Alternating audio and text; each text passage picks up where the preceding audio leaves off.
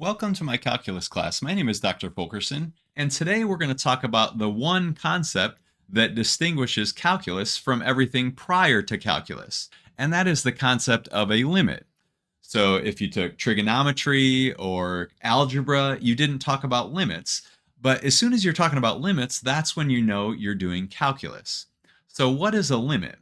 Well, let's begin by way of an example. Let's look at this function f of x equals x squared plus x minus 6 over x minus 2. And let's ask, what is f of 2? That's simple enough. Let's just plug in 2 everywhere we see an x. So f of 2 would be 2 squared plus 2 minus 6 over 2 minus 2. So notice in the numerator we get 4 plus 2, which is 6, minus 6, which is 0. And 2 minus 2 down here, we get 0. So our answer is 0 over 0, but what is 0 over 0? Okay, I thought anything divided by itself, like 3 divided by 3, wouldn't that be 1? But also, isn't 0 divided by anything? So like 0 divided by 7, isn't that 0? So which is it? Is 0 divided by 0, is it 0? Or is it 1? Or is it something else? Well, it turns out that 0 over 0 is undefined. Anytime you're dividing by 0 down here in the denominator, you're going to get something that's undefined. 0 over 0 is undefined. It's sometimes called an indeterminate form. And so what that really means is that 2 is not in the domain of our function. So f of 2 is undefined. But a question that we could still ask, though, is what if we plug in numbers that are close to 2? Like, what if we plugged in like 1.999 for x or 2.001 for x? What kind of output should we expect? And I want you to think about that. Just think about it. Maybe make a guess. What do you think would happen if we plugged in like 2.001 for x here, here, here? Plug it in. Do you think we get an output that's close to 1 or an output that's close to 0? Or maybe, since if we're plugging in something close to 2, when we subtract 2, this will be close to 0. Maybe this thing is blowing up and getting bigger and bigger and bigger and blowing up to infinity. Well, it turns out that actually none of those things are the case. So I went ahead and made a table of values for this function. So I plugged in different values for x and found the outputs. And notice when we plug in 1.999, we got 4.999 as an output. Okay, when we plug in 2.001, we end up getting 5.001 as an output. Now, when we plug in 2, it's undefined. But notice that when we plug in numbers that are close to 2, but not equal to 2, we get outputs that are close to 5. So what we say is that the limit of this function, the limit of f of x, as x approaches 2, right, as that input approaches 2, is equal to 5. Okay, so this is the idea of a limit. And our notation here is we write the limit as x approaches 2, and this little arrow here is read approaches. So the limit as x approaches 2 of f of x is 5. Or you can write in the formula for the function here. Limit as x approaches 2 of this function is equal to 5. And there's different ways of saying it, but we can say as x approaches 2, that input approaches 2, our outputs, our f of x's, approach 5. And you can write it with the arrow notation as well. But this is the idea of a limit. Now, a question you might ask is, where does that 5 come from? That's very strange. It seems kind of counterintuitive that we would end up getting a 5 as an output. Well, we'll learn more about how you would compute a limit like this in the next video. This video is mainly about the concept of what is a limit, but let me give you kind of the idea here. So why did we get 5? Well, if we take our function f of x equals x squared plus x minus 6 over x minus 2, and if we try to simplify this function, what would happen? Well, by simplify, what I mean is we're going to factor the numerator. And it turns out the way that this factors is x minus 2 times x plus 3. If you work this out, x times x is x squared. We get a minus 2x from the inside two terms and a plus 3x from the outside two terms. So minus 2x and a plus 3x gives us a plus 1x. And minus 2 times plus 3 is minus 6. So notice it factors like this, and we can put the denominator in parentheses if we want. And notice that we can, if we cancel these x minus 2's or divide out these x minus 2's, we get x plus 3. But actually, I'm going to put a little question mark here. Is this really a true equality? Is this really equal to this? Okay, in fact, I could call this a function here. Let me give it a name, g of x. I could call this function g of x, and we have our original function f of x. And the question is f of x the same as g of x? Now, it's certainly true that this, f of x is equal to this, and this is equal to this. But the question is this equal to this? In other words, for all values of x, are these the same? So are f and g the same? Well, it turns out for most inputs, they're going to be the same. So if you plug in like 10 for x, g of 10 would be 13. And if you plug in 10 here for x into f, so f of 10, turns out it would also be 13. Or if you plug in 0, g of 0 would be 3. And it turns out f of 0 is also 3. But there's one input where they differ. And that input is 2. Turns out g of 2 is 5, but f of 2 is undefined. Okay, f of 2, if you plug in fact, if you plug in 2 everywhere you see an x here, what do you get? Well, the denominator you get 0. The numerator you get 5 times 0, which is 0. And you can't really cancel those zeros, right? You just get 0 over 0, which is undefined. So these two functions are almost the same. In fact, the graph of this function is a straight line, right? It's a linear function of the form mx plus b, right? The y-intercept is 3, the slope is 1, so this is just a line. So the graph of this should also just be a line, other than when x is 2. And when x is 2, it should have a hole in the graph. In fact, I've graphed the function right here. This is our original function f of x, that kind of messy looking function here, this function right there. The graph is pretty simple. It's this, the function just x plus 3, right? We have a y-intercept of 3 and a slope of 1, but it has a hole in the graph there where 2 is. Okay, so notice that f of 2 was undefined, but if we plugged in values that were close to 2, we get outputs that are close to 5. Okay, so that maybe solves a little bit of the mystery about why we ended up getting 5 there as our result. Okay, so let's look at our informal definition of limit. We say f has limit L as x approaches c, and our L in the previous example was like our 5, and our c was like the 2. So we say the limit as x approaches c of f of x is L, if the values of f of x can be made as close as we like to L, to that 5, by taking the values of x sufficiently close to c, but not equal to c. Okay, and our c was 2. Or another way to state this, and I like to think of it this way, is we write this notation to mean if x gets close to c, but not equal to c, then the values of f of x get close to L. In fact, you can see that here. If our input values are close to 2, weren't those output values close to 5, right? If we plug in like 1.9, our output values are close to 5. And we can get our output values as close as we want to 5 as long as we take the input values to be sufficiently close to 2, but not equal to 2. Okay, so let's look at another example. And this one is maybe not quite as interesting, but it's pretty simple here. F of x equals x squared plus 1. And the question is, what's the limit as x approaches 3 of f of x? Now, is this the same as asking what is f of 3? And it turns out it's not the same thing. To ask what's the limit as x approaches 3 of f of x is not the same thing as asking what is f of 3. Now, in this problem, you're going to get the same answer, but it's not really the same question. Okay? The question is, if x gets close to 3 but not equal to 3, what does f of x get close to? So let's look at a graph of the function. So here we have a graph of the function x squared plus 1. And notice that if we plug in 3, we get an output here of 10. Right? That order pair 3 comma 10's on the graph. So f of 3 is 10. So, but the question is, though, what's the limit as x approaches 3? So if we plug in like 2.9, okay, what's our output going to be? Or if we plug in 3.1, what's our output going to be? Well, I made a little table of values here, and we plug in values that are close to 3, like 3.001. Turns out we get 10.006001. Or if we plug in 2.999, we get 9.994001. So notice that when we plug in values that are close to 3 but not equal to 3, we get values of f of x that are close to 10. Now, it turns out that f of 3 is also 10. Okay, but that actually has no bearing on what the limit is. It could be that we got 15 right here, and our limit would still be 10 as long as these values are getting close to 10 as we approach 3.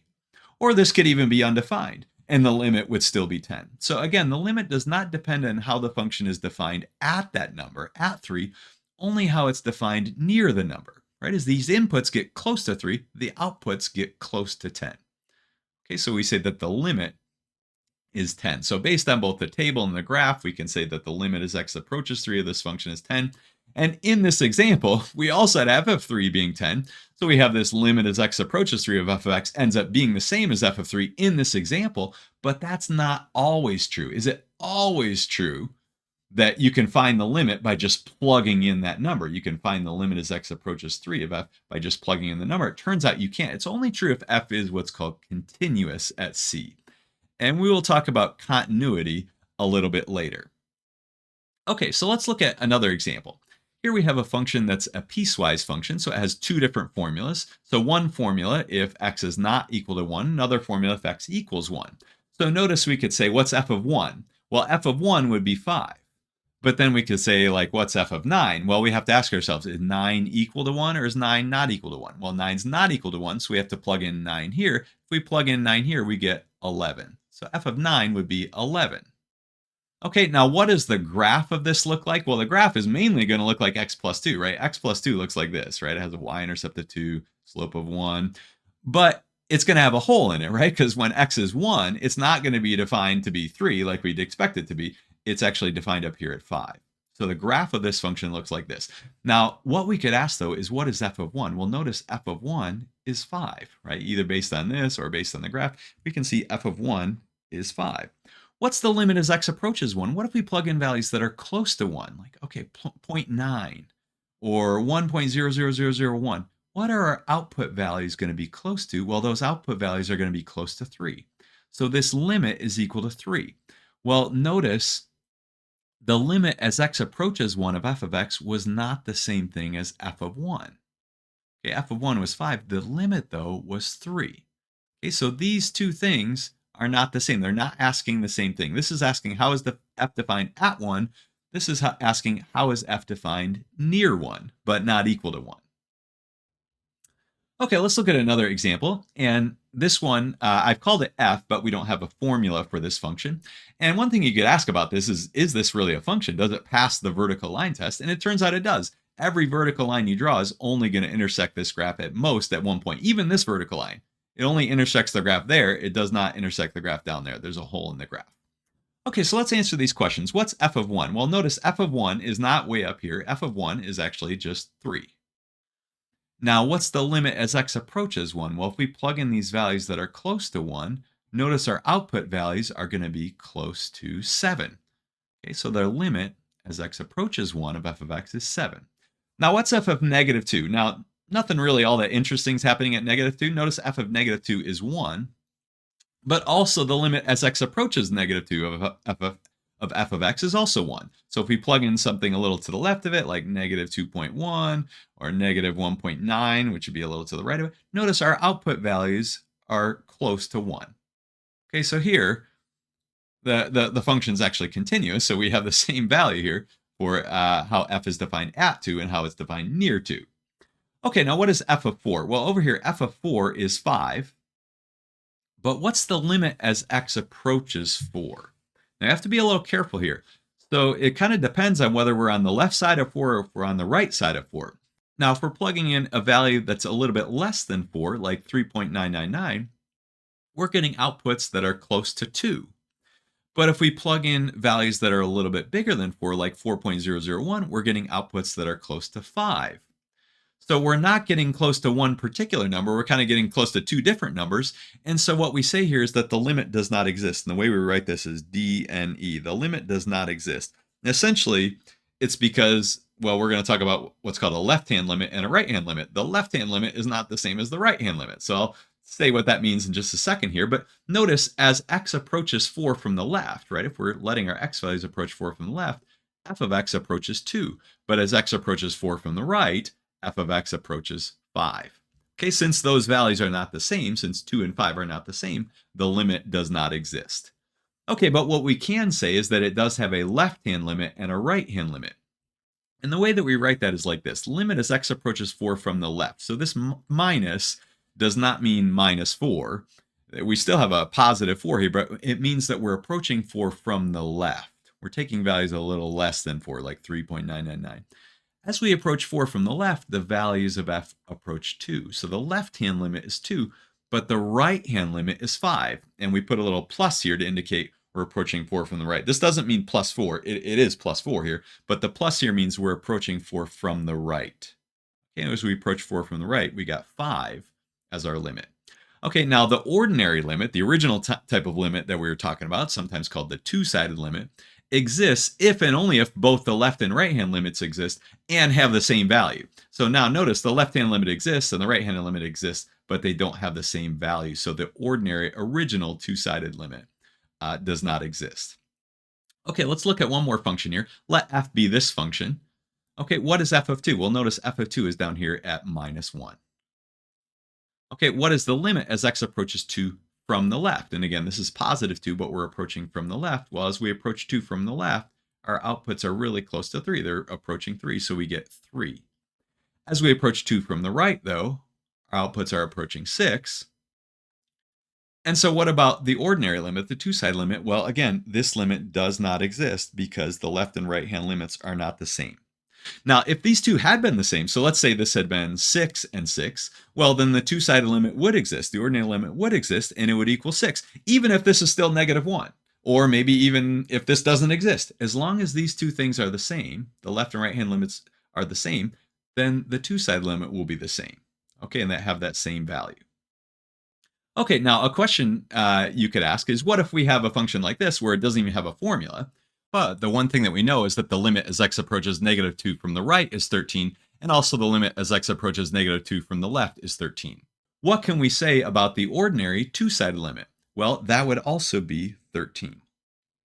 Okay, because these two values both are 13. That would even be the case if f of -2 was some other value, so like 7, or maybe it didn't even exist. We would still get 13. All right, one question we could ask is it possible for left or right hand limits to not exist? Notice in this previous example that we did, even though the ordinary limit did not exist, we still had that the left and the right hand limits existed. So could we have a function that is weird enough that not even the left and right hand limits exist? And so I've gone into Desmos and I've graphed this function f of x equals 1 over x minus 3. And notice it has a vertical asymptote there at 3. So notice, in fact, I can even write it in as x equals 3, a vertical asymptote. Let me make it a dotted line here. So notice, what's the left and right hand limit as we approach 3? Well, as we approach 3 from the right, if we take inputs that are a little bit bigger than 3, so like 3.1 or 3.01, notice we're getting huge outputs. We're getting outputs that blow up to infinity here. So as we approach 3 from the right, the limit does not exist because it's blowing up. In fact, later we'll talk about infinite limits, and it turns out as we approach 3 from the right, this limit is infinity. Now, the limit doesn't exist. Just because we say it has an infinite limit doesn't mean the limit exists. The limit doesn't exist, but the reason it doesn't exist is because it's blowing up to infinity. Okay, and as we approach 3 from the left, if we plug in numbers a little less than 3, it's going down to negative infinity down here. Okay, so the limit as x approaches 3 from the left is going to end up being negative infinity, but it doesn't exist. So here's one way that a limit couldn't exist, a left or right hand limit couldn't exist at a number. Another way is if we take a function like this, sine of 1 over x. Now, you may or may not have seen the sine function before. It's a trigonometric function, but sine of x is kind of a weird function, or sine of x is actually not too weird, but sine of 1 over x is a really weird function. Sine of 1 over x looks like this. Notice it actually oscillates back and forth infinitely many times in here. You can keep zooming in. It just oscillates infinitely many times. So it's kind of impossible to draw this by hand, really. But what's the limit as x approaches 0 from the right? So 0 is right here. As we approach 0 from the right, well, notice it's not blowing up. Okay, but the limit doesn't exist. The reason it doesn't exist, though, isn't because it blows up to infinity. It's because it's oscillating back and forth so that it doesn't approach one particular number as we get closer and closer to 0. And same thing with the left-hand limit. The left-hand limit will also not exist as we approach 0. So there's a few different ways that limits cannot exist. Left and right-hand limits cannot exist as you approach a particular number. Okay, so you might wonder, what do limits have anything to do with the real world? This all seems well and good for these functions that we see on paper, but what does this have anything to do with reality? So let me give you an example. So earlier today, I was driving in my Bentley on the highway. And by the way, I'm just kidding. I don't have a Bentley. But I was driving in my Bentley on the highway. You can just go with this. And I was trying to figure out, okay, how fast am I going? So I looked down at my speedometer and I noticed, oh, it doesn't have a speedometer in this car. Apparently, it's a very cheap Bentley. But I realized, though, oh, I can figure out how fast I'm going right now because I know that over the last 2 hours, I've driven 140 miles. So that means I'm going 70 miles per hour. But then I thought, well, wait a second. That doesn't tell me how fast I'm going right now. That just tells me my average speed, my average velocity over the last 2 hours. If I've driven 140 miles in 2 hours, that means I've averaged 70 miles per hour. But I could have been speeding down, slowing up. Of course, I know I was going faster than that at certain times, slower than that at certain times. There's always some guy in the left lane, some idiot driving 53 miles an hour in the left lane. And I know I wasn't going exactly 70 the whole time. So how can I figure out how fast I'm going right now? Well, then I thought, okay, well, maybe if I look at the last 1 minute instead of the last 2 hours, and I know how far I've traveled in the last 1 minute, I could figure out how fast I'm going right now, however many miles I went and so forth, and divide that out. But the problem is, again, that only gives me my average velocity over the last minute. If I want to figure out how fast I'm going right now, how do I do it? Well, I could look at the last 1 second. Surely that would tell me how fast I'm going right now at this instant. But again, you have the same problem. I could have been slamming on my brakes or speeding up in that 1 second time interval there. So that only gives me my average velocity. So you might think, well, why don't I just take the last 0 seconds? But the problem is the last 0 seconds, I've traveled 0 miles or 0 feet or 0 inches, however you want to talk about it. So if I actually try to figure out how fast I'm going based on the last 0 seconds, I would have to divide 0 by 0. And of course, that's undefined, just like we had our function earlier where we were dividing 0 by 0, and that didn't make sense. So you can't figure out your velocity by looking at the last 0 seconds, but you also can't figure out how fast you're going right now looking at the last 2 hours or the last 1 minute or the last 1 second or even 0.001 seconds. So how do you figure out how fast you're going right now? Well, you need to use a limit. You take the limit as the amount of time approaches 0. And then you look at your distances that you've traveled in those times, and those distances will also approach 0, but that ratio of the distance over the time, and you take the limit as that time goes to 0, that will give you your instantaneous speed, your speed right now. So anytime you're talking about a rate of change, like a speed, or a rate of change really of anything, limits are involved. Okay, so limits actually are important and valuable in real life situations. Hi, everyone. Before we dive into today's math lesson, I would like to thank our corporate sponsors. First off, we have Coca-Cola. I hope you enjoy a cool, refreshing Coke as you're watching these videos. And Nike. Just do it. Hope you wear your Nike shoes as you watch. Hopefully some pants too. I mean, I make these videos in my underwear, but Nike also has apparel, shorts, shirts, tank tops, etc. So big thanks to the very generous corporate sponsors. Okay, so we're going to talk about limit laws and evaluating limits. So essentially what we're going to do is try to compute limits like these ones. Now, this first one, limit as x approaches -2 of this polynomial, it's going to be simple to compute this because what we're going to end up doing is just plugging in the -2 for x, and that will give us the correct answer. Now, something like this second example is like what we did in the last video. So you can't just plug in 5 to get the correct answer. And remember, we had to factor the numerator. We also have limits like this, limit as x approaches 16 of this. And notice, you can't just plug in 16 here, right? Because you get 0 divided by 0. Okay, and so 0 over 0 is undefined. So how could we evaluate a limit like this or compute a limit like this? So that's what we're going to talk about in this video. Okay, well, let's begin with an example. Suppose c and k are real numbers. Then the limit as x approaches c of k, okay, of the function k, the constant function k, is k. Okay, and the limit as x approaches c of x is c. So actually, our functions in this case are so simple. In fact, these are almost so simple that they're confusing. So the first example is talking about what's the limit of a constant function. Okay, so for example, I have the function f of x equals 3 right here. Okay, this is the function f of x equals 3 or y equals 3. Notice that it's just a horizontal line. And we could ask a question. So for example, we could ask, what's the limit as x approaches 5 of 3? Okay, of this function 3. Well, notice if we plug in a number that's close to 5, let's say like 4.9 or 5.01, notice our output's just going to be 3. It's not even just close to 3, it's actually equal to 3. So if we plug in values of x that are close to 5, okay, we're going to get outputs that are obviously close to 3, right? Because it's just a constant. So this would be equal to 3. And that's exactly what that first thing said here. Limit as x approaches 3. Limit as x approaches 5 of 3 is 3. Okay, what about the second one? Limit as x approaches c of x. Okay, well, if you have the function f of x equals x, which I've drawn here, here's f of x equals x. What is, for example, the limit as x approaches 4 of x?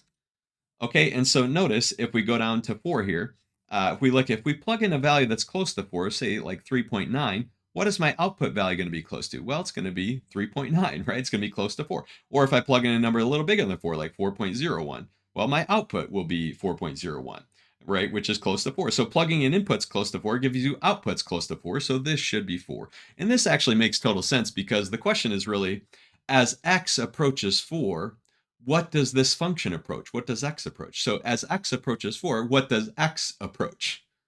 Well, when you say it like that, it's kind of obvious. As x approaches 4, x approaches 4, right? So it's pretty clear in this case. Okay, so that's a simple little theorem here. We're going to build up from that, though. We have another theorem here. This theorem says if f and g are functions and c is a real number, and suppose that the limit as x approaches c of f of x is this number L1, and the limit as x approaches c of this function g of x is L2. So both of these limits exist, and they're these values. Then what can we say about the limit as x approaches c of f of x plus g of x?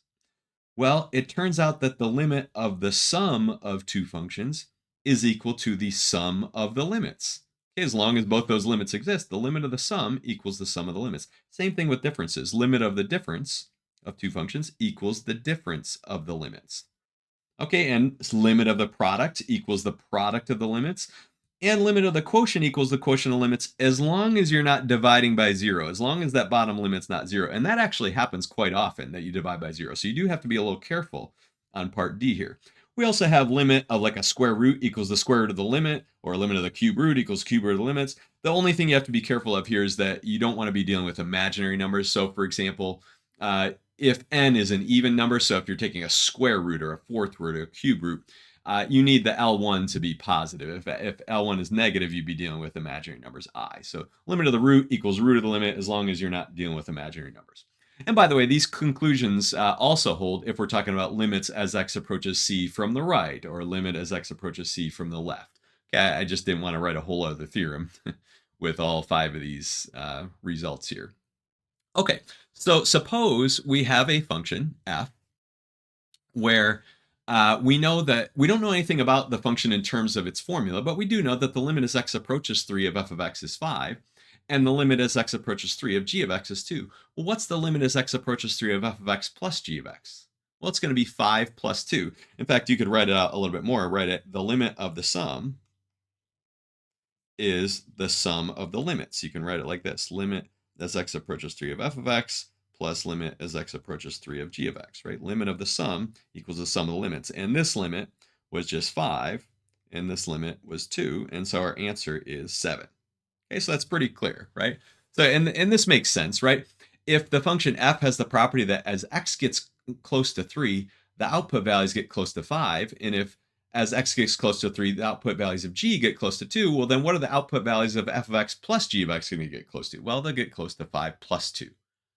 Okay, and so it makes sense. Okay, how would we evaluate something like this then? Limit as x approaches 2 of x plus 7. Well, we could write it out as limit as x approaches 2 of x plus limit as x approaches 2 of 7. But what's the limit as x approaches 2 of x? Well, by our theorem, wasn't that just 2? And what's the limit as x approaches 2 of 7 of the constant function 7? By our theorem, that's just 7. So this will be 9. Notice, by the way, that's the same answer that you get by just plugging in the 2, right? You get 9. Okay, but here is the reasoning behind it. Okay, now what about this? We have limit as x approaches 3 of 4x. Can we just plug in the 3? Well, it turns out that we can, but let's kind of see why. Well, we have a limit as x approaches 3 of a product, right? 4 times x. So let's write this as limit as x approaches 3 of 4 times limit as x approaches 3 of x. Okay, limit of the product, 4 times x, equals the product of the limits. But what's the limit as x approaches 3 of 4? It's 4. And what's the limit as x approaches 3 of x? It's 3. And notice our answer is 12.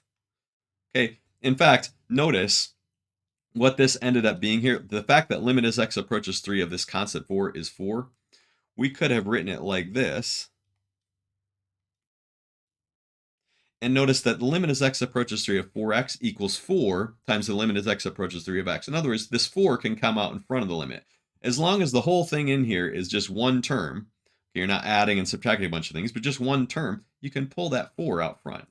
Okay, that's what this theorem says down here, actually. Limit of a constant times a function equals the constant times the limit. So if k is a constant, essentially you can pull this k out in front of the limit. And again, as long as you're not adding and subtracting a bunch of things, it has to be k times the entire thing that's in here. The f of x can have additions and subtractions, but it has to be k times the entire thing, and you can pull that k out in front of the limit. Okay, so that's a nice theorem. So what about this? Limit as x approaches 5 of x cubed. Well, isn't x cubed the same thing as x times x times x?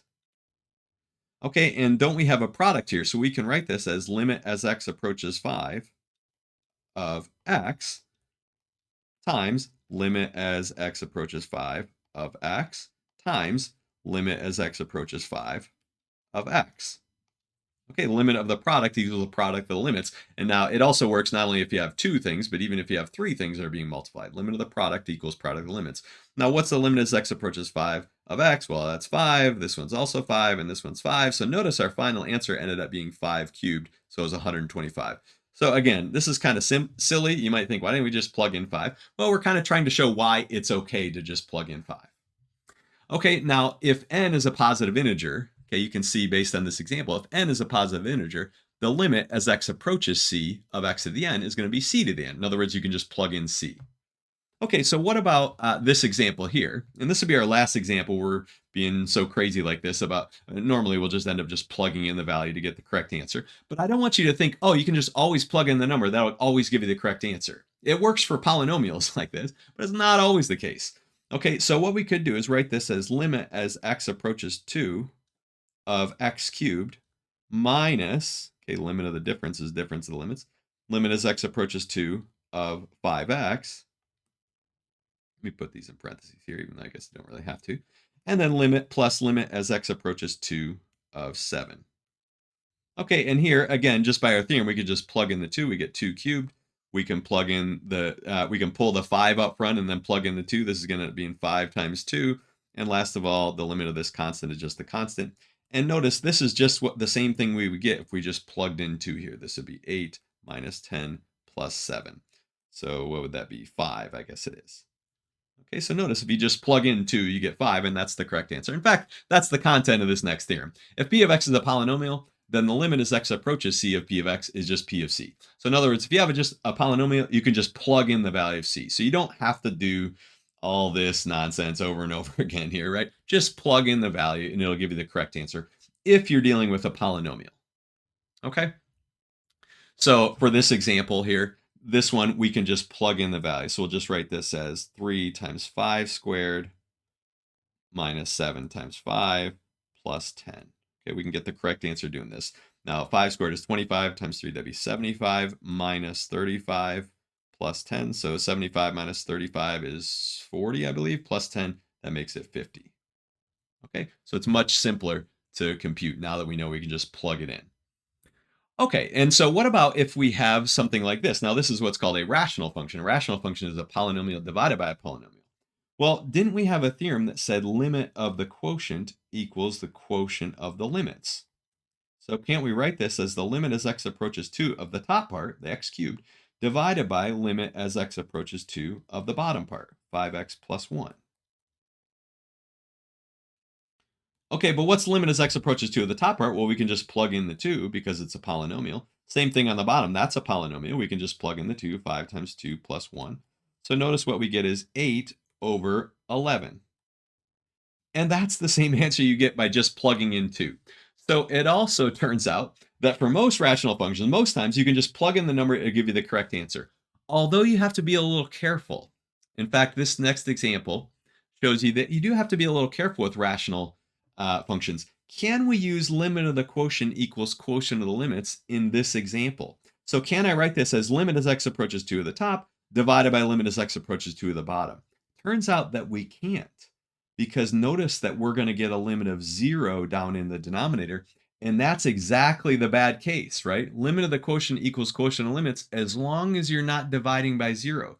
So I couldn't just put equals limit as x approaches 2 at the top divided by limit as x approaches 2 at the bottom, that would give us the wrong answer. In fact, that would give us 0 over 0, and that's not the correct answer. So how do we compute a limit like this? Well, just like we did in the last video, what you end up doing is just factoring the numerator. Okay, or if the denominator needs to be factored, you do factor the denominator as well. And we have x minus 2 times, I believe it's x plus 3. And in fact, I think this might have been the exact example we did in the last video. And when we work this out, this is equal to the limit as x approaches 2 of x plus 3. Now, why are we allowed to say that this limit equals this limit? Because remember, this function is not exactly the same as this function, right? They're different when x is 2. But remember, the limit has nothing to do with how the function is defined at 2, only how it's defined when the function is, only how it's defined near 2. And these functions, even though they don't agree when x is 2, these functions agree when x is near 2 but not equal to 2. So they should have the same limit. So that's why we're able to put equals here. Even though this function is technically not equal to this function, they're equal when x is not 2. And when we're talking about the limit as x approaches 2, that has nothing to do with how the function is defined at 2. So it's okay to do this, is my point. Okay, now this is just a polynomial, so we can plug it in. We get 2 plus 3, and our answer is 5. Okay, so this provides some justification for why this worked. Okay, now a function f is said to be a rational function if f can be written in the form f of x equals p of x over q of x, where p and q are polynomials. So any function that can be written in the form a polynomial divided by a polynomial, that's a rational function. And if f is a rational function of that form, then you can just plug in c to get the correct answer. Limit as x approaches c of f of x equals f of c, provided that q of c is not 0, provided that you're not dividing by 0. Okay, if q of c is 0 and p of c, the top part, is not 0, then the limit does not exist. Now, if they're both 0, like we had in that last example, the limit might exist. In fact, the limit did exist. It was 5. But if q of c is 0 and the top one is not 0, then the limit's not going to exist, because essentially it's going to blow up. You're going to blow up to like an infinity or minus infinity at that value. Okay, well, let's look at a few examples to finish off the video. So what about this first example? How would we do the limit as x approaches 4 of 2x plus 7 over x minus 1? Well, notice that's a rational function. And we're not dividing by 0 when we plug in 4, so we can just plug in 4 to give us the correct answer. Okay, so this one's very simple. Plug it in. 2 times 4 is 8, plus 7, that's 15. 15 divided by 3, that'd be 5. I don't know why I keep making the answer be 5, but anyways, the answer is 5. Okay, what about this example? Well, this is the one we just looked at. Okay, we can write this as limit as x approaches 2, and then you factor the numerator and the denominator, so I'm not going to do that one again. Okay, what about this? Limit as x approaches 3 of x squared minus 9 over x minus 3. Well, x squared minus 9 is a difference of squares. By the way, can we do limit of the quotient equals quotient of limits? Can I write limit of the top divided by limit of the bottom? No, because we get 0 in the bottom. Okay, in fact, when we plug in 3, notice we get 0 over 0. So the limit might exist. Okay, we'll have to see. Well, a difference of squares is going to factor. And the way that x squared minus 9 factors is x plus 3 times x minus 3. Okay, and we have x minus 3 in the denominator. So again, we can divide out these x minus 3's, and what we end up with is limit as x approaches 3 of x plus 3. And what that equals is 3 plus 3, which is 6. Okay, so what this means is, in fact, you could try this on a calculator. What if you were to plug in like 2.999 for x here and here? So plug it into a calculator, make it real precise, plug in 2.999 for here for x, and then plug it in down here and divide it out. See what you get as your answer. It's going to be really close to 6. It might be 5.99 something or 6.00 something. Okay, or what if you plugged in 3.000001 for here and for here? Okay, what would you get? Okay, what would your answer be? Plug in the same value for x there and there, and value that's close to 3. What would you get? Now, again, if you plug in 3 itself, it's undefined, but if you plug in values close to 3, your outputs will be close to 6. Okay, what about something like this? Limit as x approaches 25 of the square root of x minus 5 over x minus 25. Well, notice if you just plug in 25, by the way, this is not a rational function because this is not a polynomial in the top. We have a square root there. But if you just plug in 25, kind of cavalierly, thinking, oh, this would be okay, well, you would get 5 minus 5, which is 0 on the top, and 25 minus 25, which is 0 on the bottom. You'd have that 0 over 0 again. In fact, can we write limit of the quotient equals quotient of limits. Can I write this as limit as x approaches 25 of the square root of x minus 5 over the limit as x approaches 25 of x minus 25? No, because we're dividing by 0. So what can we do in this case? Well, can we factor? One thing that you could do to try to get an approximation of it is to plug in a value that's really close to 25, like 25.0001. Plug that in for x there and there and divide it out. Use a calculator, see what your answer is close to. That'll give you a good idea of what the answer is supposed to be. Well, what you can do, whenever you see a square root minus something or something minus a square root, one of the things that you can think to do is think of a conjugate. If we have the square root of x minus 25, the square root or the conjugate of that will be the square root of x plus 5. Okay, so we're going to multiply this by the square root of x plus 5. Now, if we do that, we're changing the problem, obviously. So we can't just do that. We have to multiply this by the square root of, we have to multiply our whole expression by the square root of x plus 5 over itself. Because this whole thing is 1, right? No matter what x is, this is just 1, right? We're just multiplying by 1. If you multiply something by 1, you don't change it. Okay, and let's put these in parentheses down here. And so what do we get? Well, notice we have the limit as x approaches 25 of, and let's not multiply out the bottom part. Let's not multiply this out. It'd be kind of messy actually to multiply it out. So let's leave it unmultiplied out and we'll see why. But let's multiply out the top part. Whenever you multiply something by its conjugate, it should get simpler. So we're going to FOIL this out. So what's the square root of x times the square root of x? Well, that's just x.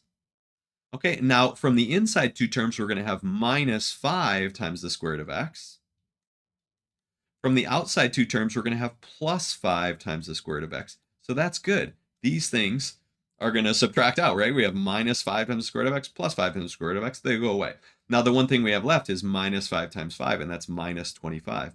Well, notice what do we have in the numerator? Isn't the numerator just x minus 25? Well, we also have an x minus 25 factor in the denominator because hopefully we didn't try to multiply that out. So notice what we can do is cancel those and we get limit as x approaches 25 of 1 over the square root of x plus 5. Now, at this point, you could do limit of the quotient equals quotient of the limits and write this limit as x approaches 25 of 1 divided by limit as x approaches 25 of this. And then the bottom, you could do limit of the sum as sum of the limits. Well, it's going to turn out, though, that what you're going to get is the same thing as if you just plugged in 25. So we can just plug in 25 at this point. We get 1 over the square root of 25 plus 5. Well, that's really 1 over 5 plus 5. That's 1/10. Okay, so actually, if you were to plug in a value that's really close to 25, like 24.999 in for x there and there, and figure out what this is, your answer should be really close to 0.1. Okay, really close to 1/10. Okay, in fact, try that on a calculator. Plug something in really close to 25 for x there and there, the same value there and there, and your answer should be really close to 0.1. Maybe it's 0.099 something or 0.100 something. Okay, now let's do this as our last example. What about the limit as x approaches 4 of x minus 7 over x minus 4 over x plus 1? Well, this is a rational function, right? We have a polynomial divided by a polynomial, right? If we FOILed that out, that'd be a polynomial. Well, notice if we plug in 4, we get a 0 in the bottom, and we actually don't get a 0 up here. Well, if we get a 0 down here and not a 0 up there, then the limit can't exist. Okay, the limit does not exist. And it turns out that the reason it doesn't exist in this case is because it actually has an asymptote at 4. So this has a vertical asymptote at x equals 4. It also has a vertical asymptote at x equals minus 1. But this has a vertical asymptote at x equals 4. So the limit does not exist. And that's just based on our theorem. If we have a rational function where we get the bottom limit is 0 and the top limit is non-zero, then the limit does not exist. Okay, we'll talk about infinite limits actually in the next module. Well, I hope you're having a wonderful day today. I'm happy to tell you about our new corporate sponsor, Metamucil Fiber, to help keep you regular. And I got to be honest, I was actually a bit shocked when I found out that we'd be getting this sponsorship because I thought Metamucil is mainly for older people. And I assume most of the people watching this video would be college age, but college kids are probably never going to watch the videos. And maybe it's half the 7 viewers will be these old ladies watching, sitting around in a knitting circle, taking their Metamucil. But whoever you are, whether you're an older person, a college student, maybe a nerdy 6-year-old, take your Metamucil fiber. You'll thank me later. All right, we're going to talk about infinite limits and vertical asymptotes. So let's begin with this example. F of x equals 1 over x minus 5 quantity squared. And I've plotted the graph down here. And notice that f of 5 is undefined. If you try to plug in 5, you get 1 over 0, which is undefined. And you can see it's undefined based on the graph as well, right? In fact, at 5, we have this vertical asymptote. But the question we could have is what's happening when we're plugging in values that are near 5? So what if we approach 5 from the right or from the left? What's happening? So we could talk about what's the limit as x approaches 5 from the right. So if we plug in a number like 5.1, let's say, notice based on this graph, it looks like we're going to get a really big positive number. And the same thing we could see if we plug in 5.1 in for x into the formula. So what's f of 5.1? Well, we get 1 over 5.1 minus 5 squared. 5.1 minus 5 is 0.1, or 1/10. 1/10 squared is 1/100th, and 1 divided by 1/100th is 100. So if you plug in 5.1, you get an output way up there at a height of 100. So notice as we're approaching 5 from the right, it's blowing up. So what we say is that this has an infinite limit as we approach 5 from the right. So the limit as x approaches 5 from the right of this function is infinity. Now the same thing happens as we approach 5 from the left. If we were to plug in 4.999, we're going to get a really big positive number, so we'll put it's blowing up to infinity. Now, what about the two-sided limit? Well, the fact that both of these are infinity means that this will be infinity as well. So again, this is called an infinite limit. Now, technically, none of these limits exist. Okay, just because we put infinity in here doesn't mean they exist. In fact, it means they don't exist. But we don't put DNE, does not exist here, because the reason that they don't exist is because they're blowing up to infinity. Okay, let's look at another example. Let's let g be this function here that I've hand drawn. A question we could ask is what's the limit as x approaches 3 from the right of g of x? So if we approach 3 from the right, so plug in a number just a little to the right of 3, a little bigger than 3, what kind of output are we getting? Well, we're getting a negative number. And in fact, the closer we get to 3, the more negative it's getting, right? It's going down to negative infinity. So what we say is that this limit is negative infinity. Now, when we approach 3 from the left, it's blowing up to positive infinity. Okay, now, what do we say then about the two-sided limit? Well, here we can say DNE, because we're not getting the same thing for the left and right-hand limits. In one case, we're getting infinity. In another case, we're getting minus infinity. So here we really do put DNE, even though actually none of these limits exist. Okay, now what about at -4? Well, as we approach -4 from the right, we're going down to negative infinity. And same thing as we approach it from the left, we're going to negative infinity. So both these will be negative infinity. And so for the two-sided limit, we're going to put negative infinity, since these are the same. Okay, let's look at another example. This one says to sketch a possible graph of a function with these properties. Now, we want the domain of the function to be the closed interval -3 to 4. So we want our function to go between -3 and 4 over here. We also want f of -3 to equal f of 0, and that to equal f of 4, and that to equal 0. So in particular, we need f of 4 to be 0. So that means the point 4, 0 will be on the graph. F of 0 will be 0. And f of -3 will be 0. Okay, so these 3 points for sure are going to be on the graph. Now, part C says we want the limit as x approaches -3 from the right to be 2. So here's -3. When we approach from the right, we want it to be 2. So I'm going to put a little open circle here. And as we approach from the right, we're going to want the limit to be 2. So I'll draw in some curve here eventually and make the limit be 2 as we approach -3 from the right. Now we want the limit as we approach 0 to be 4. Now remember, f of 0 is 0, but as we approach 0, we want the limit to be 4. Okay, so we're going to draw in some curve so that it has the right limit there. Okay, now what about the limit as x approaches 4 from the left? So if we're over here at 4, as we approach 4 from the left, we want it to blow up to infinity. Okay, so we want it to have some type of vertical asymptote blowing up to infinity there. So let's draw in a graph. Here is one possible graph that satisfies all those conditions. Notice that the domain is the whole closed interval from -3 to 4. Every point in that closed interval is the function is defined for. We have -3, 0, 0, 0, and 4, 0. Those 3 points are all in the graph. The limit as we approach -3 from the right is 2. Right? We can see that there. The limit as we approach 0 is 4, right? F of 0 is 0, but as we approach 0, the limit is 4. And the limit as we approach 4 from the left is infinity, plus infinity. Okay, so that graph satisfies all those conditions. Okay, now you've probably seen this graph before, and this is something that you probably should remember what the graph looks like. The graph of f of x equals 1 over x looks like this. The actual name for this is it's a hyperbola. That's the name for this shape of the graph. But notice if we plug in a really small positive number, we're getting a really big positive value for an output. Like if you put in 1/100th for x, well, 1 over 1/100th is going to be 100, right? So if we look at 1/100th, right, 0.01, this is going to be way up there at a height of 100. Okay, so notice the limit as x approaches 0 from the right of 1 over x is infinity, or positive infinity. Now, as we approach 0 from the left, we're getting negative infinity.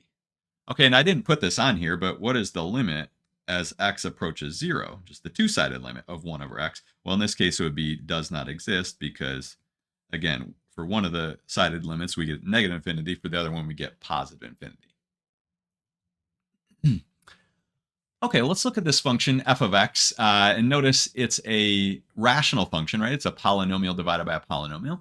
And the first question is, what is the domain of this function?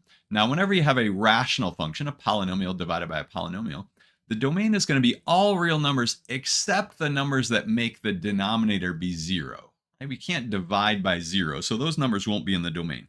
So how do we figure out what numbers make the denominator be 0? Well, we factor the denominator.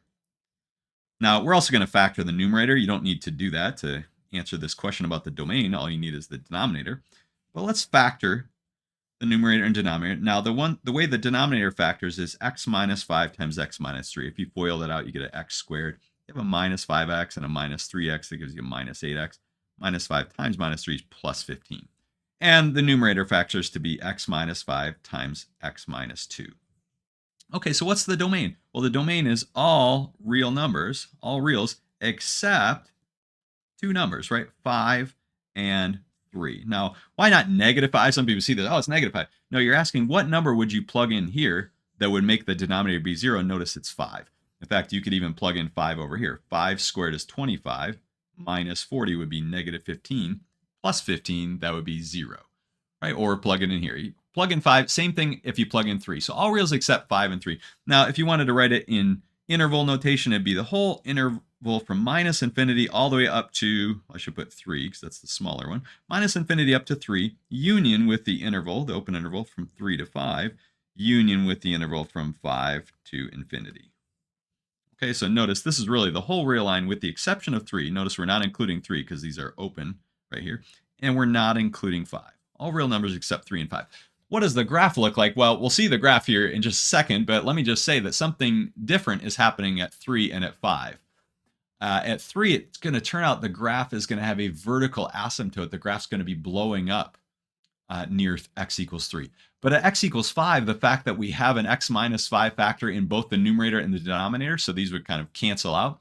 What that means is that 5 is still not in the domain, but the reason it's not in the domain is that there's going to be a hole in the graph there. Here we have a vertical asymptote at 3. We actually have a hole in the graph at x equals 5. So we'll look at the graph in just a minute. Let's answer a few questions. So how could we evaluate these limits? So I've picked the same function here. And we're going to ask what's the limit as x approaches 5 and what's the limit as x approaches 3 of this. Now, those are the two interesting points, 3 and 5. But if we wanted to find what's the limit as x approaches 11, or just pick whatever number you want other than 3 or 5, you can just plug in that number 11 and that would give you the correct answer. So the only kind of interesting ones are 3 and 5. So what's the limit as x approaches 5? Well, this is just like what we did previously in calculating limits. We just have to factor this. Okay, and we can find the limit by factoring it, and we already factored this, x minus 3 times x minus 5. Numerator is x minus 5 times x minus 2. And again, just like we've done previously, we can cancel these factors, and this will be the limit as x approaches 5 of x minus 2 over x minus 3. And here we can just plug in 5 because now we have a rational function again, but we're not getting 0 in the denominator. If we tried plugging in 5 here, we'd get 0 over 0. But now when we plug in 5, we end up getting 5 minus 2 over 5 minus 3, which is 3 over 2. So that's our answer, 3 halves, or 1.5. Okay, so if you plug in 5, this is undefined, but if you plug in 4.99999 or 5.00001, if you plug in those numbers in here for x, then you're going to get an output that's really close to 1.5. Again, we'll look at the graph in a second. But that's like something we've already done. What about if we have the limit as x approaches 3? So we're going to have the same thing, but notice we're not going to get the x minus 3 to cancel. Okay, so how do we calculate the limit in that case? Well, what we're going to do is first of all look at the left and right-hand limits, and then we'll look at the two-sided limit. So what's the limit as x approaches 3 from the right? Well, we know it's going to be some kind of infinity because when we plug in 3, we get 0 there, and we're not getting 0 there in the numerator. So if we plug in something close to 3, the denominator is going to be really close to 0. And the numerator is just going to be some regular number like, 12 or 19 or something like that. And so if you take just a regular number divided by a tiny number, it's going to be huge. So it's going to blow up to infinity or maybe minus infinity, right? So how do we know whether it's going to be plus infinity or minus infinity? So what we really need to do is figure out if I plug in a number a little bit to the right of 3, like 3.01, let's say, just imagine a number like 3.01. Everywhere I see an x, am I going to get a positive number or a negative number as an output? Well, if you plug in 3.01 here for x minus 5, well, that's going to be negative, right? This is going to be negative. If you plug in 3.01 here, well, 3.01 minus 2, that's still going to be positive.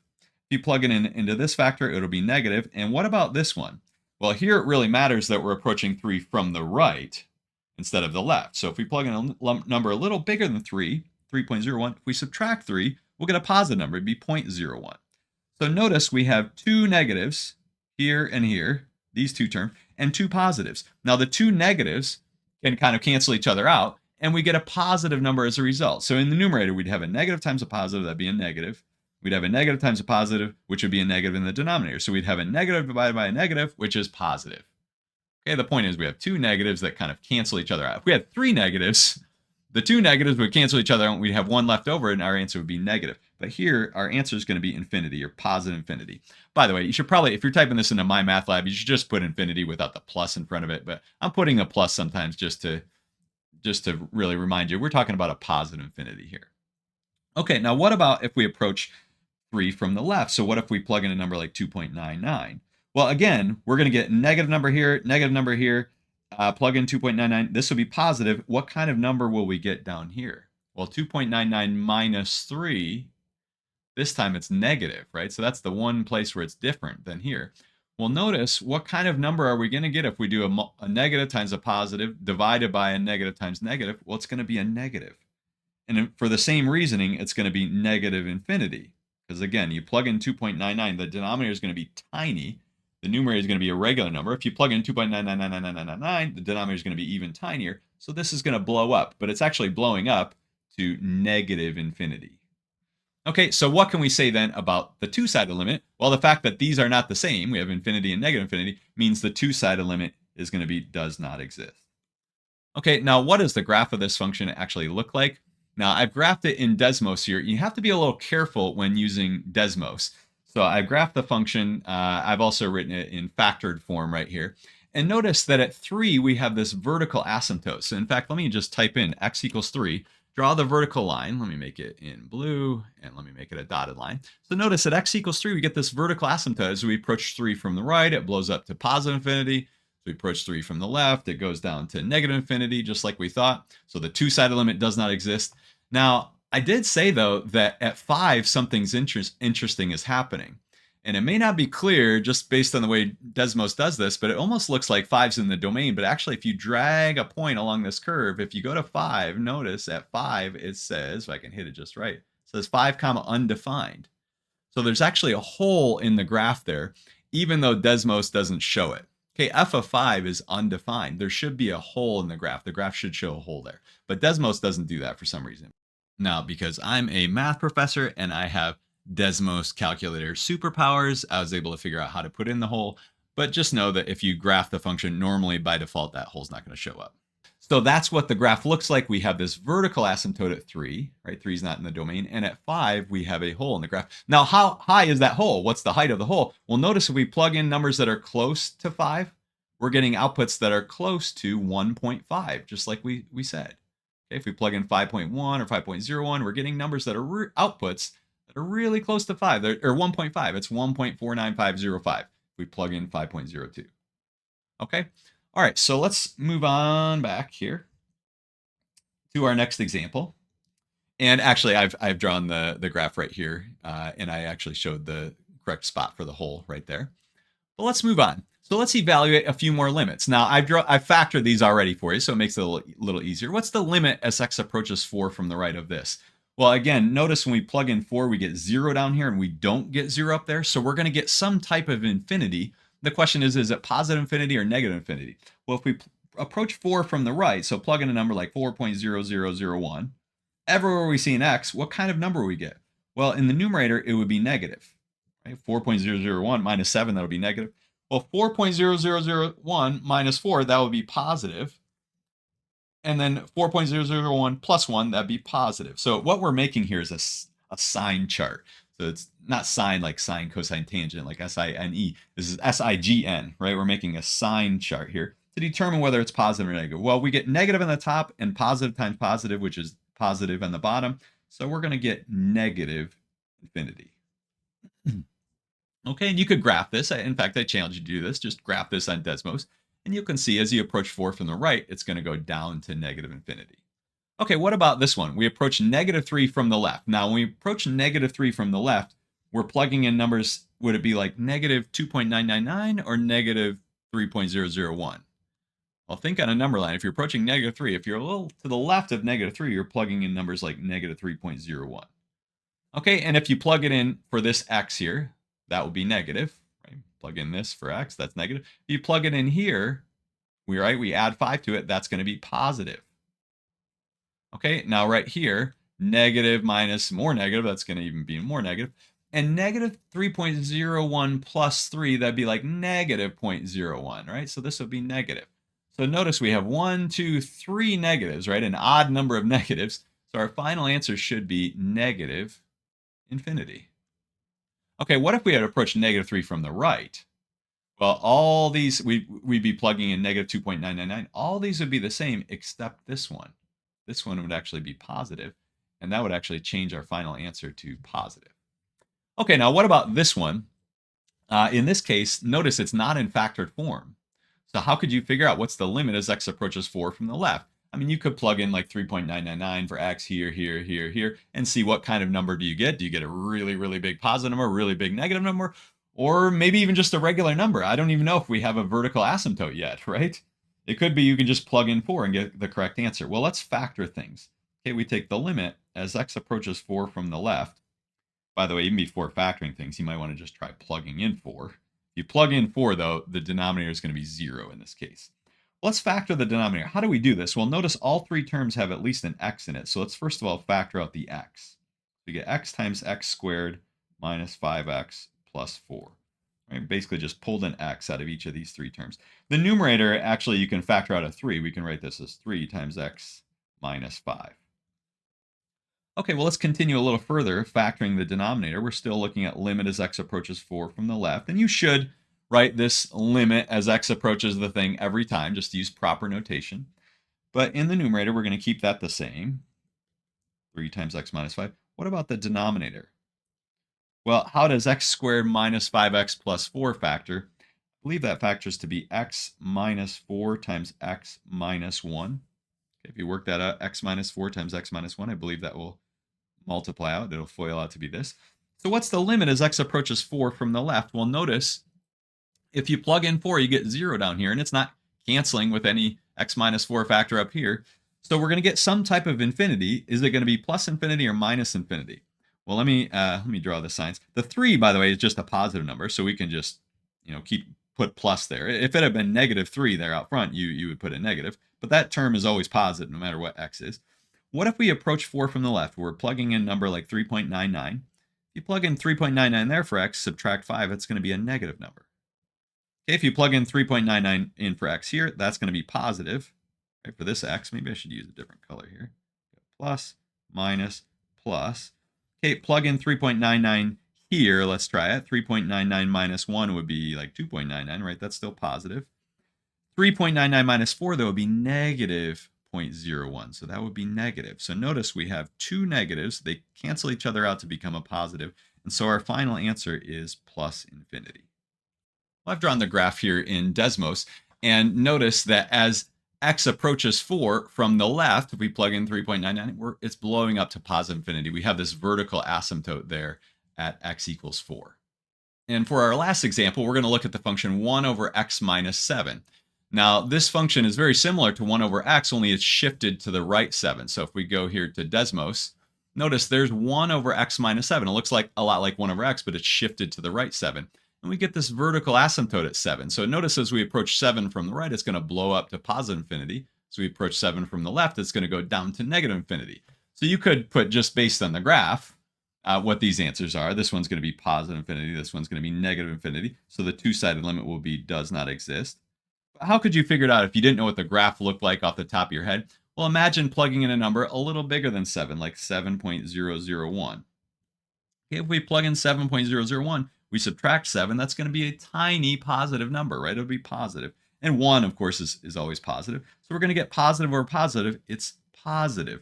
So we're going to get positive infinity. In fact, you could actually even figure it out. 7.001 minus 7 would be 0.0001. And 1 divided by 0.001 is going to be 1,000. It would be huge. And if you plugged in 7.0000001, this would be even bigger, maybe 1 million or 10 million or whatever that was.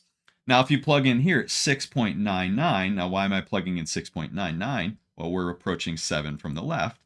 Here, if you do 6.99 minus 7, it's a negative number, and the top is positive. So we get a positive in the numerator, negative in the denominator. Divide those out, you get negative. And again, we're getting negative infinity. And the two-sided limit, you just look at these two answers, and if they're not the same, you put does not exist. If they are the same, you put the same answer right there. How do you find the vertical asymptotes of a function? And we're going to look at several examples in this video, and all the examples will be rational functions, so functions that are a polynomial divided by a polynomial. And let me just say, it's helpful if your function is written in factored form. If it's not in factored form, you're going to have to factor it. So let's look at this first example. F of x equals x plus 3 times x minus 1 over all this right here. What are the vertical asymptotes? Well, any number that makes the denominator be 0 is going to be a place where the function is undefined. Now, it could be undefined for one of two reasons. It could either be a vertical asymptote at that value, or there could be a hole in the graph. And how do you tell? Well, at x equals 4, right, when we plug in 4, we get 0 down here. We're going to have a vertical asymptote, and that's because we don't have an x minus 4 factor up here. So we'll have a vertical asymptote at x equals 4. We'll have another one, x equals minus 2. And another one, x equals 7. But at x equals 1, since we have x minus 1 here and x minus 1 there, we're going to get a hole in the graph at x equals 1. Now, let me just say, really for vertical asymptotes, you should put more than just 4 or negative 2 or 7. You should put x equals, because a vertical asymptote is really a vertical line. And the equation of a vertical line is always x equals something, just like a horizontal line is always y equals something. So write it as x equals 4, x equals minus 2, and x equals 7. Those are vertical asymptotes. Now let's actually look at the graph of this in Desmos. So I've graphed it here. Here's our function f of x. Notice that we have a vertical asymptote at x equals 4. I can even type it in here. X equals 4. Notice that gives us a vertical asymptote. Okay, we also have one at minus 2. X equals minus 2. And we have another one at x equals 7. Okay, now at 1, we don't have a vertical asymptote. Okay, what is happening at 1? Well, at 1, let me get the rest of these asymptotes in. At 1, we actually have a hole in the graph. Okay, notice that it says 1 undefined. Now, Desmos doesn't really show you the hole when you draw it in, but there's a way to kind of force make what the hole is. But it's a little tricky to do. But anyways, there's a hole in the graph there at 1, not a vertical asymptote. So again, that x minus 1 factor canceled with something up there, so we get a hole in the graph rather than an asymptote. Okay, let's look at another example. F of x equals x plus 3 over x times x plus 3 times x minus 8. Now, we're going to get a hole in the graph at x equals negative 3. Okay, there'll be a hole in the graph. Now, what are the other ones? Well, we'll have x equals 8 is a vertical asymptote. What about this right here, x? Well, remember, we're trying to figure out what values of x make the denominator be 0. They would be 8, right? If you plug in 8 there, that becomes 0. If you plug in -3, that becomes 0. What do you plug in here that would make that be 0? Well, it's x equals 0. Okay, x equals 0, which is really the y-axis, right? The y-axis would be x equals 0. That vertical line would be a vertical asymptote of the graph of that function. Okay, let's do another example. This one right here. Now, what are the vertical asymptotes? What are the holes in the graph? Well, again, look at the denominator. We have x equals 3 is going to be a hole in the graph. I'm sorry. X equals 3 is going to be a vertical asymptote of the graph. What about -4? Well, notice this will cancel with this, but we still have one left over down here. And so we're not just going to get a hole in the graph. The fact that even after canceling these, we still have one more left there, that means that x equals -4 is going to be a vertical asymptote. Okay, so we have x equals 3 and x equals -4. And what about this? Are we going to get like 5 or -5? Will that be the vertical asymptote? Well, again, what value of x makes this be 0? What value can you plug in? Well, 0 itself. You can think of it as 5 times x minus 0, right? So it's x equals 0. Again, the y-axis will be a vertical asymptote. Now, what are the holes in the graph? Well, there's actually no holes in the graph. So I should put none right here. Okay, no holes in the graph for this function. Now, you might wonder, what about this x plus 19? Well, what that really tells you is that -19 is going to be a 0 of the function. If you were to look at what's f of -19, the output would be 0. If you plug in -19 there, in fact, everywhere you see an x, you'll get 0 on the top and you'll get some number on the bottom, but 0 divided by whatever that number is will be 0. Okay, so these numbers don't up here are not going to give you the vertical asymptotes or holes in the graph. Those give you the zeros. Now, one might cancel, and in that case, it won't give you a 0. But okay, now what about this one? I gave you this one not in factored form. So how do we find the vertical asymptotes? Well, we have to factor it. Okay, so let's factor, and we're going to factor both the numerator and the denominator. Now, the numerator, there's an x in both terms, so let's factor out the x. It factors to be x times x minus 7. In the denominator, all the terms also have an x, so we have x times, and let's write it out, it'd be x squared plus 7x plus 10. And now let's factor the denominator even further. So we still have our x times x minus 7 up here. We have x down there. And let's see, how will this factor? I believe it factors to x plus 5 times x plus 2. Okay, x squared. Then we'd have a 5x and a 2x would give you 7x, and 5 times 2 is 10. Okay, so notice in the denominator here, what are our zeros of the denominator? Well, we have 0, we have -5, and we have -2. So which ones are which? Well, at 0, we also have the x factor up there, so we're going to get a hole in the graph at x equals 0. We're going to have vertical asymptotes at x equals -5 and x equals -2. Okay, so again, any value of x that makes the denominator be 0 will be a place where the function is undefined. And it'll either be undefined because it has a vertical asymptote or because it has a hole in the graph. And it will have a vertical asymptote if, after canceling all the common factors, if you still have more of those factors down here, that's going to give you a vertical asymptote. Okay, but if all of the factors of it cancel with something up here, like this x cancels with this x, that means that 0 is not going to be a vertical asymptote, but it's going to be a hole in the graph. Now, in a case like this, after canceling, we still have that x plus 4 factor in the denominator, so we're going to get x equals -4 will be a vertical asymptote of the graph. Well, in the last couple of videos, we talked about vertical asymptotes and infinite limits at a point. But now we're going to talk about limits at infinity and horizontal asymptotes. Now, the thing about limits at infinity is we're not talking about what happens with the function near a point, like x equals 3. We're talking about what happens to the function as we plug in bigger and bigger numbers, like 100 or 1,000 or 1,000,000. So you'll notice this function here, which we'll call f, has the property that as we go further and further to the right, the output values are getting closer and closer to 4. So if we plug in 5, we get something a little bigger than 4. If we plug in 10, if we plug in 20, we go further and further out. The values are getting closer and closer to 4. Notice we have this horizontal asymptote at a height of 4. And what we say is that this function has a limit of 4 at infinity, or the limit as x approaches infinity of f of x is 4. Okay, now the function also has the property that as we move further and further to the left, so if we plug in -5, -10, -20, the outputs are going to get closer and closer to -2. So we say the limit at negative infinity is -2, or the limit as x approaches negative infinity of f of x is -2. And you'll notice here we have these horizontal asymptotes. Y equals -2 and y, well, that's supposed to say y equals 4. Y equals -2 and y equals 4 are the horizontal asymptotes of this function. And by the way, we always use y equals when we're talking about horizontal asymptotes because the equation of a horizontal line is always y equals a number, just like the equation of a vertical line is always x equals a number. So we have these two horizontal asymptotes, y equals -2 and y equals 4 for this particular function. And what happens to the function as we go further and further to the right or further and further to the left is sometimes called the end behavior of the function. So the right end behavior has to do with what happens to the function as we move further and further to the right, as we approach positive infinity. The left end behavior has to do with what happens as we approach negative infinity, as we go further and further to the left. By the way, one thing I should mention is we never talk about left and right hand limits at infinity. You can't approach infinity from the left or from the right. I guess in some sense, when you're approaching positive infinity, you're kind of always approaching from the left, but we don't think about it that way. So we just talk about limits at infinity or at negative infinity. Now we can also talk about infinite limits at infinity. So this happens with a lot of just normal functions. For example, like y equals x squared or f of x equals x squared looks like this. As we go further and further to the right, the outputs aren't getting closer and closer to some number, like having some horizontal asymptote. The outputs are actually blowing up. So as we go further and further to the right, it blows up to infinity. We say the limit at infinity is infinity. Okay, this has an infinite limit at infinity.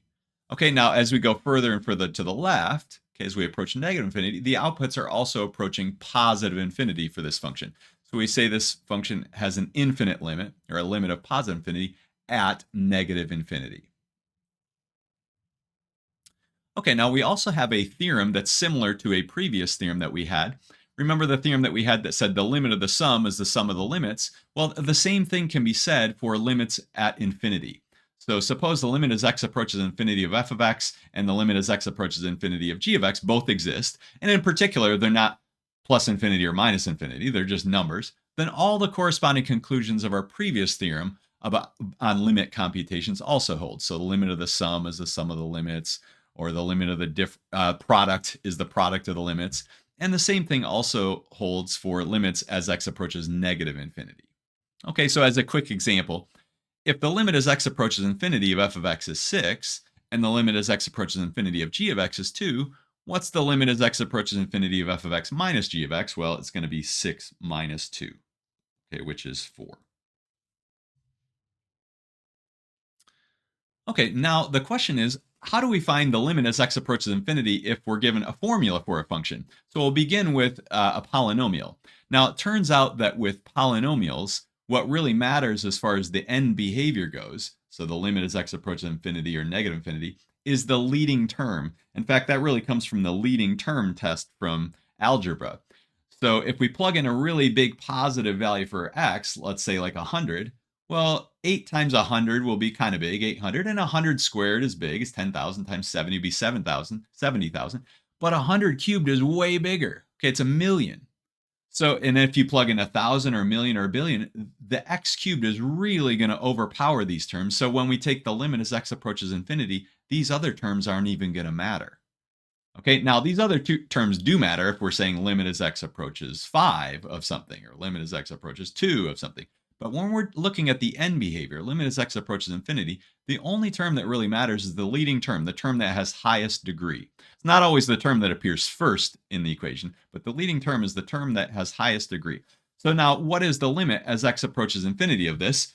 Well, we could look at the graph of this function, but one way to think about it is, what if we plugged in a really big positive number for x, like 10 or 100 or 1,000, and suppose we plug in that number, like 10 or 100 or 1,000, and we cube it.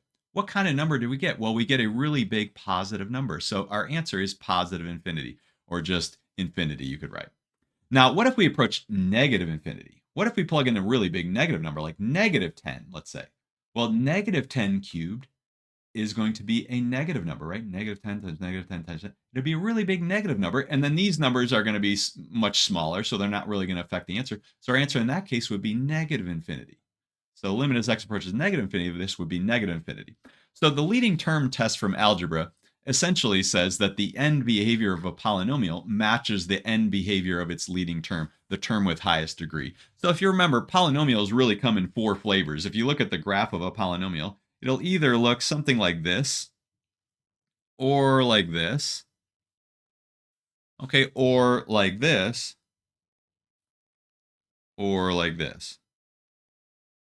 Okay, so if you have an even degree polynomial, it's either going to look like this one or like this one. Either both arrows will kind of be facing up. The graph might wiggle around some in the middle, but in the end, both arrows are either facing up or facing down. So that's if you have an even degree polynomial. Now, which one is it? Well, if you have an even degree polynomial with a positive leading coefficient, the graph looks like this. If you have an even degree polynomial with a negative leading coefficient, the graph looks like this.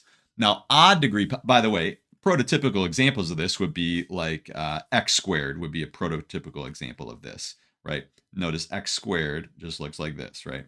Okay, it doesn't wiggle around at all. It just looks like that. A prototypical example of an even degree polynomial with a negative leading coefficient would be like negative x squared, which looks like this. Okay, again, it doesn't wiggle around, but it has that shape.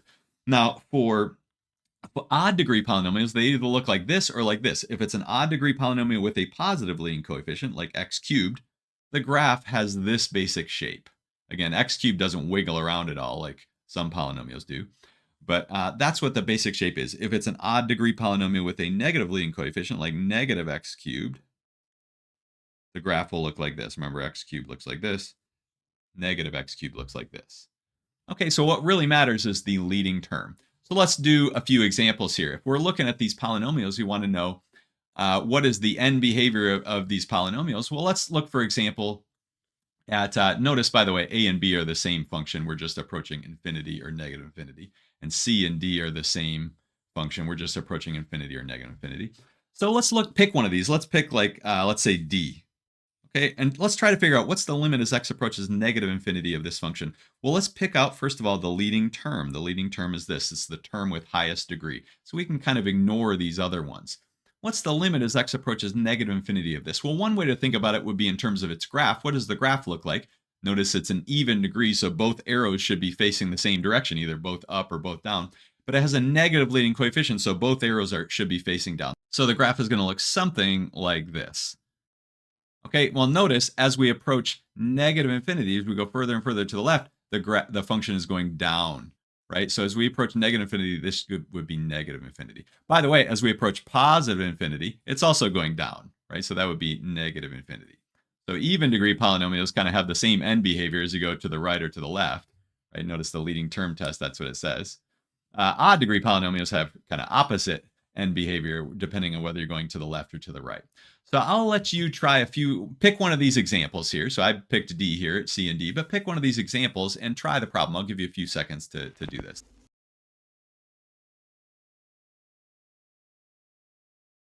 Okay, well, here are the solutions.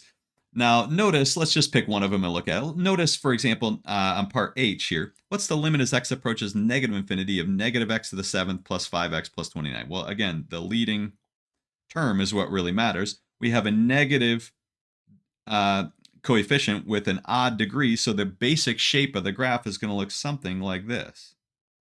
Right? So as we approach negative infinity, as we go further and further to the left, the graph's actually going up to positive infinity. Now, as we go to positive infinity, it's going down to negative infinity. So one way to think about it is in terms of the graph. The other way to think about it, though, is what if you plugged in a really big negative number, like negative 100 for x? Everywhere you see an x here. Well, these other terms, we can kind of ignore these terms here. But if you plugged in like negative 100, if you raised negative 100 to the 7th, you would get a negative result, a huge negative number. But then if you put this negative in front of it, it becomes positive again. So that's why we're approaching positive infinity. Okay, now what about rational functions? So what about if we have a function like this? What's the limit as x approaches infinity of 8x plus 3 over 2x plus 1? Now imagine plugging in a really big positive number. Let's say like 100. What if you plugged in 100 for x? What kind of number would you get? Well, if you plugged in 100 here, 8 times 100 would be 800 plus 3. That'd be 803. In the denominator, we get 201. Okay, so if we plugged in 100, we get 803 divided by 201. Well, if you do that on a calculator, that's really close to 4. Okay, that's really close to 4. In fact, let me open up Desmos here. I actually plugged in 10 here, and notice I got 3.9528. Okay, if you plug in 100, in both places, I get 3.995. If I plug in 1,000, I get 3.9995, right? I'm getting numbers that are really close to 4. Okay, so what's happening here? Well, notice as the x values get bigger and bigger and bigger, outputs are getting closer and closer to 4. Essentially, what's happening is that the 3 and the 1 don't really matter so much. What really matters is the 8x over the 2x. Again, the leading term up here and the leading term down there. And if you do 8x divided by 2x, you just get 4, right? So notice, by the way, on the graph of this function, this has a horizontal asymptote at a height of 4. As we approach infinity, the output values are going to get closer and closer to 4. By the way, as we approach negative infinity, if we're to plug in negative 1,000 in both of these, notice we're getting outputs, in this case, are slightly bigger than 4, but you get closer and closer to 4. Okay, now, looking at this right here, how could you figure out that the answer was going to be 4 without knowing the graph or without plugging in numbers? Well, the easy way to do this, let me tell you the easy way first of all. If the degree, if you have a rational function, so it's a polynomial divided by a polynomial, if the degree of the polynomial up here is the same as the degree of the polynomial down there, you just have to look at the leading coefficients. In this case, it's 8 and 2. Divide those out, and that'll be your answer. Okay, so in other words, the answer is just going to be 4. Right? And y equals 4 would be a horizontal asymptote of this. Okay, now this example here, notice we have a rational function. The degree is 4 up here, the degree is 4 down there. So they have the same degree. So again, we look at the leading coefficients. The leading coefficient is 18. The leading coefficient there is negative 3. 18 divided by negative 3 is negative 6. Okay, we're going to have a horizontal asymptote of y equals negative 6. Okay, now again, that's the quick way to do it. If you actually wanted to look at it kind of the long way, how would you do this? Well, the way to figure this out with the theorems is, first of all, can you do limit of the quotient equals quotient of the limit? So would I be allowed to do limit as x approaches infinity of 8x plus 3 divided by limit as x approaches infinity of 2x plus 1? Okay, would I be allowed to do that? Well, you can do limit of the quotient as quotient of limits as long as you're not dividing by 0, but that's exactly the case we're in, or as long as we have these limits exist and we're not dividing by 0. But notice these limits don't exist. The limit as x approaches infinity of this is infinity. And this limit is also infinity. So we get infinity over infinity, and that's a problem, just like a 0 over 0. So we actually can't do limit of the quotient as quotient of limits because we get these infinite limits.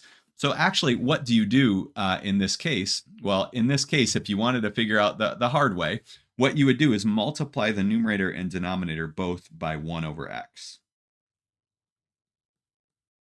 Okay, in this one down here, you'd multiply the numerator and denominator by 1 over x to the 4th power.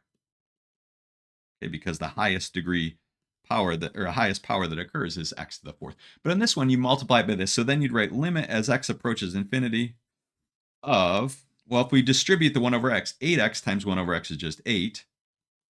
3 times 1 over x is just 3 over x. And then down here, we'd have 2 over x, or 2x times 1 over x would be 2. And then we do 1 times 1 over x is this. Now, at this stage, we could do limit of the quotient is quotient of limits because this top limit is going to exist. Because as x approaches infinity, this one is going to approach 0. And as x approaches infinity, this one will approach 0, right? If you plug in bigger and bigger values for x, 3 over 100, 3 over 1,000, 3 over a million, that's going to approach 0. Same thing here. This one will approach 0. So we can do limit of the quotient is quotient of limits, and then the top limit of the sum is the sum of the limits, and so forth.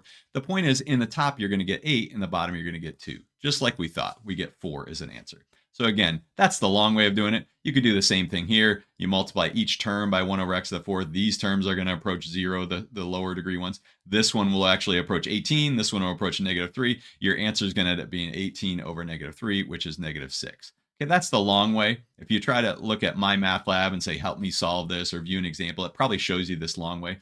But if the degree is the same on the top as the bottom, it's really easy. Just look at those leading coefficients. Okay, 8 over 2. Okay, 4. So the horizontal asymptote here would be y equals 4. Horizontal asymptote would be y equals negative 6 there.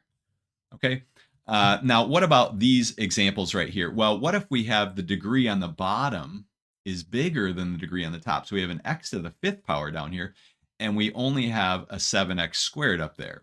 Well, if you wanted to do it the long way, you'd have to multiply the top and bottom by 1 over x squared, okay, the smaller of the two.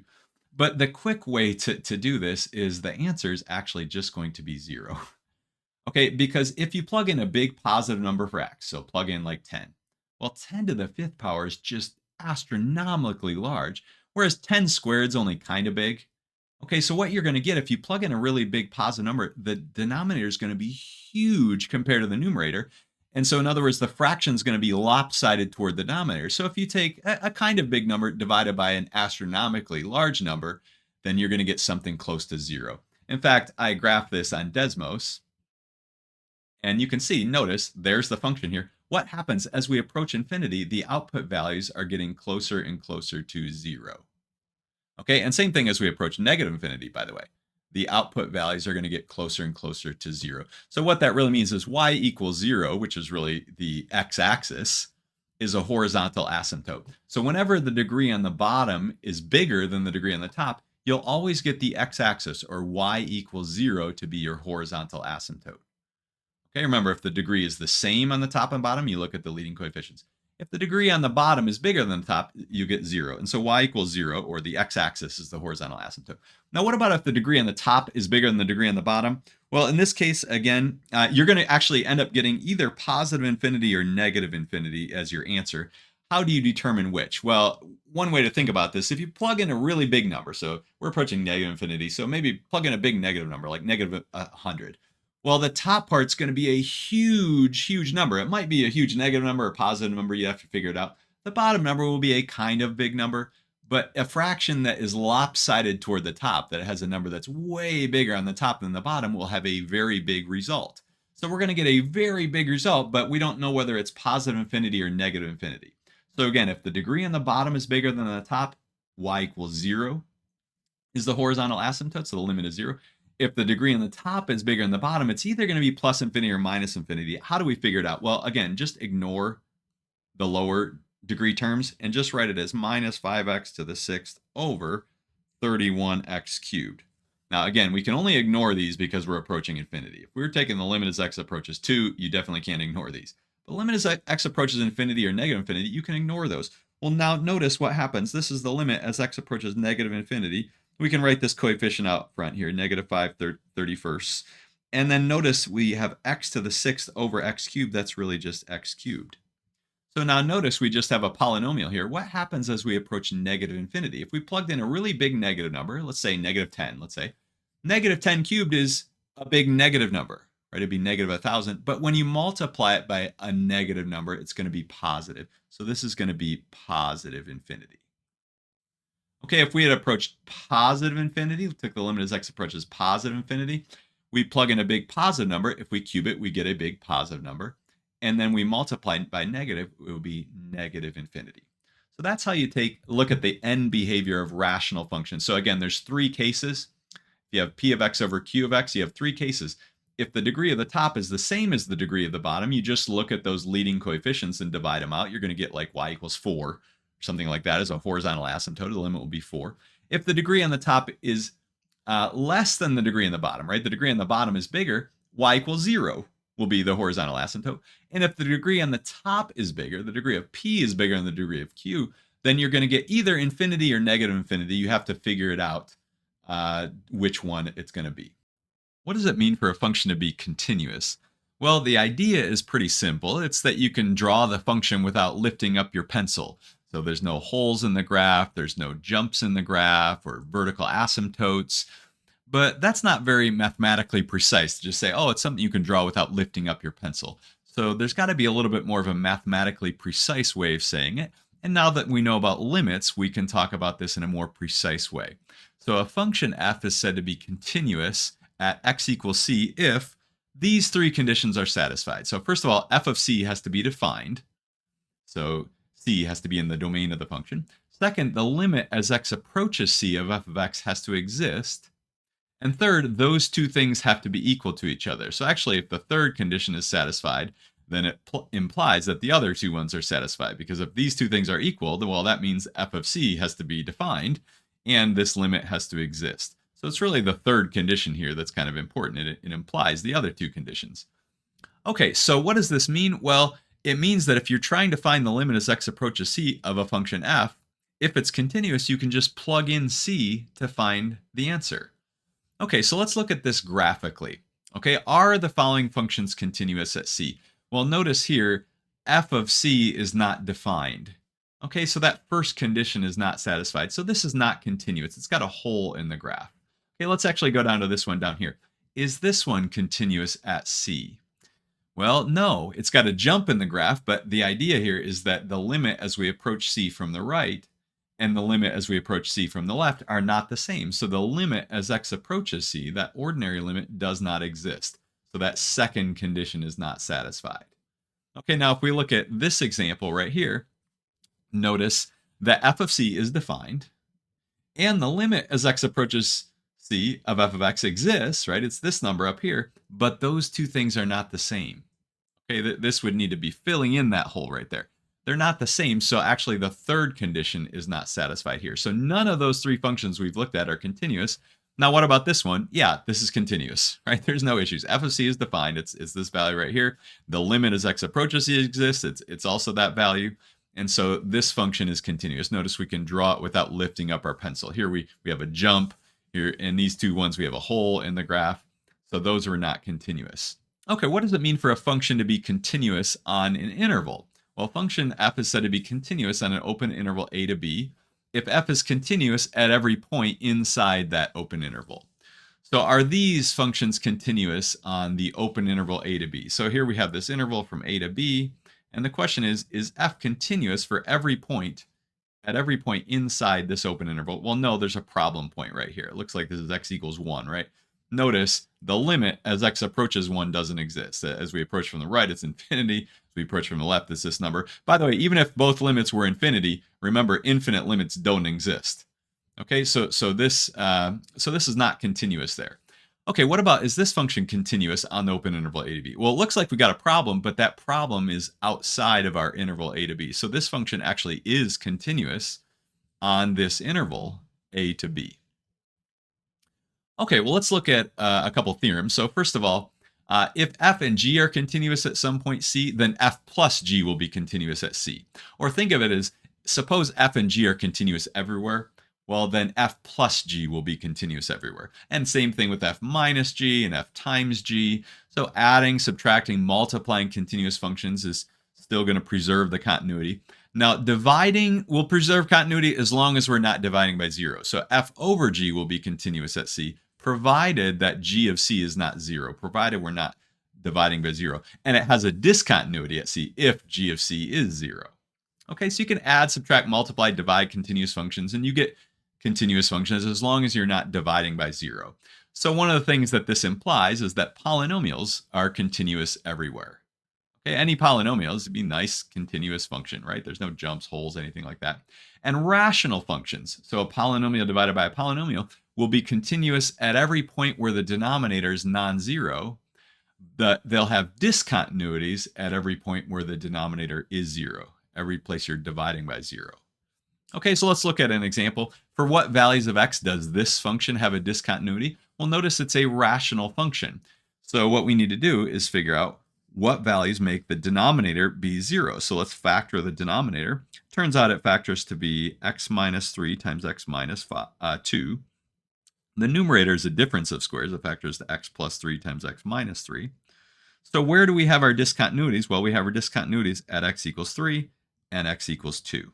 Okay, now it doesn't matter that this x minus 3 factor cancels with this. We still have a discontinuity there. Now at x equals 3, it'll be a removable. It'll be a hole in the graph at x equals 3. At x equals 2, though, we have a vertical asymptote. But the point is, it's still going to be discontinuous at those two values. If you were to graph this, there'd be a hole at x equals 3, and there'd be a vertical asymptote at x equals 2, but we'd still have discontinuities at those 2 points. Okay, find the values of x, if any, at which f is not continuous. Well, the first one is a polynomial, so this is continuous everywhere. So CTS will be my abbreviation for continuous. This is continuous everywhere. What about this one here? We have a rational function. Well, notice the denominator, x squared plus 9, is never 0. In fact, it's always got to be bigger than 9. X squared plus 9 is always, x squared is never negative, right? And we add 9, it's always going to be at least 9. So the denominator is never 0. So this is also continuous everywhere. Okay, there's no place that makes no value of x that makes the denominator 0. I guess if you plugged in an imaginary number like 3i, it would make it 0. But it's continuous for all real values. Okay, what about this? Well, we have a difference of squares this time in the denominator. And so notice the way that this factors is x plus 3 times x minus 3. And so it's going to be discontinuous at x equals negative 3 and x equals 3. And again, their discontinuities are going to be for different reasons. So for x equals 3, that'll have a vertical asymptote. At x equals minus 3, since these cancel, it'll have a hole in the graph. Okay, what about the last one here? We have x over 3x squared plus x. Well, again, we can factor the denominator. We can pull out an x from both of those two terms and write this as 3x plus 1. Okay, at what values is this discontinuous? Well, notice at x equals 0, that will make this 0, so certainly x equals 0. Now, what's the value of x that makes that 0? Okay, it's not just x plus something or x minus something. So I guess we could kind of solve 3x plus 1 equals 0. Subtract 1 from both sides.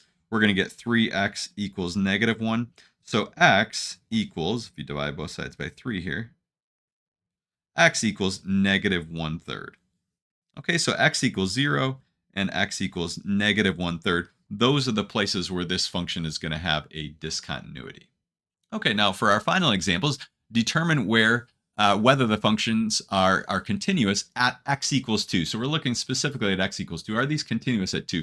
Well, notice f is not continuous at 2 because we're dividing by 2, right? It's a rational function, polynomial over polynomial, and any value that makes the denominator 0, it will be not continuous there. Okay, what about g? Now you might think, well, g is also a rational function. It's very similar to this. Only g, so first of all, f of 2 was not defined here, right? So it's not continuous, right? If you look at those three conditions, is f of 2 defined? No. Now, what about here? G of 2 is defined, right? G of 2 is 3. In fact, let's write this down. G of 2 is 3. Okay, so the question is, what about the limit as x approaches 2 of g of x? Okay, does that exist? Well, what's the limit as x approaches 2 of g of x? This will be the limit as x approaches 2 of x squared plus 3x minus 10 over x minus 2. Now, you might think, well, why was it equal to that? I thought g of x is not this. G of x is this whole function here. Why is it this? Well, the limit as x approaches 2 has nothing to do with how the function is defined at 2, only how it's defined when x is near 2. And when x is near 2 but not equal to 2, in particular when it's not equal to 2, the formula is like this. So when we say the limit as x approaches 2 of g of x, we can say limit as x approaches 2 of this formula, because that's what the formula is when x is not 2. Okay, and here we've learned how to calculate these. We've done these before already. So how do we do this? Well, we factor things. And the numerator, it turns out, you kind of have to get good at factoring in this class. It turns out it factors to be x minus 2 times x plus 5.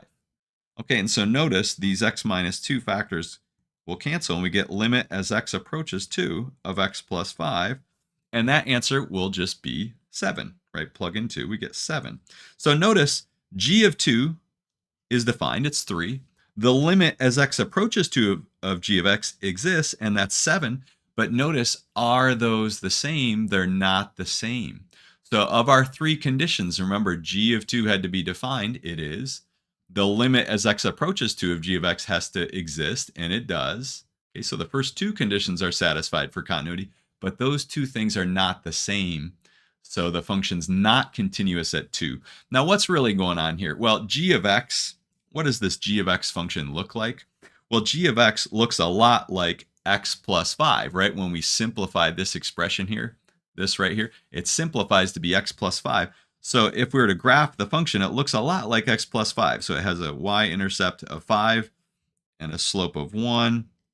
But actually, at 2, if we go over here to 2, there's supposed to be a hole in the graph there at 2, and it's defined to be 3. Okay, so we get this hole right there at 2. Okay, and it's defined to be 3 down there. Now, if this, instead of defining it to be 3 there, g of 2 is 3, if we had defined it to be 7, okay, g of 2 is 7, this point, instead of being down here, would be filling in that hole right there. Okay, and then it would be continuous. In fact, that's exactly what we have in part C. Now, I called it h, but notice it's the same function, only I defined it to be 7 at x equals 2. So here's our function x plus 5, right, which is really just this when x is not 2, right? This thing simplifies to be x plus 5, right? When we factored it, we got this, and we cancel those factors, we get x plus 5. And again, x plus 5 has a y-intercept of 5 and a slope of 1. It looks like this. It would have a hole in the graph right there at x equals 2. But g of 2 would be 3 for this function, whereas I was calling it h here. H of 2 would be 7. It would actually fill in the hole rather than being down here. So this one is continuous. So part C, the answer is yes, it's continuous. Here, the answer is no. Okay, so if you were just going to call this, for example, k, okay, g of x, you could ask what value of k would make g of x continuous? Well, what you'd need to do is say, well, g of 2 would be this k value right here. We'd put k instead of 3. We compute the limit as x approaches 2 of g of x the same way, and we get 7 as a result. And if we want it to be continuous, g of 2 is going to have to be the same thing as this. So this value, which would be k in that case, would have to be equal to 7. Okay, so that's how we figure out continuity based on this type of piecewise function. Today we're going to talk about derivatives. Now in calculus you have three big things that you do, three big operations. You have limits, derivatives, and integrals. And so far we've talked about limits, but derivatives and integrals are defined in terms of limits. So that's why we had to talk about limits first. So what is a derivative? Well, there's a few ways that we can think about derivatives, but we're going to begin with the idea of slope. So later we'll talk about derivatives in terms of rates of change, but we're going to think about it for now in terms of slope. So let's begin with recalling what is the slope of a line. So back in algebra, you talk about how you find the slope of a line, and remember that to find the slope of a line, if you pick any 2 points along the line, so let's pick these 2 points and calculate the rise and the run. So in this case, it looks like the rise is 2 and the run is 4. The rise over the run will be the slope. So in this case, we have 2 over 4, which reduces to 1/2. So this line has a slope of 1/2. And you get that same slope no matter which 2 points you pick on the graph. You could pick 2 points that are very far away, 2 points that are really close together. Any way you do it, if you calculate that ratio of the rise over the run, you're always going to get a ratio of 1/2. So the slope of this line is 1/2. But what if we have a curve? Okay, is it possible to talk about the slope of a curve? Okay, well, there's no one number that's going to represent the slope of this whole curve, but we could talk about at various points along the curve, how steep is the curve? Okay, what is the slope at a particular point? And in this case, we're going to talk about what's called the slope of the tangent line. Okay, in Desmos, I've drawn the graph of f of x equals x squared plus 1. And I've plotted the point 1, 2. So if you plug in 1 for x, f of 1 you can see is 2. And notice that the height of the point, how high the point is above 1, is 2. One question we could ask, though, is what is the slope of the graph there at 1, 2? And notice what we're asking for really is what is the slope of the tangent line to the graph at 1, 2? Now, I could pick a different point besides 1, 2. Let's go to 2, 5. Notice the slope of that blue line, the slope of the tangent line, is different. Now it looks like it's a little steeper at 2, 5 than it was at 1, 2. Okay, or we could go to 3, 10. Okay, and ask what is the slope of that tangent line, that blue line at 3, 10. If we go to 0, okay, it looks like we get a horizontal tangent line. So the slope there looks like it is 0. If we go back here, it looks like we're getting negative slopes. Okay, so a question we can ask is, how do we find the slope of that tangent line? How steep is that blue line right there? Okay, well, f of 3 equals 10. What that means is that if we go to 3, this point is at a height of 10, but f prime of 3 is going to be 6. Now, f prime of 3, that's the derivative of f at 3 is 6. What that means is that the slope of this blue line, the slope of the tangent line, is 6 there. So the slope of the graph is 6. Now, how did I know it's 6? Well, we'll talk about that in a little bit. We have to know a little bit more about derivatives before I can tell you how I know the slope there is 6. But f prime of 3 equals 6. What that means is that the derivative of f at 3 is 6, or the slope of the tangent line is 6. Now, we could move this point here. So if we move to, say, 2, 5, notice now the height of the point is 5, right? F of 2 is 5. That's how high the point is above the x-axis there. But the slope is actually 4. Okay, the slope of that blue line is not 5. The slope is actually 4. So in other words, f prime of 2 is 4, or the derivative of f at 2 is 4. And again, how do I know it's 4? Well, we'll talk about that in a little bit. Now let's look at another example. So I've drawn another function here. I'm not giving you the formula here for this function f, but we could ask what is the slope of the tangent line at various points along the curve. So for example, at 2. Okay, so at 2, the height of the point is up there at a height of, I don't know, that's maybe like 2.6. So f of 2 would be like 2.6. But what is f prime of 2? Well, f prime of 2 is going to represent the slope of the tangent line there. And we can maybe estimate the slope there.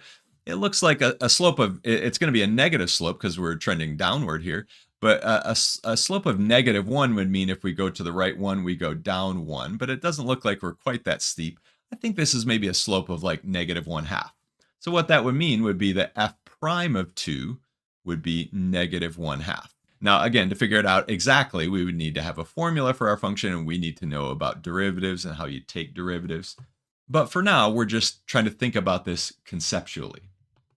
I've drawn another function in Desmos here, and we're going to call this function f. And let's pick a point along this curve, and let's draw in the tangent line to the graph at that point. Okay, so we can move the point to various places along the curve, but let's move it back to the original spot that we had it right here. Okay, now one of the things we could ask is, what is the slope of that blue line? How do we find the slope of the tangent line, the slope of the blue line? Suppose we're given a formula for the function f. How could we find the slope of that blue line? So what we're going to do first of all is label the x-coordinate of that point c.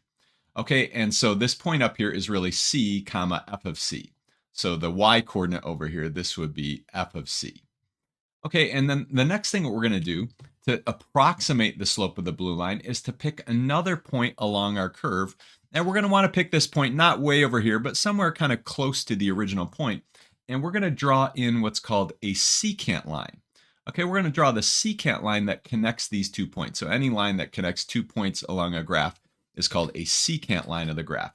And notice that both the secant line and the tangent line, they both go through this point c comma f of c. But notice the slopes are not exactly the same. We could think of the secant line, the slope of the secant line, as kind of an approximation of the slope of the tangent line. But in this case, it's not a very good approximation. The slope of the tangent line looks quite a bit steeper than the slope of the secant line. But the problem is that this point is not very close to the original point. If I were to take this point and move it along the curve so that it's closer to the original point, we're going to get a better approximation. In fact, let's do that. If we pick that second point and we move it closer and closer to the first point, notice what's happening to the secant line and the tangent line.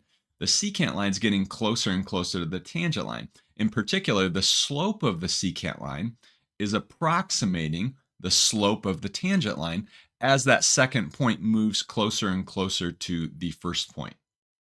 Now let me get rid of the tangent line for a second here. Notice what happens if that second point were to actually lie on top of the first point, right? So not just get closer and closer, but what if it were to lie on top of it? Well, notice that the secant line goes away because you can't take a line between a point and itself, right? You need 2 different points in order to be able to draw a line. So we can't get the tangent line by just taking the second point to actually be the first point. We're going to approximate the slope of the tangent line by letting this point approach the first point. So a limit is going to be involved. Now let's label the x-coordinate of this second point c plus h. So the distance between these 2 points, the horizontal distance between these 2 points is going to be h. And so if this is c plus h down here, the point up here will be c plus h comma f of c plus h. So the x-coordinate of that point is c plus h. The y-coordinate is f of c plus h. So what is the slope between these 2 points? Well, we need to calculate the rise and the run between the 2 points. Well, the run is pretty straightforward. The run is just going to be h. That's that horizontal distance between the 2 points. But what is the rise? Well, the rise, this little distance here, can be thought of as this big distance from the x-axis here at c plus h all the way up to this point, this big distance minus this distance here. Okay, in other words, this little distance is going to be f of c plus h, which is this large height right here, minus f of c, which is this smaller height. So let's put that in here. And let me remove those labels to make it less cluttered here. So what is the slope of this secant line? Well, the slope of the secant line is rise over run. It's f of c plus h minus f of c, which is this height, divided by h. That's the slope of the secant line. Now, to find the slope of the tangent line, what we need to do is to take the limit as h approaches 0 of this. So notice as h approaches 0, what that means is this second point moves closer and closer to the first point, right? The horizontal distance between the 2 points is getting closer and closer to 0. So the slope of the tangent line is defined to be, so remember we're using f prime of c to denote the slope of the tangent line at c. It's defined to be the limit as h approaches 0 of this difference quotient, right? Which represents the slope of the secant line.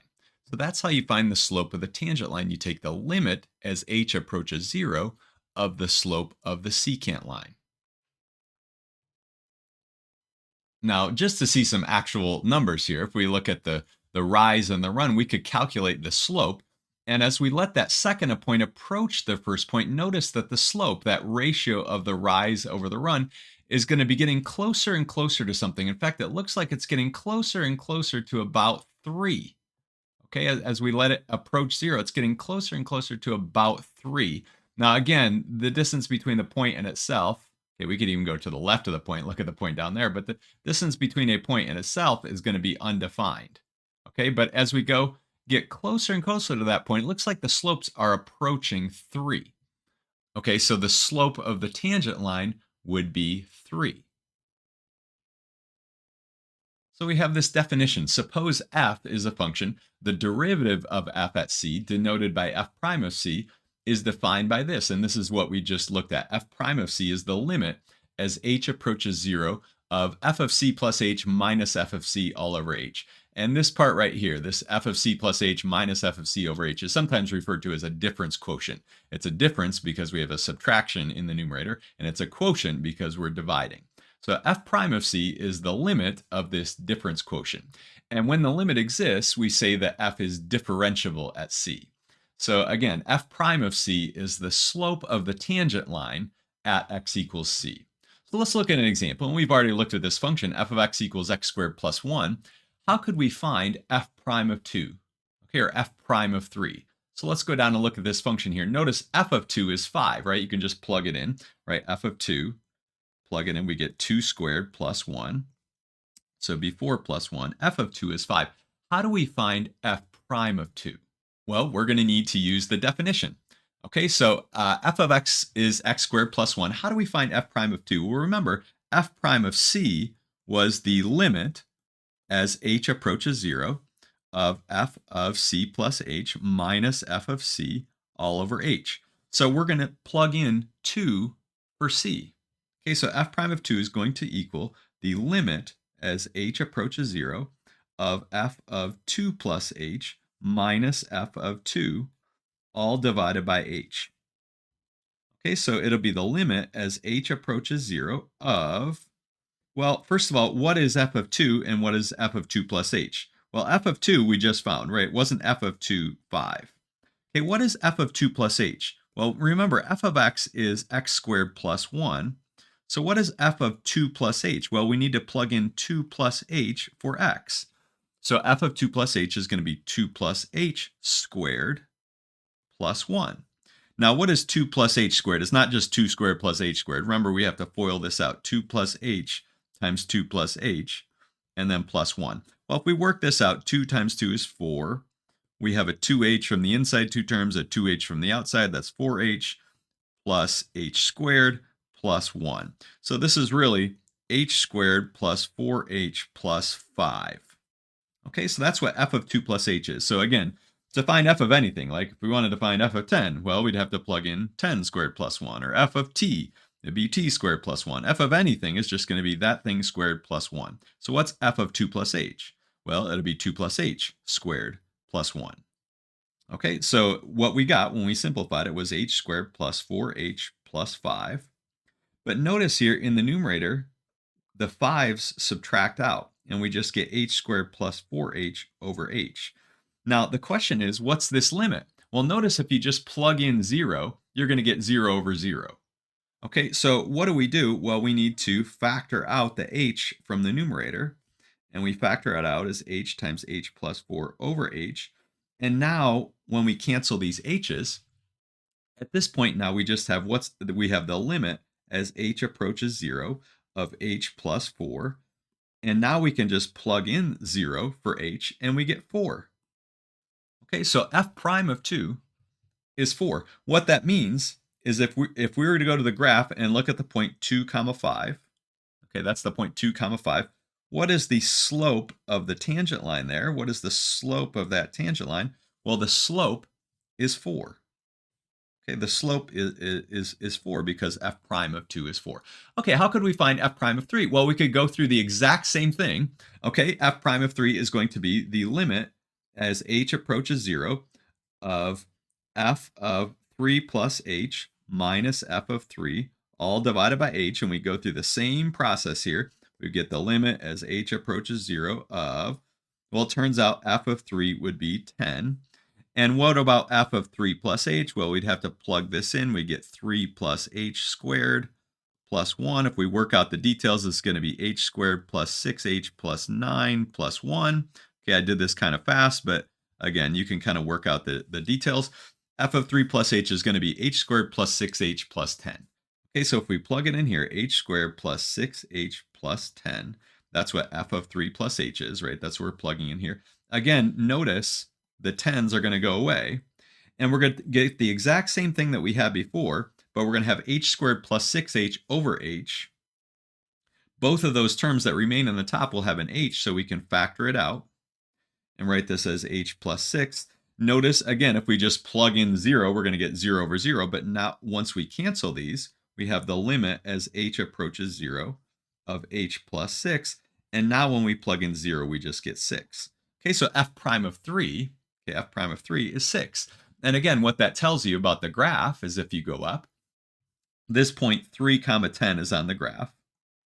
Okay, f of 3 is 10, but f prime of 3 is 6. Okay, the slope of this is 6. Okay, now what about f prime of x? Is there a way to do this generically, just for a generic value of the input, rather than 2 or 3? Could we find it for a generic value? And this is going to be called the derivative function. Okay, so let's do this. And this is going to be probably the most important case here. What is f prime of x? Okay, well, remember f prime of c is the limit as h approaches 0 of f of c plus h minus f of c all over h. So what is f prime of x? Well, we're just going to plug in we're going to plug in x for c. So instead of f of c plus h, it'll be f of x plus h. Instead of f of c, it'll be f of x. And we're going to work this out. Okay, we're going to take this limit. So what is this limit going to be? Well, we have the limit as h approaches 0 of, now the thing we're going to need to find is what is f of x plus h. Now, f of x was just x squared plus 1. And we should put this in parentheses because we're not just subtracting the x squared, we're subtracting the whole thing, x squared plus 1. But what is f of x plus h? Now, again, remember, f of x was x squared plus 1. What is f of x plus h? Now, this is not the same thing as f of x and then plus h. Okay, it's not, in other words, it's not the same thing as f of x plus h like this. Okay, that's not what we're looking at. What we're looking at is f of x plus h. Okay, so what that means is in place of x here, whoops, let me go back to my thing here. In place of x, we need to put x plus h. Okay, so like if we wanted to find f of 5, we do 5 squared plus 1. F of 1.2 would be 1.2 squared plus 1. F of a would be a squared plus 1. F of star would be star squared plus 1. What's f of x plus h? It'd be x plus h squared plus 1. Okay, and if we work out the details, this would be x plus h times itself plus 1. Now, what is x plus h times x plus h if you FOIL that out? Well, x times x is x squared. You're going to get an xh from the inside two terms and another xh from the outside two terms. That's 2xh. And last of all, you have h times h is h squared, and we still have the plus 1 here. So f of x plus h would be x plus h squared plus 1. So it's this big, long formula here. And by the way, I know this is confusing and complicated. We're going to find a much simpler way to do this than to have to calculate these examples like this, calculate these directly using a limit. But I just want to show this process a couple times so you can get a feel for what we're doing before we do the easier way. Okay, so that is what our f of x plus h is, was this. Now let's do the limit. Okay, well notice we have an x squared and we're going to have a minus x squared. Those are going to go away. We have a 1 and we have a minus 1. Those are going to go away. We have two terms left in the top, 2xh and h squared, and both of those terms have an h in them. So what we're going to do is factor out the h. Okay, so 2x times h would be 2xh. H times h would be h squared. And by the way, if you plug in 0 for h, and we're plugging in 0 for h, we're not plugging it in for x here, right? We're not taking the limit as x approaches 0. We're taking the limit as h approaches 0. If we were to plug in 0 everywhere we see an h, we'd get 0 over 0 at this point. But once we cancel these h's, we have the limit as h approaches 0 of 2x plus h. And now if we plug in 0, and again, remember we're plugging it in for h, not for x, we get 2x. Okay, 2x is called the derivative function. F prime of x is 2x. Okay, so what does that mean? Well, that means we can find f prime of any number. Well, what's f prime of 3? Well, it'd be 2 times 3 is 6. Didn't we already find that out? F prime of 3 was 6, right? What was f prime of 2? F prime of 2 was 2 times 2 was 4. Right, now we could figure out the slope at any point. Right, if we want to find what's the slope of the tangent line at minus 1 comma 2, well, what we need to do is find f prime of minus 1. And we could do it the old-fashioned way, right, this way, of figuring out for every specific value, or we could do it for a generic value of x and then plug in the number. Right, so what if we want to find what's f prime of minus 1? Again, we could do it like we did these ones here, plugging in the minus 1 there. Or we could just use what we already have here. F prime of x is 2x, so f prime of minus 1, f prime of minus 1 would be 2 times minus 1, which is minus 2. The slope of the tangent line there is negative 2. This slope there is a negative 2 slope. Okay, that's called the derivative function. Okay, the derivative function. So the derivative is really a function of x. We have this f prime of c, we defined it like this. But if we just use a generic value, x, f prime of x will be this. Okay, so what is the derivative of the function x squared plus 1? Well, the derivative, f prime of x, is 2x. Now, again, we're going to learn tricks. Now, this was a long process to find f prime of x, right? We had to do the limit as h approaches 0. We had to figure out what's f of x plus h minus f of x over h. That was a pain. Well, you're going to get to the point where you know the derivative of x squared plus 1 is 2x in less than a half a second. I mean, a quarter of a second, a tenth of a second. You'll know, oh, yeah, the derivative is 2x. You'll know it immediately. We're going to learn tricks and rules for taking derivatives in a quick way so that you don't have to go through this long, laborious process that we just went through. We're going to talk about basic derivative properties and rules, and we're going to look at a whole bunch of examples. So let's first of all look at this example. If f of x is x squared minus 5x plus 3, find f prime of x. Okay, and then once we've done that, find f prime of 0 and interpret it in terms of the graph. Now, let me just say, once we know the rules for derivatives, once we know these little tricks, we'll be able to find the derivative just almost immediately. In fact, I can just look at this and say f prime of x is going to be 2x minus 5. Okay, once you know the rules, you'll just be able to know that just immediately. And so what this tells you is that f prime of 0 is, well, let's plug in 0 for x. It will be 2 times 0 minus 5, which is negative 5. So what that tells us is that the slope of the tangent line at 0 is negative 5. Now let's look at a graph in Desmos here. This is the graph of the function x squared minus 5x plus 3. And then the question was, at 0, what is the derivative? What's f prime of 0? And notice f of 0 was 3.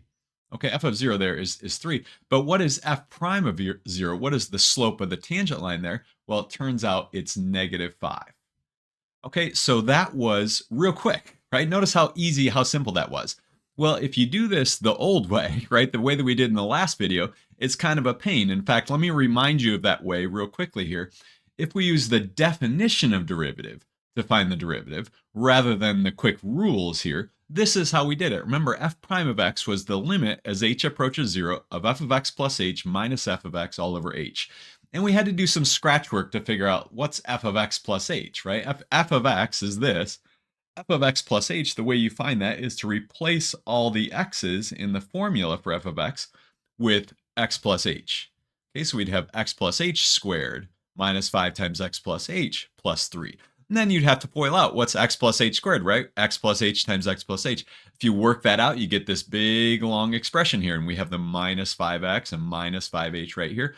We get this big, huge expression for f of x plus h. And so we plug that in here. So that's what's in parentheses here. And I'm going to go through this quickly because we did this in the last video. So I don't want to go through all the details. It'll just take a long time, but I'm just reminding you, this would be f of x plus h, and then f of x was x squared minus 5x plus 3. And fortunately, you get some nice things to cancel out. You have the x squared cancels with a minus x squared. You have this minus 5x canceling with a minus 5x, which is a plus 5x. And you have this 3 canceling with a minus 3 there. So all three of these terms cancel with terms here. What you're left with is 3 terms on the top. All three of those terms have an h in them, so you can factor out the h like this, and then cancel the h. And then when you're taking the limit as h approaches 0, if you plug in 0 up here for h, you get 0 over 0. But now that you've canceled the h's, once you plug in 0 for h, you just end up with 2x minus 5. So notice you get 2x minus 5, which is what I said it was going to be right up here. And by the end of this video, you'll be able to know the derivative of this is 2x minus 5 just immediately. Just looking at it for a half a second, you'll be able to know the derivative is 2x minus 5. You won't have to go through this big long mess, right? So you found the derivative is 2x minus 5, so the derivative at 0, again, you just plug in 0, you get this. Now, again, I'm not going to work this example all the way out, but suppose you had f of x equals x cubed. How would you find f prime of x? Well, with the rules, you'll be able to know the derivative just immediately, and I'll explain these rules in just a second. The derivative is going to be 3x squared. The derivative of x cubed is 3x squared. Okay, now the rules will do that real quickly, but the long way of doing that is to do it like this. F prime of x is the limit as h approaches 0 of f of x plus h minus f of x over h. And then you'd have to figure out what's f of x plus h. Well, f of x was x cubed. F of x plus h is x plus h cubed. And that's not just going to be x cubed plus h cubed. You have to FOIL out x plus h times x plus h times x plus h, right? Just like we did over here in the scratch work. And that's a big mess. You do x plus h times x plus h, FOIL that out, and then multiply that by x plus h. You get this big, long, messy expression, which you plug in here for the x plus h cubed. Fortunately, we have a x cubed minus x cubed. Those cancel out. You're left with 3 terms on the top, these 3 terms, and all of those terms have an h in them. So just like before, you factor out the h, and then you cancel the h, and you're left with this, and then you plug in 0 for h. When you plug in 0 for h, and again, we're plugging it in for h, not for x. When you plug in 0 for h, this is 0, and you're just left with 3x squared. But again, you'll be able to know just immediately that the derivative of x cubed is 3x squared if you know the rules. Okay, so you can avoid all this painful work here, right? So I just wanted to show you all this work so you could see, man, that's a big pain. So it will be really nice once you know the rules. Okay, so if f of x is x cubed, f prime of x is 3x squared. If we wanted to find like what's f prime of 2, well, we just plug in 2 then for x, and you get 12 as a result. So graphically, what this means, here's the graph of f of x equals x cubed. At x equals 2, what is the slope of the tangent line, right? F of 2 is 8. Turns out f prime of 2 is 12. That's the slope of the tangent line there. Okay, so what are the rules? Or what are these tricks that we can do to make it quick to take a derivative? Well, the first theorem that we have is that the derivative of a constant function is equal to 0. In other words, if f of x is a constant, like if f of x equals 5, then the derivative is going to be 0. And this makes total sense because imagine, what does the derivative look like? Well, for a constant function, isn't a constant function just a horizontal line? And at any point on the horizontal line, the slope's going to be 0. All right, so if f of x equals 5, right? So if this is up here at a height of 1, 2, 3, 4, 5, f of x equals 5, right? There's the function. What is the slope of the tangent line? Well, the slope of the tangent line at any point is going to be 0. So f prime of x will be 0. So the derivative of any constant function is just going to be the 0 function. Okay, now the next rule is going to be extremely useful. It's called the power rule because we're looking at powers of x, but actually it's a powerful rule because it allows us to take derivatives real easily and real quickly. Now, suppose we're trying to find the derivative of x to the n. What is the derivative of x to the n? Well, the power rule says the derivative is going to be n times x to the n minus 1. So for example, f of x equals x cubed, right, which we just looked at. what is f prime of x going to be according to this rule? Well, here the n is 3, so the derivative is going to be 3 times x to the 3 minus 1, right, which would be 2. It's 3x squared. Okay, the derivative of x cubed is 3x squared. Notice how quick that was. Notice how much simpler that was than trying to do limit as h approaches 0, blah, blah, blah. Okay, so let's do some more examples. Find f prime of x if f of x is x to the 7th power. Well, here n is 7. What is f prime of x? Well, the derivative of f of x, right, f prime of x is going to be 7x to the 6th. Right? 7x to the 7 minus 1, 7x to the 6th. Okay, what's the derivative of x to the 4th power? Well, according to the power rule, the derivative of x to the 4th is going to be 4x cubed. Okay, what's the derivative of x squared? Well, the derivative of x squared is going to be 2x to the 1, or in other words, just 2x. Okay, now you might wonder, why is the power rule true? Well, you can prove the power rule using something known as the binomial theorem, but one way that you might be able to guess the power rule is by trying to find the derivative using the old way, the hard way, with like x squared and x cubed and x to the 4th power, and you might notice a pattern. Okay, but you would prove this using a binomial theorem, but we're not going to go through the proof. But notice how much simpler it is now to take a derivative of x to some power.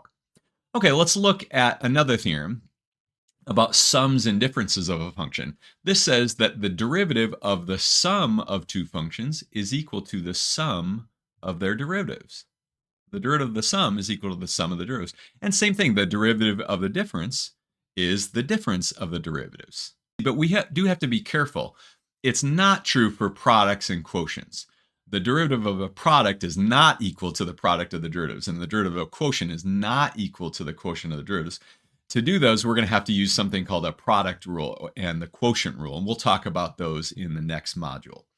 Okay, but it does work for sums and differences. So if we wanted to find the derivative of x to the 8th plus x cubed, right, if this is f of x, what is f prime of x? Well, f prime of x is going to be, well, the derivative of x to the 8th is 8x to the 7th. The derivative of x cubed is 3x squared. So there's our answer. 8x to the 7th plus 3x squared. Okay, what's the derivative of x to the 100th minus x to the 13th? Well, the derivative is going to be 100x to the 99th minus 13x to the 12th. Okay, we use the power rule to take the derivative of x to the 100th. It's 100x to the 99th. Use the power rule to take the derivative of this is 13x to the 12th, and we're taking a difference. Okay, the derivative of the difference is the difference of the derivative, so that's our answer. Again, notice how quick that was, how simple that was. Okay, the next theorem says, if g is a function and k is a constant, I don't know why I use g instead of f here, but if g is a function and k is a constant, then the derivative of k times g is equal to k times the derivative of g. Now, the notation here is a little messy and a little confusing, but the way I remember this is the derivative of a constant times a function is equal to the constant times the derivative of the function. And even saying it like that might be a little confusing, but let's do an example. Suppose we want to find the derivative of not x to the 4th, but 7x to the 4th.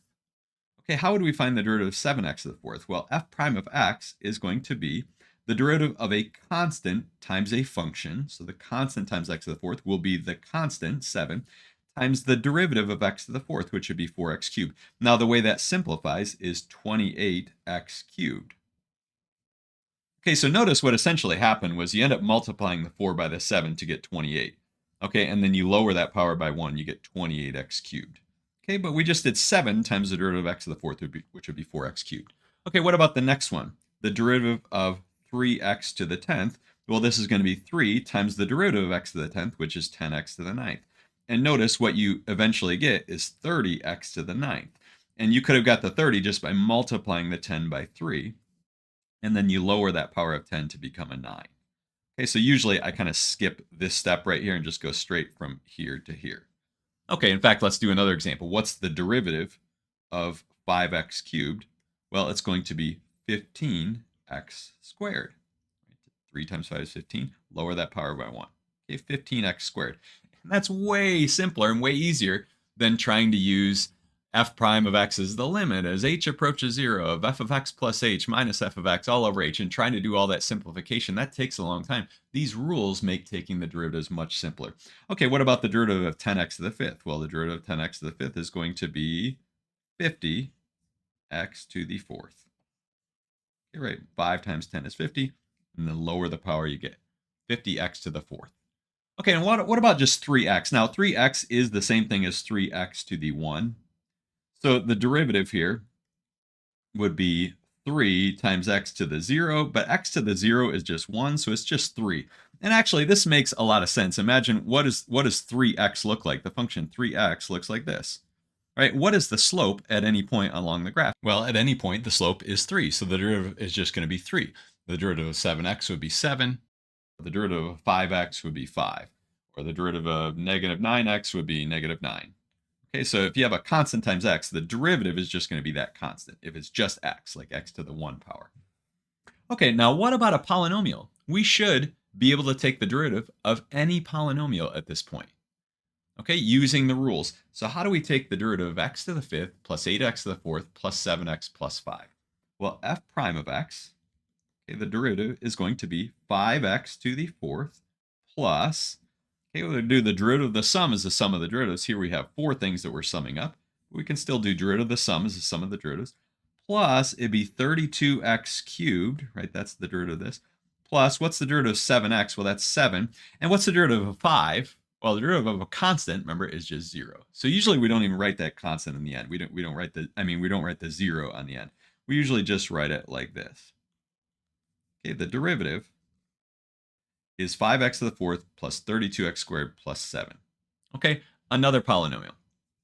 F of x equals 3x to the seventh minus 12x squared minus 13x plus 2. The derivative is going to be 21x squared, right? Again, you take the 7, multiply by 3, you get 21. Oh, not squared. Sorry, I goofed that up. X to the sixth. 21x to the sixth minus, what will it be? 24x to the 1. And I don't need to put the 1. It's just 24x minus 13, right? The derivative of 13x is just 13. And the derivative of 2 is just 0. We're not going to write that. So we get 21x to the sixth minus 24x minus 13. Okay, what about this one? What's the derivative of x squared plus 1? Well, this one's pretty straightforward. The derivative of x squared is 2x, or 2x to the 1. Derivative of 1 is 0. Notice it's 2x. Didn't we actually find this exact derivative in the last video? And wasn't it a long process of finding the derivative of x squared plus 1? Didn't we find that it was 2x, this exact one? And notice how quick it was. We could just write it down without even really having to think about it. Okay, so knowing these rules really helps making the process of taking derivatives go much easier. Now, let me mention a few things about notation for derivatives. If you're given a function f, or f of x, we could write the derivative as f prime of x. Now, another way to write the derivative would be df dx. Okay, so df dx, so df over dx, that means the same thing as f prime of x. Okay, these are the exact same thing. Okay, now, what about f prime of a number, like f prime of 5? How could we write that here? Well, we'd write df dx evaluated at x equals 5. So we have this long kind of vertical bar right here, and we put x equals 5. Sometimes you just put 5 there, or x equals 5, however you want to write it. So df dx at 5, or at x equals 5. Now, sometimes we have functions where we're given them in terms of like y. Okay, so what would be the derivative of y? Well, you could write it as y prime, or y prime of x. You could write y as y of x, but this is y or y prime. Another way to write it would be dy dx. Okay, so y prime or dy dx, those both mean the same thing. Okay, so let's look at some examples here. If f of x is x to the seventh power, what is df dx? Well, df dx is going to be 7x to the sixth. Okay, df dx, remember that's the same thing as f prime of x. It's just another way of writing the derivative. Okay, if y equals this, x cubed minus 7x plus 15, what is dy dx? Okay, well, dy dx is going to be 3x squared minus 7. Derivative of x cubed is 3x squared. Derivative of 7x is just 7. And the derivative of 15 is 0. We don't even have to write it. Okay, now, sometimes you're given a different variable instead of x. What if you have f of t equals 2t to the fourth? 2t to the fourth, what is f prime of t? Okay, well, f prime of t is going to be 8t cubed. Okay, 8t cubed. Now, this could also be written as df dt. You wouldn't write df dx, you'd write df dt. But f prime of t, or df dt, is going to be 8t cubed. So So we just have a different variable here. Or suppose we have g of w equals w squared plus 12w minus 8. What's g prime of w? Okay, well, g prime of w is going to be 2w plus 12. Derivative of w squared is 2w to the 1, right? There's 2w.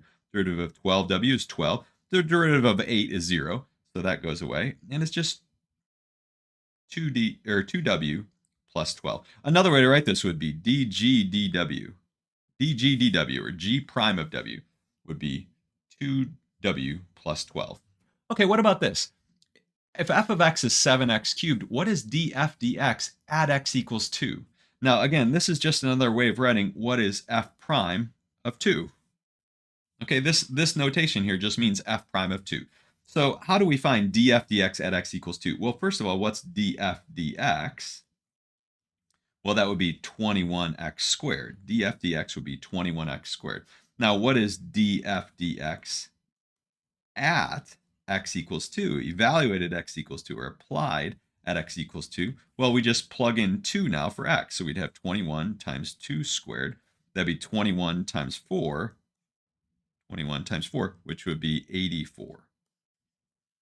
Okay, so remember, the derivative of a function, you end up getting a function, but the derivative of a function evaluated at a point. So if you're trying to find f prime of 2 or df dx at x equals 2, you end up getting a number. That number represents the slope of the tangent line at x equals 2.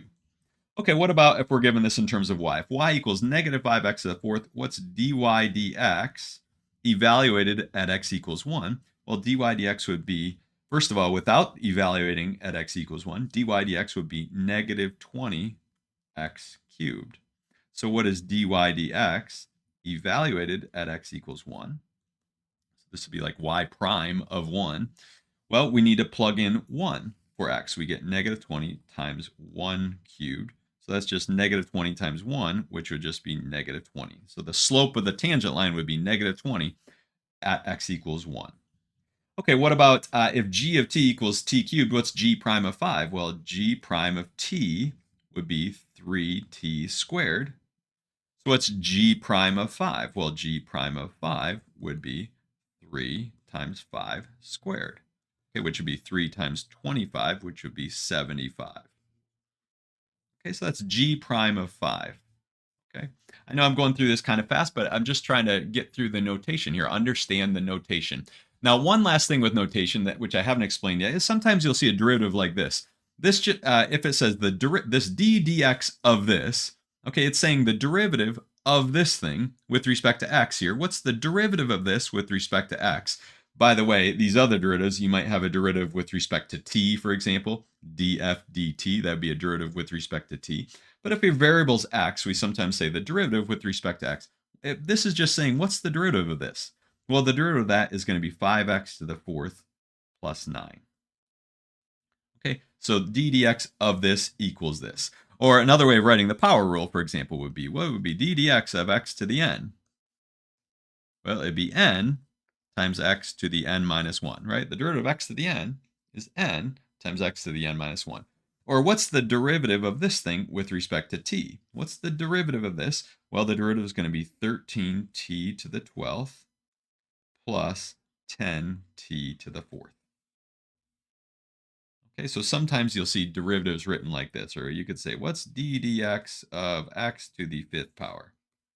Okay, and I usually put parentheses. I know my math lab sometimes doesn't put parentheses around this, but I usually put parentheses around the x to the 5th. What's the derivative of x to the 5th? This is asking. Well, it's 5x to the 4th. So notice these rules make taking derivatives much simpler and much quicker. And they're really useful and really helpful compared to having to use the definition of derivative to find a derivative. In this video, we're going to talk about how to find the equation of the tangent line. So let's look at an example. Suppose f of x is x cubed minus 2x squared plus x plus 4. Find the equation of the tangent line to the graph of f at x equals 2. And put your final answer in the form y equals mx plus b. Now, to find the slope of the tangent line at x equals 2, what we need to find is f prime of 2. So we'll find f prime of 2 in a second here. But before we do that, though, let's find what is f of 2. So f of 2, if we plug things in, we're going to get 2 cubed minus 2 times 2 squared plus 2 plus 4. And if we work this out, 2 cubed is 8 minus, well, 2 squared is 4 times 2 is 8 plus 2 plus 4.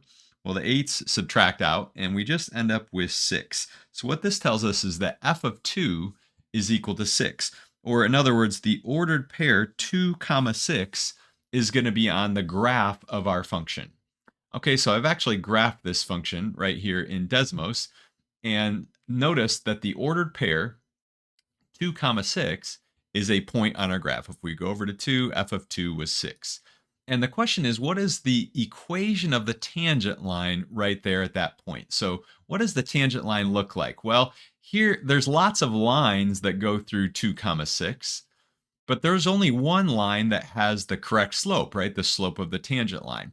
So what is the slope of the tangent line? So first of all, how do we find the slope of the tangent line? And then second of all, how do we find the equation of the tangent line? Well, again, the slope of this tangent line is going to be f prime of 2. Notice f of 2 was 6. That's the height of the point right there. It's up there at a height of 6. What is the slope right there? Okay, so that will be f prime of 2.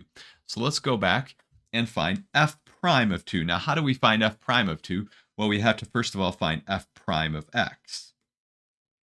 Okay, let's take the derivative of our original function. And the derivative of x cubed was 3x squared. Okay, and then we're going to subtract 4x plus 1, right? The derivative of this function is this. Okay, so what is f prime of 2 then? Okay, there's f prime of x, f prime of 2. We need to plug in 2 everywhere we see an x. We get 3 times 2 squared, so that'd be 3 times 4 is 12 minus 8 plus 1. 12 minus 8 is 4, plus 1 is 5. So what that tells us is that the slope of that blue line, the slope of that tangent line, is 5. Now notice we know two things about our line. We know a point on our line, and we know the slope of the line. So now the question is, what is the equation of that line? And again, the line that we're talking about is this blue line here. We know that a point on the line is 2, 6, and we know the slope of this line now is 5. How do we find the equation of that tangent line? Well, if we know the point and point on the line and the slope, we can use the point slope formula. Okay, point slope formula. Okay, from algebra. Okay, and the point slope formula from algebra is y minus y1 equals m times x minus x1, where the x1, y1 is your point, and the m is your slope, right? That's your point, and that's the slope. Okay, and we know that our point on the line was this point 2 comma 6 up here. Okay, 2 comma 6 is the point on our line, and we know that the slope of our line is 5. Okay, remember, f of 2 was 6. That's how we got the 6. F prime of 2 was 5. That's how we got the slope to be 5. Now we just need to plug it in here. Okay, so we get, remember, we're plugging the 2 comma 6 in for x1, y1, not for x and y. So we'll leave the x and y here. y1 was 6, m is 5, and x1 is 2. Okay, so y minus 6 equals 5 times x minus 2. That's our equation, but we wanted to put the final answer in the form y equals mx plus b. So we're going to first of all distribute that 5. We get 5x minus 10. And now we're going to add 6 to both sides. So our final answer is going to be y equals 5x minus 4. Okay, that is the equation of the tangent line. Now let's go back and look at the graph and see if that looks reasonable. Does this look like it could be 5x minus 4? Well, actually, notice it does cross down here at minus 4. Okay, so we have the correct y-intercept. So yeah, this is the line, y equals 5x minus 4. Okay, so that's how you find the equation of the tangent line at a point. So in this case, we looked at x equals 2. So we had to first of all find f of 2 to give us the y-coordinate here. That's 6.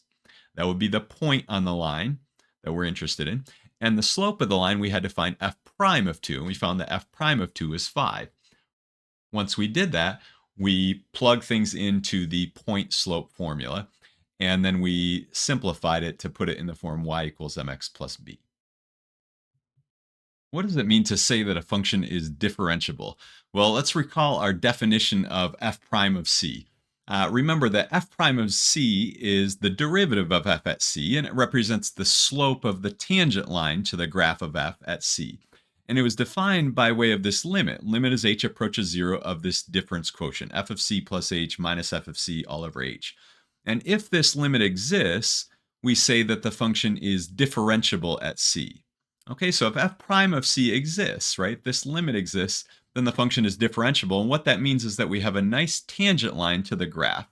Okay, so the tangent line has some nice slope where the slope is some number. Now, is it possible for a function to not be differentiable at a certain point c? And it turns out that it is. So let's go to Desmos. And notice our first example will be f of x equals the absolute value of x. This function is not differentiable at x equals 0. Okay, it has a sharp corner there. There's no nice tangent line at x equals 0. If it were kind of rounded off at the bottom, then yeah, we could have a nice tangent line with a slope of 0 there, but it's a sharp corner. We don't have a nice tangent line. In terms of that limit, the limit as h approaches 0, well, if we're approaching from the right, remember what we're looking at is not the function values, but actually the slope of the secant line. Well, if we pick a point in the graph and the origin here, the slope between that point and the origin would be 1. So no matter where we're at, the slope would be approaching 1 here. In fact, the slope just is 1 for every value of h there. As we approach from the left side, though, the slopes are -1. And so that limit is not going to exist. The left and right-hand limits are not going to agree, so the limit won't exist. So the function, even though it's continuous here, this is a continuous function, it's not differentiable at 0. And let me modify this just a little bit here. Let's put in a new function. This function is a modified version of the absolute value of x function. And notice we have this point here, 3, 1. Now, we say this function is not differentiable at 3. We don't say at 3, 1. Usually we just say at x equals 3 or at 3, the function is not differentiable, again, because we have this sharp corner. Now, there are other reasons that a function could not be differentiable. For example, if you have a vertical tangent line. Okay, notice at x equals 0, this function has a vertical tangent line. This is the cube root of x function. And so it's kind of like it has an infinite derivative there, but we say the derivative does not exist. When we take that limit, the limit as h approaches 0 of that difference quotient, we'll actually get infinity, right? But an infinite limit, remember, does not exist. So this function is not differentiable at 0. Okay, another way that a function could not be differentiable somewhere is if you have a cusp, okay, like a sharp corner or a cusp. So notice at any other point here, like this point right here, we could look at what the tangent line looks like, or a point over here. But at 1 right here, at x equals 1, this does not have a well-defined tangent line there. So again, even though this is a continuous function everywhere, it's not differentiable at x equals 1. Okay, now another function would be an example like this. Here we have a vertical asymptote at x equals 2. And so this is not going to be differentiable. In fact, imagine trying to draw a tangent line at x equals 2. The function is not even defined at x equals 2. It's not even continuous. We're actually going to have a theorem that says that if a function is differentiable somewhere, then it has to be continuous. So if it's not continuous, then it definitely can't be differentiable. So this is not even continuous at 2, so it definitely can't be differentiable. And same thing with this last example. Here's a function that is not continuous at 5. So it's certainly not going to be differentiable at 5. Imagine trying to draw a tangent line, right, to the graph at this point, right? That wouldn't even make sense. So this function is not differentiable. Okay, now let's go back to our PDF here. So note, differentiability is a stronger condition than continuity. So if a function is differentiable at c, then it must be continuous at c.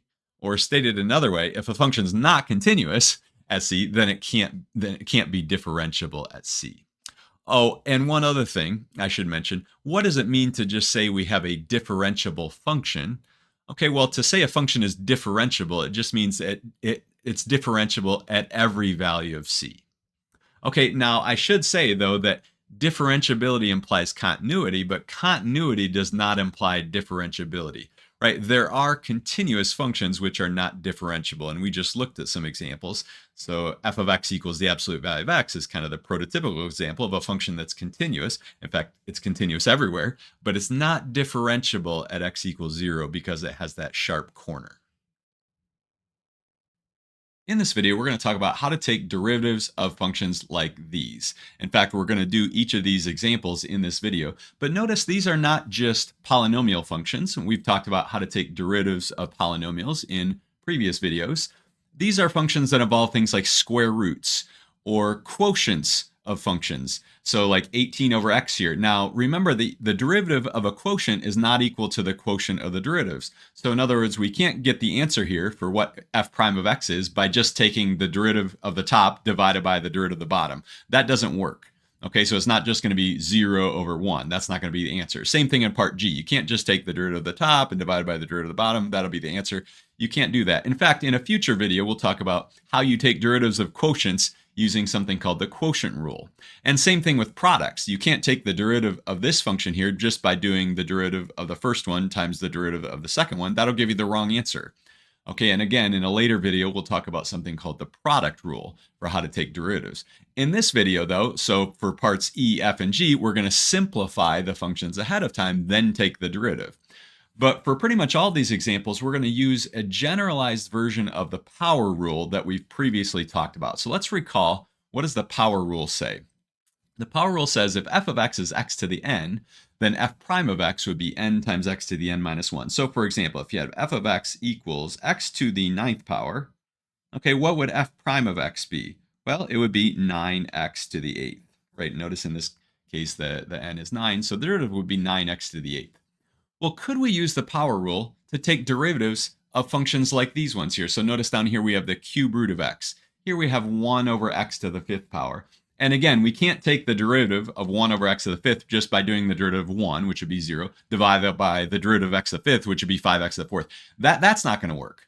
But could we still use the power rule in some way to take the derivative? And it turns out we can. In fact, what we can do is rewrite this as x to the negative 5th power.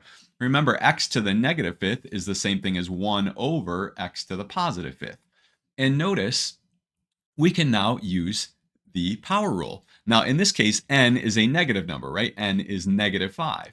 Okay, but the power rule works even if n is not a positive number. N could be a negative number or even a fraction or a decimal. The power rule is still going to work. So what would be the derivative in this case here? Well, notice f prime of x is going to be, well, we have to bring this number out front. That n goes out front. It would be negative 5 times x to the, and you might be tempted to say like negative 4th, but actually we have to subtract 1 from the n.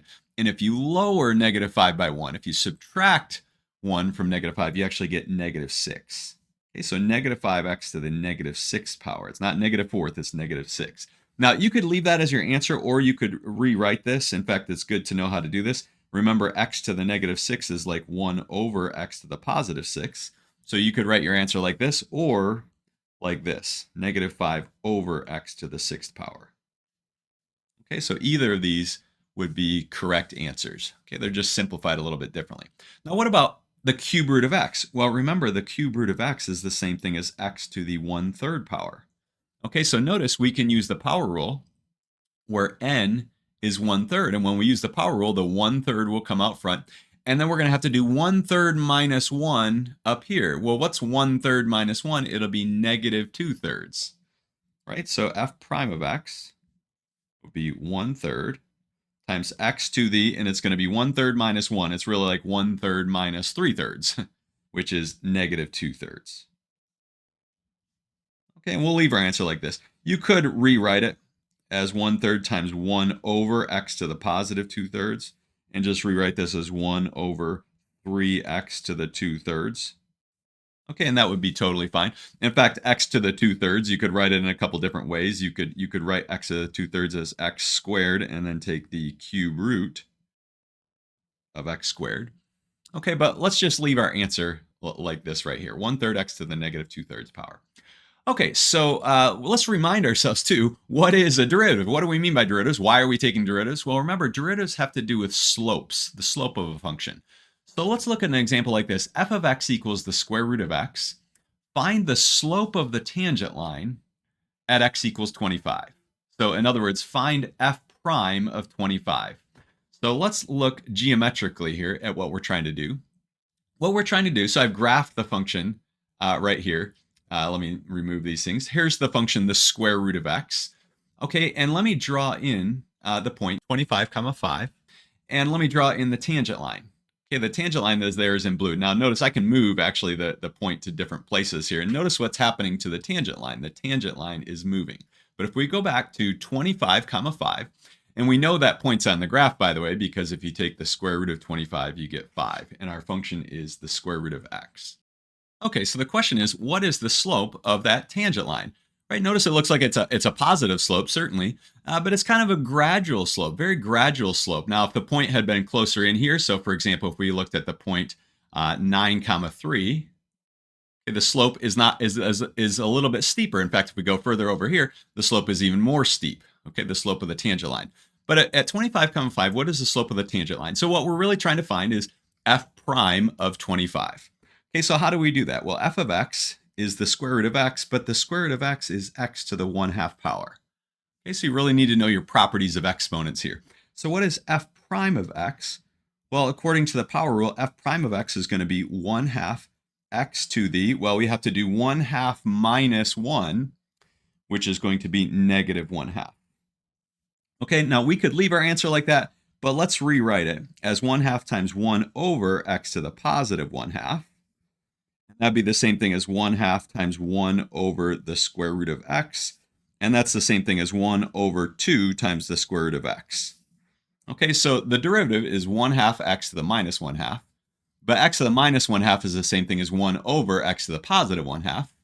And x to the positive 1/2 is just the square root of x. Okay, so what's 1/2 times 1 over the square root of x? Well, it's 1, right? Multiply the numerators, we get 1. Multiply the denominators, we get this. So that's f prime of x. Well, what is f prime of 25? Well, plug in 25 for x. So you could either use this formula here, or you could use this formula here. By the way, I'm putting a box around it. That's not our final answer. Our final answer is going to be what f prime of 25 is. So let's plug it in. We get 1 over, let's use this one right here, 2 times the square root of 25. So that's 1 over 2 times 5. And so that would be 1/10. Okay, so the slope of that line, the slope of that tangent line right here is 1/10. Okay, that's what f prime of 25 is 1/10.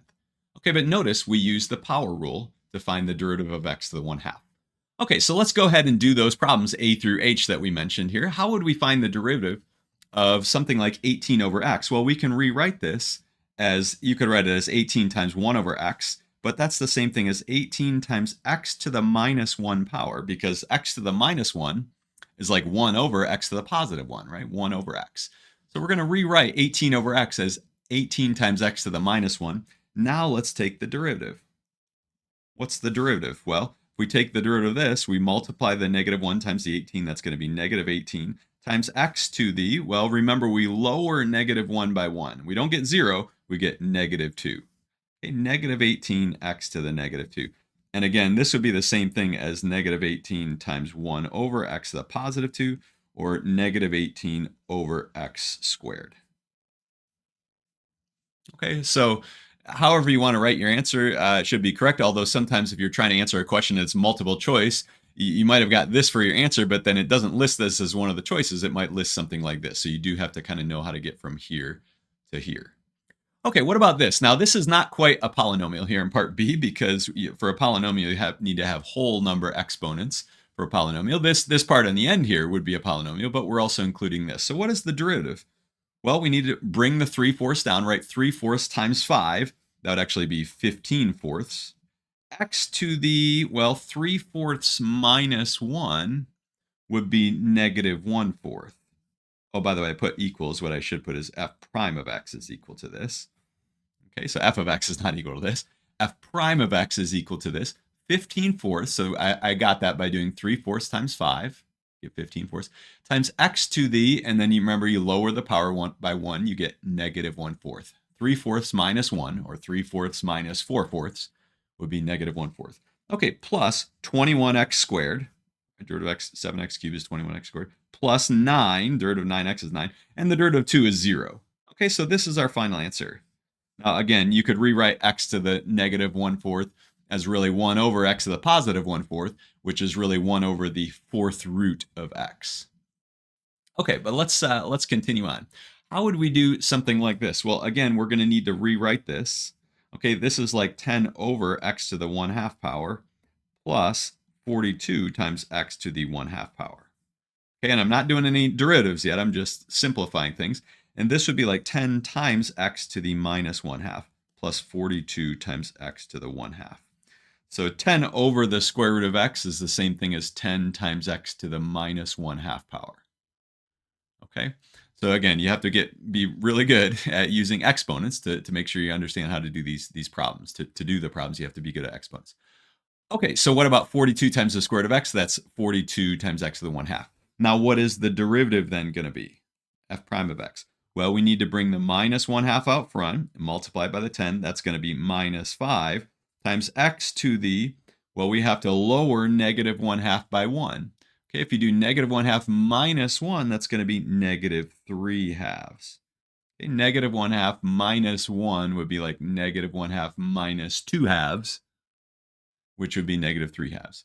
Okay, plus, well, we bring the 1/2 out front times the 42, we get 21 x to the, well, if we lower 1/2 by 1, we take 1/2 and we subtract 1, we get negative 1/2. Okay, so we could write this as our answer. Okay, moving on, we get our next problem, part D, f of x equals 2x to the negative 6 plus 10 over 3x to the 4th. So now let's rewrite, so the 2x to the negative 6, that's okay, we'll leave it like that. Let's rewrite this as 10 thirds times 1 over x to the 4th power. Okay, we're 10 thirds times 1 over x to the 4th. So the 10, multiply this on top, we get 10. Multiply this on the bottom, we get 3x to the 4th. So let's rewrite this. And again, we're not doing the derivative yet. We're just rewriting this. 1 over x to the 4th is like x to the minus 4th. So 10 over 3x to the 4th is the same thing as 10 thirds x to the minus 4th. Okay, now let's go ahead and take the derivative. What is the derivative? Well, the derivative of 2x to the negative 6 would be negative 12x to the negative 7. You lower negative 6 by 1, you get negative 7. Plus, well, we do negative 4 times 10 thirds. That would be negative 40 thirds. Okay, so plus a negative 40 thirds times x to the negative 5th power. Okay, now I put plus a minus. You could just put a minus. So, and in fact, let's simplify this a little bit. This would be negative 12 over x to the 7th power. Okay, x to the negative 7th is like 1 over x to the positive 7th. So that goes in the denominator. And then we could put minus 40 over and write it as 3x to the 5th power. The 3 stays on the bottom, and we have 1 over x to the 5th here. Okay, so you could either leave your answer like this, or you could simplify it and get it like this. And again, it's good to know how to simplify answers because especially if it's multiple choice, sometimes you need to know how these things simplify. Okay, moving on to the next one, we have x plus 3 quantity squared. Now, how do we take the derivative? Well, we're going to simplify it ahead of time. So how does this simplify? Well, it's not just going to be x squared plus 3 squared. That's sometimes called the freshman's dream, right? If you take the square of something like this, you can't just do this squared plus this squared. The way you have to do it is x plus 3 times x plus 3. Okay, and you rewrite this by foiling, right? X times x is x squared. We get a 3x from the inside two terms, a 3x from the outside. So that's plus 6x, and then 3 times 3 is 9. Okay, so now notice this really is just a polynomial. So the way we take the derivative of a polynomial, well, we already know how to do that, right? Derivative of x squared would be 2x. The derivative of 6x is just 6, and the derivative of 9 is 0, so we don't need to write it. Now notice we could not take the derivative of this by just doing the derivative of the first part, which would be 1, times the derivative of the second part, which would be 1. Notice that would not give us the correct answer. That'd be 1 times 1. You can't take the derivative of a product of two things just by taking the product of the derivatives. Okay, same thing right here in f. We can't just do, to find f prime of x, we can't just do the derivative of this times the derivative of this. That would give us the wrong answer, so we need to FOIL things out. So 3x times x, that'd be 3x squared. We multiply the two outside things, let's do that first. We would get 15x, 3x times 5. We multiply the two inside things, we get minus x, or minus 1x. And multiply the two last things, we get minus 5. Okay, so notice this simplifies to be 3x squared plus 14x minus 5. So now what is the derivative? Okay, we had to kind of simplify before we could take the derivative. The derivative would be 6x plus 14. Okay, what about the next example? And again, we can't just do the derivative of the top, which would be easy to do the derivative of the top, and the derivative of the bottom. That'd be easy. That would give us the wrong answer. So how do we do this? Well, the way we do this is by simplifying first. So notice that if you had a fraction that was like a plus b plus c over d, isn't that the same thing as a over d plus b over d plus c over d, right? That's just how fractions work. So we can rewrite this as 7x to the ninth over x to the fifth plus 2x over x to the fifth plus 12 over x to the fifth. Okay, we just break this apart like this. This over this, plus this over this, plus this over this. But notice, what's 7x to the ninth over x to the fifth? Well, the x to the fifth, yeah, it's like x times x times x times x times x. And on the top, we have x times x. A whole bunch of those x's will cancel. In fact, 5 will cancel, and we'll be left with 7x to the fourth. Okay? Now, on this one, we have 2, and it's going to be over x to the fourth, actually, because we're going to have one of the x's cancel from the top and the bottom. We have that x will cancel. One of these x's will be left with an x to the fourth there. And we have plus 12 over x to the fifth. Okay, now let's rewrite it so that we can take the derivative. We can rewrite this as 2x to the negative fourth. We can write this as 12x to the negative fifth. So now let's take the derivative. The derivative is going to be 28x cubed, and then multiply the minus 4 times 2. That'd be minus 8x to the minus fifth. And then we're going to get minus 60x to the minus sixth power. Okay, so this is our answer. And again, you could rewrite this maybe as 28x cubed minus 8 over x to the fifth minus 60 over x to the sixth. Okay, and I believe we're on our last example. What about if we have 11 over the fifth root of x to the seventh power? Now, again, we need to remember, what is the fifth root of x to the seventh? Well, that would be x to the 7/5 power. Okay, x to the 7/5. So the 7 is the exponent. The 5 is the fifth root, is like taking something to the 1/5 power. But again, notice that this x to the 7/5 is in the denominator, so we can rewrite it as 11 times x to the negative 7/5. Okay, 11 times x to the negative 7/5. So what is the derivative going to be? Okay, again, all this stuff up here was simplifying things. We just rewrote this in a way where we can now use the power rule. So we're going to rewrite this by multiplying negative 7/5 times 11. That would be negative 77/5 times x to the, well, what's negative 7/5 minus 1? Well, it's really negative 7/5 minus 5/5. Okay, negative 7/5 minus 5/5, or negative 7/5 minus 1 would be negative 12/5. Okay, so that's how you take a derivative. And again, knowing these properties of exponents and really knowing how to use them well is going to be extremely useful and really necessary in doing these problems. What is the rate of change of a function? Well, I've drawn the graph of a function f here, and notice that the function seems to be trending upward as we move left to right. Now, that's not always the case. It looks like the function is decreasing right in here. But we could ask, how fast is the function changing at some point? Or what is the rate of change of the function at that point? And notice that at some places, the function seems to be changing only gradually, like right in here. Whereas other places, like over here, it seems like the function is changing more rapidly. And so the rate of change of a function at a point, sometimes called the instantaneous rate of change at that point, will just be the slope of the tangent line there. Now, in this video, we're only going to be interested in the average rate of change of a function. So if we looked at 2 points, A and B, so let me draw in 2 points here. So let's say this is A, let's say this is B. We could ask, what is the average rate of change of the function between these 2 points?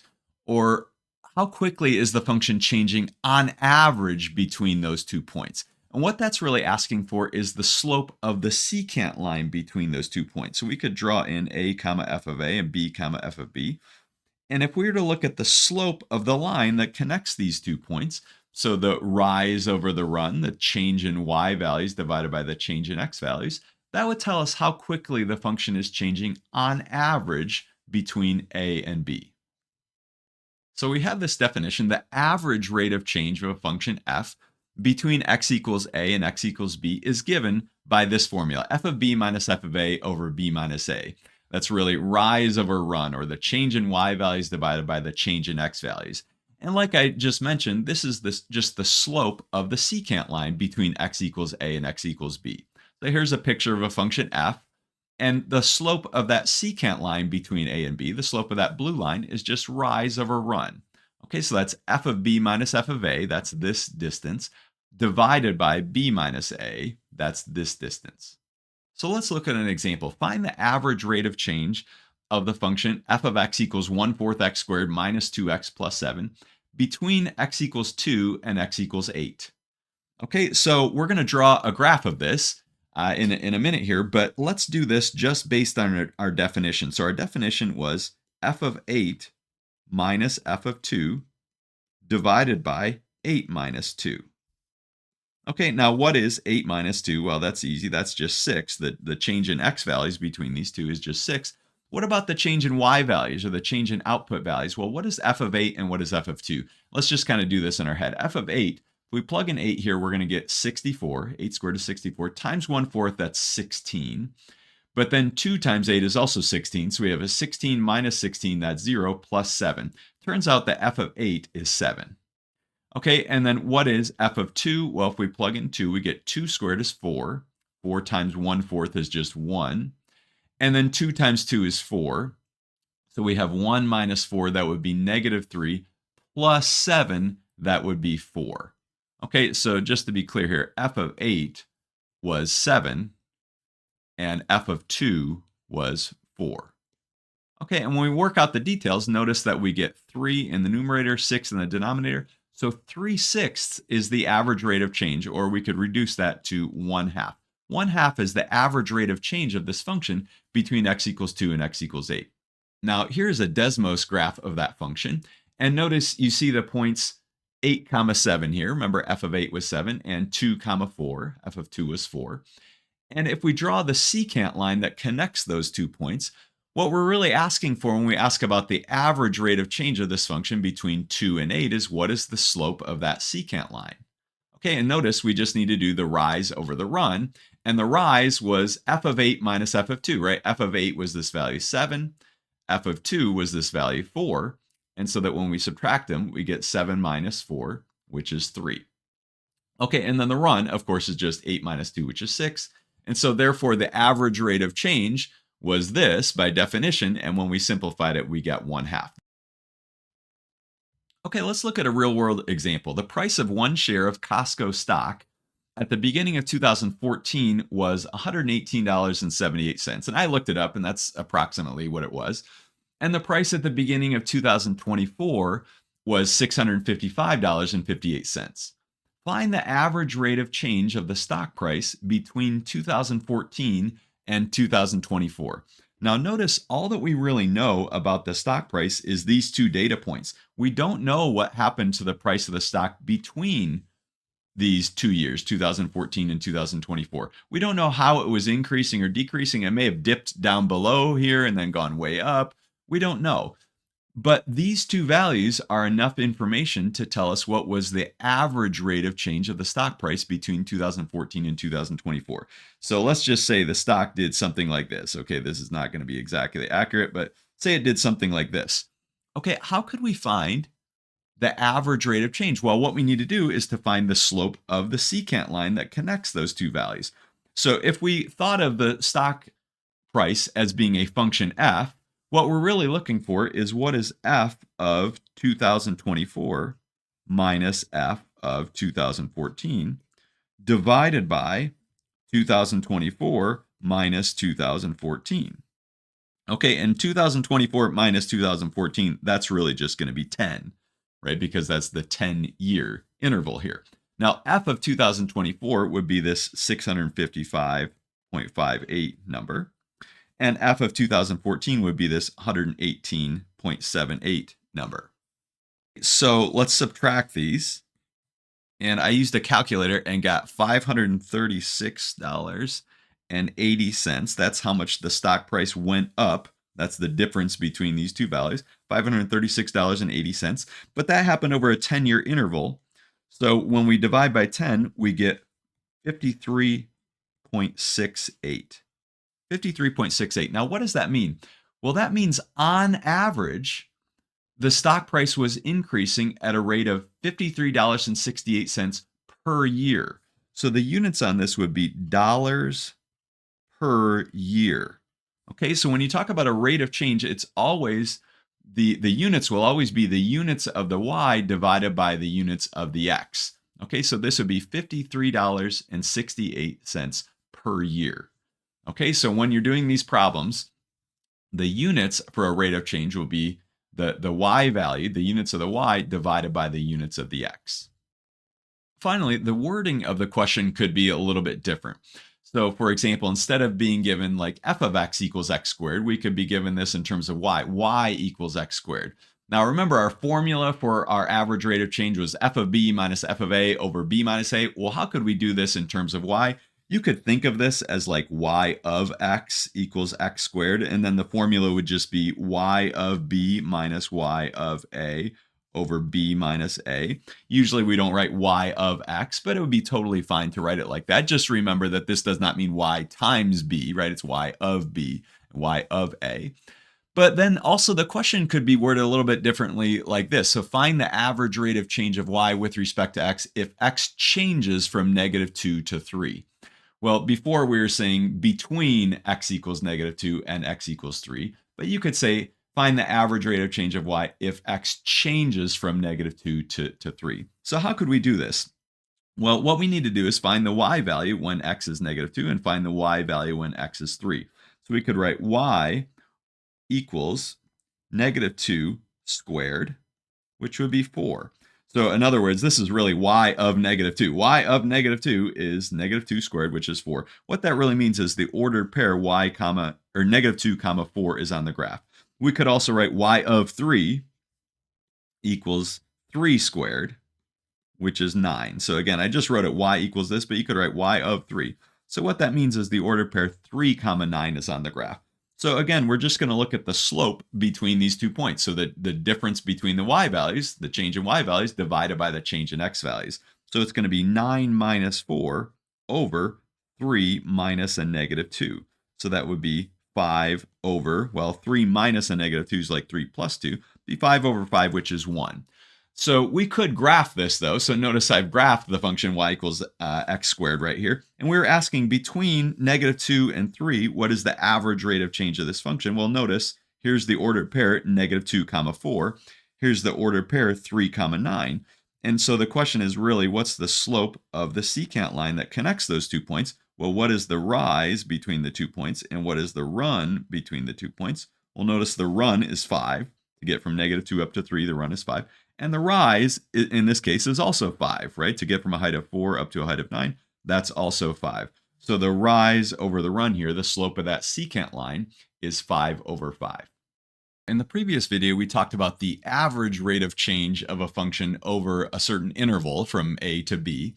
In this video, we're going to talk about the instantaneous rate of change of a function f at a point c. And we define the instantaneous rate of change at c to be just f prime of c. Now notice that's just the slope of the tangent line at c. So let's look at a function here, f. Now at different points along the curve, the function is changing at different rates. So for example, at this particular point, the function is changing at a certain rate. Whatever the slope of the tangent line is at that point, that's the instantaneous rate of change of the function. Now notice a point like right here, it looks like the function is decreasing, right? It's going down, so it would have a negative instantaneous rate of change. Or right here, it's a little steeper. Okay, it's still a negative slope, but it's a little steeper, so it would have a bigger negative number as the instantaneous rate of change. So let me draw in a particular value here. Let's draw it in blue. At this point here, the slope of the tangent line there, right, f prime of c, would represent the slope of the tangent line. That's the instantaneous rate of change of f at x equals c. So notice we're not talking about how the function is changing over an interval. We're talking about how is the function changing at one particular value, okay, at x equals c. So let's look at an example. Find the instantaneous rate of change of the function f of x equals 1/2 x cubed minus x squared minus 7/2 x plus 10 at x equals 1. So what we really need to find is what's f prime of 1. Now, f of 1 just in case you're wondering, f of 1, if you plug it in and work out all the details, f of 1 ends up being 6. Okay, but that actually doesn't matter for the rate of change. That just tells us that the graph has a height of 6 at x equals 1, or in other words, the point 1 comma 6 is on the graph. The question, though, is what is f prime of 1? So what's, first of all, f prime of x? F prime of x would be, well, we have to do 3 times 1/2. That would be 3/2 x squared minus, well, the derivative of x squared would be 2x. The derivative of 7/2 x is just going to be 7/2. And the derivative of 10 is just 0. So there's f prime of x. Now, what is f prime of 1? Well, let's just plug in 1, right? We get 3/2 times 1 squared minus 2 times 1 minus 7/2. So that would just be 3/2 minus 2 minus 7/2. And we could get a common denominator here. Let's get a common denominator of 2. Notice that 2 is the same thing as 4/2. So we have 3/2 minus 4/2, that'd be negative 1/2, minus 7/2, which would be negative 8/2. Now, negative 8/2 is the same thing as negative 4. So the instantaneous rate of change of this function at x equals 1 would be negative 4. Now, graphically, what does this mean? Well, let's go to Desmos. Here's the graph of that function, f of x. And our point, 1 comma 6 is the point on the graph here. And again, that just means that f of 1 is 6, or the height of the function at x equals 1 is 6. The question, though, is what is the slope of the tangent line at that point? And it turns out when we figured it out, the slope was negative 4. And notice that looks reasonable here. It looks like that blue line could have a slope of negative 4. So the way we found it was to take f prime of x and then plug in 1. So we found f prime of 1 was negative 4. And that is the instantaneous rate of change of the function at x equals 1. In this video, we're going to talk about position and velocity, and we're going to begin with an example. Suppose a car is stopped at a stoplight, and the light turns green at time t equals 0 seconds, and the car starts moving forward. And suppose the distance traveled by the car in meters during the first 4 seconds is given by this function, f of t equals t squared. So what this means, for example, is that when t equals 3, after 3 seconds, the car has traveled 9 meters, 3 squared. When t is 2, the car has traveled 4 meters. Oh, when t is 0, it's, of course, traveled 0 meters. So let's look at this in a diagram here. What we've really drawn is an axis here. We can kind of think of this as like a y-axis, and we can plot the position at various times t of where the car is along this y-axis. Now, remember our formula is f of t equals t squared. So f of 0 is 0. So notice that time t equals 0, we are at the position 0, right? The car hasn't moved yet. We're just at the initial position. And when time t equals 1, we've traveled 1 meter. But at time t equals 2, we're at position 4 here. We've traveled 4 meters. At time t equals 3, we're at position 9 along this number line here, along this axis. So notice it seems like the car is speeding up. It's accelerating. In fact, it is. Notice in that first 1 second, it only traveled 1 meter. But in the second between t equals 1 and t equals 2, it traveled 3 meters. Okay, between t equals 2 and t equals 3, it traveled 5 meters. So the car appears to be speeding up. It's accelerating. Now, if we wanted to find like the average velocity of the car between, let's say, t equals 1 and t equals 3 seconds, we'd have to figure out, well, how far did the car travel? Notice it traveled 8 meters in that 2-second interval. So between t equals 1 and t equals 3, it traveled 8 meters, and it did it in 2 seconds. And 8 divided by 2 is 4, so it traveled 4 meters per second on average. That was the average speed, or the average velocity between t equals 1 and t equals 3 seconds. But what if we want to find the instantaneous velocity? How fast the car is going exactly at, say, t equals 3 seconds? How could we do that?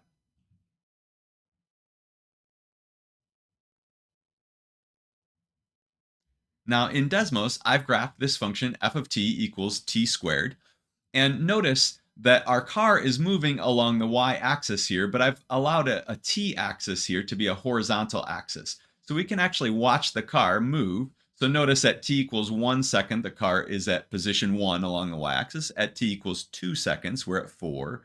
T equals 3, we're at 9, and so on. In fact, I can play this here. And notice the car appears to be accelerating, right, as time moves on. So time is moving here at a constant rate. Let me hit play. 1 second, 2, 3, 4, right? The car is moving. Let's do that again. So notice t equals 1, 2, 3, 4 seconds. The car is accelerating this way. Now, again, if we wanted to figure out where the car is at 1 second, we'd be at 1 meter. And at time t equals 3 seconds, we're at 9 meters. If we want to find the average velocity between that in that 2-second interval, we'd have to find the slope of this secant line, right? Notice the slope of this secant line between 1, 1 and 3, 9. The run here would be 2, right? That would be that 2-second interval. The rise would be 8, right? Because it traveled 8 meters in those 2 seconds. And when we calculate the rise over the run, we get 8 over 2, which is 4. So it traveled 4 meters per second in that 2-second interval.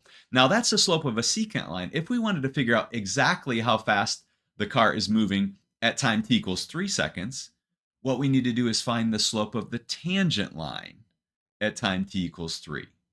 Okay, so let's recall the function here is f of t equals t squared. So the derivative would be 2t.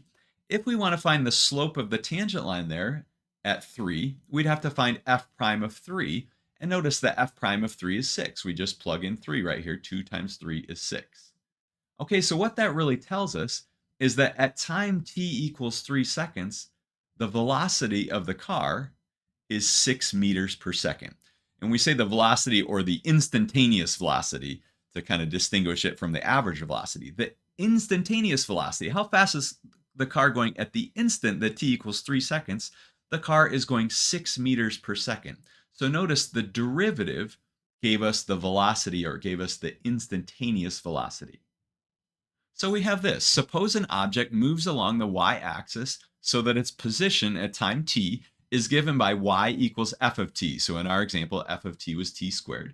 Then the instantaneous velocity of the object at time t equals c is given by f prime of c, the derivative of f at c.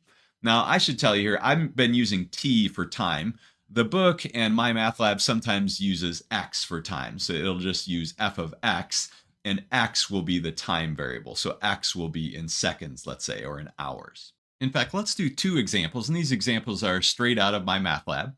The homework from my math lab. Suppose an object moves along the y-axis so that its location is y equals this function here, f of x equals x squared plus 5x at time x, okay, where y is in meters and x is in seconds.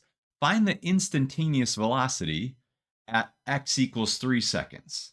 Okay, so what we really need to find is what is f prime of 3. Now, f of 3 is going to give us something, but that'll just tell us the position of the object along the y-axis. But f prime of 3 is going to tell us the velocity. So what's f prime of 3? Well, f prime of x would be 2x plus 5. Okay, the derivative of x squared plus 5x, 2x plus 5. So f prime of 3 would be 2 times 3 plus 5. So that would be 6 plus 5, which is 11. So our answer is 11 meters per second. That's the velocity at time x equals 3 seconds. Okay, let's look at another example. Again, this is straight out of my math lab. If an object moves along the y-axis marked in feet so that its position at time x in seconds is given by f of x equals 182x minus 13x squared, find the following. Okay, what is the instantaneous velocity function? And they're using the letter v for the velocity function. So v is just f prime of x. You could think of it as v of x, right? V of x, the velocity at time x, is just f prime of x. Okay, also, what is the velocity when x equals 0 and x equals 3 seconds? And also, what is the time when the velocity is 0? Okay, so this is not saying the time is 0. It's asking at what time is the velocity 0? Okay, so let's answer this question. So remember, our function f of x, let me write it down here, f of x was 182x minus 13x squared. Okay, so what is f prime of x, right? F prime of x is going to be 182 minus 26x. Okay, the derivative of 182x is 182. Derivative of 13x squared is 26x. So that's our v of x. Remember, v of x was just f prime of x. It's 182x minus, or 182 minus 26x. So that's what you would type in to my math lab for this problem. Okay, now the velocity when x equals 0 seconds is what? Well, here's the velocity at x seconds. What's the velocity when x is 0? So we just need to find v of 0. So notice v of 0 would be 182 minus 26 times 0, and that's just 182. So the velocity at time t equals 0 seconds, or x equals 0 seconds, would be 182 feet per second. Okay, it's at time x equals 0, the object's already moving, right? It's already moving at a rate of 182 feet per second when x is 0. When x is 3, what is it? Well, we need to find v of 3. Okay, so we get 182 minus 26 times 3, right? We're just using this formula here. And we get 182 minus, I believe that's 78. And 182 minus 78, I believe, is 104. So this would be 104 feet per second. So again, you type in 104, and that would be the velocity in feet per second. Okay, now this last question is not asking you to plug in 0. It's saying, in fact, what is the velocity when x equals 0? It's 182 feet per second. This is saying, at what time is the velocity 0? So if we have this formula here, in other words, what value of x can we plug in here that will make the velocity be 0? Okay, what x value would make this output be 0? So what we need to do is solve the equation 0 equals 182 minus 26x. Okay, we need to solve that for x. So we want the velocity, which is this, to equal 0. Okay, so what we can do is add 26x to both sides. We get 26x equals 182. Then divide both sides by 26. And when you work this out, I believe that's 7. Is that right? 140 plus 4. Yeah, I believe that's 7. Turns out it's exactly a nice number. Now, what would that be? Would that be 7 feet per second? No, that's just 7 seconds. At time or x equals 7 seconds, the velocity is 0. Okay? V of x gives you this formula, so you can find the velocity at any time x. So when x is 0, it's going 182 feet per second. When x is 3, it's going 104 feet per second. When x is 7, it's actually going 0 feet per second, right? It's the velocity is 0. It's actually stopped at that instant when x equals 7. So notice what we have here is really two different interpretations of the derivative.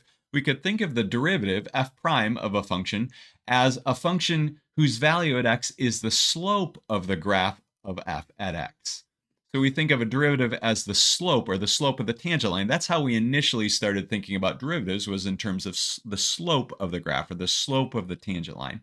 But we could also think of the derivative function as the instantaneous rate of change of the function f with respect to x.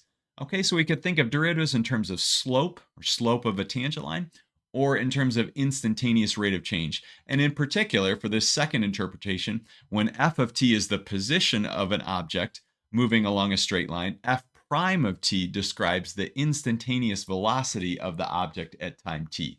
And that was really the impetus for how calculus got started in the first place. When Isaac Newton essentially invented calculus, he was using it to describe the laws of motion. He was talking about position and velocity and acceleration, and he needed calculus to really talk about instantaneous velocity. So he essentially invented calculus over one summer. And here we are, like 400 years later, still using it. We're going to talk about the derivatives of the functions e to the x and natural log of x. Now, let me just tell you right at the beginning here that the derivative of e to the x is going to turn out to just be e to the x. And the derivative of natural log of x is 1 over x. So what do these formulas mean, and where do they come from? We're going to talk about that in this video. Now, we're going to begin with the function e to the x, but before we can talk about e to the x, I want to talk about what is the difference between the functions y equals x squared and y equals 2 to the x. Well, 2 to the x is an example of what's called an exponential function. Okay, it's not a polynomial. Now, x squared is not an exponential function. It's a polynomial. In fact, it's a quadratic function. So we can notice, based on a table of values, the difference between these functions. So we've seen the function x squared quite a bit before. Notice that if you plug in, for example, -3, we get 9 as an output, right? -3 squared would be 9. Or if we plug in 5, we get 25 as an output. Well, what about 2 to the x? Okay, if we made a table of values and we wanted to graph the function 2 to the x, how would we do that? Well, notice that 2 to the -3rd power is the same thing as 1 over 2 to the +3rd, which is 1/8. So notice if we plug in -3 in for x here, 2 to the -3rd, we get 1/8 as a result. Now what about plugging in something like 5? So 2 to the 5th would be 2 times 2 times 2 times 2 times 2, which turns out is 32. So notice the point 5, 32 would be on the graph. Now 5, 32 would be on the graph of 2 to the x. 5, 25 would be on the graph of x squared. So these are not the same function. Let's go to Desmos. Oh, that's not it. That's my Google search. Let's look at the graphs of these functions. Well, f of x equals x squared, we know what that looks like. That's just a parabola. Now 2 to the x looks like this. Notice that the order pair 0, 1 is on the graph because 2 to the 0 is 1. We also have 1, 2, 2, 4, 3, 8. Notice as we move to the right, every time we go to the right one, it's doubling in height. In fact, let's look at the height here. If we move from x equals 2 to x equals 3, it's twice as high. Right, as if we go back, it's getting half as high every time we move to the left. And that's true not only because I'm picking these whole numbers, 1, 2, and 3, but even if I were to pick a decimal like 1.4, if I were to go from 1.4 to 2.4, the graph would double in height. So every time you move over 1, it gets twice as high. Now the graph of 3 to the x looks like this. Notice that the point 0, 1 is still on the graph because 3 to the 0 power is 1, but instead of 1, 2, it's going to go through 1, 3. Okay, and instead of 2, 4, it's going to go through 2, 9, right? 3 squared is 9. And also, as we move further to the left, instead of -1, 1/2 being on the graph, we have -1, 1/3 on the graph. Okay, now this is 2 to the x looks like this. 10 to the x looks like 10 to the x. We could also graph something like y equals, so it would be even steeper. Now, what would e to the x look like? Let's recall that e is a number, right? It's a number that's between 2 and 3. It's 2.718. So we would suspect that the graph of y equals e to the x would be between the graphs of y equals 2 to the x and y equals 3 to the x, and it turns out that it is. Okay, e to the x, and notice it's a little closer to 3 to the x than it is 2 to the x because e is a little closer to 3 than it is to 2. So let me get rid of the other graphs. Now this function y equals e to the x has some very important properties that may not be apparent from just looking at it. In fact, it looks very similar, just 2 to the x or 3 to the x, but it has some properties that the functions 2 to the x and 3 to the x don't have. So the important property we're going to look at is if we look at the slope of the tangent line at any given point. So at 0, 1, it turns out the slope of the tangent line is 1. In fact, if we take any point along the curve and look at its y-coordinate, whatever that y-coordinate is, that'll also be the slope of the tangent line. So for example, right here at 1.28, 3.59664, the y-coordinate is 3.59664. That's how high the point is above the x-axis, but that's also the slope of the tangent line there. The slope there is 3.59. Now, if we were to go over here, notice it's a more gradual slope. Okay, but the slope is actually the y-coordinate. So the y-coordinate is 0.20598. The slope is also 0.20598. So e to the x has that really interesting property. That's not true about 2 to the x, for example. If you look at the point 0, 1 here, the slope of the tangent line is not 1. It's not exactly 1. In fact, it's a little bit less than 1. If we were to look at 3 to the x, the slope of the tangent line there is a little bigger than 1. But for e to the x, it's exactly equal to 1. So these functions, 2 to the x and 3 to the x, don't have the property that whatever the y-coordinate is, that's what the slope of the tangent line is. E to the x is very unique in that respect. And what that really tells us about e to the x is it is its own derivative. The derivative of e to the x is e to the x. Now, that was not a rigorous proof that the derivative of e to the x is e to the x, but that at least made it plausible. If you wanted to see a rigorous proof, I'm not going to go through this. What we'd have to do is look at the limit definition of derivative. Limit as h approaches 0 of f of x plus h minus f of x over h, and then use the function e to the x. So we'd have e to the x plus h minus e to the x. We'd write e to the x plus h as e to the x times e to the h. We'd factor out a e to the x. The e to the x could come out in front of the limit because we're taking a limit as h approaches 0, so the x is really constant with respect to that. And then you need to know that this limit, you'd have to have some type of argument that this limit here is actually 1. So we're not going to go through a rigorous proof, but you could prove this rigorously if you wanted to. So the derivative of e to the x is e to the x. Now, what about natural log of x? Well, in order to talk about natural log of x, let's first talk about log base 2 of x. Okay, we're going to graph natural log of x, but I think it's maybe a little easier to get started with something like log base 2 of x. So what is the difference between the functions 2 to the x and log base 2 of x? And here's our table of values for 2 to the x. We already looked at this table of values. What is the table of values for log base 2 of x? Well, notice, for example, that log base 2 of 8 is what? Well, 2 to the what power equals 8. Log base 2 of 8 is 3. 2 to the third power equals 8. So notice when we plug in 8 for x, we get 3 as an output. That's actually just the opposite of what happened with 2 to the x. When we plugged in 3, we got 8. In fact, all of these ordered pairs are going to be flipped. 3 comma 8 is going to be on the graph of 2 to the x. 8 comma 3 is going to be on the graph of log base 2 of x. In fact, the functions 2 to the x and log base 2 of x are inverses of each other. The x and y coordinates are flipped. What that means in a little more technical sense is that if you do 2 to the log base 2 of x, you get x, and if you do log base 2 of 2 to the x, you get x. And those just come from the properties of logarithms, but this really tells you that if you compose those two functions in either order, you end up getting x. Okay, so these functions are inverses of each other. So what does that mean in terms of their graphs? Well, I graphed the function y equals 2 to the x here in blue, and y equals log base 2 of x in red. Now, notice these functions are reflections of each other across the line y equals x. Notice, for example, that the order pair 3 comma 8 is on the graph of 2 to the x, and the order pair 8 comma 3 is on the graph of log base 2 of x.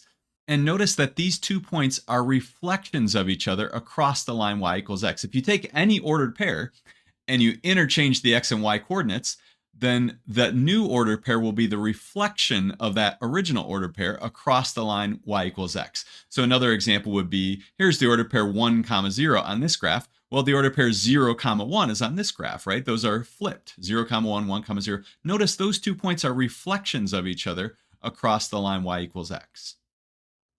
So this is what the graph of y equals log base 2 of x looks like. Now, it turns out that we also have e to the natural log of x equals x and natural log of e to the x equals x. So what this really tells us is that e to the x and natural log of x are inverses of each other. So what that tells us about their graphs is that their graphs will be reflections of each other across this line y equals x. So here's y equals e to the x. Here is y equals natural log of x. Now, this function y equals natural log of x has a really interesting property that has to do with the slope of the tangent line at any given point.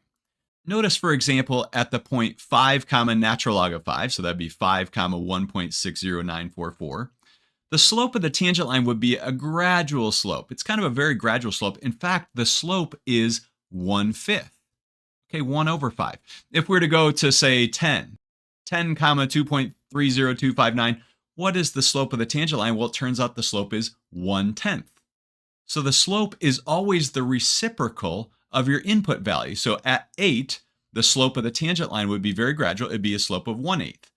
At x equals 1, the slope would be 1 over 1, which is 1. If we looked at a very small value of x, such as 1/10, so 0.1, notice the slope down here would actually be a really steep slope. The slope would be 1 over 0.1, which would actually be 10. So at 0.1 comma whatever the y coordinate is down here, the slope would be 10. So what this really tells us about the function natural log of x is that the derivative of natural log of x is 1 over x.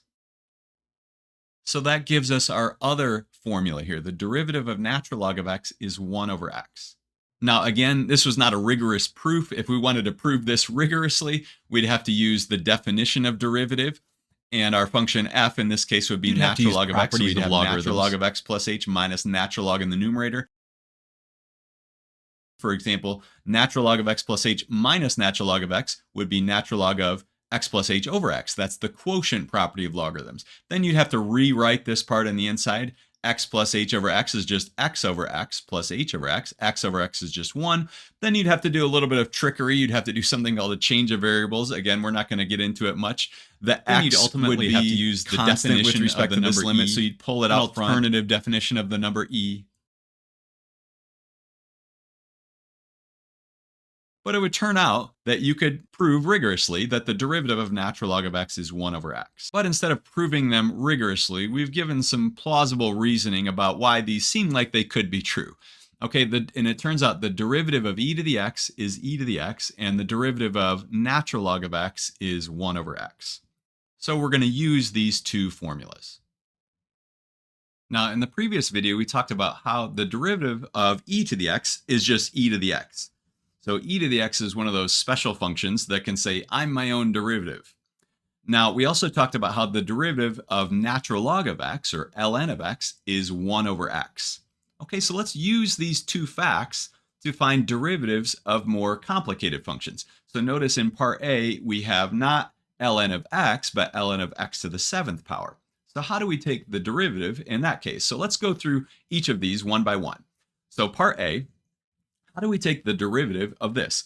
Well, what we're going to do is rewrite this as 7 times natural log of x. So what I've used here is the power property of logarithms that tells us that we can take this 7 and bring it out front. Okay, now how do we take the derivative of 7 times ln of x? Well, this is just a constant. And remember, the derivative of a constant times a function is just the constant times the derivative of the function.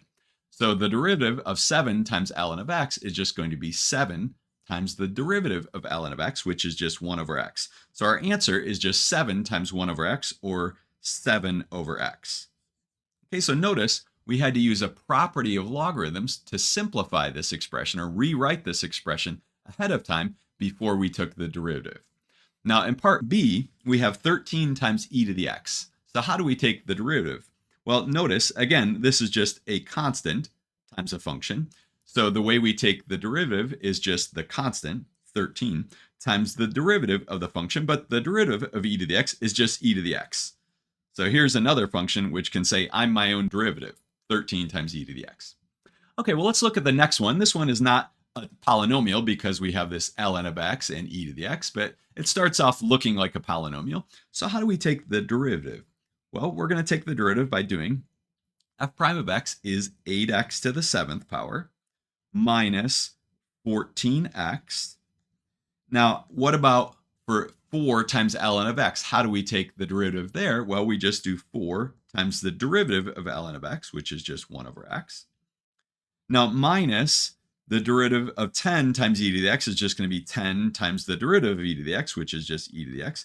And the derivative of 21 is just 0. Now, we can rewrite this as 8x to the 7th minus 14x plus 4 over x minus 10 times e to the x. And that's our answer. Okay, moving on, part D, how do we take the derivative of ln of 5 over x cubed? Well, what we're going to do here is use the quotient property of logarithms, which tells us that the way you can simplify natural log of a quotient is it's equal to the difference of the logarithms, right? Log of a quotient is equal to a difference of logarithms. Okay, log of a product would equal a sum of logarithms. That's the product property of logarithms. The quotient property says log of a quotient is equal to a difference of logarithms. Now, we're going to rewrite natural log of x cubed as 3 times natural log of x. Now, how do we take the derivative of this? Well, what is the derivative of natural log of 5? Is it just 1 over 5? No. Okay, ln of 5 is just a constant, and the derivative of a constant is just 0. Okay, it's kind of like if you have f of x equals x to the 4th power. Well, we know the derivative of x to the 4th, right, f prime of x, would be 4x cubed. But what if we had 2 to the 4th power? What's the derivative of 2 to the 4th power? Is it 4 times 2 cubed? No, right? That power rule only works if you have x, right? Your variable x to some power. It doesn't work if you have a constant to a power. In fact, 2 to the 4th is just 16, and the derivative of 16 is just 0, right? So the power rule only works if you have x to the 4th power. Same thing for natural log. The derivative of natural log of x is 1 over x, but the derivative of natural log of 5, that's not 1 over 5, it's just 0. Okay, again, ln of 5 is a decimal. Just type it into your calculator, ln of 5, you just get a constant. It's some crazy decimal. Now, what about the derivative of 3 times ln of x? Well, it's just 3 times the derivative of ln of x, which is just 1 over x. So our final answer is just minus 3 over x. Okay, and last of all, part E, how do we take the derivative of 2 times ln of 3x? Well, again, we're going to use a property of logarithms to simplify this. ln of a product is equal to a sum of logarithms, right? So ln of 3 times x is the same thing as ln of 3 plus ln of x. Now, if I write it like this, I'm going to get it wrong because it's not just 2 times ln of 3 and then plus ln of x. It's 2 times the whole thing, right? But ln of 3x is the same thing as ln of 3 plus ln of x. Now, let's distribute the 2 and write this as 2 times ln of 3 plus 2 times ln of x. Now, we could take the 2 and bring it up here and write this as ln of x squared. Okay, but there's no point in doing that because we already have it in the form where we know how to take the derivative. So again, we haven't done a derivative just yet. We've just rewritten our original function like this. Okay, so now what is f prime of x? Well, again, the derivative of 2 times ln of 3, that's just 0 because this is just a constant. Okay, now what about 2 times ln of x? Well, that's just going to be 2 times the derivative of ln of x, which is 1 over x. So our final answer is just 2 over x. Okay, now what about functions like these? Well, in this module, we're not going to look at functions like these. These are more complicated functions. We're actually going to look at these in the next module when we learn about the chain rule and the product rule and the quotient rule for derivatives. So in part A, by the way, we're not allowed to bring this 2 out front here because that only works if it were the whole expression inside here squared. Then we could bring the 2 out front, but we have ln of x squared, so we can't bring that out front. Also, what we can't do, this is not the same thing as ln of x squared plus ln of 3x plus ln of 7, right? Logarithms don't work that way, right? You can't just distribute the logarithm like this, right? That doesn't work that way. Log of a sum is not equal to a sum of logarithms. That doesn't work. So how could we take the derivative of this? Well, we'd have to use something called the chain rule, which we'll learn about in the next module. Same thing right here. We have a product of two things. We can't just take the derivative by doing the derivative of this times the derivative of this. And even if we could do that, how do we take the derivative of e to the 5x squared plus 1? So we're going to learn about the chain rule and the product rule and the quotient rule for derivatives in the next module. So we'll have to hold off on these until then. And finally, this is not something you'll need to know for this class, but it might be something that you're just curious about. If b is any positive number, then what is the derivative of b to the x? So for example, 5 to the x. What's the derivative of 5 to the x power? Right? So in other words, if f of x is 5 to the x, what is f prime of x? Well, you can't just take the x out front and then lower this and make this x minus 1. In other words, the answer is not going to be x times 5 to the x minus 1. Because in order to use the power rule, the base is what needs to be the variable. But our base here is a constant. It's our variable that's in the exponent. So if you had like f of x equals x to the 5th, yeah, the derivative there, f prime of x, is going to be 5x to the 4th, right? We can use the power rule. But you're not allowed to use the power rule here, right? This is a polynomial. You can take the derivative like this. This is not a polynomial. This is an exponential function. How do you take the derivative of something like this? Well, it turns out the derivative of b to the x is b to the x times ln of b. So the derivative of 5 to the x would be 5 to the x times ln of 5. Now, ln of 5 is just a decimal here. So qualitatively speaking, it's kind of like the derivative of 5 to the x is just 5 to the x, but it's actually 5 to the x times this little fudge factor here, ln of 5. Okay, and ln of 5 is just a crazy decimal. Or suppose you had f of x equals, I don't know, 7 to the x. Well, the derivative of 7 to the x would be 7 to the x times ln of 7, that decimal ln of 7. Now, finally, what if you had f of x equals e to the x? Okay, then what does this say here? The derivative of e to the x. Well, don't we know the derivative of e to the x is just e to the x? Well, what would this rule say? This rule says the derivative of e to the x is e to the x times ln of e.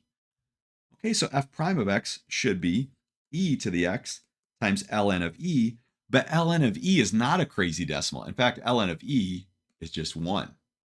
So the derivative, so this simplifies to just be e to the x. The derivative of e to the x is e to the x.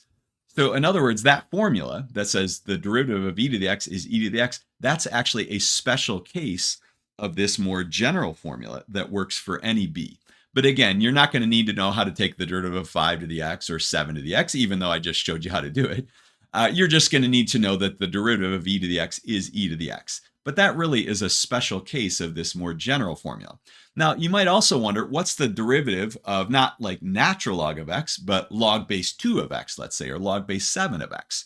Okay, so I'm going to rewrite the formula right here. How could we take the derivative of, let's say, log base 2 of x? Okay, well, according to this rule here, this says the derivative of log base 2 of x is going to be 1 over x times ln of 2, right? So our b here is just 2. This would be 1 over x times ln of 2. Now, notice that qualitatively speaking, this is kind of like just 1 over x, but you're multiplying by this fudge factor here. Ln of 2 is just some crazy decimal. It's kind of like the derivative of log base 2 of x is just 1 over x, but it's not just 1 over x, it's 1 over x times ln of 2. Okay, similarly, what's the derivative of log base 7 of x?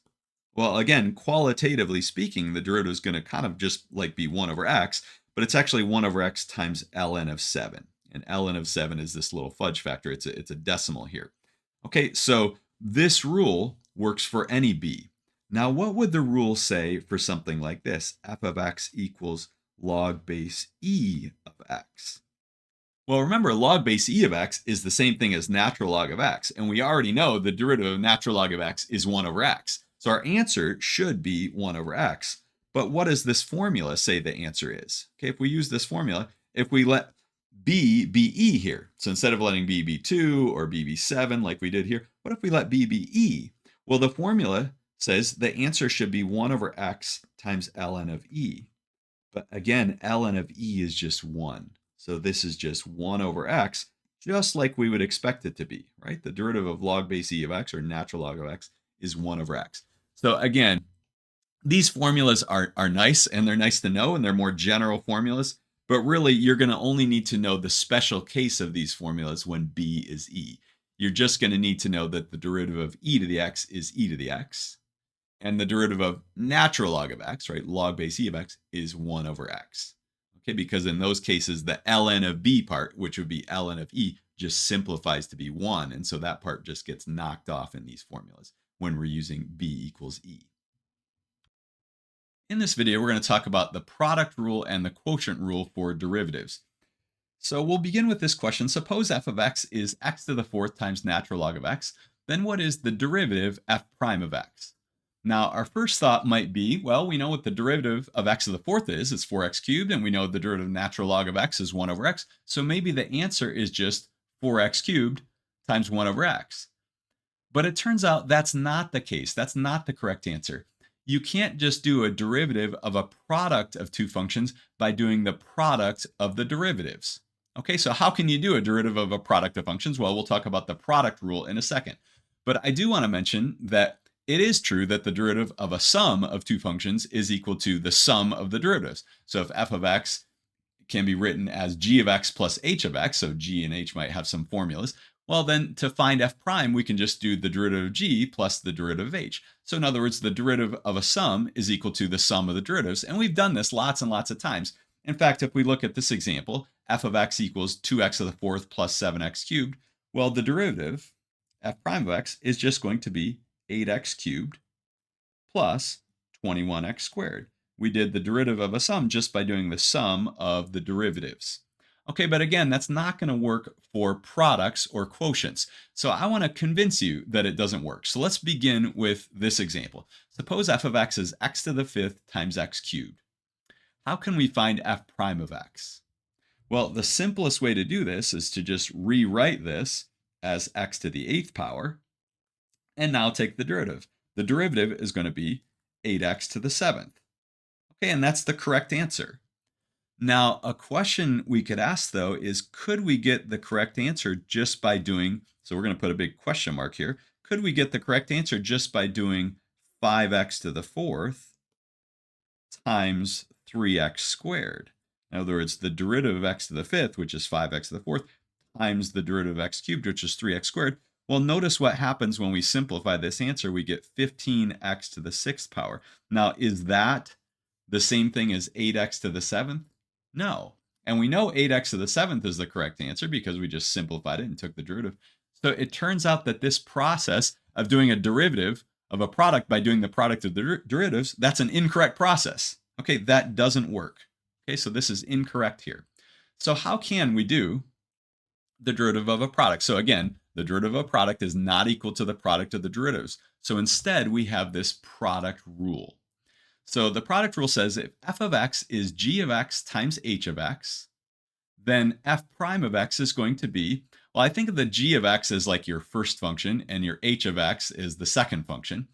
The derivative is going to be the first function, the g, times the derivative of the second, plus the second function times the derivative of the first. Okay, that's what the product rule says. The way you take the derivative of a product of two functions is do the first function times the derivative of the second, okay, g times h prime, plus the second function times the derivative of the first, right, h times g prime. Okay, so let's do this with the example that we had at the beginning of the video here. Suppose f of x is x to the fourth times natural log of x. What is f prime of x? Okay, well, in this function, we could think of it, if we were thinking of it in terms of g and h, the g of x would be like our x to the fourth, and the h of x would be like our natural log of x. But again, I don't even like to think of it in terms of g and h. I just like to think of it in terms of a first function, the x to the fourth, and a second function, natural log of x. Okay, so the way we take the derivative is to do the first function, x to the fourth, times the derivative of the second function, which would be 1 over x, plus the second function, natural log of x, times the derivative of the first one, which is 4x cubed.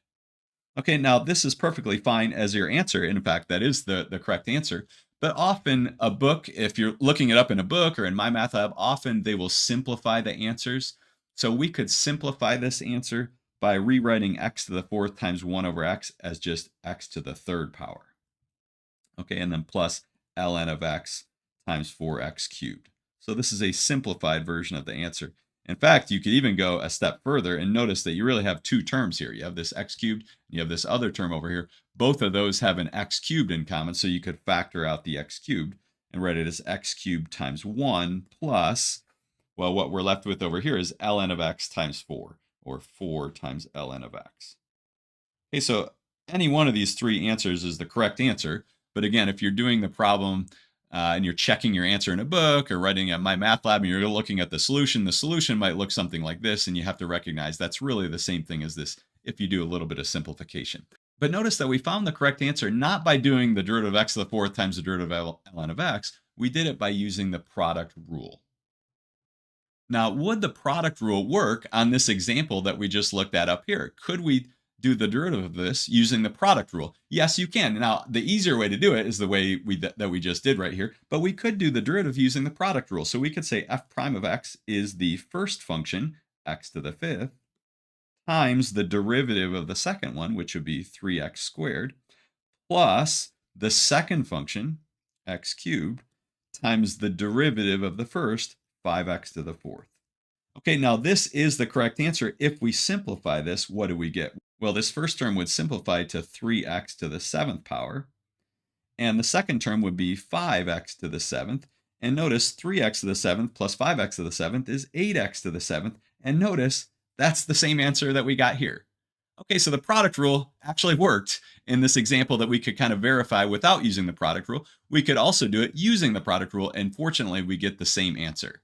Okay, now we had to simplify because if we just use the product rule without simplifying, our answer would look like this. But when we simplify, we notice that we got the correct answer. All right, let's do another example.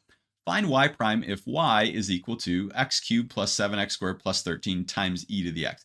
Now notice we have a product of functions. We have a first function here times a second function. So how do we do y prime? Well, we're going to write it as the first function, x cubed plus 7x squared plus 13 times the derivative of the second. Well, the derivative of e to the x is just e to the x, plus the second function, e to the x, times the derivative of the first, which would be 3x squared plus 14x.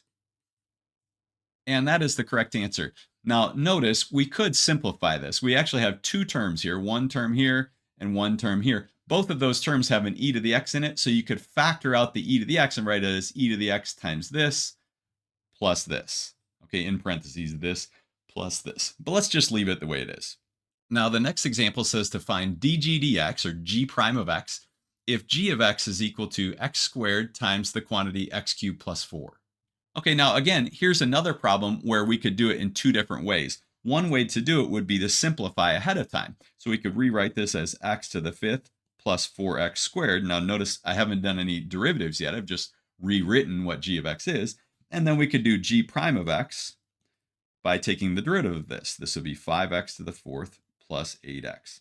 So that's one way to do this problem, would be to simplify ahead of time. But another way to do the problem would be to use the product rule. We could write this as the first function, x squared, times the derivative of the second. Now the derivative of this is 3x squared, plus the second function, x cubed plus 4, times the derivative of the first one, which is 2x. Okay, now again, this would be a perfectly acceptable answer here, but is it the correct answer? Do we get the same answer as this over here? And it turns out that if we simplify this, we'll see that we do have the same answer. In fact, notice this first term would really be 3x to the fourth plus, well, if we distribute the 2x here, we get 2x times x cubed, that's 2x to the fourth, plus, well, 2x times 4, that's 8x. And notice 3x to the fourth plus 2x to the fourth is 5x to the fourth plus 8x. So again, it's kind of nice to be able to do this problem in two different ways and realize that we get the same answer doing it both ways. So the product rule really does work. Okay, one more example with the product rule. We have a product of functions here, the first function times another function, and we want to take the derivative. So how do we do this? Well, first of all, let's rewrite this. So rewrite the cube root of x as x to the 1/3 power. And you could simplify this ahead of time. You could distribute the x to the 1/3 power here and do x to the 1/3 times x to the fifth, and you'd have to add the exponents 5 plus 1/3. But then you're getting fractional exponents and adding fractions. So I think it's maybe just easiest to do this derivative using the product rule. So let's do the first function, x to the 1/3, or the cube root of x, times the derivative of the second one. So that'd be 5x to the fourth plus 1, plus the second function, x to the fifth plus x, times the derivative of the first one. Well, what's the derivative of x to the 1/3? It would be 1/3 times x to the minus 2/3. Right? Remember, if you have to lower the exponent by 1, and if we lower 1/3 by 1, we get negative 2/3. And let's just leave our answer like this. Now, what about quotients? Is the derivative of a quotient equal to the quotient of the derivatives? And it turns out it's not the case. Okay, it's not equal to the quotient of the derivatives.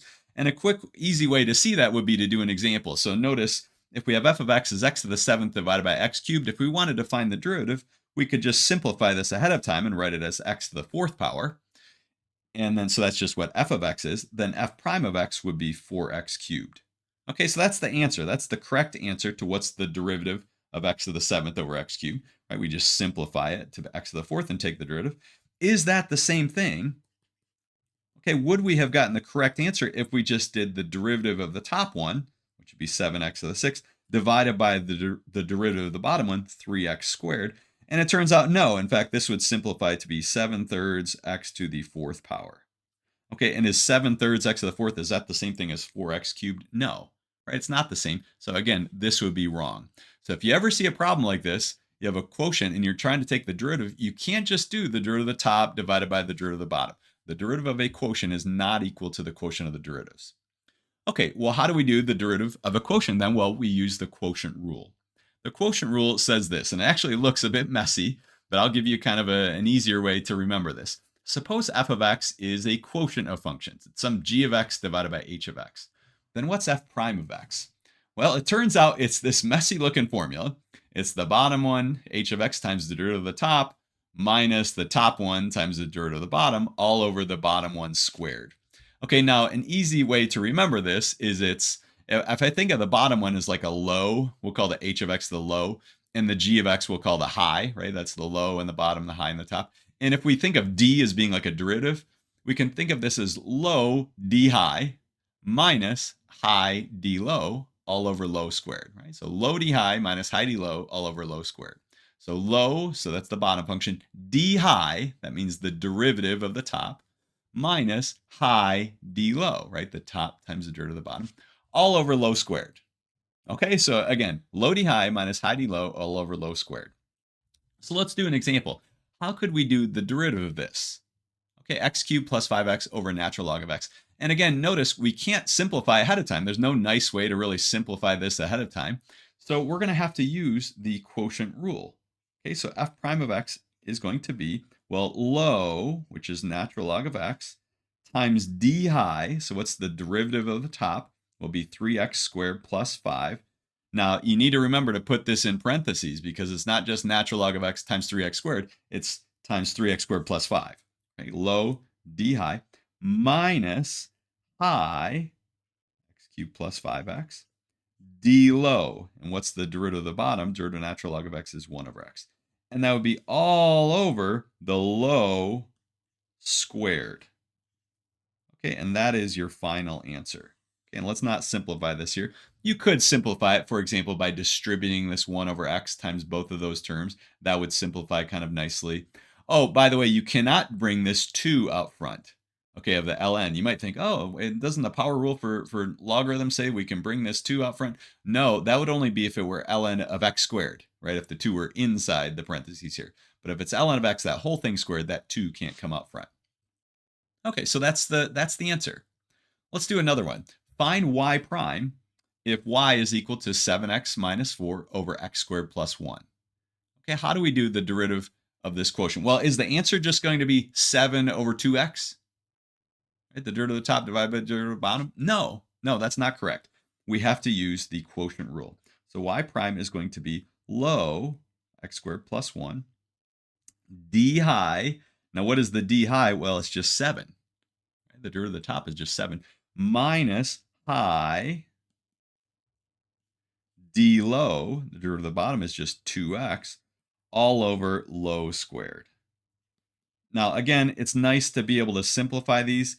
Let's just leave the bottom part as just x squared plus 1 squared and not FOIL it out as x squared plus 1 times x squared plus 1. But how would the top part simplify? Because a lot of these problems in my math lab, you might have to simplify, or if you're looking at the solution somewhere, it'll give you a simplified answer. So let's distribute the 7 here, and this will give us 7x squared plus 7. We distribute the 7 to these two terms, and let's distribute the 2x to these two terms. Notice we have a minus 2x times 7x. That's going to be minus 14x squared. And then we have a minus 4 times 2x. That'd be a minus 8x. But notice this minus still applies to that. So it's actually plus 8x on the end. So you have to be careful with your signs. Now let's combine our like terms here. We have a 7x squared and a minus 14x squared. So that'll actually be negative 7x squared. And we still have our plus 8x on the top and still our plus 7 on the top. And this is all over x squared plus 1 squared. So if we simplify our answer, this is what we get. Okay, so this would be a non-simplified answer. And this is the simplified answer. But again, the process was just low d high minus high d low all over low squared. All right, now this example, our function is called s, and our independent variable here is t instead of x. So we're wondering what's the derivative of s with respect to t. Okay, what is ds dt? If s of t is equal to this. Now, actually, we could do this in two different ways. We could rewrite this as e to the t plus 9t, that whole thing times t to the negative fourth power, right? Because we're dividing by t to the fourth. It's like we're taking this and multiplying it by 1 over t to the fourth, but 1 over t to the fourth is just t to the minus fourth. Okay, and then we could use what? Well, we could use the product rule. We do the first function times the derivative of the second plus the second times the derivative of the first. So one way to do this would be to use the product rule. Okay, and I challenge you to do it that way. See what you get. Another way, though, is to use the quotient rule. So let's find s prime of t using the quotient rule. So s prime of t is going to be, well, low t to the fourth, d high. Now, what's the derivative of e to the t plus 9t? Well, the derivative of e to the t is just e to the t. What's the derivative of 9t? Well, it's just 9. Okay, so there's low d high minus, and make sure you put minus, not a plus, minus high d low. High is e to the t plus 9t. And the d low would be 4t cubed. And it'll be all over t to the fourth squared. And that is our final answer. Now, you could simplify this some. A couple things I want to mention, though. T to the fourth squared, what is that? Well, is that t to the sixth or t to the eighth? Well, if it were t to the fourth times t squared, that would be t to the sixth. But t to the fourth squared, that's t to the eighth power. Okay, and then you could distribute on the top this t to the fourth across these two terms. Distribute the 4t cubed across these two terms. Make sure you put a negative in front of both of them because of this minus. And then simplify, and you could get an answer that is a simplified version of this. Now, the last thing I want to mention is that this is low d high minus high d low. It's not high d low minus low d high. It's low d high minus high d low. If you do it the other way, if you did high d low minus low d high, you get your answer would be off by a negative. You get the negative, the correct answer. Because, for example, 3 minus 7, is that the same thing as 7 minus 3? No, 3 minus 7 is negative 4. 7 minus 3 is 4. Those would be off by a negative. So make sure you do low d high minus high d low all over low squared. I'm happy to say that we have a new corporate sponsor. So I was in the Walmart that's off I-35 the other day, and I took this picture because I thought the advertising was just amazing. This is for Depends underwear, and so I contacted the CEO of Depends, and he was happy to sponsor our class. And just look at the smiles on these faces. They look so happy. These guys, it looks like they just had the best sleepover ever. And these other guys are like, no, we had the best sleepover ever. And so the advertising here is on point. And I like to try out the products before I endorse. And I have to say that these are so comfortable, so absorbent. As you can see here, they wick away liquids and turn it into a gel. And the gel just feels incredible. So pick up a pack of these because I know some of you might go out and party a little hard on the weekend. And you might not want to get up in the middle of the night. And so, like I said, pick up a pack. And then if someone ever asks you if you wear boxers or briefs, you can say, depends. So how do we take derivatives of functions like these functions? So notice we have, for example, the square root of x to the fourth plus 7x squared plus 3, or natural log of x squared plus 1, or 2x plus 9 to the fifth power. Now, each of these functions is an example of a composition of simpler functions. So for example, this one right here, we have an inside function, x to the fourth plus 7x squared plus 3, and we have an outside function, the square root function, or the square root of x. Same thing here, this f down here can be considered the composition of an inside function, x squared plus 1, with an outside function, natural log or natural log of x. Okay, right here we have 2x plus 9 is the inside function. The outside function would be x to the fifth. Okay, whatever your inside function is, you kind of think of it as just one big x, and your outside function is what's left. It would be x to the fifth. So how do we take derivatives of compositions of functions?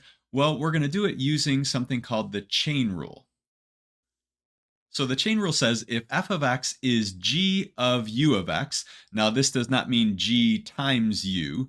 Okay, g and u are going to be functions. This is g of u of x. So we're putting the function u, or u of x, inside the function g. How do we take the derivative of this composition of functions? Well, the derivative, f prime, is going to be g prime of u of x times u prime of x. Okay, now that probably looks pretty confusing. Okay, what does that mean? Well, the way I think about it is like this. I think of the u as like the inside function and the g is the outside function. The way to take the derivative of this composition is to do the derivative of the outside function, right, g prime, but not g prime of x. We apply it at u of x. We don't do g prime of x, we do g prime of u of x. So the derivative of the outside function applied at the inside function, then times the derivative of the inside function, the derivative of the u. Okay, so let's do an example. Again, this probably seems confusing until you see some examples. So we have f of x is 2x plus 9 to the fifth. Now in the notation up here, our u of x would be the 2x plus 9. U of x would be 2x plus 9. And what would the g of x be? Well, the g of x would be x to the fifth. Okay, you think of the whole inside function as just one big x. What's left is x to the fifth. That's the outside function. So we could think of this as a composition of an inside function and an outside function. So the way we take the derivative is f prime of x is going to be the derivative of the outside function. Okay, the derivative of the g. What's the derivative of the x to the fifth? Well, it's 5x to the fourth. But instead of putting 5x to the fourth, I'm going to put 5 times the inside function to the fourth. Remember, we don't apply it at x, we apply it at the inside function. So 5 times 2x plus 9 to the fourth, and then times the derivative of the inside function. In this case, the derivative is just 2.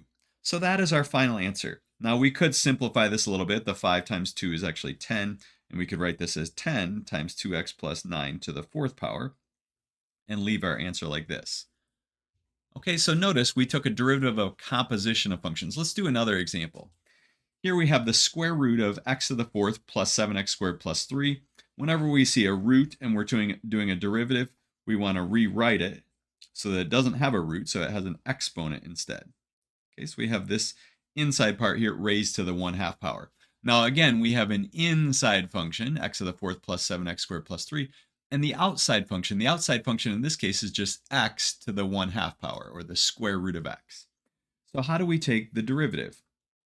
Well, the derivative of the outside function, the derivative of x to the 1/2 would be 1/2 x to the minus 1/2.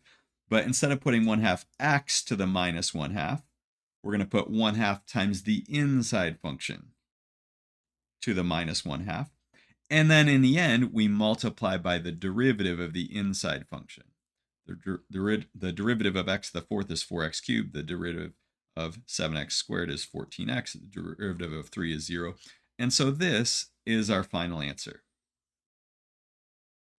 Now, so far, I haven't given you any reason to believe that the chain rule is actually true. I just gave you the rule. So let's do a problem where we could do it using the chain rule and we could do it without using the chain rule. And let's see if we get the same answer.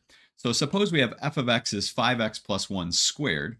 How could we find f prime of x? Well, let's do it two different ways. First of all, without using the chain rule. And then second, using the chain rule. And let's check to see, do we get the same answer?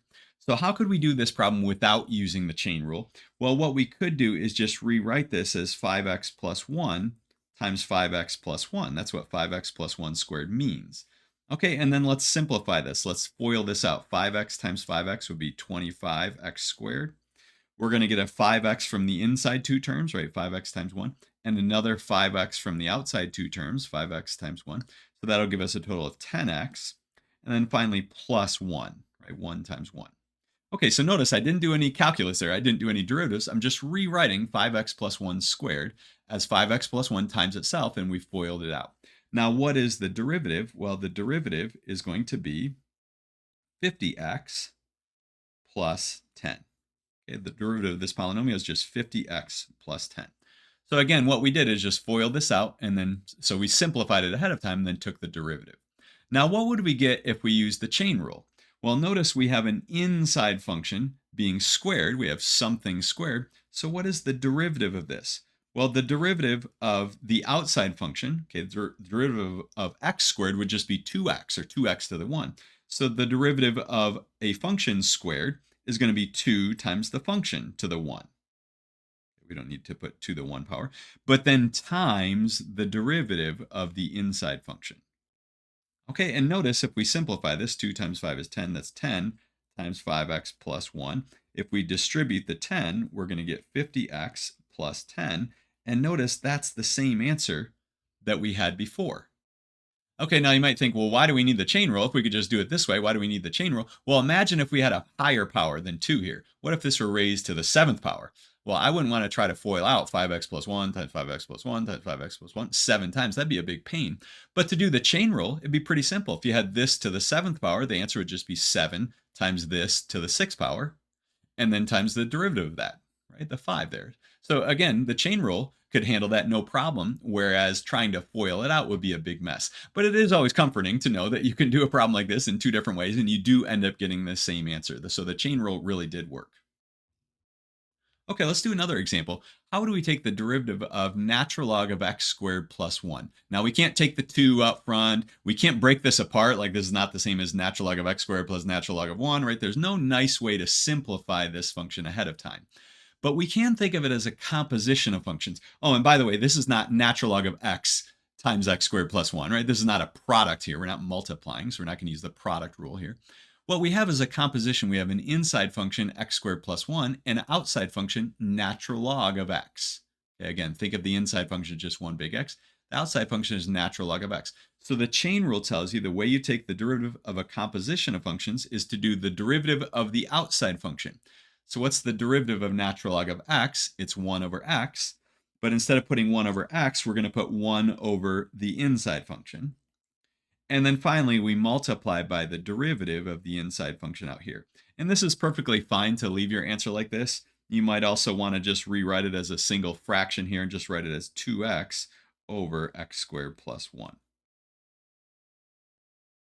Okay, so we use the chain rule. Now, what about this one? K of x equals e to the 5x cubed minus 6x. Well, notice, again, this is a composition. We have an inside function, 5x cubed minus 6x. And the outside function, we have e to that thing, right? We have e to the x is the outside function. Okay, so how do we take the derivative of a composition? Well, again, we take the derivative of the outside function. The outside function is just e to the x. And the derivative of e to the x is just e to the x. But again, instead of putting e to the x, we have to put e to the inside function. And then in the end, we multiply by the derivative of the inside function. Okay, and that is our final answer. Now, you could put this part out in front of the e, but the way you take the derivative of e to the something is just going to be e to the something, and then times the derivative of the something. In fact, the chain rule tells us a couple things. It tells us that if the derivative of natural log of x is 1 over x, which we know, then the derivative of natural log of something, right, of some u of x would be 1 over that something, then times the derivative of the something. So again, since the derivative of natural log of x is 1 over x, the derivative of natural log of u of x is going to be 1 over u of x, but then times the derivative of the u of x. So as another example, how would we take the derivative of natural log of something? Okay, well, the derivative of natural log of x was 1 over x. The derivative of natural log of something is going to be 1 over the something, but then times the derivative of the something, which would be 5x to the fourth plus 3. And that's our answer. And again, you could write it as a single fraction, 5x to the fourth plus 3 over x to the fifth plus 3x plus 1. Okay, so whenever you have natural log of something, the derivative is just going to be 1 over the something, and then times the derivative of the something. Now, the chain rule also tells us that since the derivative of e to the x is e to the x, and we know that, right? The derivative of e to the x is e to the x. The derivative of e to the something, to some function of x, some u of x, will be e to the something, but then times the derivative of the something. So again, if the derivative of e to the x is e to the x, the chain rule tells us the derivative of e to the something is going to be e to the something, but then times the derivative of the something. So as a quick example, if g of x is e to the 5x cubed, g prime of x is going to be e to the 5x cubed, but then times 15x squared. Or you could rewrite it as 15x squared times e to the 5x cubed. So again, the fact that the derivative of e to the x is e to the x means the derivative of e to the something is e to the something, but then times the derivative of the something. That's what the chain rule tells us. And last of all, we have kind of a generalized power rule here. If you have the derivative of x to the n, we know the derivative is n times x to the n minus 1. What about if we have some function to the n, some u of x to the nth power? Well, the derivative will be n times that something to the n minus 1, and then times the derivative of the something. As a quick example here, we have something to the 7th power. So what is the derivative of something to the 7th power? Well, it'll be 7 times that something to the 6th power,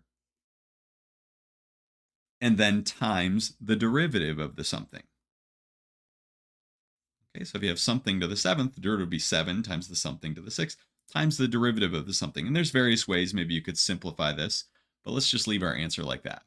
Now, what about if we had just x to the 7th? I told you the derivative of something to the 7th was 7 times the something to the 6th times the derivative of the something. What if our something was just x? What would the derivative be? Well, the derivative of something to the 7th power is 7 times the something to the 6th power, but then isn't it times the derivative of the something? But what's the derivative of x? It's just 1.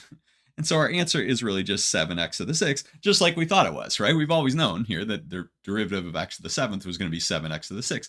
But you could think of your inside function as just being x here, right? You have x to the 7th. The derivative would be 7 times the x to the 6th, but then times the derivative of the x. But whenever the inside function is just x, the derivative out here will just be 1, so you don't even really have to use the chain rule. Now let's look at two more examples real quickly here where we have to combine some derivative rules. So notice we have x cubed times e to the 4x plus 1. We actually have a product of functions. We have a first function, x cubed, times another function, e to the 4x plus 1. So how do we take the derivative? Well, to take the derivative, we're going to have to use the product rule. We can't just do the derivative of the first function times the derivative of the second, right? We have to use the product rule. So what's y prime, or dy dx? Well, it will be the first function, x cubed, times the derivative of the second function. Now, what's the derivative of e to the 4x plus 1? Well, it's going to be e to the 4x plus 1 times 4. Okay, we had to use the chain rule there, right? So we have the first function times the derivative of the second, that goes there, plus the second function times the derivative of the first. The derivative of x cubed is 3x squared. So notice the overarching rule that we're using here is the product rule. We have a product of two functions, but in the process of using the product rule, we had to take the derivative of this second function, and the way you take the derivative of e to the 4x plus 1 is to use the chain rule. We get this here. So we combined the product rule and the quotient rule. Now, we could simplify our answer a little bit. In fact, if you're to see this in the back of a book somewhere and check your answer, or check an answer on My Math Lab, it might be simplified. And so let's actually simplify this. Let's bring the 4 out front here and write this as 4x cubed times e to the 4x plus 1. And over here, let's write the 3x squared first and write this as 3x squared times e to the 4x plus 1. So this would be another way to write your answer. In fact, notice we really have two terms. We have this term here and this term here, and they have an e to the 4x plus 1 in common. So you could actually factor out the e to the 4x plus 1 and write it like this: e to the 4x plus 1 times 4x cubed plus 3x squared. Okay, and write your answer like this. And for our last example, notice we have a quotient of two functions. So we can't just do the derivative of the top divided by the derivative of the bottom. We have to use the quotient rule. Remember, the quotient rule is low d high minus high d low all over low squared. And notice also that in the process of using the quotient rule, we're going to have to do a d high. And how do we do the derivative of the top? Well, we use the chain rule. Okay, so low d high minus high d low all over low squared. So let's write f prime of x equals. Now, I like to put the low squared part first. That's real easy. X to the 4th plus 3x, quantity squared. There's the low squared. Now let's do low x to the 4th plus 3x. Make sure to put it in parentheses.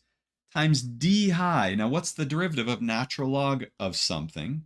Well, it'll be 1 over the something, and then times the derivative of the something, which would be 5. Okay, so there's the low, and this whole thing right here is the d high minus high times d low. And what's the derivative of the bottom? Well, it'd be 4x cubed plus 3.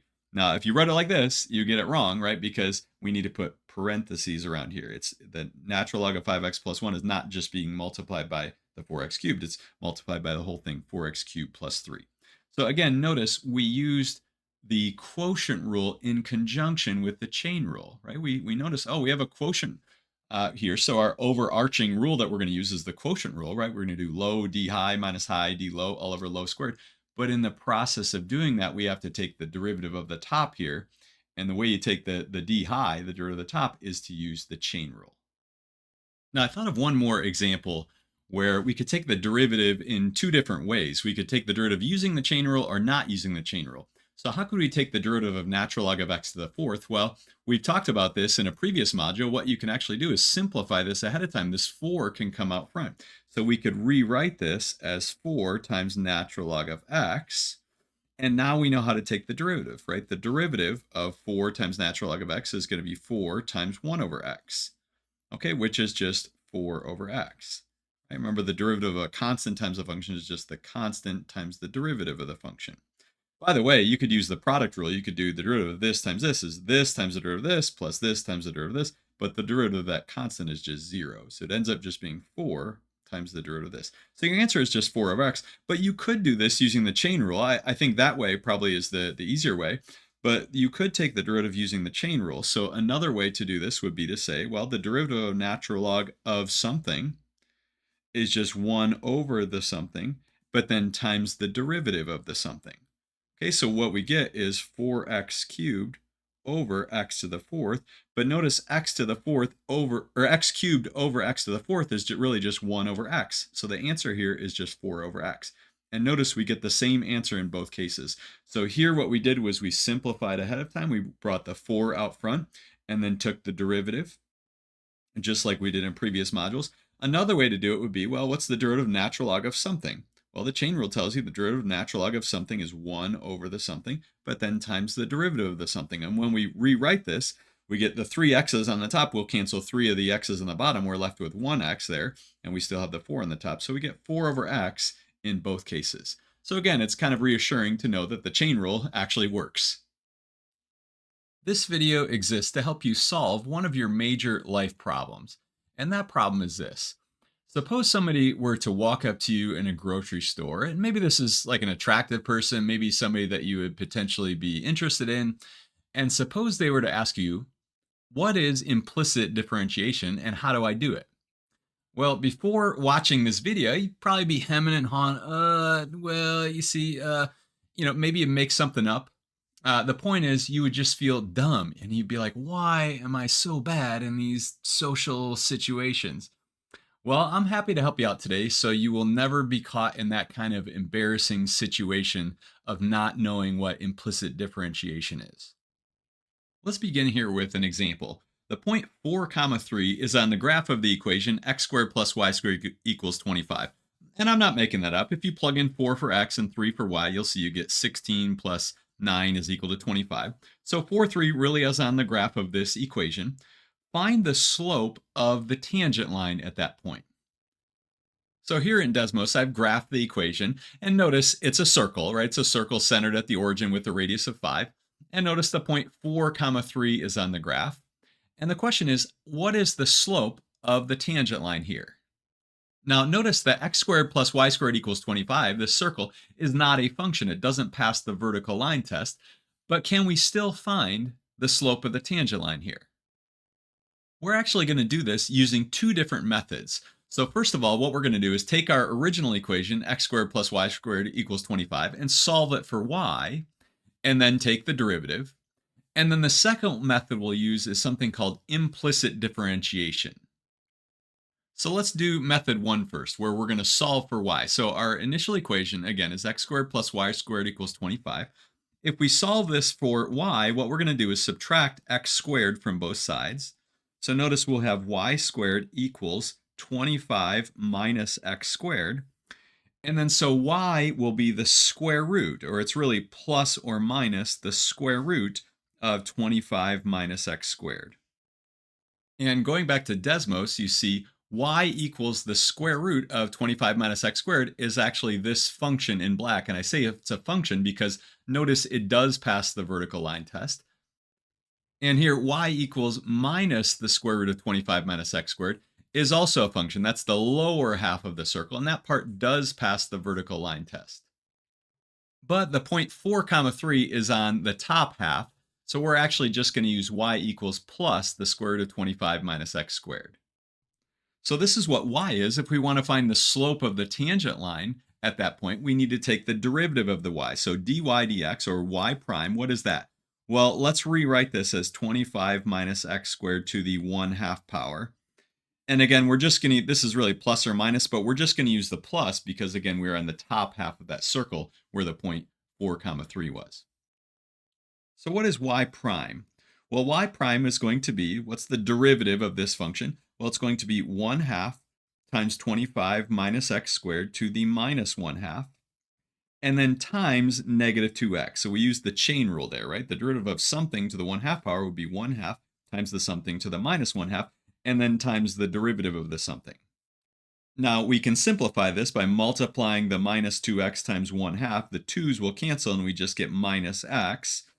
And this right here is really 1 over 25 minus x squared to the positive 1/2 power. So if we simplify this, we end up getting negative x over, and this down here is really the square root of 25 minus x squared. Now, remember, we're trying to find the slope of the tangent line at the point 4 comma 3, so we need to plug in 4 for x.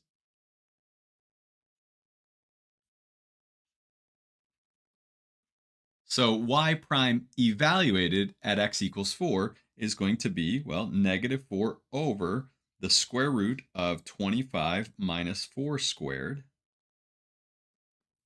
And that is negative 4 over the square root of, well, 25 minus 16 is really just 9. So we get negative 4/3. That is the slope of the tangent line. And notice here, that looks reasonable. Certainly it's a negative slope, and the slope is a little more than negative 1. It's negative 4/3. Negative 1 1/3 is the slope. So again, with this method, what we did was we took our original equation, x squared plus y squared equals 25, and we solved it for y. Okay, we subtracted x squared from both sides. We got y squared equals this. And so y was plus or minus the square root of this, and we ended up using the plus part because the point 4 comma 3 was on the top half of the circle. And then we took the derivative of this. We took the derivative using the chain rule, and we simplified. And then finally, once we had a formula for y prime in terms of x, we plugged in 4 into that formula. And we ended up getting negative 4/3. Now, another way to do this is to use implicit differentiation. So what we're going to do with implicit differentiation is to take the derivative of both sides with respect to x. So if this equals this, then certainly the derivative of this should equal the derivative of this. So we're going to do d dx of x squared plus y squared. It will equal d dx of 25. Now, the derivative on the right-hand side, the derivative of 25, is of course just 0. On the left-hand side, what's the derivative of this? Well, the derivative of x squared is just 2x. What's the derivative of y squared? Well, we're going to treat the x and y differently because we're taking a derivative with respect to x. We're thinking of y as being a function of x. In fact, it is a function of x. In fact, didn't we find a formula for that function up here? Y was a function of x. It was really two functions, right? We had the top half of the circle and the bottom half of the circle. So how do you take the derivative of a function of x squared, something squared? Well, you would do 2 times that thing to the 1, but then times the derivative of that thing, dy dx. So I could put dy dx there or y prime. So notice the x's and y's kind of got treated differently. The derivative of x squared is 2x. The derivative of y squared is 2y times dy dx. What we're really using there is the chain rule. Okay, we're taking a derivative with respect to x. In fact, you could think of this as this first part is 2x times dx dx, but dx dx is just 1, plus 2y times dy dx. So whenever you do this type of derivative here, this implicit differentiation, you end up treating the x's and y's differently. So what is dy dx? Well, let's subtract 2x from both sides here. We get 2y times dy dx equals negative 2x. And then we'll divide both sides by 2y. So dy dx is going to be negative 2x over 2y, which we could cancel the 2's and we get negative x over y. So notice our formula for dy dx is negative x over y. Notice our formula has a y in it. Now, is this the same thing we had before? Well, dy dx up here was negative x over this square root, but wasn't that square root y? So this is really just negative x over y, right? That's what we found our y was right here. So dy dx is negative x over y. We haven't even solved it for y. So how do we find dy dx at the point 4 comma 3? Because isn't that what we're trying to do? Find the slope of the tangent line at 4 comma 3. Notice the x is 4 and the y is 3. So we're going to write dy dx evaluated, instead of just saying evaluated at x equals 4, we're actually going to be evaluating at the ordered pair 4 comma 3. So notice we're going to take our formula right here that we had, negative x over y, and we're going to plug in 4 for x and 3 for y. And notice we got the same answer, negative 4/3. So this process here is called implicit differentiation because notice we never solved this equation explicitly for y. So here we have a solution for y explicitly, right? Y is just equal to this. Y is explicitly has this formula. It's really two formulas, one with a plus and one with a minus. Here, y is defined implicitly. We don't have just y equals something involving x. We have y defined implicitly in terms of x. So this is called implicit differentiation. Now, with this particular problem, we could solve it for y. So we actually had two different methods that we could use and that we did use. But sometimes we have to use implicit differentiation because it's hard or impossible to solve for y. So here's an example in Desmos. We have x cubed plus y cubed equals 10xy. How could you solve this for y so that you get y all by itself on one side of the equation and the other side only having x's and no y's? Well, there's no nice way to solve this for y. Okay, so if we wanted to find the slope of the tangent line, let's say at 5 comma 5, we'd have to use implicit differentiation. That method 1 would not work. Same thing here.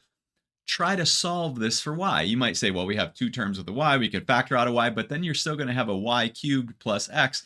There's no nice way to just write y equals something that only involves x, right? So notice this is kind of a strange looking graph here too.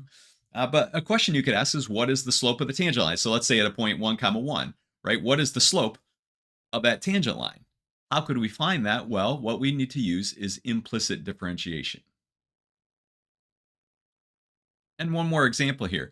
Imagine trying to solve this for y, right? We say y there and y there. Try to get y all by itself on one side of the equation and solve this explicitly for y and then take the derivative. Well, there's no nice way to solve this explicitly for y, but here y is defined implicitly in terms of x. So we could use implicit differentiation. So again, often we can't use that first method where we just solve the equation explicitly for y. Let's do another example. Now this one actually could be solved explicitly for y. In fact, I challenge you to do this. Solve this for y. You're going to end up having to maybe add a y cubed to both sides and then take a cube root of both sides. You could solve this explicitly for y and then take the derivative to find the slope. But let's let 2x to the fifth minus y cubed plus 6 equals 0. Verify that the point 1 comma 2 is on the graph. So I'm telling you that 1 comma 2 is on the graph of this.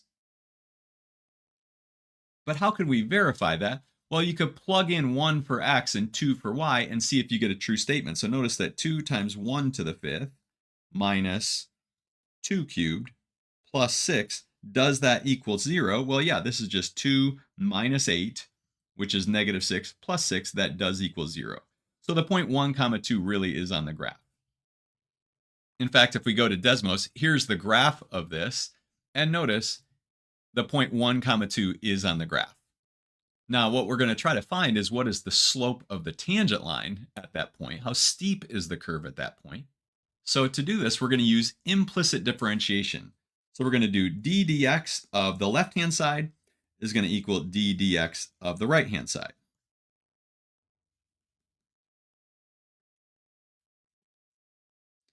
Now, of course, the derivative of 0 is just 0. The derivative of the left-hand side, well, the derivative of 2x to the fifth is 10x to the fourth. The derivative of y cubed would be 3y squared, but then times dy dx. Again, we're thinking of y as being a function of x. We're taking a derivative with respect to x here. So we treat the x's and y's differently. So if we have some functions cubed, the derivative will be 3 times the function squared times the derivative of the function. Again, that's just the chain rule.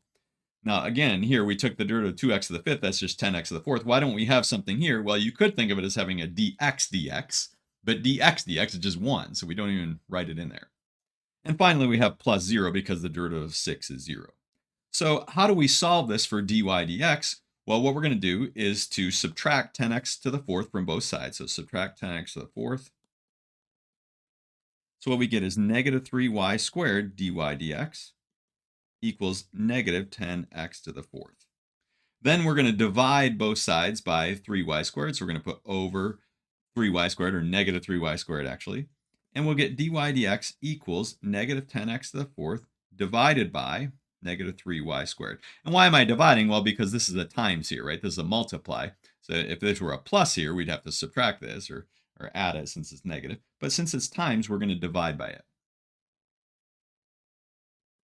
So notice this simplifies to be 10x to the fourth over 3y squared. Now the question is, what is the slope of the tangent line at that point 1 comma 2? By the way, notice it's kind of interesting here. Our final answer doesn't just have x's, it actually has a y in it. So how do we find dy dx evaluated at the point 1 comma 2? Well, again, we're going to plug in 1 for x and 2 for y into this formula. So we get 10 times 1 to the fourth over 3 times 2 squared. And that ends up being 10 over 12, 3 times 4. So 10/12 or 5/6 if you reduce it. That is the slope of this blue line. It's 10/12 or 5/6. So again, what we did is we took the derivative of both sides with respect to x. The derivative of 2x to the fifth is 10x to the fourth. The derivative of y cubed is 3y squared times dy dx. And we end up solving for dy dx. And the formula for dy dx involves both x's and y's. So we're not just going to plug in an x coordinate in here for x. We'll have to plug in both the x and y coordinates. So we're at the point 1, 2. We plug in 1 for x and 2 for y, and we get this as our final answer. Okay, now let's do a bunch of examples. Now, in these examples, though, we're just going to find dy dx. We're not actually going to find the slope at a particular point. So we're not going to plug in an ordered pair. We're just going to find the formula for dy dx. So let's go through these one by one.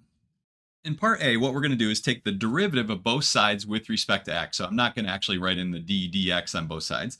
But notice on the right-hand side, of course, the derivative of 0 is just 0. The derivative of y squared is going to be 2y times dy dx. Now, the derivative of 4y would just be 4, but then times dy dx. And last of all, the derivative of 9x is just 9. Now, notice we actually have 3 terms on the left-hand side, 3 things that are being added up. 2 of them have a dy dx in them, and 1 doesn't. So we're going to bring the 9 over to the right-hand side. We'll subtract 9 from both sides. Now, these 2 terms that are left both have a dy dx, so let's factor out the dy dx. We have dy dx times 2y, and we also have dy dx times 4. So notice we have really 2y plus 4 times dy dx equals -9. So what will dy dx be? Well, dy dx is going to be this divided by this. And right, we're dividing because this is really a multiply here. So dy dx will equal -9 divided by 2y plus 4. Now, notice our final answer has y's in it instead of just x's. In fact, I don't see any x's here, but our final answer has y's in it, and that's exactly what you'd expect when you use implicit differentiation, is that your final answer will sometimes have y's. Now let's look at part B. How do we take the derivative of this? In particular, for this first part, x cubed times y to the fifth, how do we take the derivative? Well, we're going to have to use the product rule. We have a product of 2 functions. So we're going to do the first function, x cubed, times the derivative of the second one. Well, the derivative of y to the fifth is 5y to the fourth times dy dx, plus the second function, y to the fifth, times the derivative of the first function, which would be 3x squared. So that this all here is the derivative of this first part here, that first term. Well, what's the derivative of 8x squared? Well, it's just 16x. We have minus 16x. The derivative of 7 is just 0, so we won't even write it. And the derivative of the 0 is just 0. So again, notice we have 1, 2, 3 terms on the left-hand side.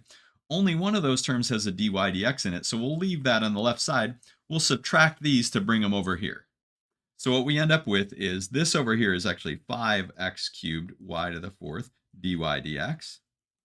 And it will equal, well, we'll add this to both sides. We get 16x, and subtract this. We're going to get minus, we'll put the 3 out front, 3y to the fifth x squared. And finally, how do we get this dy dx all by itself? Well, this is being multiplied here, so we're going to divide by this. So dy dx is going to be the right-hand side divided by this. Now, again, if this were a plus, then we'd be subtracting this, but it's a times. So dy dx is going to equal 16x minus 3y to the fifth x squared divided by 5x cubed y to the fourth. And that's our final answer. And notice our answer has both x's and y's in it. So if we were trying to find what's the slope of the tangent line at some point, at some ordered pair x comma y, we'd plug in the x coordinate for x, for all these x's here, and we plug in the y coordinate for y, and that would end up giving us the slope of the tangent line. Okay, now this next example has an e to the y, so how do we take the derivative here? Well, remember the derivative of e to the x is e to the x. The derivative of e to the y is going to be e to the y times dy dx. Again, we're kind of treating the x's and y's differently because we're taking a derivative of both sides with respect to x. Okay, so we're thinking of the y as being a function of x. So we're really using the chain rule here. The derivative of e to the y is e to the y times dy to the x. Now, what's the derivative of x to the 7th? It's 7x to the 6th. What's the derivative of y cubed? It's 3y squared times dy dx. Now notice we have a total of 3 terms here, things that are being added or subtracted. 2 of them have a dy dx. So let's gather the terms that have a dy dx on one side of the equation, and then we're going to factor out the dy dx. And let's put the other terms that don't have dy dx on the other side of the equation. So basically, we're just going to add this term to both sides. So if we do that, we'll get 3y squared dy dx plus e to the y dy dx is equal to 7x to the 6th. Now notice again, both terms on the left side have a dy dx in them, so we're going to factor it out. Write this as 3y squared plus e to the y. And the right-hand side is still 7x to the 6th. So to get dy dx all by itself, instead of just dy dx times this, we're going to divide by this. So dy dx will equal 7x to the 6th divided by 3y squared plus e to the y. And that's our final answer. Now, part D, notice that we have a natural log. So how do we find dy dx? Well, the derivative of x to the 5th is 5x to the 4th minus, well, the derivative of y squared is 2y, but then times dy dx. What's the derivative of natural log of y? Well, it's 1 over y, but then times dy dx. Now, again, we have 2 terms that have a dy dx in them. Let's actually bring them both over to the right-hand side. We have another term that doesn't have dy dx. So what we're going to end up with is 5x to the 4th on the left-hand side equals, and the right-hand side will have this term plus this term, right? It's a minus, so it'll be a plus. And let me do this kind of in one step here. Let's actually add this term to both sides, and then we'll factor out the dy dx all in one step. And we end up with plus 2y, it's plus because we're adding, plus 1 over y. And what we end up with is dy dx times the quantity 2y plus 1 over y. So I did kind of 2 steps at once there. Notice that dy dx will be 5x to the 4th divided by this right here. Dy dx will be this over this, 2y plus 1 over y. All right, now how do we do the derivative here? Well, the derivative of 7xy, we're going to have to use the product rule. So we'll think of this as a 7x times y. We have a product of 2 functions. The way we do the product rule is the first function, 7x, times the derivative of the second. Well, what's the derivative of y? It's just 1, but then times dy dx. Plus the second function, y, times the derivative of the first. What's the derivative of 7x? It's just 7. And then minus, well, the derivative of x squared is 2x. The derivative of 9y would just be 9, but then times dy dx.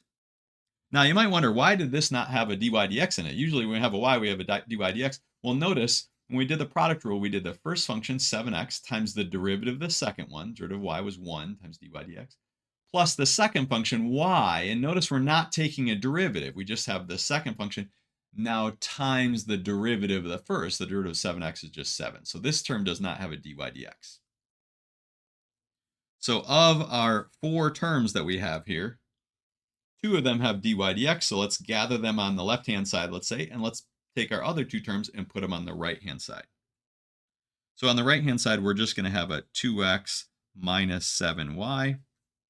On the left-hand side, we'll have these 2 terms. I'm going to factor out the dy dx, and I'm kind of doing a couple steps at once here. What we're left with is a 7x there, and we're going to subtract this from both sides, so it'd really be minus 9. Okay, so dy dx will be this divided by this. Now, I went through this kind of quickly here, but you can check my algebra and see that hopefully it's correct. Now, let's do an example here where we actually find the slope of the tangent line at some particular point. Let x to the 5th minus 3y squared equal natural log of y, and use implicit differentiation to find y prime, and then evaluate y prime at 2, 1. Now, by the way, is 2, 1 actually on the graph of this? It turns out it is. If you plug in 2 for x and 1 for y, you're going to get a true statement. Now, natural log of 1 is really just 0. And if you plug in 2 for x, that'll be 32. If you plug in 1 for y, that'll be 32. You'll end up getting 32 minus 32 is 0. So 2, 1 really is on the graph. In fact, here's the graph of x to the 5th minus 32y squared equals natural log of y. And you can see the point 2, 1 is on the graph. Now, the question is, what is the slope of the tangent line there? So let's take the derivative with respect to x. Now the derivative of x to the fifth is 5x to the fourth. The derivative of 32y squared would be 64y times dy dx. And the derivative of natural log of y is just 1 over y times dy dx. So of our two terms that have a dy dx, one of them is here and one of them is here. Let's put them both on the right-hand side. So what we're going to be left with is 5x to the fourth equals, on the right-hand side, we're going to have, well, let's do it two steps at once here. We'll have the dy dx times the 1 over y still. This times this, that's this. But we're going to have this added to both sides. So we're going to have a 64y over here as well. So you can see if you distribute the dy dx times this, dy dx times this, that'll be the same thing as if we added this to both sides. So what is dy dx? Well, dy dx is 5x to the fourth divided by 64y plus 1 over y. So that's the general formula for dy dx. But what is dy dx evaluated at 2, 1? So dy dx evaluated at the ordered pair 2, 1. Now notice we're not just going to plug in 2 for x, we also have to plug in 1 for y because our derivative formula had not only x's, but it also had y's in it. We have 5 times 2 to the fourth over 64 times 1 plus 1 over 1. And what that is, 2 to the fourth is 16 times 5, that's actually 80. And in the denominator, we get 64 plus 1, that's 65. So our answer is 80 over 65, but we can reduce that because 5 goes into both the numerator and the denominator. And if you reduce this, I believe you get 16 over 13. So 16 thirteenths, so that's really 1 and 3/13. That's the slope of the tangent line, a little bigger than 1. And as you can see here, that looks reasonable. The slope there is a little bigger than 1. It's actually 16 thirteenths.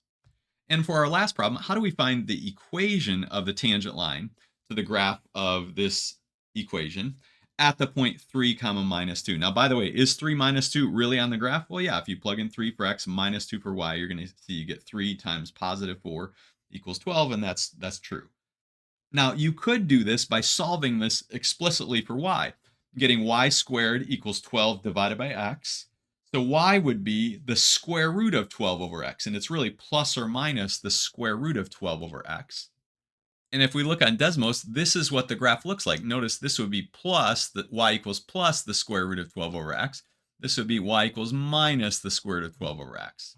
Now we're going to be interested in the point 3, minus 2. So if we were going to use that first method, method 1, we could solve this explicitly for y and then take the derivative, but we'd have to use y equals the negative square root of 12 over x because we're on this bottom piece. And then we plug in 3 for x, and that would give us the slope of the tangent line. Okay, but we want to do this by taking the derivative using implicit differentiation. So how do we take the derivative here? Well, the derivative of 12 is just 0. The derivative with respect to x of the left-hand side, what do we get? Well, we have to use the product rule. We have x times y squared. So we have the first function x times the derivative of the second one, which would be 2y times dy dx, plus the second function, y squared, times the derivative of the first, well, the derivative of x is just 1. So notice we'll subtract this from both sides. We end up getting a negative y squared on the right side. On the left side, we really have 2xy times dy dx. And so dy dx will be negative y squared over this. Dy dx equals negative y squared over 2xy. So now what do we get when we actually plug in the ordered pair 3, -2? So the question was, what is the slope of the tangent line at this point? Actually, we want to find the equation of the tangent line. But first of all, we want to find the slope of the tangent line. So we're going to plug in 3 for x and -2 for y. So we get negative 2 squared over 2 times 3 times -2. And what that ends up being is -4 in the numerator. So -2 squared is positive 4, but we still have a negative, and -12 in the denominator. So we end up getting positive 1/3. And that certainly looks reasonable that the slope of the tangent line there could be positive 1/3. Now the question is though, what is the equation of that tangent line? So let's remember, to find the equation of the tangent line, we need to know a point on the line and the slope of the line. So here's our slope of the line. This is our m. Our x1, y1, our point on the line, is this. And we're going to use the point slope formula. So we're going to do y minus y1 equals m times x minus x1. So we're going to use 1/3 for m. And remember, our point was, what was our point? Is 3, -2. It's 3, -2. So we're going to plug in -2 for y. So we get y minus a -2 equals 1/3 times x minus 3. This is really y plus 2 equals 1/3 x minus 1. So distribute the 1/3. And last of all, subtract 2 from both sides. We get y equals 1/3 x minus 3. And that's our final answer. And notice that certainly looks reasonable here. It's a slope of 1/3. And notice, where does it cross the y-axis? At -3. So yeah, this blue line certainly looks like it's 1/3 x, y equals 1/3 x minus 3. We are going to talk about higher order derivatives. So what is a higher order derivative? Well, let's let f of x be this function here, this polynomial. Find f double prime of x. Okay, what is f double prime of x? Well, it's the second derivative. It's the derivative of the derivative. Sometimes we call it the second order derivative. So how do we find f double prime of x? Well, it's pretty simple. First of all, we find f prime of x, right? F prime of x is 5x to the fourth plus 21x squared minus 9. So that's the first derivative, or the first order derivative. Well, f double prime of x is going to be 20x cubed plus 42x. Okay, so it's just that simple. F double prime of x is just the derivative of the derivative. By the way, if we wanted to find f triple prime of x, we could take the derivative of the derivative of the derivative, and this would be 60x squared plus 42, and you could keep taking derivatives. Now, if this is a polynomial, it'll eventually get to be 0 at some point, but these are called higher order derivatives, f double prime, f triple prime. Now, for the fourth derivative, usually instead of writing 4 primes here, we end up just putting a 4 in parentheses. So the fourth order derivative would be 120x. Now, what is the geometric significance of f double prime of x? Remember, f prime of x had to do with the slope of the tangent line. What about f double prime of x or f triple prime of x? Well, we'll talk about that in a future video. Right now, I just want to focus on taking these derivatives and also on the derivative notation. So as far as derivative notation goes, if we have a function f, its derivative would be f prime. Okay, let's call it f of x. Its derivative would be f prime of x, or we could write df dx. Now, the second derivative, or the second order derivative, is f double prime of x. The way we write this with this notation is d squared f dx squared. Okay, f triple prime of x. And again, sometimes you could write the 3 primes, or you could just put the 3 in parentheses here. This does not mean f to the third power, it just means f triple prime. We'd write this as d cubed f dx cubed. Okay, so the cube comes after the d, but it comes after the x on the bottom here. So let's do some examples. Find d squared y dx squared. So we're using y here instead of f of x. But find, this is really the second order derivative. Another notation for this would be y double prime. So how do we find y double prime? Well, before we can find even y single prime, we need to rewrite this. Let's write this as 7x to the negative fourth plus x to the 9 halves plus e to the 3x. So we just rewrote this 7 over x to the fourth as 7x to the negative fourth. Okay, so now let's find y prime, or dy dx. Well, the derivative of 7x to the negative fourth would be negative 28 x to the negative fifth power. Remember, you have to lower that by 1, and lowering negative 4 by 1 gives you negative 5, not negative 3. Okay, and then plus 9 halves x to the, it would be 7 halves. Okay, if you reduce 9 halves by 1, you're doing 9 halves minus 2 halves, you get 7 halves. Now plus, well, what's the derivative of e to the 3x? Isn't it e to the 3x times 3, or 3 e to the 3x? Okay, we use the chain rule there. So there's the first order derivative. What about d squared y dx squared? Well, to take the derivative of this, we need to multiply negative 5 times negative 28. Well, the negatives will go away.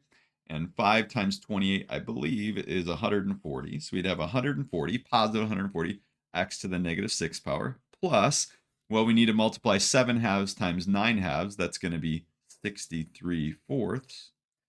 X to the, well, we lower this by 1, we're going to get 5 halves, plus, well, what's the derivative of 3 e to the 3x? Well, it's going to be 3 times the derivative of e to the 3x, but the derivative of e to the 3x is e to the 3x times 3. So we can put the 3 out front here, so we get another 3 is the point. Okay, so we could simplify this and write this as 140 over x to the 6th plus 63 fourths x to the 5 halves power plus 9 e to the 3x. Right? So notice when we took the derivative of e to the 3x, we got 3 e to the 3x. We take another derivative, we're going to get 9 e to the 3x because we get another 3 coming out because of the chain rule. And so this is our final answer.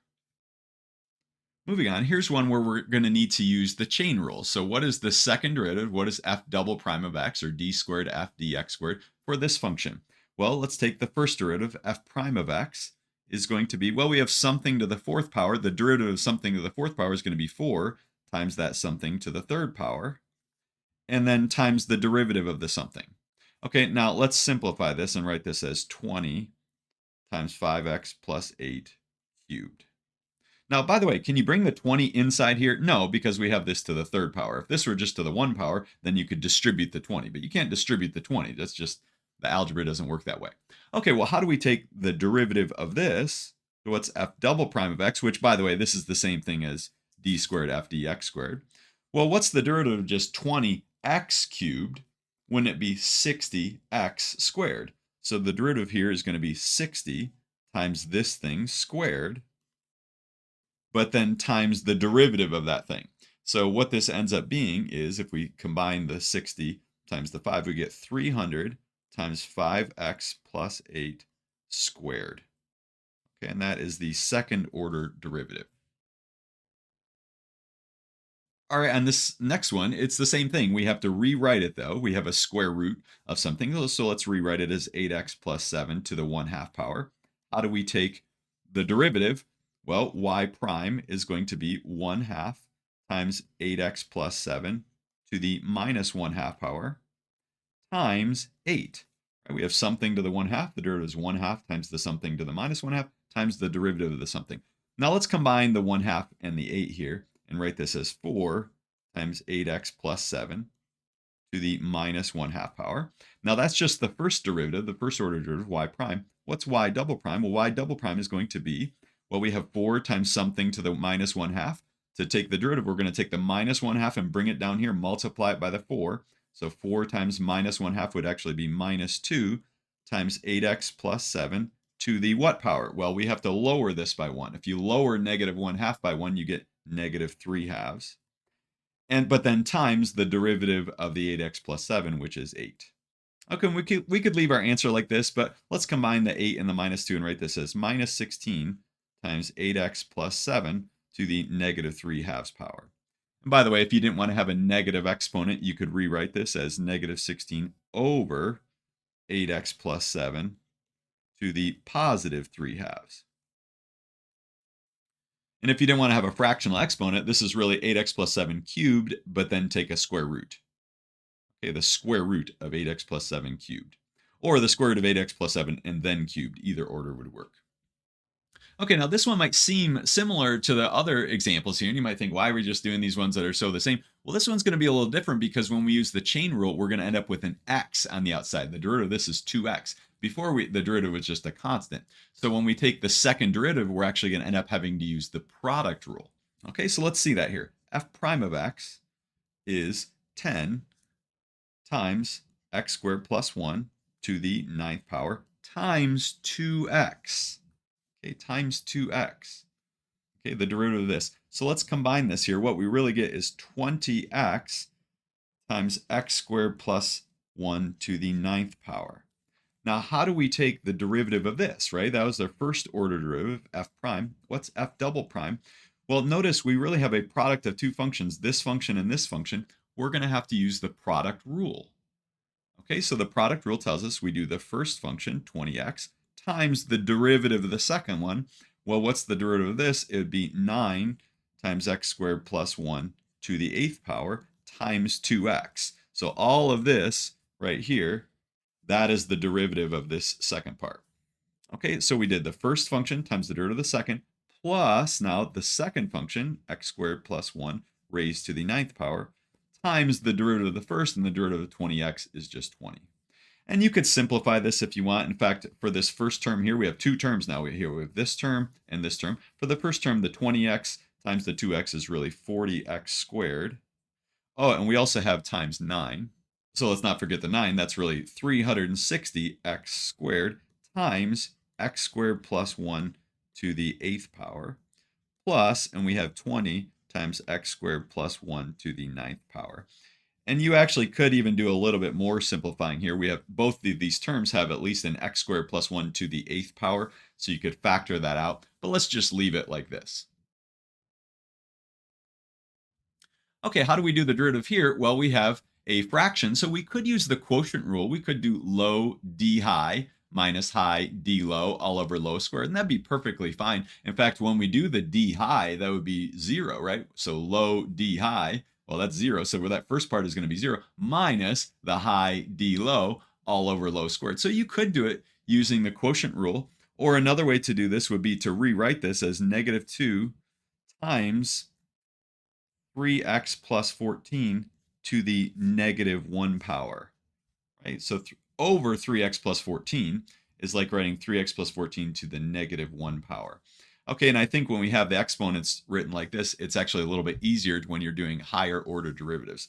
So notice we haven't done any derivatives yet. That's just another way of rewriting y. So we put equals here. Now, I don't want to put equals if I'm going to do y prime. In fact, I want to put y prime equals. Okay, so that's the original y. That equals this. So what's the derivative? Well, if we take negative 1 times negative 2, that's going to be positive 2 times 3x plus 14 to the negative 2 power, right? We lower that by 1, but then times the derivative of the inside function, 3. Okay, so in other words, one way of doing this problem would have been to use the quotient rule, but another way is to use the chain rule here. That's what we use there. Okay, and let's combine these so we can put equals 6 times 3x plus 14 to the negative 2 power. So again, that's just the first derivative. Now what's y double prime, or d squared y dx squared? Well, we bring the minus 2 up front. We get negative 12 times 3x plus 14 to the negative 3. And then we multiply by the derivative of the inside function, right? We're using the chain rule here. Okay, and if you want to, you can simplify this. 3 times minus 12 is minus 36. And in fact, we could put times this, but notice it's a negative exponent, so we could rewrite it as 3x plus 14 in the denominator raised to the third power. Okay, and that should be the same answer that you would get if you use the quotient rule 2 different times. Although in that case, you'd have to do some simplifying your answer to see that it actually simplifies to be this. Okay, what about natural log of x? And here, notice I'm doing y triple prime. So I could have written y prime prime prime, but I'm writing the 3 in parentheses here. How do we take the derivative? Well, notice y prime is just going to be 1 over x. Okay, the derivative of natural log of x is just 1 over x. Now, how do we do the derivative of 1 over x? Well, we could use the quotient rule, low d high minus high d low all over low squared, and that would be fine. But let's actually rewrite this as x to the minus 1 power. Okay, so what's the derivative of x to the minus 1? So we're looking at y double prime now. Well, it'd be minus 1 times x to the minus 2 power. Okay, or just minus x to the minus 2. Now, what is y triple prime? Well, we take negative 2 times negative 1. That'd be positive 2, x to the negative 3. Okay, so that's our answer, or we could rewrite this as 2 over x cubed. Okay, so that's the third derivative of natural log of x. Okay, let's do one last example. How do we do the derivative of this one? Well, notice we're going to have to use the product rule because we're taking a product. So and then we're going to have to use the product rule again when we do the second derivative. Now, each time you use the product rule, you end up getting more terms. So we're going to actually have quite a few terms for our final answer here. So what is y prime? Well, it's the first function, x cubed, times the derivative of the second. Well, what's the derivative of e to the 5x? It's e to the 5x times 5, or 5e to the 5x, plus the second function, e to the 5x, times the derivative of the first, which is just 3x squared. Now, before we take another derivative, let's simplify this. This would be 5x cubed times e to the 5x, plus this is 3x squared times e to the 5x. In fact, you could simplify this a little bit further and factor out the e to the 5x and write it as e to the 5x times this plus this, and that'd be fine. But let's actually just do the second derivative right away here. Now, how do we take the derivative of this? Well, to do the derivative of this part, we're going to have to use the product rule here. And then to do the derivative of this, we're also going to have to use the product rule. So it's going to kind of expand and get a little bit messier here. So let's do the derivative, first of all, of this thing here. So we get the first function, 5x cubed, times the derivative of the second, that'd be e to the 5x times 5, plus the second function, e to the 5x, times the derivative of the first one, which would be 15x squared. So all of this right here, that's the derivative of this. Okay, now what about the derivative of this? Okay, well, let's do the derivative of that part now. We do the first function, 3x squared, times the derivative of the second, e to the 5x times 5, plus the second function, e to the 5x, times the derivative of the first one, which is 6x. So this here, all of this, was the derivative of this second part. So notice our final answer ended up being a big mess. You could simplify it some. In fact, I think all four of our terms have an e to the 5x. So you could actually factor out the e to the 5x and write it as e to the 5x times something here. But let's just leave our answer like this. So notice when we use the product rule, we ended up getting two terms here. But then when we use the product rule again, this one gave us two terms, and this one gave us two terms, and so we had a total of four terms. If we wanted to find y triple prime, it would get even a little bit messier. So sometimes when you're taking these higher order derivatives, it can get a little bit messy. In this video, we're going to talk about related rates problems. And I have to say that I really enjoy this topic because you get to see some real practical examples, some real world problems that have to do with derivatives and calculus. And the problems don't seem overly contrived, like they would never happen in the real world. And also, they're not problems that you could just solve using other methods like algebra. You really do need to use calculus to solve these problems. So I enjoy this section a lot, and we're going to see quite a few examples. Now, we're going to be emphasizing the fact that derivatives are really rates of change or instantaneous rates of change. Remember that we initially defined derivatives as having to do with the slope of a tangent line, but a derivative can also be thought of as a rate of change, an instantaneous rate of change. So what is a related rates problem? Well, I think the best way to understand it is just do some examples, which we're going to do. But broadly speaking, a related rates problem is just a problem that involves two or more rates or rates of change that are related to each other. So let's look at some examples. A 10-foot ladder is leaning against a wall. A person pulls the base of the ladder away from the wall at a constant rate of 4 feet per second. How fast is the top of the ladder sliding down the wall when the base is 8 feet from the wall? So I've made a diagram of the situation here in Desmos. Here we have our ladder in red, and we're thinking of the x-axis down here as kind of being like the floor or the ground, and the y-axis here is a wall that this ladder is leaning up against. And notice we can kind of pull the base of the ladder away from the wall or toward the wall. And notice what happens as we pull the base of the ladder away from the wall, the top of the ladder starts sliding down the wall. Even if the base is sliding at a constant rate to the right here, the top of the ladder is not sliding at a constant rate. The top of the ladder is starting out slowly, but then it's going to move faster and faster and faster, right? Even if the base of the ladder is moving at a constant rate. Because notice, if we move the ladder, let's say from a distance of 1 foot away from the wall to 2 feet away from the wall, well, the top of the ladder hasn't moved very much, right? But if we move the base from 8 feet to 9 feet, the top of the ladder moves down the wall quite a bit. And from 9 feet to 10 feet, it moves all the way down to the bottom. It moves a lot. So the question is, if the base of the ladder is moving away from the wall at a constant rate of 4 feet per second, right? It's getting pulled in this direction at a rate of 4 feet per second. How fast is the top of the ladder sliding down the wall when the base of the ladder is 8 feet from the wall? So when this is 8 right here, how fast is the top of the ladder sliding down the wall? So here's the problem again. And the question is, how can we solve a problem like this? What do we do? So here is a strategy for solving related rates problems. And we're pretty much going to use this same strategy for basically all of these related rates problems. So the first step is to draw a picture or a diagram of the situation. The second step is we're going to define variables as functions of time. So anything that's changing over time, we're going to define it as a variable, and we'll think of it as a function of time. The third step is we're going to find an equation that relates those variables. So that equation might be an equation from geometry, such as the Pythagorean theorem, or the formula for the area of a circle, or the volume of a sphere, some equation that relates the variables. Fourth, we're going to take a derivative of both sides of that equation with respect to time, so derivative with respect to t. And the last step is we're going to plug in the known quantities, and we're going to solve for the unknown quantity, the unknown thing that we're looking for.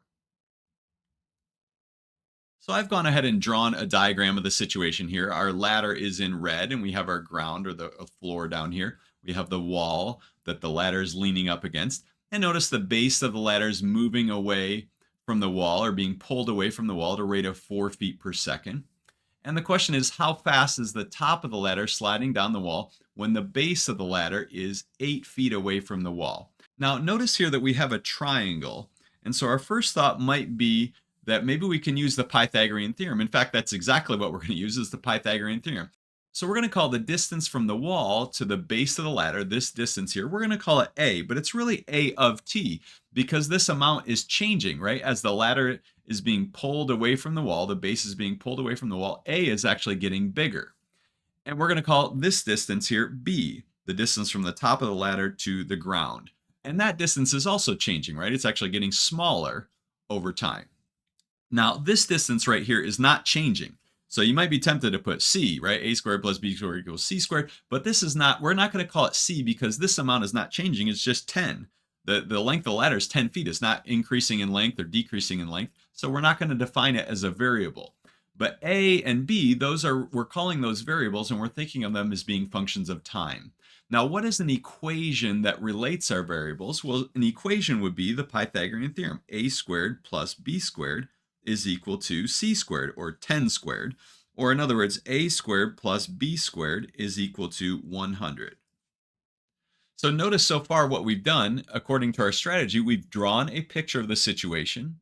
We've defined variables as functions of time, so we defined the A and the B. We found an equation that relates those variables, and we're now going to take a derivative of both sides of this equation with respect to time, with respect to t. So we're going to do d dt of the left-hand side, a squared plus b squared, equals d dt of the right-hand side. Now, the derivative of the right-hand side is pretty easy. The derivative of 100 is just 0. What's the derivative of the left-hand side? Well, again, we're thinking of a as being like a function of time, like an a of t. How do we take the derivative of something squared? Well, the derivative is going to be 2 times that something, 2a, times dA dt. Not dA dx, we're taking a derivative with respect to t, so this is dA dt. Now, what's the derivative of b squared? Well, it'll be 2 times b times dB dt. So what's the last step? Well, according to our strategy, the last step is to plug in the known quantities and solve for the unknown quantity. So what is it that we know? Well, we know that A is increasing at a rate of 4 feet per second. So what we really know is that dA dt, which is the rate of change of A, is just 4. Okay, dA dt, the rate of change of A, is 4. It's increasing at a rate of 4 feet per second. Now, we also are interested in how fast is the top of the ladder sliding down the wall when the base is 8 feet from the wall. So we want to know when A is 8. So we're going to plug in 8 for A. Now, we didn't plug in 8 for A up here because A was really changing over time. So we're not plugging it in until this last step here. Okay, so we know that A is 8. Now, what is B? Well, you can check for yourself. If A is 8, B is going to be 6, right? Because 8 squared plus 6 squared equals 10 squared. So use the Pythagorean theorem. You can see that B will be 6. My B's actually look like 6s. So anyways, A is 8 and B is 6. What's the one thing left here that we haven't talked about? Well, what is dB dt? How fast is B changing? Well, that's exactly the thing that we're trying to find out is what is dB dt. Now, it should be negative because the rate of change of B is actually decreasing, right? So dB dt, the rate of change of B, we would expect to be negative. So let's go ahead and solve this. Let's plug these in. We have 2 times A, but A is 8, times dA dt, which is 4, plus 2 times B, but B is 6, times dB dt, that's our unknown, equals 0. And now we can solve this. Well, 8 times 4 is 32, times 2 is 64. We have 64 plus 12 times dB dt is equal to 0. Now, how do we solve this for dB dt? Well, we'll subtract 64, and we're going to get 12 times dB dt equals negative 64. And last of all, divide by 12. We get dB dt equals negative 64 over 12, which actually reduces to negative 16 over 3, which is 5.3 repeating, or approximately, forgot the negative, or approximately negative 5.33. Okay, now what does that mean? Negative 5.33. What is that? Negative 5.33 feet? Well, it's actually negative 5.33 feet per second. That's the rate of change of B at that instant that A is 8. That's how fast B is decreasing. So it's basically how fast the top of the ladder is sliding down the wall. It'd be sliding down the wall at a rate of 5.33 feet per second when A is 8. So notice, what did we do overall here? Well, we drew a diagram of the situation. We defined variables, anything that was changing. So this distance from the base of the ladder to the wall, that's changing, that's increasing, right? So we called it A, or A of t. The distance from the top of the ladder to the floor, that's also changing. It's actually decreasing over time, so we called it B. Now this distance was not changing. This distance is just 10, so we didn't call it C, we're just calling it 10. And we found an equation that relates the variables, the Pythagorean theorem, a squared plus b squared equals 10 squared. So a squared plus b squared equals 100. Our next step was to take a derivative of that equation with respect to time. The derivative of 100, of course, is 0. The derivative of these, you have to use, well, it's really the chain rule that you're using. It's kind of like implicit differentiation. The derivative of a squared is 2a dA dt. The derivative of b squared is 2b dB dt. And then we plug in the things that we know. We know dA dt is 4. That's the rate of change of A, how fast A is increasing, dA dt. Again, the derivative is that rate of change of A with respect to time, and that's 4, or 4 feet per second. A was just 8, so that'd be 8 feet. B, and when A is 8, we found that B is 6. Use the Pythagorean theorem, 8 squared plus b squared equals 10 squared. B ends up being 6. And so we have these three knowns here that we can plug into our equation right there. And we still have our one unknown, which is dB dt, and that's exactly what we're looking for. How fast is B changing? How fast is the top of the ladder sliding down the wall? And we solved for that. So we plugged these things in. We got that dB dt was negative 16 thirds, or negative 5.3 repeating. Okay, let's do a couple more examples, and these ones should go more quickly. Number 2, a stone dropped into a pond sends out a ripple whose radius increases at a constant rate of 3 feet per second. How rapidly is the area enclosed by the ripple increasing 10 seconds after the stone has dropped? So I've made a little animation here in Desmos, and as you can see, as the rock drops into the pond, the ripple expands out. And notice that the radius of the ripple is increasing at a constant rate here. That rate was 3 feet per second. But notice that although the radius is increasing at a constant rate, the area is increasing also, but it's not increasing at a constant rate. Notice, for example, that after 1 second, here's how big the ripple would be, because it would be 3 feet in radius. After 2 seconds, it would have a radius of 6 feet. After 3 seconds, I'd have to have a radius of 9 feet. After 4 seconds, I would have a radius of 12 feet. Well, notice that between seconds t equals 1 and t equals 2, the amount of area that it's increased by would be the area inside this little annulus right here. But between t equals, say, 3 and t equals 4 seconds, the amount of area that it's increasing by is the area of this ring here, this annulus. And notice that annulus has a bigger area than this annulus. So the area obviously is increasing, but it's increasing at an increasing rate. So the big question is, after 10 seconds, so now after 10 seconds, I'm going to have to expand out here a little bit. So after 10 seconds, the ripple will have a radius of 30 feet. After 10 seconds, how fast is the area increasing? Okay, how many square feet per second is the area increasing by when the ripple has a radius of 30 feet? So that would be after 10 seconds. So I've drawn a little diagram here of our ripple, and notice that the radius is increasing at a rate of 3 feet per second. And we've defined variables for things that are changing. So notice the radiuses are, the radius is getting bigger, that's changing. And also the area is getting bigger, that's changing, right? So those are two things that we're interested in, is the area and the radius. And the question is, what is an equation that relates those? Well, the area of a circle is pi r squared. So we've now found an equation that relates our two variables. So the next thing we'll do is we're going to take a derivative of this equation with respect to time. So we're going to do d dt of the left side will equal d dt of the right-hand side. So what is the derivative of the left-hand side? Well, remember, a is really a of t. It's a function of time. And r is really r of t. It's a function of time. Well, the derivative of a is just going to be dA dt.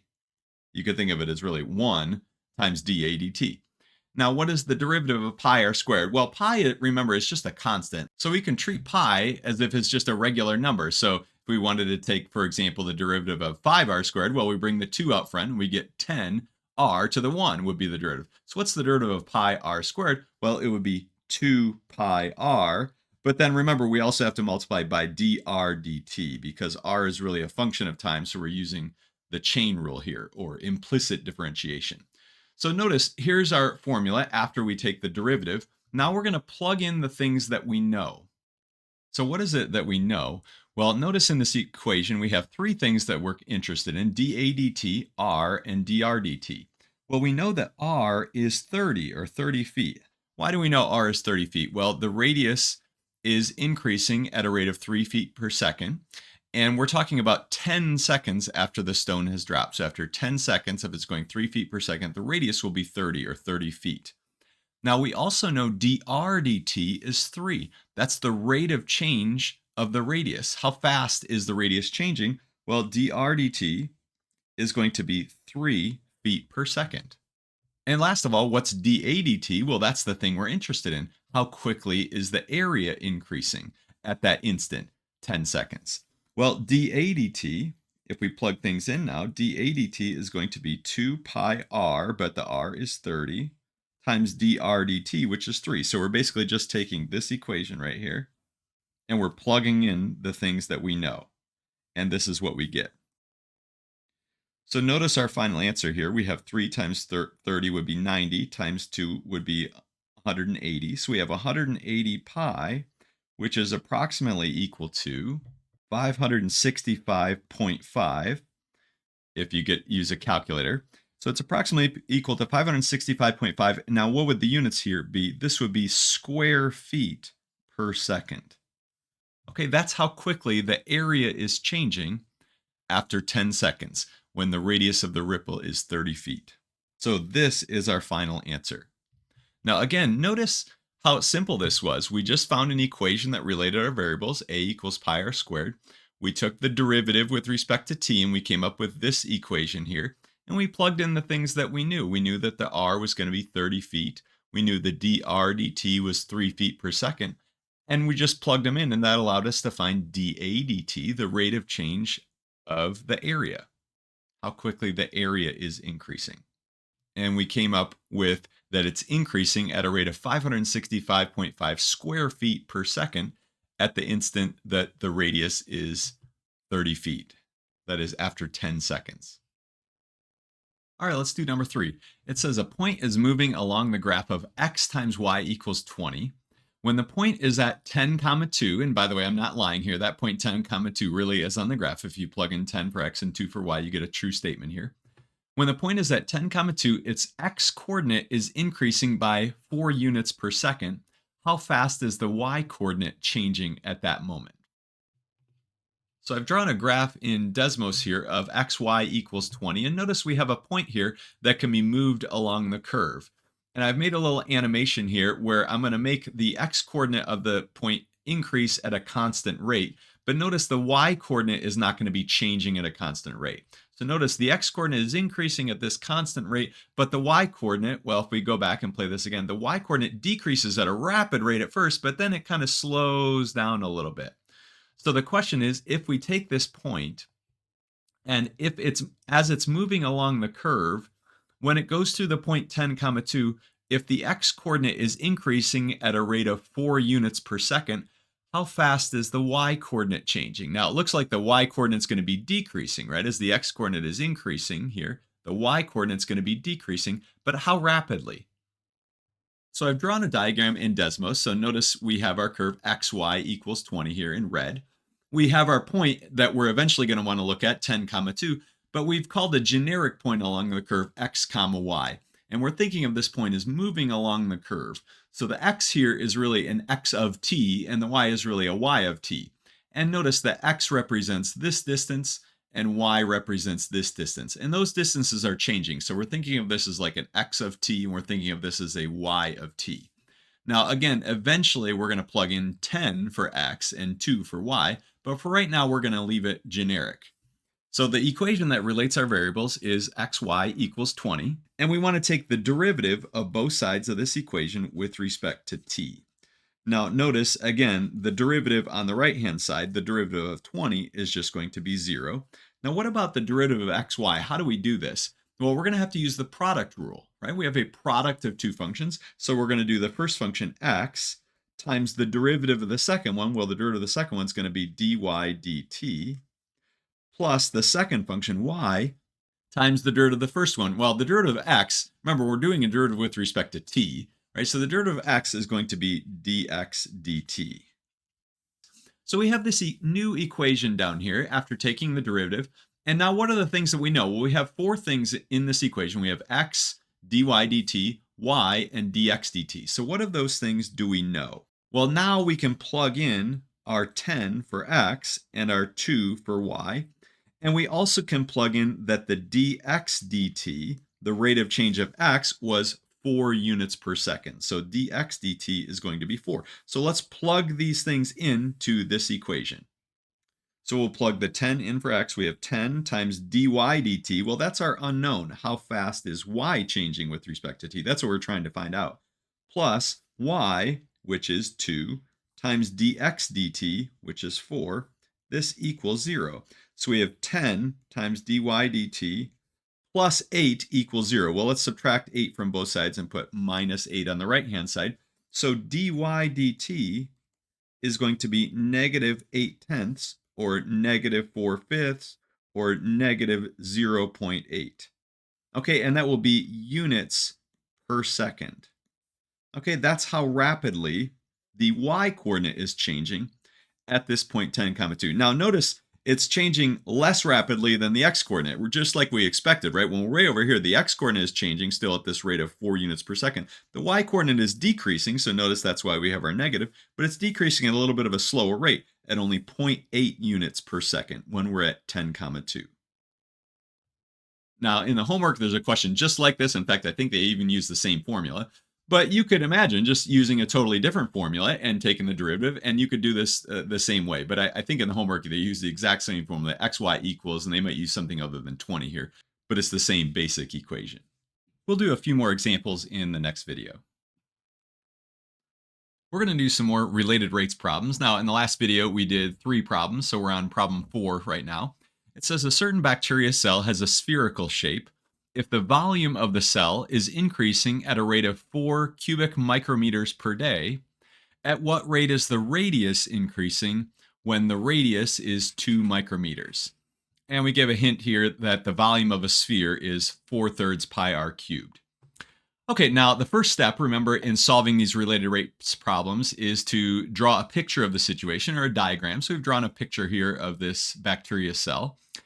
And the second step is to define variables as functions of time. So we have v and r. So remember, this cell is increasing in volume each day, and so the radius is going to be increasing as well. So we think of the v here as being v of t, and the r as being r of t. And so we have this equation now that relates our variables. So actually, we've done the first 3 steps of our strategy. We've drawn a picture, we've defined variables, and we found an equation that relates our variables. Now, remember, the next step is to take a derivative of both sides with respect to t. Okay, look at this equation. Take the derivative of both sides with respect to t, and let's see what happens. Now, the derivative of v is just going to be dv dt. The derivative over here, well, 4/3 pi, that's just a constant.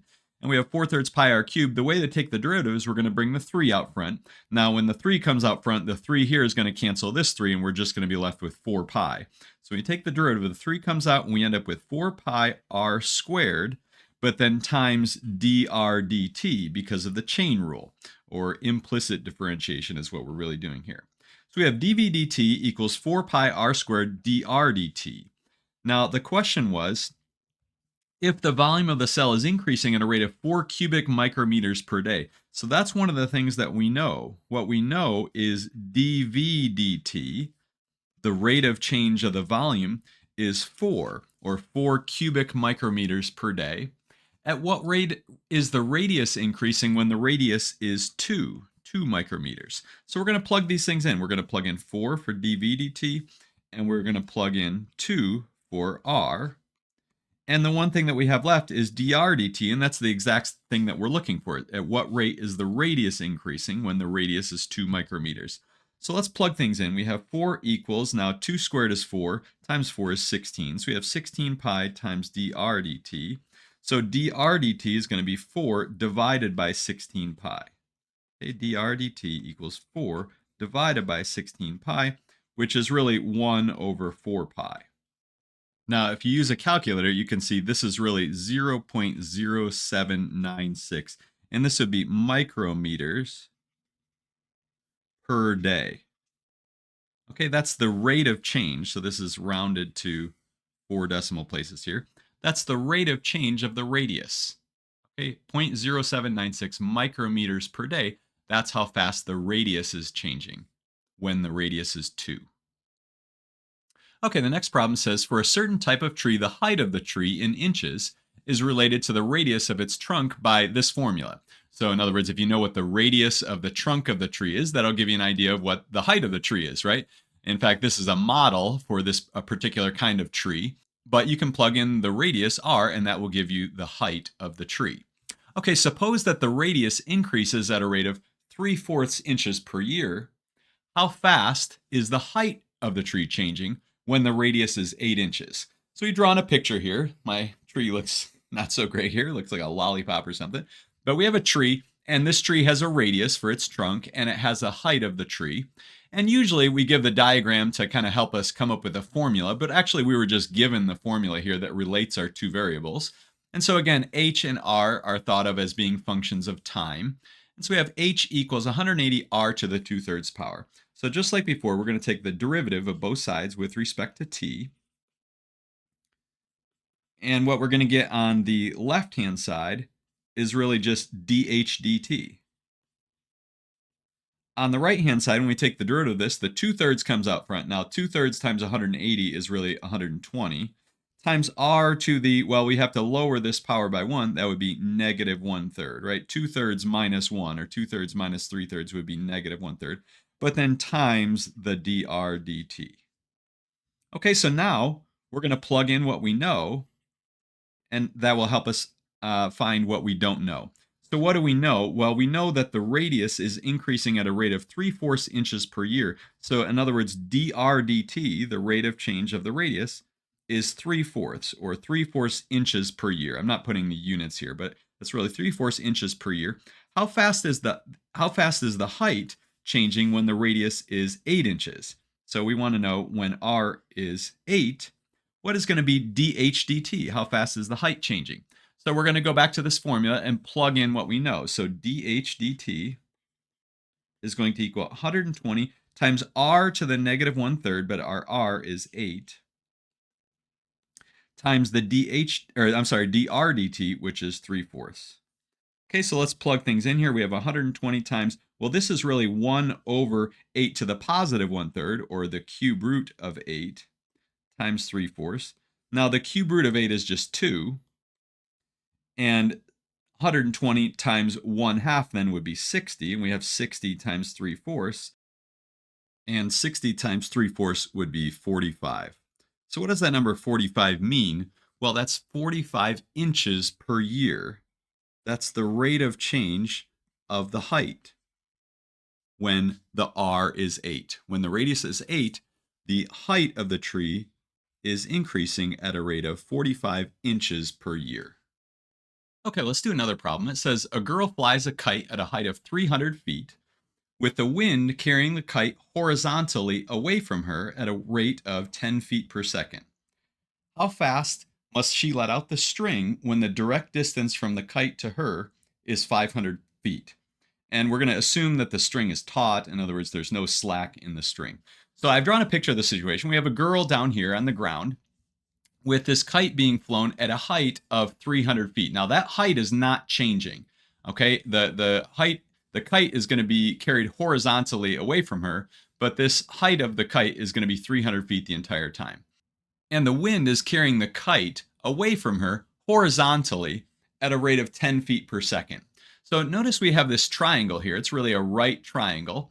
This height is 300. We'll call this distance A here, but notice that A is really changing. In fact, the rate of change of A is going to be 10 feet per second. A is increasing, right? This distance right here, this horizontal distance between the girl and the kite is increasing.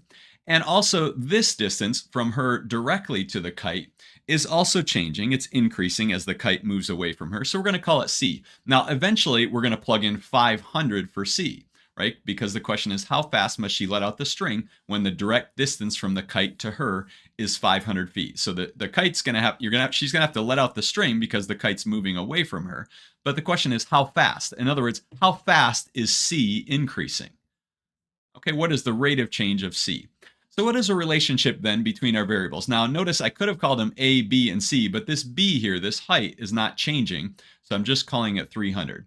Well, we have the Pythagorean theorem that says that a squared plus b squared equals c squared. But again, our b is just 300. So we have a squared plus 300 squared equals c squared. Or in other words, a squared plus, well, 90,000 equals c squared. Okay, so here's our equation that relates our variables. Now we're going to take the derivative of our equation with respect to t, with respect to time. So we'll take the derivative of both sides. That's a t there. Okay, and so what is the derivative of the 90,000? Of course, that's just going to be 0. What's the derivative of a squared? Well, that will be 2a times dA dt. So that's the left-hand side. The right-hand side, what's the derivative of c squared? The derivative of c squared is going to be 2c times dc dt. Now, by the way, the 2's can cancel out on each side here, divide out a 2 from both sides. So now let's plug in what we know. Okay, what do we know? Well, we know that c is going to be 500 because we're trying to find how fast is c increasing when c is 500. So we know this c is 500. You can also use the Pythagorean theorem to solve for a. So we have a squared plus 300 squared equals 500 squared. It turns out it will be 400 though, because 300 squared plus 400 squared will equal 500 squared. So you can do that and check it if you want, but that's what a is going to end up being, is 400. Now we also know that dA dt, the rate of change of a, how fast a is changing, this horizontal distance, is that 10 feet per second. Okay, so dA dt is 10. So these are really 500 feet, 400 feet, and this is 10 feet per second. So now let's plug them in to this equation right here. Okay, so let's plug in our a. Well, we have 400 for a. We have the dA dt, which is 10, 400 times 10, equals c, which is 500, times dc dt, and that's the thing we're trying to find, dc dt. Okay, so notice this is really 4,000 equals 500 times dc dt. Well, if we divide both sides by 500 now, we'll see that dc dt is 4,000 divided by 500, which turns out is just 8. So I rigged up the numbers to be just nice here. It was really nice that the a ended up being exactly 400 as opposed to some crazy decimal, some crazy square root. And it also worked out really nicely that the dc dt was just a number 8. Now, what does the number 8 mean? Well, is that 8 feet? Well, that's 8 feet per second. Okay, that's how fast she's going to have to let out the string. Now, the kite is moving horizontally away from her at a rate of 10 feet per second, but how fast c is increasing, how fast she's going to have to let that kite through her fingers here, is at a rate of 8 feet per second.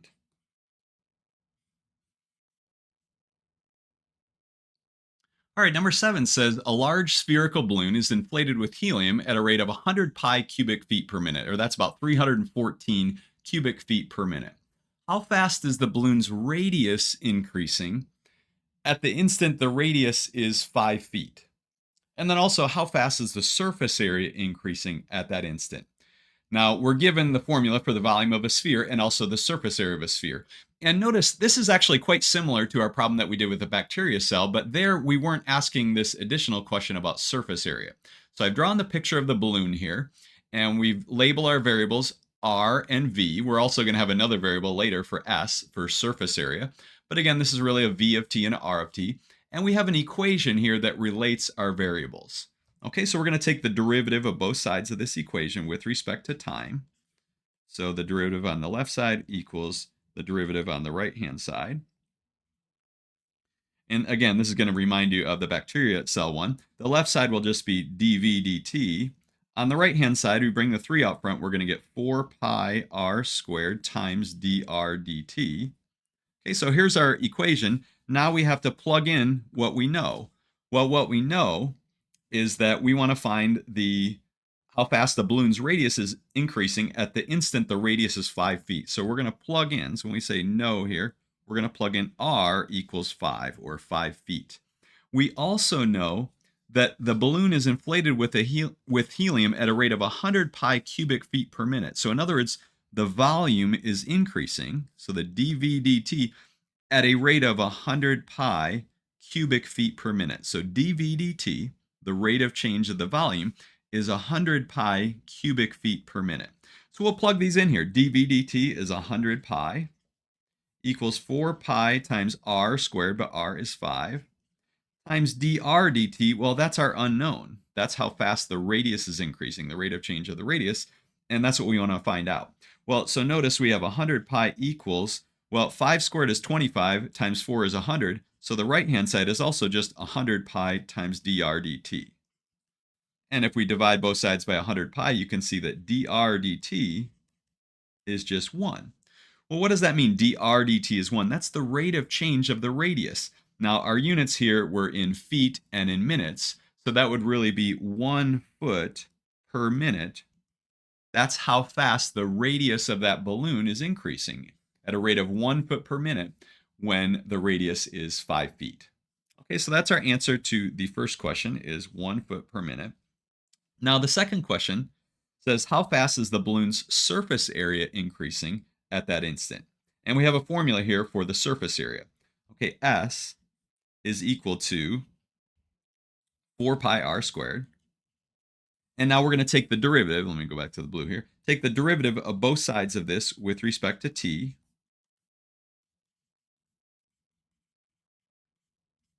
And the derivative on the left-hand side is just going to be ds dt. The derivative on the right-hand side, well, the derivative of 4 pi r squared, we bring the 2 out front, we get 8 pi r to the 1, but then times dr dt. Okay, now what is it that we know? Well, we're still considering the same instant when the radius is 5. Okay, radius is 5 feet. But then what is dr dt? We're trying to find ds dt, but we have r and dr dt. Well, notice we're not given dr dt in the initial problem. We weren't given that, but actually that's what we just found. Okay, in the first part of the problem, we found that dr dt was 1 foot per minute. So now we're going to use what we found in the first question, the first part of the problem, right here. So this will just be 1, or 1 foot per minute. So when we plug this into this formula, ds dt is equal to 8 pi times r, but r is 5, times dr dt, but dr dt is just 1. So notice the right-hand side is just 40 pi, which I believe is 125.7. And I just checked it, and actually it is 125.7. Now, what would the units on this be? This is ds dt. How fast is the area increasing? Well, this would be square feet per minute. Okay, square feet per minute. We're using minutes and feet. So this is how fast the area is increasing. The surface area is increasing at the instant that the radius is 5 feet. And again, what's a little bit unique about this problem is that we actually used our solution to the first part, that we found that dr dt, and that helped us in the second part of the problem when we were trying to find ds dt, because we needed to know dr dt at that instant that r is 5. Okay, let's look at number 8. So it says an airliner passes over an airport at noon, traveling 500 miles per hour due west. So this airplane goes over this airport at noon, and it's traveling 500 miles due west. And at 1 p.m., so an hour later, another airplane passes over the same airport at the same elevation, traveling due north at 550 miles per hour. Assuming both planes maintain their equal elevations, how fast is the distance between them changing at 2:30 p.m.? Okay, so we've drawn a picture here, and here's my airplanes. By the way, don't make fun of my airplanes. I know they're bad. But I had a brother growing up. I mean, I still have a brother, older brother. He was amazing at art stuff, and he could just draw these elaborate things. And we went to a baseball game, Detroit Tigers baseball game. He like drew the entire stadium. We came back home, and my mom would always put up his pictures on the refrigerator, and I don't ever remember her ever putting a picture of mine on the refrigerator. And I was wondering at the time, why? But I look back, and it's just my art was awful. It was terrible. Okay, anyways, I don't know where I'm going with this. But okay, so we have this airplane. That first one goes over due west, 500 miles an hour. We have the next one going north at 550 miles an hour at 1 o'clock. So the question is, how fast is this distance between them increasing at 2:30 p.m.? Okay, so notice we have this triangle here. And in fact, it's really a right triangle because this is traveling directly north, this is traveling directly west. So we have a right triangle. And all of these distances are actually changing. There's none of them that are staying fixed. Okay, so we're going to call this distance A, and A is increasing, right? We'll call this distance B is increasing, and we'll call this distance C here, and C is increasing. So clearly we have an equation that relates our variables, just A squared plus B squared equals C squared. Okay, and then we're going to take the derivative with respect to t of both sides. And what do we get? So by the way, just think about this. Okay, how fast is that distance between these two planes increasing? Okay, how could we figure this out? Imagine trying to do this without calculus, right? How would we figure this out, right? Okay, well let's do this here. It's actually not going to be too bad of a problem. So let's take the derivative. We get 2a dA dt plus 2b dB dt equals 2c times dc dt. And by the way, we can divide everything by 2. So actually all of these 2's can really cancel out if you divide both sides by 2. But I'll just leave them in there. So now notice we have really 6 things. A, dA dt, B, dB dt, and C, dC dt. Okay, now we're going to plug in some things though. So we have to figure out what is A, what is B, and what is C. So first of all, what is A? Well, remember, this plane travels over this airport at noon and it's going 500 miles this way. And we're talking about at 2:30. So 2.5 hours later, what is A going to be? Well, if this is traveling 500 miles an hour for 2.5 hours, well, if we double 500, we get 1,000. Get another half of it, would be another 250. Wouldn't this be 1,250 miles away from the airport, right? That plane. So A, so one of the things that we know is that A is going to be 1,250. Also, we know dA dt. What's dA dt? Well, what's the rate of change of A? How fast is A changing? Well, it's just 500 miles per hour, right? So this is, again, 1250. This would be miles. This would be 500 miles per hour. Whenever you're talking about a derivative, you're talking about a rate, right? This is 500 miles per hour. Okay, now what about B? Well, remember, this one goes over the airport at 1 o'clock, and then we're wondering at 2:30, how far has it gone? So basically an hour and a half later, we need to multiply 550 times 1.5, right? 1.5 hours. And if we do that, 550 times 1.5, that'll end up being 550 plus 275. Let's see, what is that? 825?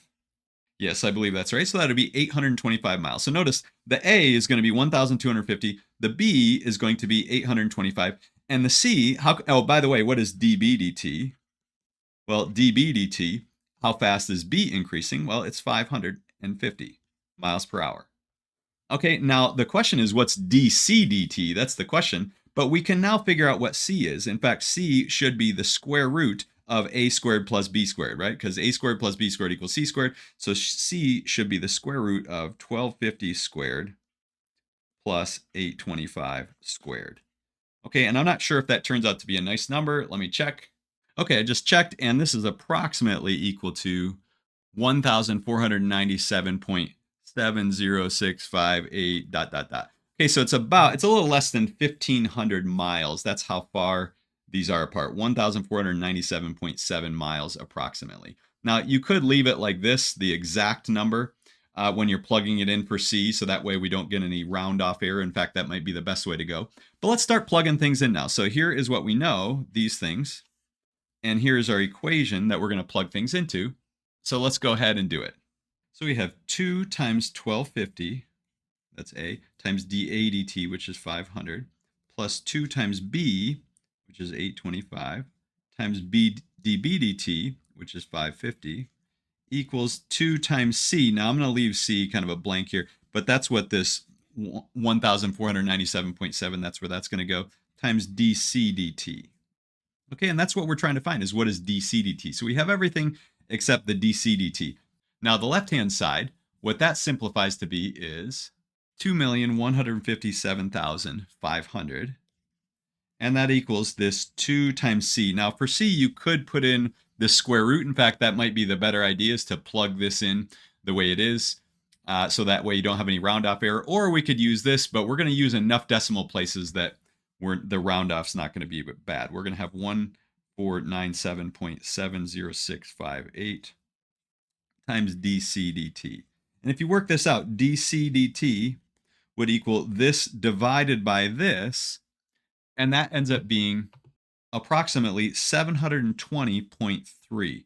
Now, what does that mean? That's 720.3 miles per hour. That's how fast the planes are moving relative to each other. That's how fast this c is increasing at 2:30 p.m. And for our last problem, we have this one, number 9. A balloon is rising vertically above a level, straight road at a constant rate of 1 foot per second. Just when the balloon is 65 feet above the ground, a bicycle moving at a constant rate of 17 feet per second passes under it. How fast is the distance, s of t, between the bicycle and the balloon increasing 3 seconds later?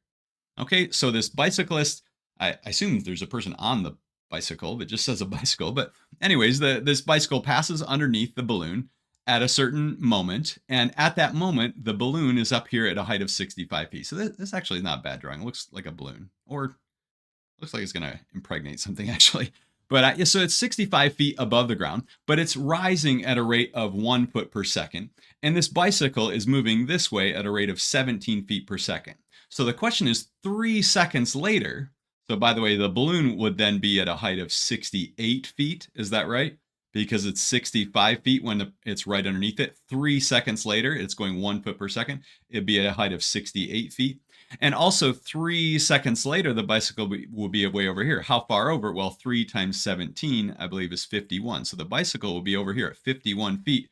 From there, this height will be 68 feet. And the question is the distance between the bicycle and the balloon. How fast will that distance be increasing at that moment? So they're calling this s, or s of t, this distance. And notice we do have a right triangle here. So we're going to use the Pythagorean theorem again. We'll call this distance a, we'll call this distance b, and what we're going to get is a squared plus b squared equals s squared. So that's our equation, a squared plus b squared equals s squared. And notice all of these three things are changing, a, b, and s. So I'm not plugging in 68 here or 51 here, not plugging anything in for s. All of these distances are changing. So we're going to leave it at all three of those lengths here as variables.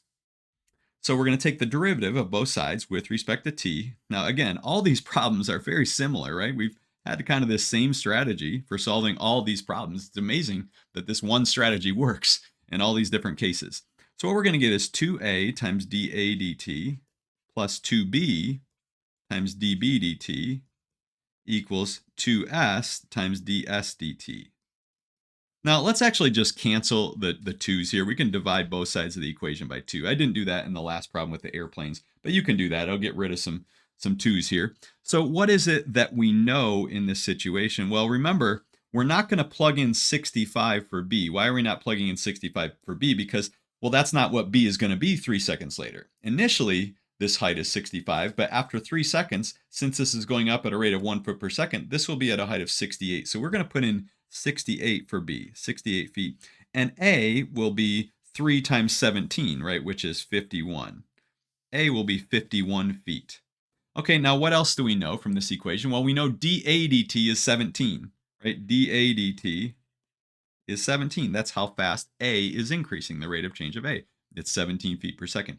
dB dt, what's dB dt? Well, dB dt is just 1.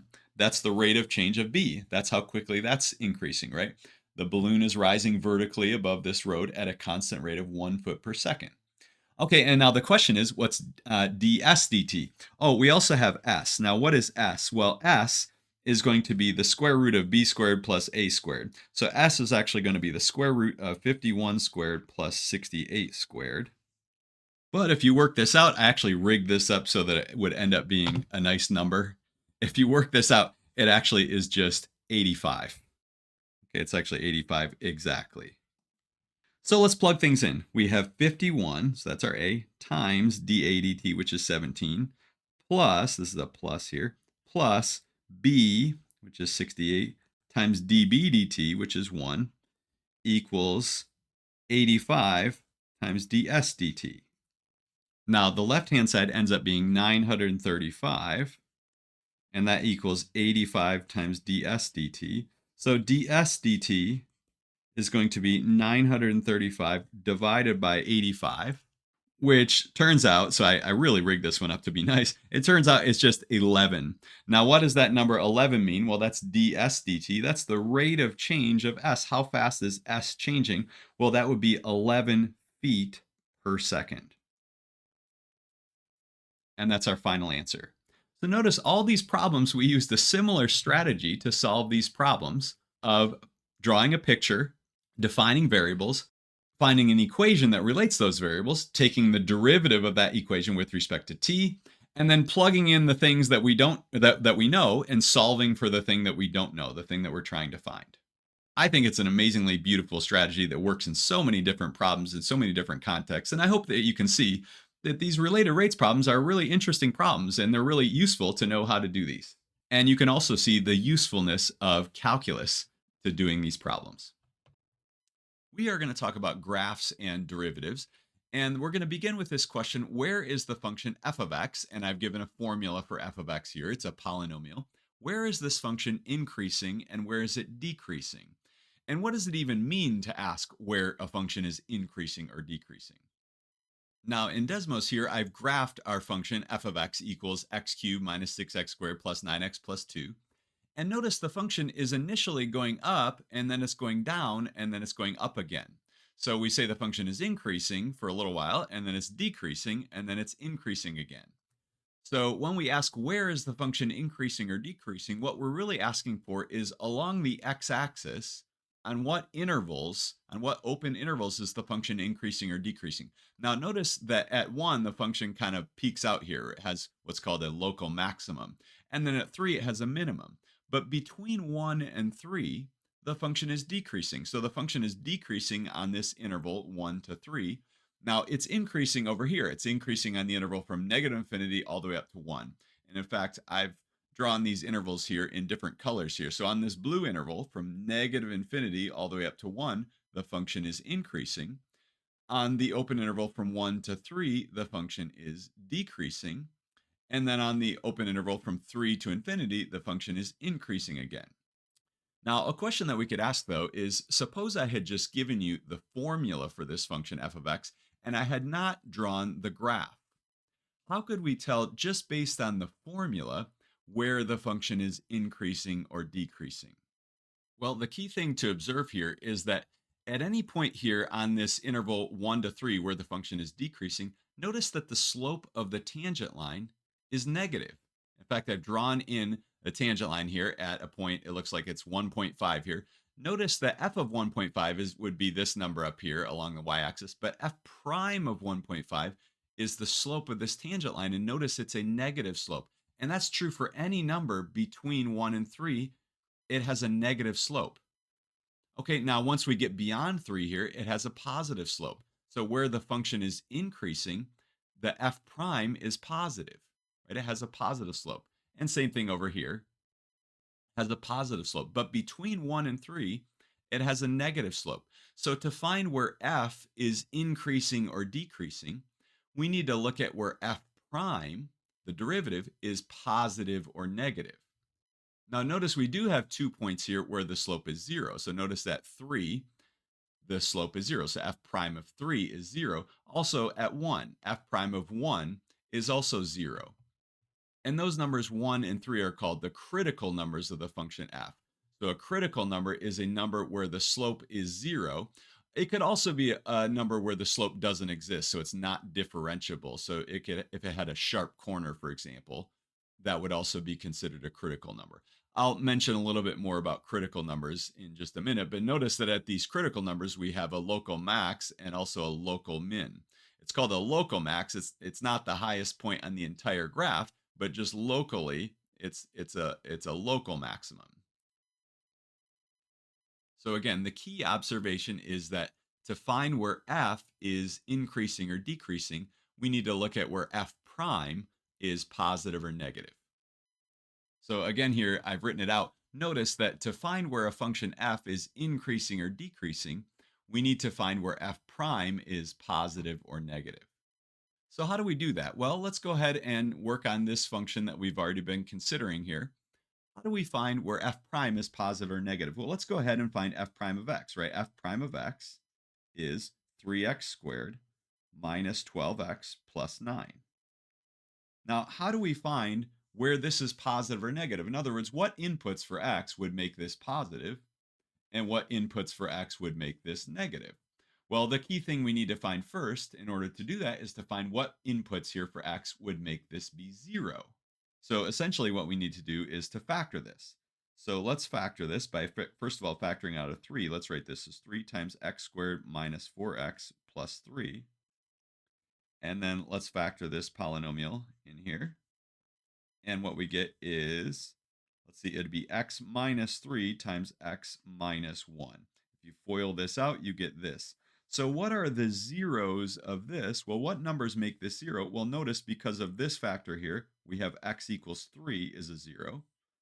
And this one here, we have x equals 1 is a 0. So 3 and 1 are the zeros of f prime. Now, remember, our goal is to find where f prime is positive or negative. So what we're going to do is draw a little number line here. And we're going to label the points along the number line 1 and 3. Now, I'm not going to label all the tick marks. So 0 would be here, 0, 1, 2, 3, 4. I'm not going to label all the numbers here, but just 1 and 3 we'll label. And we're going to be looking at f prime. Where is f prime positive or negative? Well, we notice that at 1, f prime is 0. So I'm going to put a little 0 there.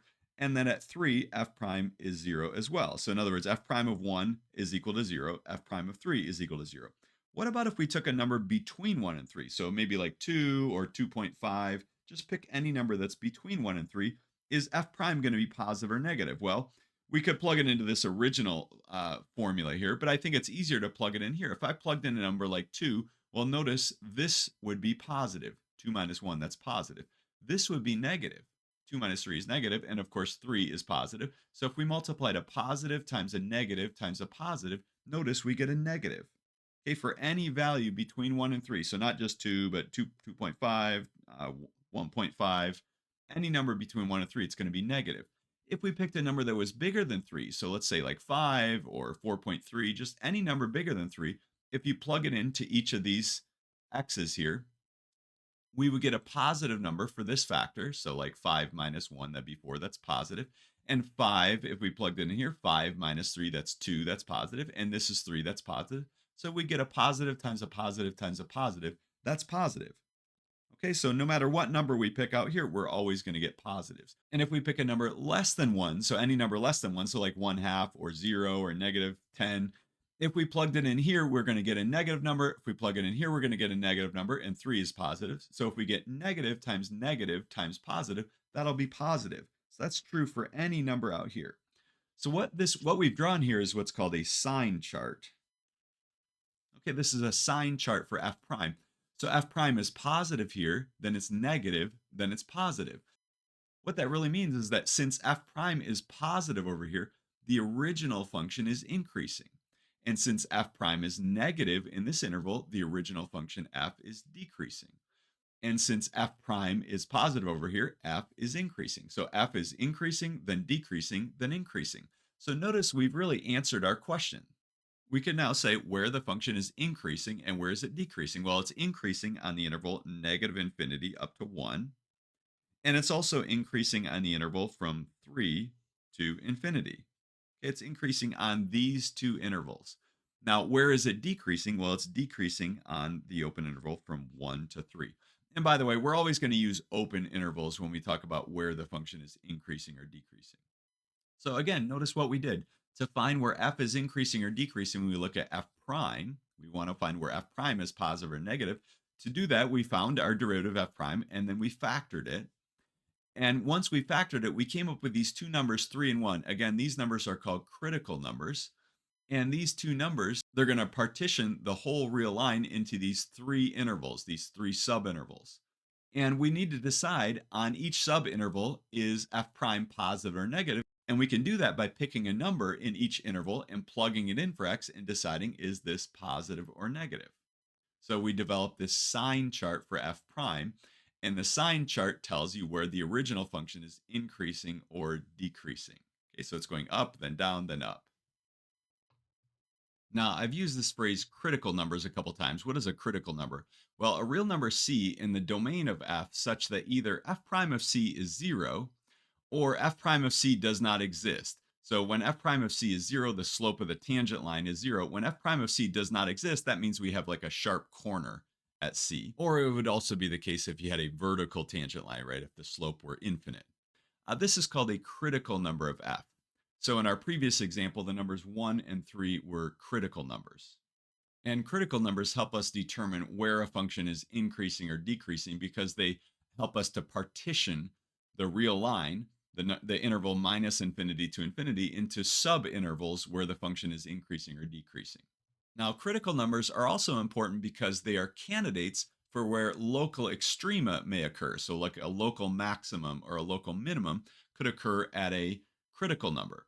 Now, to see whether a particular critical number gives a local max, a local min, or neither, we use something called the first derivative test. So, what is the first derivative test? Well, it's actually pretty easy to understand. The first derivative test is going to test whether these critical numbers, so in our original example here, the critical numbers were 1 and 3, whether those numbers give us a local max, a local min, or neither. Well, notice that 1 gave us a local max. And how could we tell that based on the sign chart? Well, notice the original function is increasing and then in decreasing, right? So we have pluses to the left of it, minuses to the right of it. So it's increasing, then decreasing. So we have a local max at 1. And at 3, we have a local min because to the left of it, the function's decreasing. To the right of it, the function's increasing. So it's going down and then up. So at 3, we have a local maximum. So that's really all the first derivative test is. You just look at a sign chart for f prime and look, where's the function increasing and decreasing? Well, if it's increasing to the left of it and decreasing to the right of it, it goes up and then down. We have a max. If it's decreasing to the left, increasing to the right, we have a min, right? It's going down, then up. And you can see that here. Notice at 3, we have a local min because it was decreasing to the left, increasing to the right. At 1, we have a max because it's increasing to the left, decreasing to the right. So the first derivative test tells you that if you have a situation like this, where we have pluses to the left of a critical number and negatives to the right, we have a local max. Now, by the way, sometimes you'll see ND written right here instead of 0. So ND means not defined. So in that type of situation, instead of the curve rounding off at the top, that means you just have a sharp corner at the top, so like a V. So for example, like an absolute value function has a sharp corner in it, right? So imagine a sharp V like this, we would also have a local max. So if it's either 0 or ND, so again, ND means not defined. You could think of it as not differentiable is another word for it. But C is this number that's in the domain where the derivative is either 0 or not defined. We're going to get a local max in this situation. Now, in this situation right here, where it's decreasing then increasing, right? So f prime is negative here, positive here. The original function is going to have a local minimum. And again, this could either be 0 or nd right here, not defined. Now, when we say not defined, we don't mean that the original function is not defined at C. In fact, C has to be in the domain of the original function. F has to be defined at C in order to be a critical number.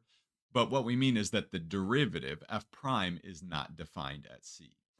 Now, we could also run into a situation like this where we have a critical number, a place where the slope is 0, but it's pluses to the left and pluses to the right. You might think, well, how could that happen? Well, you could have a function, for example, that does something like this, almost like an x cubed type function, where we have a point there where the slope is 0. Okay, one point where the slope is 0, but it's increasing to the left, increasing to the right. Well, what do we have there? Do we have a local max, a local min, or neither? Well, we have neither. Okay, so if it has the same sign to the left and to the right of that critical number, so it's pluses to the left and pluses to the right, for example, then we have neither a local max nor a local min. And same thing if it's negatives to the left and negatives to the right. So for example, you could have a function that does something like this. Maybe there's a point where the slope is 0, but to the left it's decreasing, to the right it's decreasing. Well, again, at this number here, at this number C, we don't have a local max or a local min. So we have neither a local max nor a local min. So again, these critical numbers are candidates for where local extrema might occur. Okay, but you could have neither a local max nor a local min. Just because you have a critical number, it doesn't guarantee that you'll have a local max or a local min, but it's a candidate for where you could have one. and that is called the first derivative test. Now, going back to our original question, we could ask, what are all the local extrema? So notice at 1, we have a local max. At 3, we have a local min. But what is that local max and what is that local min? So looking at our graph here, notice that it's actually the point 1 comma 6 that's at the top here. So what we'd say, it has a local max of 6, but it occurs at x equals 1. And likewise over here, we have a local min of 2, but the min occurs at x equals 3. Now, how could we find those numbers 6 and 2? Well, we basically just plug our 1 and 3 into the original function f. You don't plug them into f prime, because f prime of those numbers is going to be 0, but you plug them into this function. So if we look at f of 1, if we plug in 1 everywhere we see an x here, we're going to get 6. You can try it for yourself. If you plug in 3 everywhere you see an x here, it's going to give you 2 as a result. Now, the way that MyMathLab would word this is, it says the function has a local minimum f of blank equals blank. Well, remember that f of 3 is where we had our local minimum. And remember that f of 3, if you plug it in here, you can see f of 3 is 2. So f has a local minimum, f of 3 equals 2. Now, I actually don't like the way this is worded. I would word it a little differently. I would say the local min is 2, and it occurs at x equals 3. But the way it is in MyMathLab, the function has a local minimum, f of, and it leaves a blank there, equals blank, and you have to fill this in. F has a local maximum. Well, remember it had a maximum at 1, and if you plug it in for yourself here, you can see f of 1 was 6. So we can say f has a local maximum, f of 1 equals 6. Now, I'll do a few more examples in the next video. In this video, we're going to do an example where we use the first derivative test. So let's let f of x be the function x to the 4th minus 32x squared plus 75. And in a little bit, I'll graph this function on Desmos, but I want to do this problem without knowing beforehand what the graph looks like. And we want to find the intervals where f is increasing or decreasing. And then we want to list the critical numbers and use the first derivative test to classify those critical numbers as giving a local max, a local min, or neither. So how do we do this? Well, first of all, we're going to find f prime of x. F prime of x is 4x cubed minus 64x. And we want to find what values of x make this positive or negative. And to do that, we're going to find the values of x that make this 0. So how do we find the zeros of this? Well, we need to factor it. That's the easiest way. Notice both terms here, both of our two terms have an x in them, and they also both have a 4 in them. So we can factor out a 4x and write this as 4x times the quantity. Well, 4x times x squared will give us the 4x cubed. And minus 16, right? 4x times 16 will give you 64x. Now, this part in here, the x squared minus 16, that's a difference of squares, and that can also be factored. So x squared minus 16 factors to be x plus 4 times x minus 4. So again, what we're trying to do is find what values of x make this positive or negative. Well, and the easiest way to do that is to find the values of x that make this 0. Well, because of this factor, x equals 4 will be a 0. Because of this factor, x equals minus 4 will be a 0 of f prime. And because of this factor, 0 is a 0. Okay, if you plug in 0 here, that becomes 0. If you plug in minus 4, that's 0. If you plug in 4, that's 0. So we have our three numbers here. These are really the three critical numbers. And what we're going to do is use these critical numbers to draw a sign chart for f prime. So here's a number line. This is f prime. We're going to put the numbers on the number line. So the smallest one is negative 4, and the biggest one is 4, and the one in the middle is 0. And so at these critical numbers, f prime is 0. What about in between them and around them? So if we pick a number, let's say between 0 and 4, so say the number 3, and we plug it in up here for x, is f prime of 3 going to be positive or negative? Well, if we plug in 3 here, that'll be positive. That'll be 12. If we plug in 3, that'll be positive. If we plug in 3 here, that will be negative. So positive times negative, that's negative.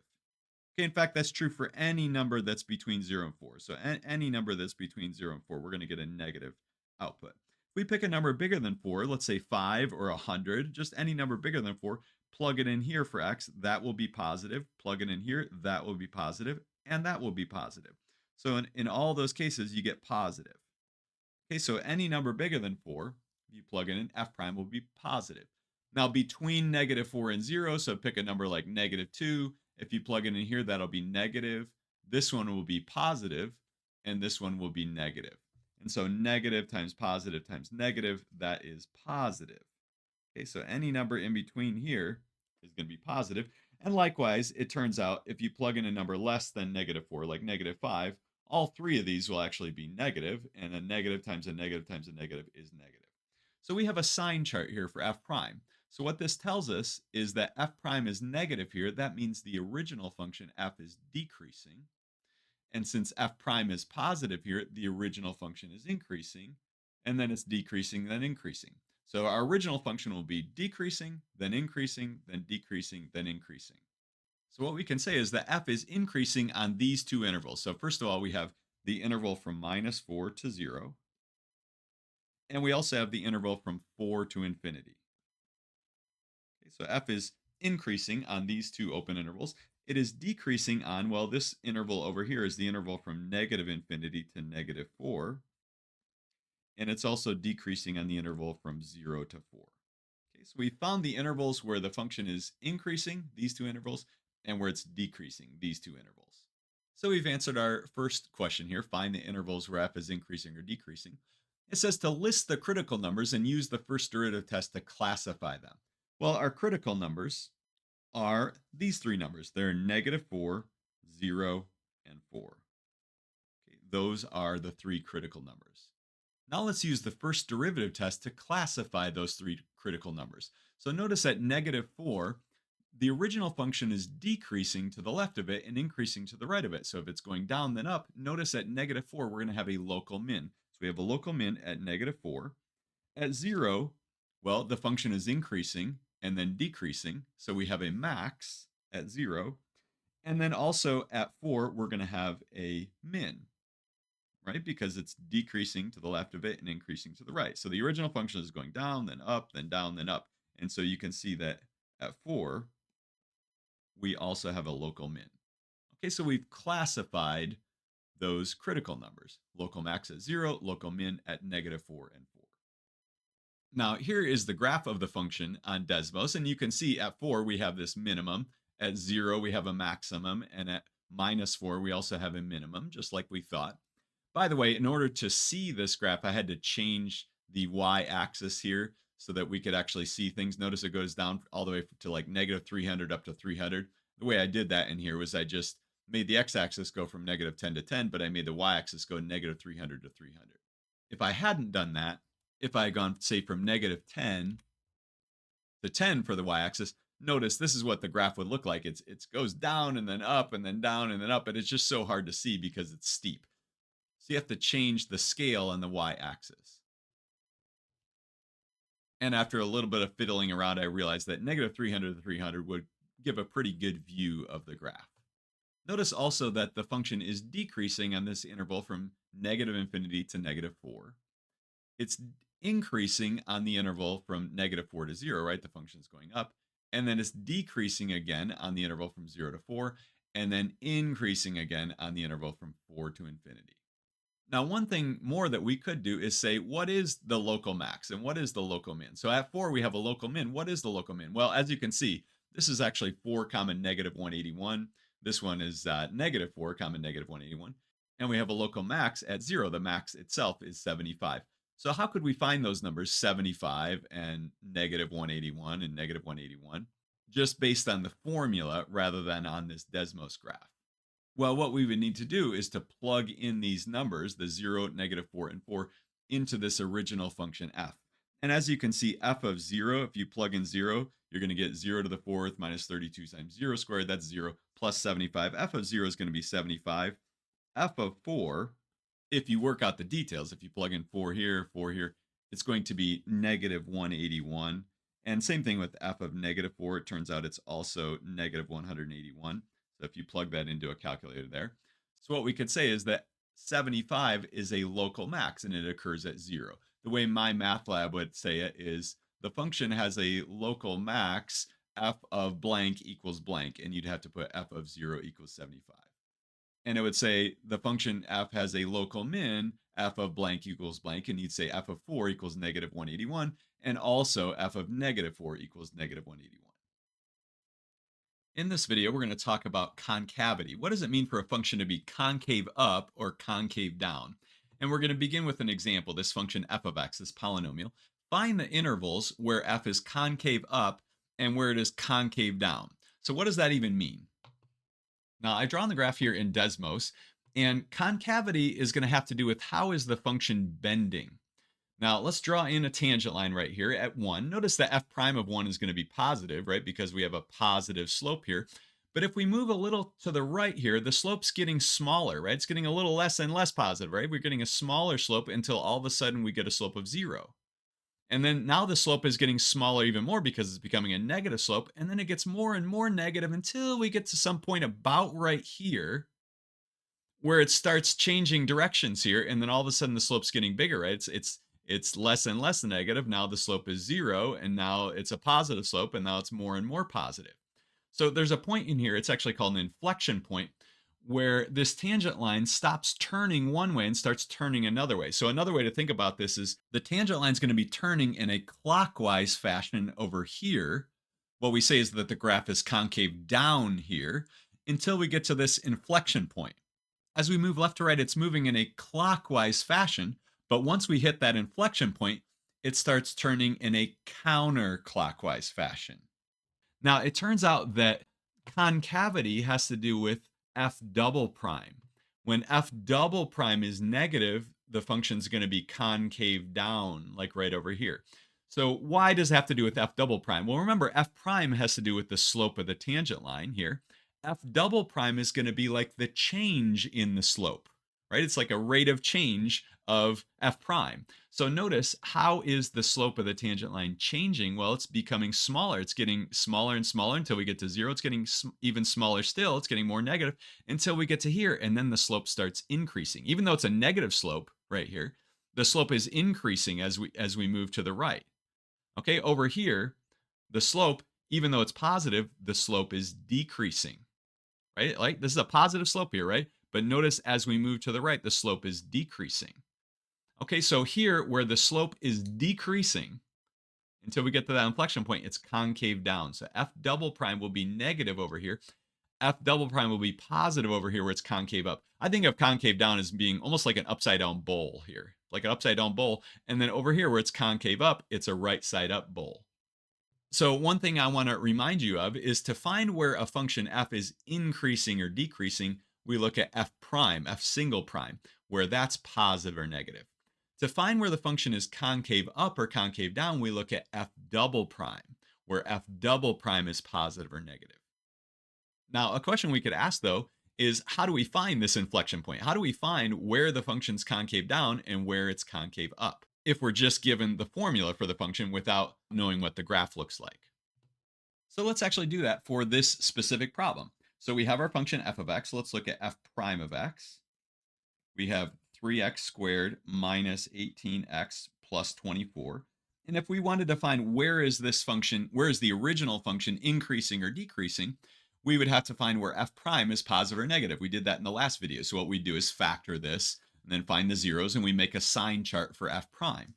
Well, for concavity, we're going to do basically the same thing, but for f double prime. So f double prime, notice, is 6x minus 18, and we can actually factor that as 6 times x minus 3. And what we're trying to find is where is f double prime positive or negative? In other words, what values for x can we plug in here that will make f double prime be positive? What values can we plug in here that will make it negative? So what we need to do is make a sign chart, not for f prime, but for f double prime. Now notice there's only one 0 here of this f double prime, that's x equals 3. If we were to pick in a number that's bigger than 3, so let's say like 5, and plug in 5 for x, would this be positive or negative? Well, if we plug in 5 here, that's positive, and of course 6 is positive, so positive times positive is positive. Okay, so for any point over here, right, f double prime is going to be positive. By the way, f double prime of 3 would be 0. What if we plug in something less than 3? So let's say 2 or 0 or negative 11. Well, if you plug it in here, this will be negative, and this is positive, and a negative times positive is negative. So if any value out here we're going to get is negative. So notice f double prime changes from being from being negative here to positive here. So at 3, we have what's called an inflection point. Now, the fact that f double prime is negative here means that the original function f is concave down over here. And f double prime being positive over here means the original function is concave up. And notice that actually agrees with our picture here, right? To the left of 3, the graph is concave down. It almost looks like an upside down bowl. That's kind of how I think of being concave down. It's like a bowl that's upside down. Concave up is sort of like a right side up bowl, right? Concave up, where the function is concave up to the right of 3. Okay, so let's answer the question here. Where is f concave down? Well, f is concave down on this interval. Notice that interval is negative infinity to 3. Okay, we're going to use an open interval. And where is f concave up? Well, it is concave up on the interval from 3 to positive infinity. Now, what we say is f has an inflection point at, well, where? F has an inflection point at x equals 3. Okay, has an inflection point at x equals 3. Now, what is the inflection point? The inflection point is actually a point, right? It's an ordered pair. So what is the inflection point? So what we're really trying to find is what are the coordinates of this point here? Well, it's 3 comma something. Now I could click on it here. It's actually 3 comma 8. But how would I know that it's 3 comma 8? Just based on the formula. So our inflection point is going to be 3 comma something. Well, it's actually going to be 3 comma 8. But how do I know it's 8? Well, what you'd have to do is go back to your original function and find what is f of 3. So you plug in 3 here. So that'd be 27 minus 81 and then plus 72 and work out all the details. Plug in 3 for everywhere you see an x. And what you're going to end up getting is that f of 3 is 8. So our inflection point is 3 comma 8. Okay, so going over again, what did we do? Well, how did we find the inflection point? How did we find where a function is concave up or concave down? You look at the original function and you take f double prime. So remember f prime, where f prime is positive or negative, that has to do with where the original function is increasing or decreasing. To find where a function is concave up or concave down, you look at f double prime. Okay, and we make a sign chart for f double prime. Where f double prime is negative, that's where the function's concave down. Where f double prime is positive, that's where the function is concave up. Now, we have an inflection point whenever we change concavity. So notice f double prime of 3 was 0. That was a candidate for where we could have an inflection point. But if on the left over here it had been plus, plus, plus, plus, and on the right it had been plus, plus, plus, which can happen. It could be concave up here and concave up here, even though f double prime is 0. In that case, you don't actually have an inflection point at 3. It's only an inflection point if you change concavity from like concave down to concave up or concave up to concave down. And you can see that based on the sign chart here. Notice it's clear we have an inflection point at 3 because we changed from being concave down to concave up.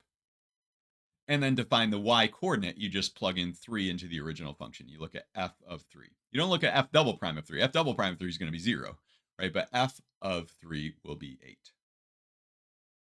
Okay, let's do one more example here. Let f of x be this polynomial. Find the inflection points of the polynomial. And I have graphed this on Desmos, and we'll look at the graph in a second. But let's just do this algebraically here using calculus. F prime is going to be negative 4x cubed plus 12x squared minus 4. Okay, and again, to find where the original function is increasing or decreasing, we'd have to factor this. I'm not sure how well this will factor. But anyways, let's look at f double prime. We're not looking at we're not being asked to find where the function is increasing or decreasing. We're asked to find the inflection points. So let's take another derivative. We're going to get negative 12x squared plus 24x. So we need to find where is f double prime positive or negative. Well, notice both of these terms have an x in them and both have a 12 in them. In fact, we could factor out a negative 12, let's say, negative 12x. And inside here, we'd have x to give us negative 12x squared. And then we'd have minus 2, because negative 12x times minus 2 is 24x. So what are the zeros here? What numbers can you plug in here that will make this 0? This one would give you x equals 2 is a 0. If you plug in 2 there, that factor is 0. Here, we get 0. Okay, if you plug in 0. It's not 12 or negative 12. It's 0 that makes this one 0. So we actually have two places where f double prime is 0. We have 0 and 2. And so we need to make this sign chart for f double prime. So if we pick a number between 0 and 2, so let's say like 1, well, if we plug in 1 here, that's negative, and this will also be negative, right? Because it's negative 12 times 1. So negative times negative, though, is positive. Okay, so we get a any number between 0 and 2, any number between 0 and 2, not just one, but any number, it's going to be positive. By the way, it'll be 0 at these 2 points. Now, if we pick a number that's bigger than 2, let's say like 5, that will be positive, that will be negative, so we're going to get negative. If we pick something less than 0, both of these will be negative, but I'm sorry, this one will be positive actually, and this will be negative. So what you're going to end up getting is negative. Okay, so notice at both of these points, 0 and 2, we changed concavity. So f has inflection points at x equals 0 and at x equals 2. Okay, so f has inflection points at x equals 0 and x equals 2. Now, what are the inflection points? What are the ordered pairs? Well, we need to find what's f of 0 and what is f of 2. Well, f of 0, you can just look right here. F of 0 is going to be 5. And f of 2, if you work out the details, it ends up being 13. So our inflection points are 0, comma 5 and 2, comma 13. We have 2 inflection points. So let's look at the graph in Desmos. Here's the graph. Notice the function is concave down over here on this interval from minus infinity to 0. It's concave down. And doesn't that agree with our chart for f double prime? It's concave down until we get to 0. Between 0 and 2, it's concave up. And notice, between 0 and 2, it's concave up. It's like this right side up bowl. And from 2 off to infinity here, it's concave down again. So notice we have these 2 inflection points here that happen at 0 and 2, and the ordered pairs here, the inflection points themselves are actually 0, comma 5 and 2, comma 13. So we can see that the graph agrees with everything that we did algebraically. Now, one last thing that I would like to mention is suppose we want to find a function where on this little interval here, a to b, we want f prime to be positive, right? F prime to be greater than 0. So we'll say f prime of x is greater than 0 for all x in between a and b. And we also want f double prime of x to be greater than 0. So could we come up with a function that is both increasing and concave up? What would that look like? Well, increasing means as we go left or right, it's going up. But concave up means it's going up at a faster and faster rate. So a function might look something like this. Okay, that's increasing and it's concave up. Notice the way it's bending is like this. Suppose we wanted to come up with an example though where f prime was still positive, but f double prime was negative. What does that mean? Well, f prime being positive means the function is increasing on this interval, but f double prime is negative means it's concave down. Well, here, it's got to still be going up as we go left to right, but it's going to be bending the other way. Notice this was bending this way. It's concave up. This one is concave down. It's bending that way. Okay, both of them are increasing functions. Both of them have f prime being positive, but this one is bending a certain way. Concave up. This one's bending the other direction. Okay, what about these last two examples? Suppose we want to find a function or draw an example of a function where f prime is negative. So what that means is the function is decreasing on this interval. By the way, when we say f prime of x is less than 0, I mean for any x between a and b, f prime of x is negative, right? So it's going down, right? The slope of the tangent line at any point would be negative, so the function is decreasing. But if we want f double prime to be positive, it has to be concave up. So how could we have a function that's decreasing but concave up? Well, in that case, you'd have something like this. Okay, that's decreasing, but it's concave up. Okay, notice it's like a piece of like a bowl that is right side up, right? It's going down, but it's still concave up. Now, what about if we wanted it to be going down but concave down? Well, in that case, it's got to be decreasing, but it's bending the other way. Okay, so notice concavity has to do with how is the function bending? Which way is the function bending? And so again, a graph that bends like this is concave down. Now, by the way, you may only look even the first piece of the graph here. That would still be concave down. Or this top piece would be concave down. Or any piece of this graph would be concave down. So we don't have to look at the whole thing here and say it's concave down. Even just this one little piece from here to here, it's concave down because it's bending that way. So this part over here, it's an increasing function, but it's concave down. Actually, over here, it's decreasing and concave down. Okay, concave up, it's bending this way. So this is a concave up. And notice, even just looking at this piece right here, it's still concave up. Even though it's decreasing right here, it's concave up. Okay, over here, it's increasing, but still concave up. So f double prime being negative, would be concave down, f double prime being positive would be concave up. So I had mentioned in a previous video that we talk about the geometric significance of f double prime, and it has to do with concavity. By the way, there's also something called the second derivative test. Remember, we talked about the first derivative test before? Well, the reason it was called the first derivative test, you might have wondered about this, was because it's looking at the first derivative, f prime. There's also something called the second derivative test that has to do with the second derivative, f double prime. We're not going to really talk about that in this class, but the first derivative test and the second derivative test essentially do the same thing. What they do is they classify the critical numbers as giving a local max or a local min.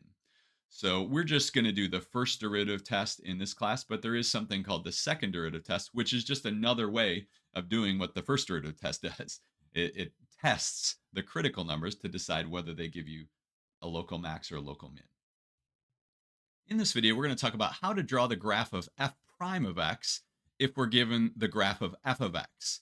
So in other words, instead of being given a formula for f of x, what if we're just given the graph of f? How could we draw the graph of f prime, the derivative function? So I've drawn the graph of a function f here, and we want to draw f prime. So how do we do that? Well, we're going to pick a particular input here. Let's say negative 3.5. And we're going to go up and look at the graph here and ask ourselves, what is the slope of the tangent line? Remember, the derivative has to do with the slope of the tangent line of the original function.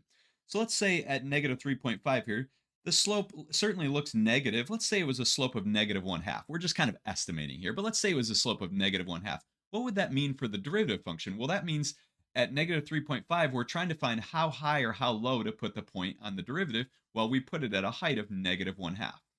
So whatever the slope is there, that's how high or how low to put the point on the derivative function.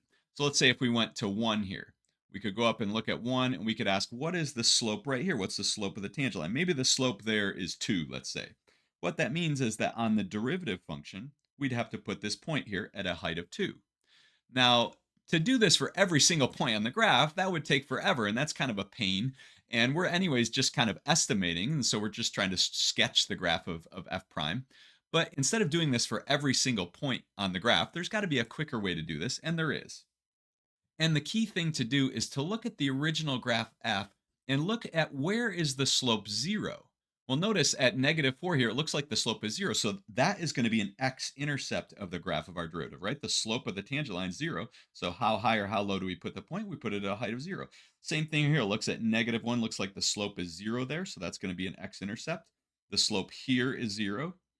The slope there looks like we're kind of going down and then it levels off, and maybe there's a point there where the slope is 0, let's say at 4. And then we go down further, it looks like another point here. It looks like we have a total of 1, 2, 3, 4, 5 points where the slope is 0. Now notice that any point between negative 4 and negative 1, the slope of the tangent line would be negative. Now it'd just be a little bit negative here, like negative 1/2 right there. It's a little steeper negative there, maybe a slope of negative 1 point something right here. So our graph is actually going to be below the x-axis because at every point, the slope of the tangent line is negative. So our graph is going to be down here. Now notice between negative 1 and 2, at every point, the slope is positive. Now, when we're just to the right of negative 1, right here, it's barely positive. So we're just going to be barely above. Now over here, it's a little steeper, so we're going to be higher.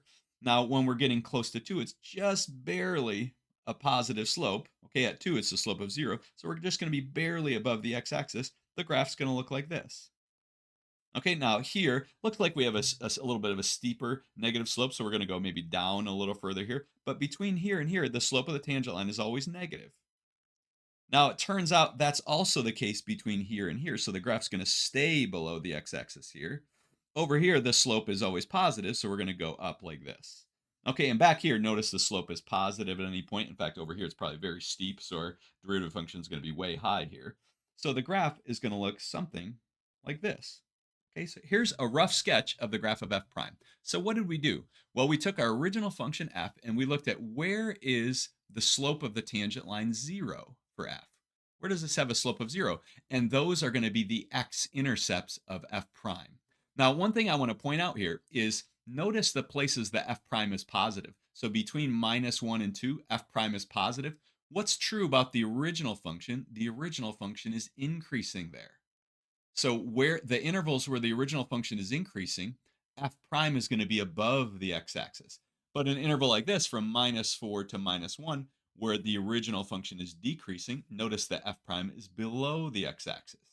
Notice it's decreasing here, it's below the x-axis. Now it's a slope of 0 there, so we have to go back up to the x-axis, but then it's decreasing again, so we're below the x-axis. Now over here it's increasing, so we're above, and actually over here the function's increasing, and so notice we're above here as well. So that's how you graph f prime if you're given the graph of f. Now again, this is just a rough sketch of the graph of f prime. If you wanted to do this perfectly, well, you'd probably need to use a graphing calculator or something like that. But this just gives you an idea of how to graph f prime. Now, another question you could ask is, what is the derivative of f prime? What is f double prime going to look like? And we could draw in the graph of f double prime and actually do that. Now, this is going to get a little bit cluttered here, but I've actually drawn the graph of f double prime here. Notice what's true about f double prime. Well, you could draw that graph of f double prime based on the graph of f prime, doing the same process that we just did. But one of the things that you'll notice about f double prime is that where f double prime is positive between these 2 points, the original function is concave up. And where f double prime is negative, where it's below the x-axis, the original function is concave down. So it's concave down here. And so we're below the x-axis. Notice that between here and here, it's concave down, so we're below the x-axis. And so where the original function is increasing or decreasing, that tells you where f prime is positive or negative, where it's above or below the x-axis. Where the original function is concave up or concave down between these inflection points here, it's concave up, concave down. That tells you where f double prime is positive or negative. Now we're going to talk about the extreme value theorem and absolute extrema. So I've drawn the graph of a function f here in blue. And one of the questions that we could ask about the graph of the function is, what is the highest point on the graph and what's the lowest point on the graph?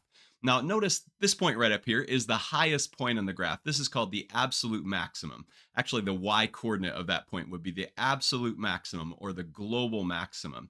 We could think of it as the largest possible output for the function f. Now, what about the absolute minimum? Well, notice there's no one point on the graph that we can say is the lowest point in the whole graph, because this goes down, down, down, and this goes down, down, down here. So there's no absolute minimum for this graph. Now, we do have a few other points on the graph that are called local maxes and local mins. So right here we have a local max and another local max over here. I guess the absolute max would also be considered a local maximum. But those are not necessarily the highest points on the whole graph. This one is, but these other two local maxes are not. And we have two local mins here too, local minima, but we don't have an absolute minimum. So in this video, we have a couple of goals. So first of all, determine whether a function has any absolute extrema, an absolute max or absolute min, on a given interval I. And second, if there are any absolute extrema, determine where they occur and what the absolute max and min values are. Now, thirdly, we're going to look at some real world problems and solve real world problems that involve extrema, finding a max or a min, but we'll do that in subsequent videos. Now, one theorem that's going to be really useful for us is the extreme value theorem. It says if a function f is continuous on a closed interval a to b, then f has both an absolute max and an absolute min on that interval a to b. So here's an example of a function f that's continuous on this closed interval a to b. And notice it has an absolute max right here, and it has an absolute min. The absolute min occurs at the left endpoint. Now, by the way, this function could continue off further to the right somewhere or further to the left somewhere, but we're just focusing on this closed interval here from a to b. So this function illustrates the idea that if you have a function that's continuous on a closed interval, it has to have an absolute max somewhere, and it has to have an absolute min. Now, what about this example? Notice it does have a lowest point on the graph. It does have an absolute minimum. It occurs at the right endpoint, but it doesn't have an absolute max. So notice up here, if this was, for example, the value 13 right here, notice there's no input that actually attains the value of 13. We might be able to get outputs that are like 12.9 or 12.99, but we can't actually get 13 as an output. So notice this does not have an absolute maximum. So what's wrong with this? I thought the extreme value theorem guaranteed the existence of an absolute max and an absolute min if we're on this closed interval a to b.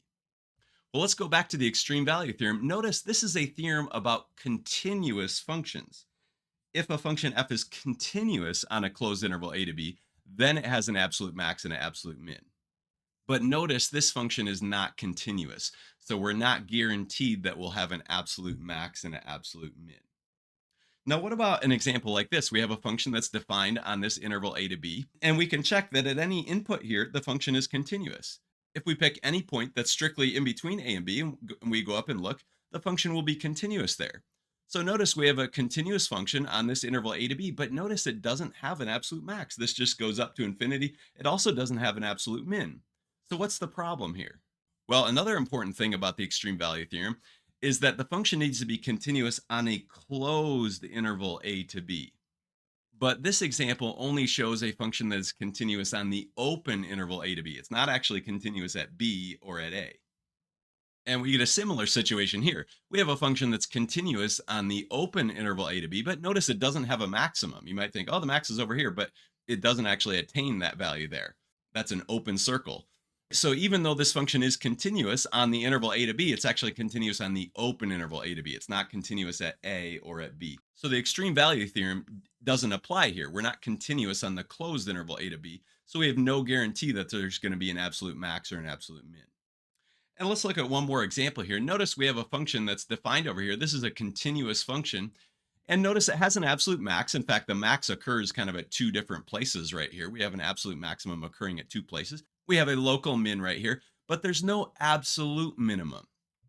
And again, this is a function that would be continuous on this interval from a to infinity.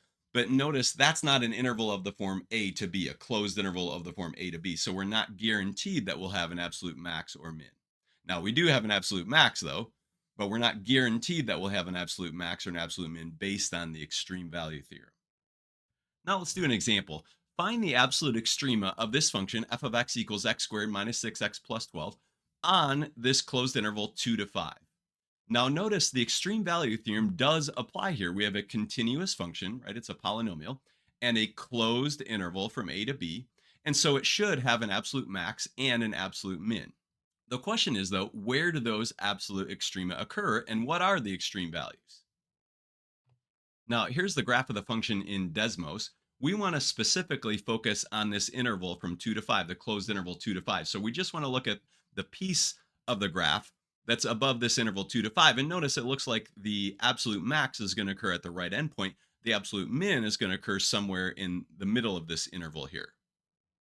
So how do we figure this out using calculus without looking at the graph? Well, we're going to come up with a strategy for finding the absolute extrema of a function.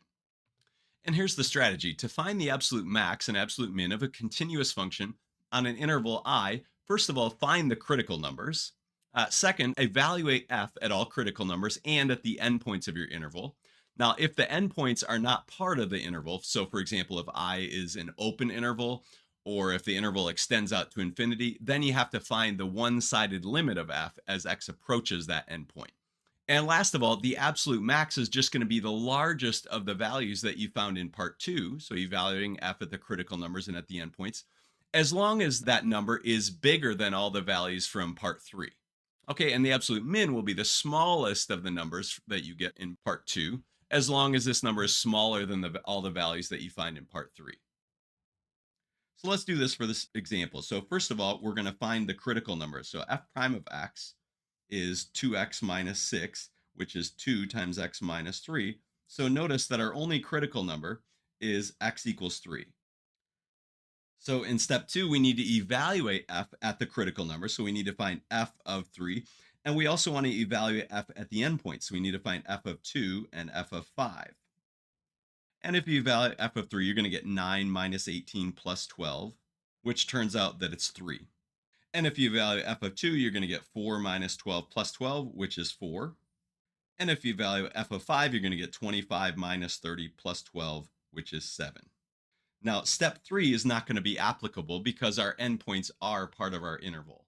It's closed at both 2 and 5. We don't have an open interval at 5, or we're not extending out to infinity. So step 3 is not applicable. So step 4 is to pick the largest of the values from here, and notice that it's 7. That will be the absolute max.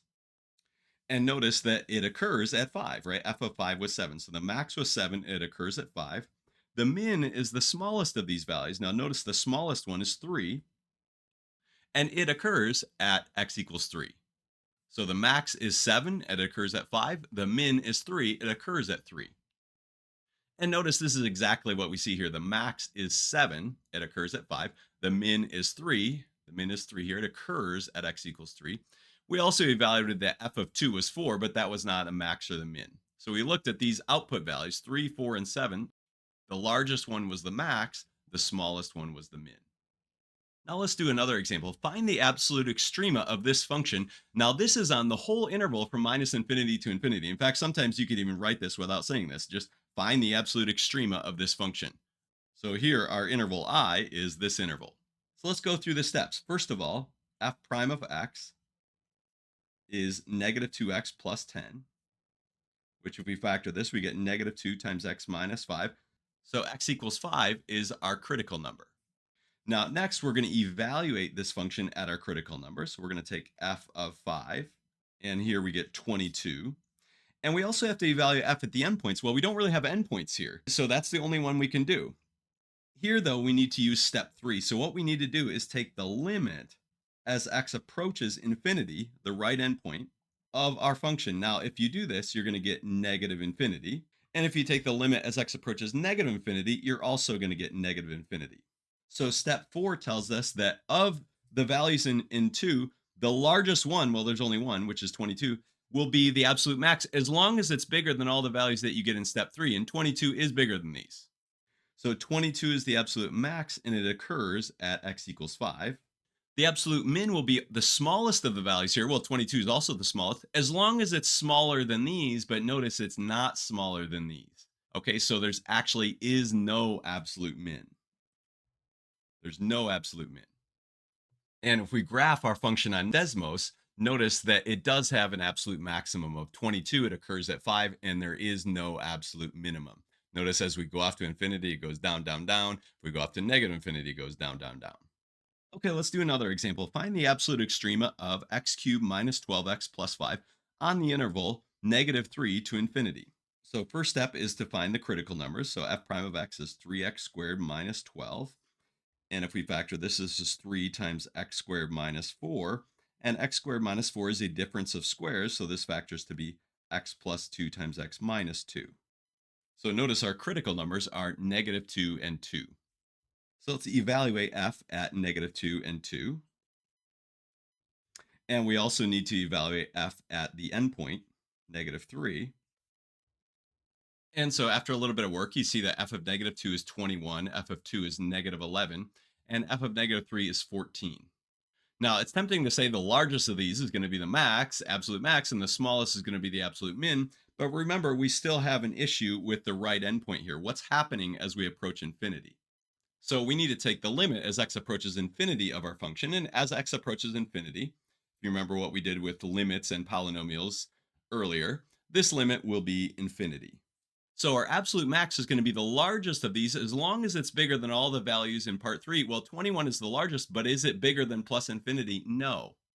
So for part 4, the absolute max is none. There's no absolute max. Now, what about the absolute min? Well, the absolute min will be the smallest of these, which is negative 11, as long as it's smaller than all these values. And notice negative 11 is smaller than infinity. So the absolute min is negative 11, and it occurs at 2, at x equals 2. So there's no absolute max, but there is an absolute min of negative 11, and it occurs at 2. Now, I've drawn the graph of the function here in Desmos, and remember that we're focusing on this interval from negative 3 to infinity. So we're really focusing on this piece of the graph. But notice on this piece of the graph, there's no absolute max, right? This just keeps going up, up, up, but there is an absolute min. It's right here. Notice it's negative 11 is the absolute min, and it occurs at 2.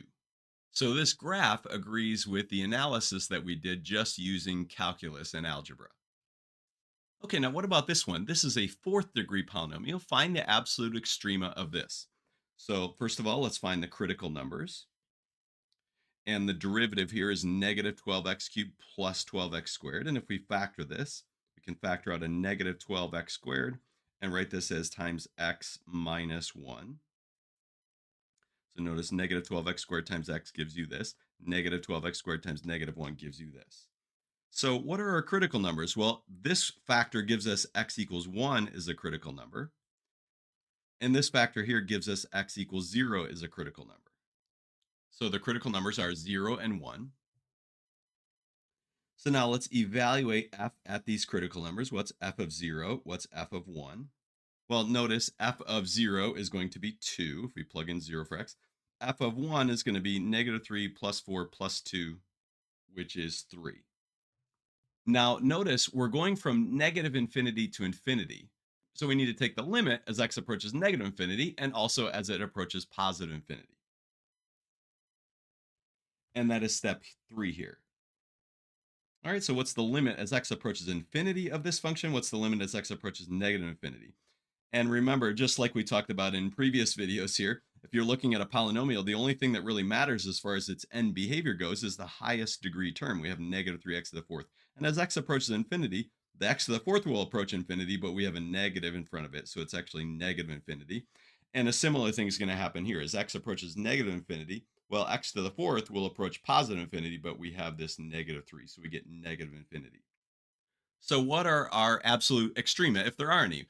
Well, the absolute max will be the largest of these, which is 3, as long as it's bigger than these, and it is because those are both negative infinity. So, the absolute max is 3, and notice it occurs at 1, x equals 1. But what about the absolute min? Well, the absolute min will be the smallest of these, which is 2, as long as it's smaller than these, but it's not. Notice these are both negative infinity. So, what is the absolute min? Well, there is no absolute min. So the function has an absolute max of 3, which occurs at x equals 1, and it has no absolute min. And I have the graph here in Desmos, and notice you can see here it does have an absolute max of 3, which occurs at 1, and there's no absolute min. Now we also had this critical number of 0, so notice the slope of the tangent line there is 0 at x equals 0. But we evaluated this, and it was 2. That was not the highest one. The highest one was 3. And remember, a critical number doesn't always have to give you even a local max or a local min. This one, x equals 1, does give us a local max. In fact, it's the absolute max. This one right here, though, this is not even a local max or a local min, even though 0 is a critical number, right? The slope there was 0, so it's a critical number. Now, all the examples that we've looked at so far have been polynomials. So for our last example, we're going to look at one that's not a polynomial. Notice we have here a -12 over x. So how can we find the absolute maximum of this function on the interval from 1 to infinity? Well, just like before, we need to find the critical numbers. So how do we do that? Well, we need to take a derivative and find the places where the derivative is 0, or else the derivative doesn't exist. But before we can take the derivative, let's rewrite this as, instead of -12 over x, write it as -12 times x to the -1. Okay, so for step 1, we're going to find f prime of x. Now, f prime of x, if we bring this -1 out front, this is going to be positive 12x to the -2. We have to lower that by 1. Now, the derivative of 15 is 0, and the derivative of 3x is just 3. So let's rewrite this as 12 over x squared minus 3. Now, when we were dealing with polynomials here, what we ended up doing was just factoring this. We tried to find the values of x that make the derivative 0. And the easiest way to do this, if you have a polynomial here, is to factor it and set each factor equal to 0. Well, we can't really factor this, but what we can do is set the whole thing equal to 0 and try to solve for x.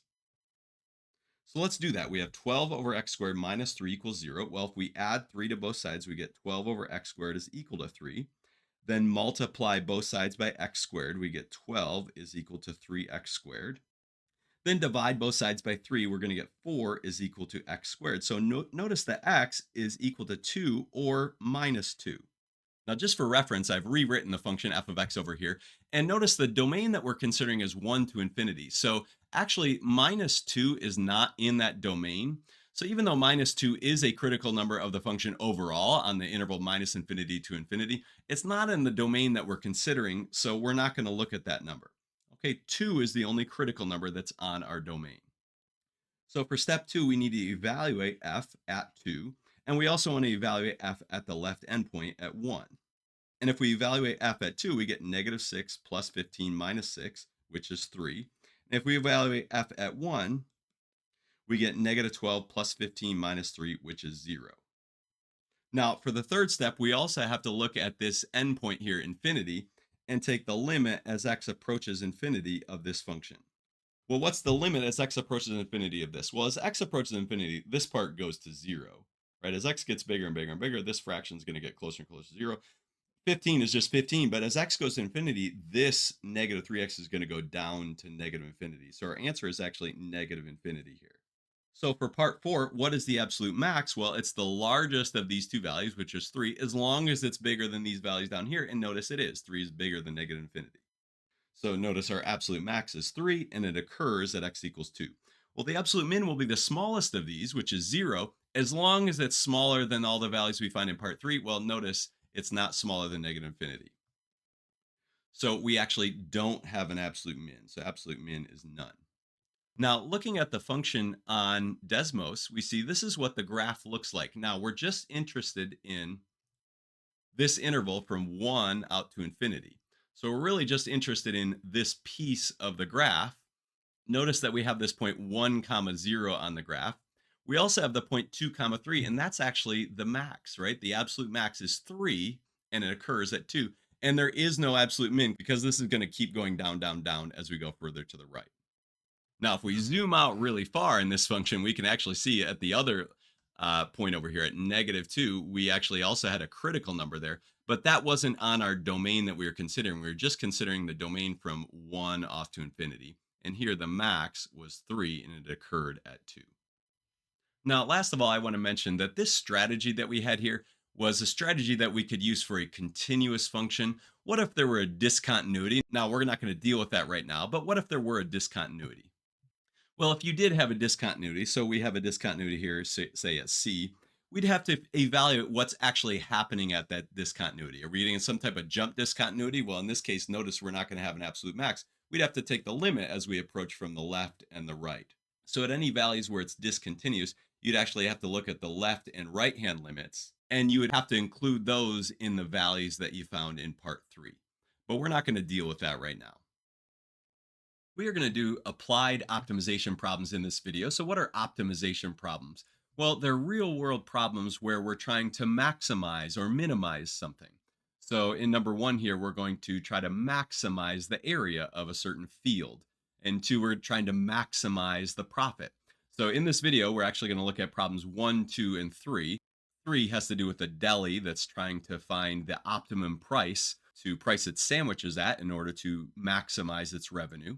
And I'll also give you an idea of how to do number 4. So we won't actually do number 4, but number 4 is similar to number 3, and I'll give you an idea of how to do that. Now, in the next video, we'll look at problems 5 and 6. Now, problems 5 and 6 are different than problems 1 through 4 because they don't deal with quadratic functions. They deal with different kinds of functions. So number 1 says, a rectangular field is to be bounded by a fence on 3 sides and by a straight stream or a river on the 4th side. Find the dimensions of the field with maximum area that can be enclosed using 1,000 feet of fence. So I've drawn a picture here. So the blue here represents the river or the stream. And we're trying to enclose this rectangular field using fencing. We have 1,000 feet of fencing. So the fencing here is in red. So let's go to Desmos. Now I've drawn this diagram in Desmos with some sample dimensions here. So suppose we use 200 feet of fencing right here and 200 feet of fencing right here. Well, how much fencing are we left with for the top part here? Well, 600, right? It has to add up to 1,000, right? We have 1,000 feet of fencing. So notice how much area have we actually enclosed? Well, this is a rectangle with length 600 and width 200, and 600 times 200 is 120,000. So we've enclosed 120,000 square feet. Now, is this the best way to do it though? Well, we could change the dimensions a bit. So let's change this so that this length is 100 and this length would be 100. Then what we're left with on the top is 800. Well, here we've only enclosed 80,000 square feet. So we've kind of gone in the wrong direction. We've enclosed a smaller area. But maybe we can change the dimensions so we actually enclose a bigger area. And in fact, we can. Now, what are the optimum dimensions, though, that will give us the maximal area? Well, one thing that we can say for sure is we don't want to have it too narrow down here. In fact, we could have the width be 0. If we went up 500 and then down 500, we go across 0. Well, that would be a terrible strategy, right? We've enclosed 0 area. Likewise, if we go the exact opposite direction here and use up all 1,000 feet of our fencing here and go down 0 and down 0, well, again, we've enclosed 0 square feet. So there's got to be a happy medium in here somewhere. Now, you might be tempted to say, well, maybe it's when it's a perfect square. Okay, when it's 333 and a third by 333 and a third. But it turns out that's not going to be what produces the largest possible area. In fact, what we're going to want is for this top side to be a little bit longer than these two sides. Now, why would that be the case? Well, because we don't need any fencing over here. And since we're not using fencing over here, it's going to be more optimal to have a longer top side than these sides over here. So let's figure this out. Well, this length of fencing here, let's call this length here x. And if that's x, well, then this side over here will also be x. Now, what is this side length here? Now, you could call it y or something, but actually, let's not call it a new variable. Let's think about what this is. Well, if this is x and this is x, we've used up 2x amount of fencing for these sides. How much fencing are we left with? Well, if we have 1,000 feet total of fencing to use, what we're left with is 1,000 minus 2x here. So imagine, for example, x is 100, right? So if x was 100, this side would be 100. What would this length be? Well, it'd be 1,000 minus 200. It would be 800. Now, what is the area? Well, the area of a rectangle is length times width, but our length is 1,000 minus 2x, and our width is x. So this is our area. In fact, we could call it a of x. A of x is 1,000 minus 2x times x. Now, we can actually distribute the x here and write this as 1,000x minus 2x squared. Now, one other thing I want to point out is that x can't be just anything. In fact, x has to be greater than or equal to 0, and also x can't be bigger than 500. Because if x is 500, if we go up 500 and up 500 here, well, we have 0 to go over. So the x, the amount of fencing we're using on this side, has to be somewhere between 0 and 500. So what we're trying to do is to maximize a of x, maximize the area when x is between 0 and 500. So how do we find the maximum of a of x? Well, we need to find the critical numbers. What is a prime of x? Well, a prime of x is going to be 1,000 minus 4x. And then if we factor out a 4, we can write that it says 4 times 250 minus x. So what are the critical numbers? What number, what value for x makes this be 0? Well, either looking at this expression or this expression, I think you can see that it's x equals 250 that is going to be our critical number. Now, to determine if that x value actually makes the a of x be maximum, we're really maximizing a of x, we should also check the endpoints. But actually, a of 0, you can check here with the formula for a. If you plug in 0 for x, whether you use this formula or this formula, if you plug in 0 for x, it's going to be 0, right? If we go up 0 and up 0 here, so we're over 1,000, we even close 0 area. Same thing, a of 500. Okay, if we use that, also that terrible strategy of going up 500, over 0, and down 500 again, well, you can see if you plug in 500 for x, plug in 500 for x here and here, that's going to be 0. So actually, it's going to be at 250 that a of x is the maximum. Well, what is the maximum? Well, what is a of 250? Well, we could plug it in either here or here. I think it's probably easier to plug it in here. In fact, what we get if we plug in 250, 2 times 250 is 500. 1,000 minus 500 is 500. And plug in 250 there, we have 500 times 250, and that's 125,000. So that's 125,000 square feet. That's the maximal area that we can enclose. Now, what are the dimensions? Okay, what is the length and what is the width? Well, the width here is going to be this x, right? The x is the 250, and what's left up here, that'll be the 500. Okay, when x is 250, this is 250, this will be 500. And when we make a rectangle that way, that'll give us the largest possible area. The area is 125,000 square feet. And in fact, looking in Desmos here, we see when it's 250 and this is 250, this would be 500. It's 125,000 square feet. If I were to make this length just a little bit bigger or a little bit smaller, the area is going to go down. So let me make it a tiny bit bigger. Notice the area went down. Or now if I make it a little less than 250, it also goes down, right? The area went down. So to maximize the area, our dimensions are 250 by 500. Okay, let's do number 2. Suppose the revenue and cost in dollars of producing and selling X units. Now, I'm not saying what the units are, so maybe this is like X candy bars or X cell phones, whatever it is, are given by these formulas. So we have a formula for the revenue and a formula for the cost. Find the maximum profit and the number of units that must be produced and sold in order to yield the maximum profit. So what is the maximum profit and what is the X value that gives you that maximum profit? Now let's remember that the profit is equal to the revenue minus the costs. And the revenue is given by this formula. And we're going to subtract the costs. Now, if I just write it like this is not correct. Remember, I'm subtracting the whole cost function. So I should put this in parentheses. So that negative is going to distribute. We're going to have a negative 7x and a negative 12. Now, if we simplify this, we get negative 1.5x squared. Now, notice we have a plus 82x and a minus 7x. So that's really plus 75x. And then we have a minus 12. So that's our profit function.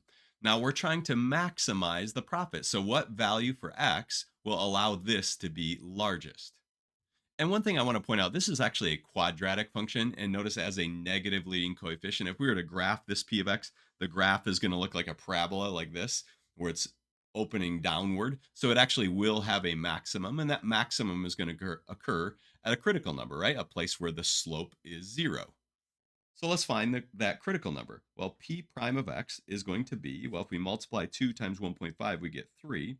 This would be negative 3x plus 75. And let's factor out the negative 3, right? This is negative 3 times x minus 25.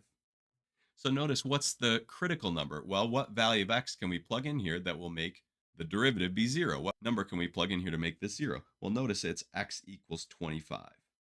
Now, what does this mean? Is this $25? No, 25 is the x value that's going to maximize the profit. Okay, now what is that maximum profit? Well, we have to find p of 25. Now, not p prime of 25. P prime of 25 is going to be 0, right? That's the slope there. It's going to be 0. What is p of 25? Well, we need to plug in 25 for x here. So we have minus 1.5 times 25 squared plus 75 times 25 minus 12. And when I did that, I got this.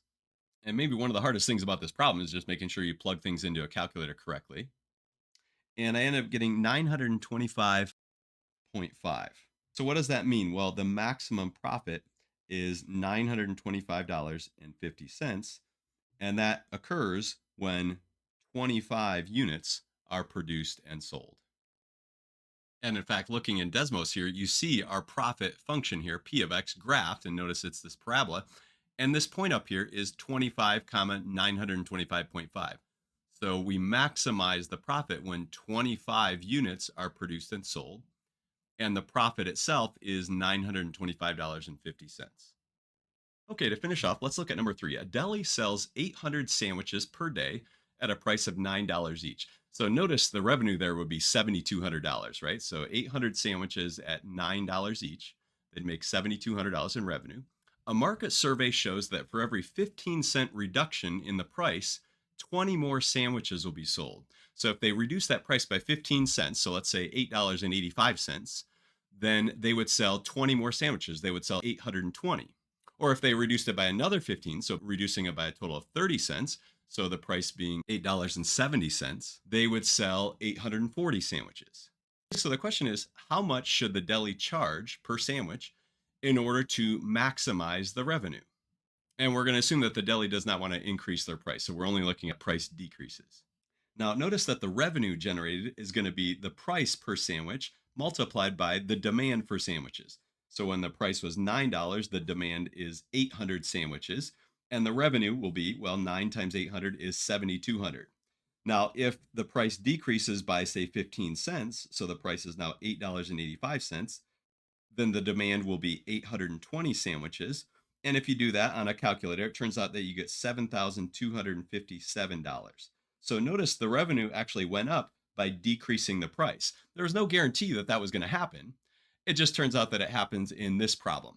Now, the thing is, you can't keep decreasing the price forever and expect the revenue to keep increasing. So if you decrease it all the way down to 0, let's say, well, no, even if the demand is really huge at a price of 0, you're still going to generate 0 in revenue.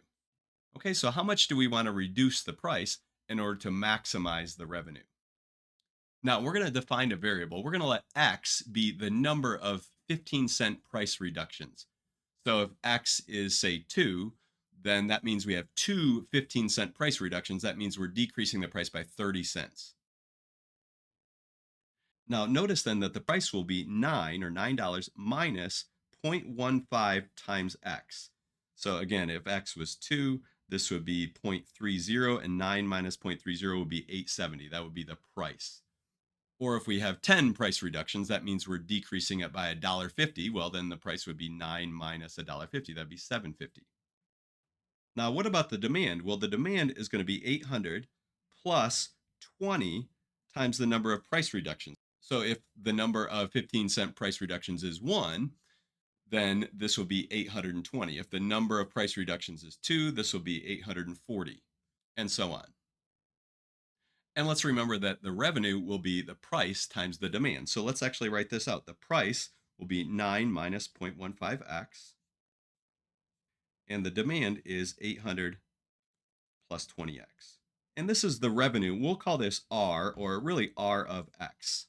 Now, one thing I want to point out here is that in the previous example, we looked at an R of x. There, it was also dealing with revenue, but the x was not the number of price reductions in that case. The x was the number of units produced and sold. So here our x means something different than the previous problem. Here, our x is the number of 15-cent price reductions. Now, one other thing I want to point out is that our number of price reductions is between 0 and 60. Now, why is it at least 0? Well, if we go back to our problem, assume that the deli does not want to increase the price. So we don't want to have a negative price reductions, in other words, a price increase. So we want our x to be greater than or equal to 0. And also, x can't be greater than 60 because if you do 60 price reductions of 15 cents, that will be $9 of price reductions. And if you reduce 9 by 9, you get to 0. So how did I actually get 60? Well, what you could do is you say you want 9 minus 0.15x to be greater than or equal to 0. If you solve that for x, then you can see that x has to be less than or equal to 60, right? 60 price reductions would make 9 minus 0.15x actually equal to 0. So the question is, what value of x is going to maximize the revenue? Well, it's either going to occur at one of these endpoints. Now, it's not going to occur at 60 because with 60 price reductions, our revenue is going to be 0. It could be that we don't want to reduce it at all. Okay, we do want to have 0 price reductions, and that would maximize the revenue. Although I think we just showed right here that 0 is not going to be the best option because we reduced it one time here and we already increased the revenue. So to maximize our revenue, we're going to want to find the critical number or critical numbers of this function. So we need to find r prime of x. Well, before we can find r prime of x, let's FOIL this out. If we multiply 0.15x times 20x, 0.15 times 20 is 3. So this is going to give us a minus 3x squared. That's multiplying these two terms. If we multiply 20x times 9, that's going to be 180x. And if we multiply 800 times 0.15x, well, 800 times 0.15 turns out that it's 120. So this would be minus 120x. And last of all, if we multiply 9 times 800, that's 7,200. Okay, and if we simplify this, we get minus 3x squared. 180x minus 120x is 60x plus 7,200. Okay, so what did I do here? Well, we found our revenue function by doing the price times the demand, and we found the price and the demand by these equations. Then we FOILed this out and simplified it down. Now what we need to do is take the derivative. Okay, r prime of x is negative 6x. Oh, I forgot to put the x there. Plus 60. So what are the critical numbers? Well, let's pull out the minus 6. Write this as minus 6 times x minus 10. And notice that we have one critical number, and that's x equals 10. Okay, so what's the revenue generated when we do 10 price reductions?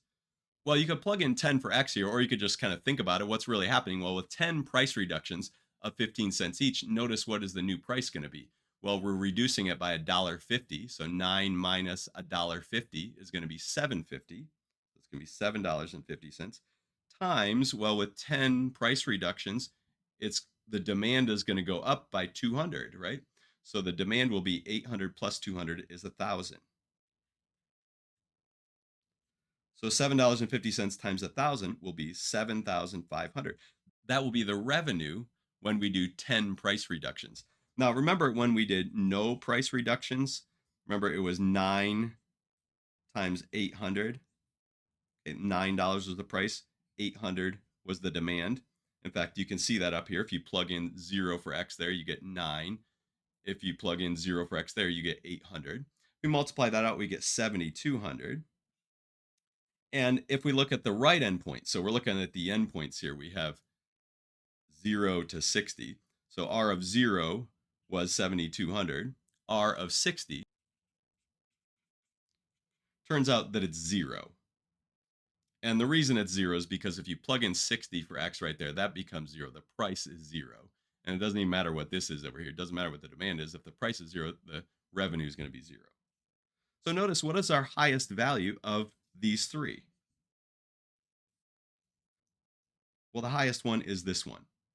Okay, so the biggest revenue is generated when we do 10 price reductions of 15 cents each. Now let's look at what the question was asking. How much should the deli charge in order to maximize revenue? Well, we want 10 price reductions of 15 cents. So we want it to go down by $1.50. So that $9 is going to be reduced to $7.50. So the deli should charge $7.50 per sandwich in order to maximize their revenue. Now, you could also look at the revenue function here on Desmos and notice the x-axis is the number of price reductions. So notice when you have 60 price reductions, the revenue ends up being 0. But when you have 10 price reductions, that's when we're maximizing the revenue. The revenue is then 7,500. If you do 0 price reductions, so if you just keep it at $9 per sandwich, then the revenue generated was 7,200. So notice that we maximize the revenue with 10 price reductions of 15 cents each.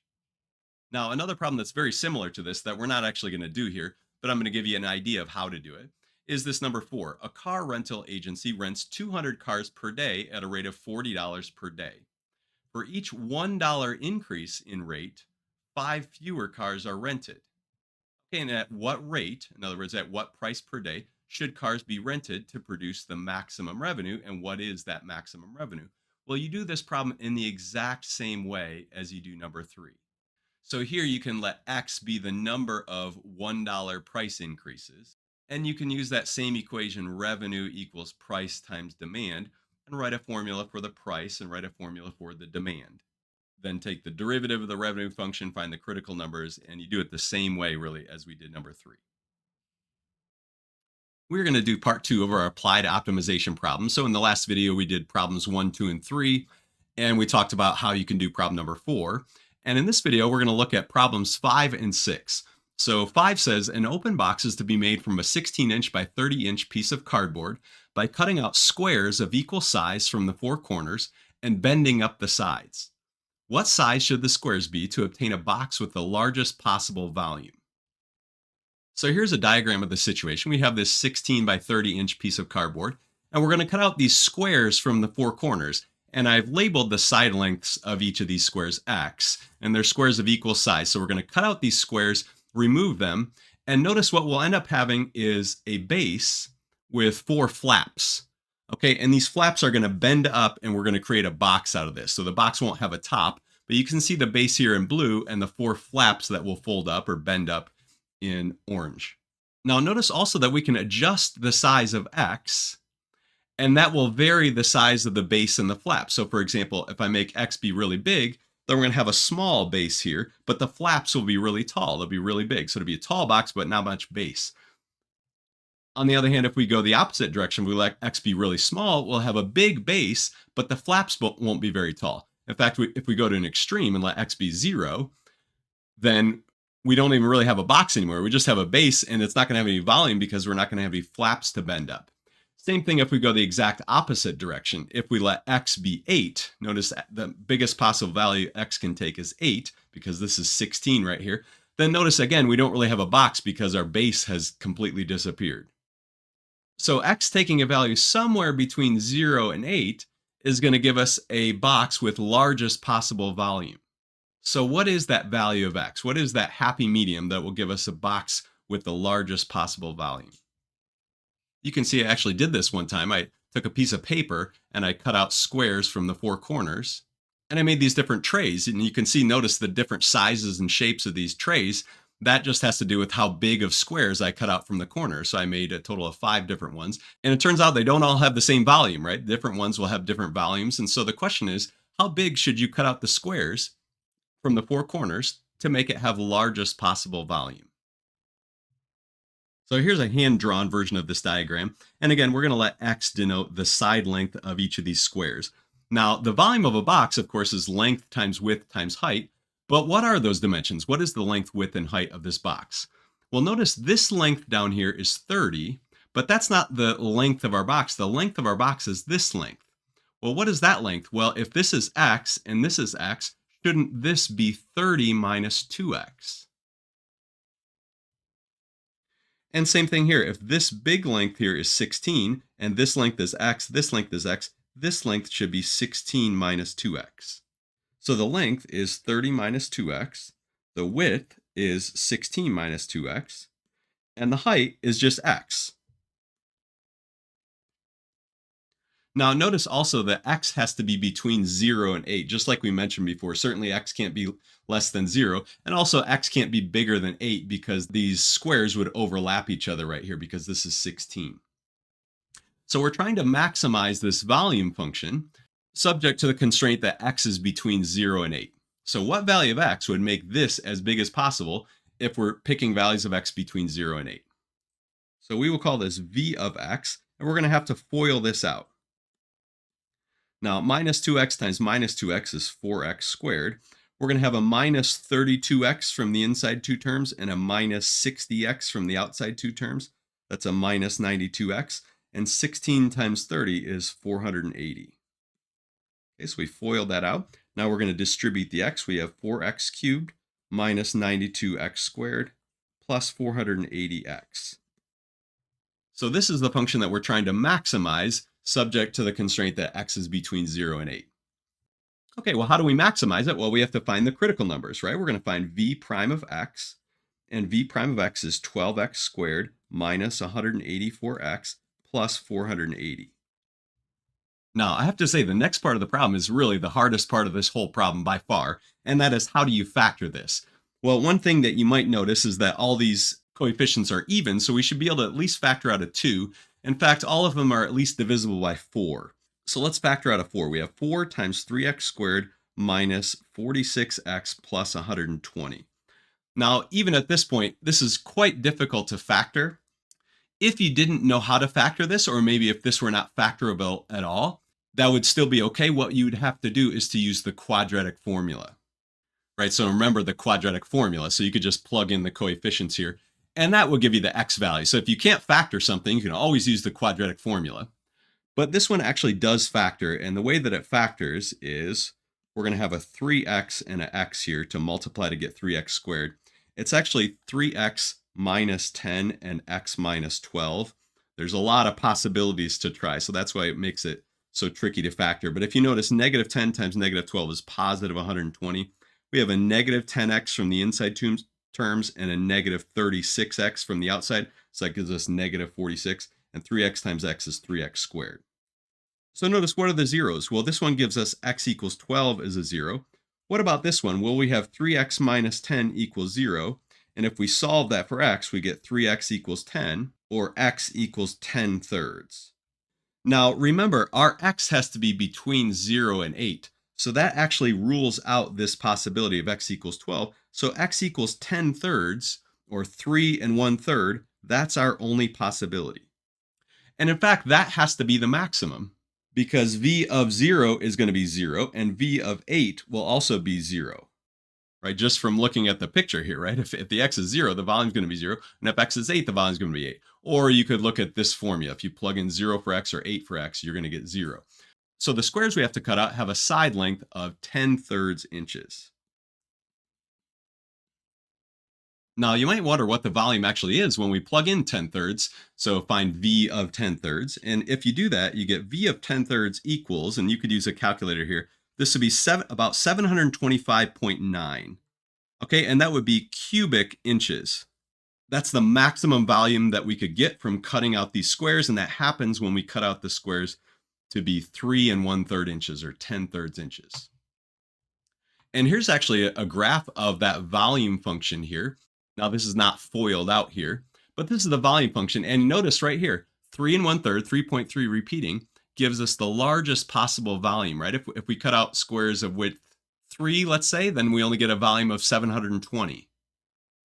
If we cut out squares of width 4, then we get a volume of 704. Notice if we cut out squares of width 8, then you get a volume of 0. In fact, it's kind of weird. The formula actually becomes negative, and that actually doesn't even make sense to have a negative volume. But it's clear that our x's can't be any bigger than 8 that we're cutting out from the 4 corners. So actually, we can just ignore the rest of the graph over here and the graph over here as well. We're only looking at between 0 and 8. And there, the maximum occurs at 3 1/3, and the maximum itself is 725.9. So that's 3 1/3 inches, and that's 725.9 cubic inches. Okay, on to the last problem. A fence must be built to enclose a rectangular area of 4,860 square feet. Two opposite sides, the sides facing north and south, so these sides in red here, will use cheaper fencing costing $3 per foot. And the remaining two sides will use heavy duty fencing, so these blue sides, costing $5 per foot. Find the dimensions and the cost of the least expensive fence. Now, our first thought might be, why don't we just do a square? Because of all possible rectangles that are going to enclose an area of 4,860 square feet, the one that's going to use the least amount of fencing would be a square. But remember, we're not trying to use the least amount of fencing. We're trying to find the least expensive fence. And the fact that these sides are so much more expensive here, the blue sides, means that we probably don't want to make these as long. We probably want to have the red sides longer than the blue sides. If we still want to enclose this large area, we probably want to have more of the red than the blue. Okay, I've defined some variables here. We're going to let x denote the length of the side of the rectangle that's using the cheaper fencing. And we're going to let y denote the length of the side of the rectangle that's using the more expensive fencing. And remember that the thing that we're trying to minimize is the cost. So what is the total cost to build this fence? Well, the cost is going to be the cost to build, first of all, this side. Well, how much does this side cost? Well, if this is x feet long and it costs $3 per foot, it's going to cost 3x. Okay, for example, if this was 100 feet long, well, if it costs $3 a foot, it's going to cost $300. And same thing over here. If this is x feet long and it costs $3 a foot, this will cost 3x. Now this side will cost 5y and this side will cost 5y. So notice that the total cost is going to be 6x plus 10y. Now we have two variables here, x and y, and I'd like to get rid of one of those variables. So how do we do that? Well, notice we haven't yet used the fact that we want the total area to be 4,860 square feet. And remember that the area is the length times the width, right? The area of a rectangle. So we have x times y equals 4,860. Well, notice this gives us a relationship between x and y, because if we divide both sides by x, let's say, we get y equals 4,860 over x. And we can actually plug that value in for y here. So the cost is going to be 6x plus 10y, but y was 4,860 divided by x.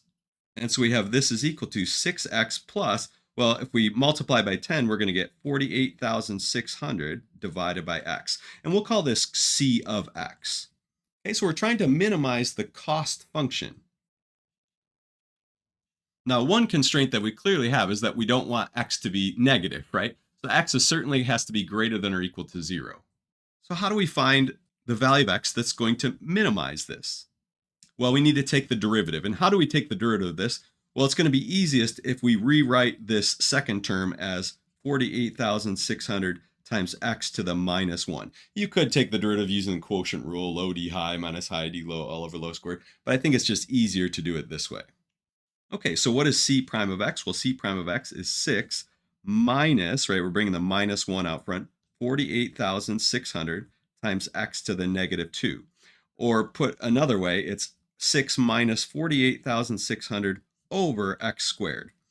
Now, we don't have a polynomial here, so we can't really factor this here, but we're trying to find the value of x that's going to make this equal to 0. So let's actually set it equal to 0 and solve for x.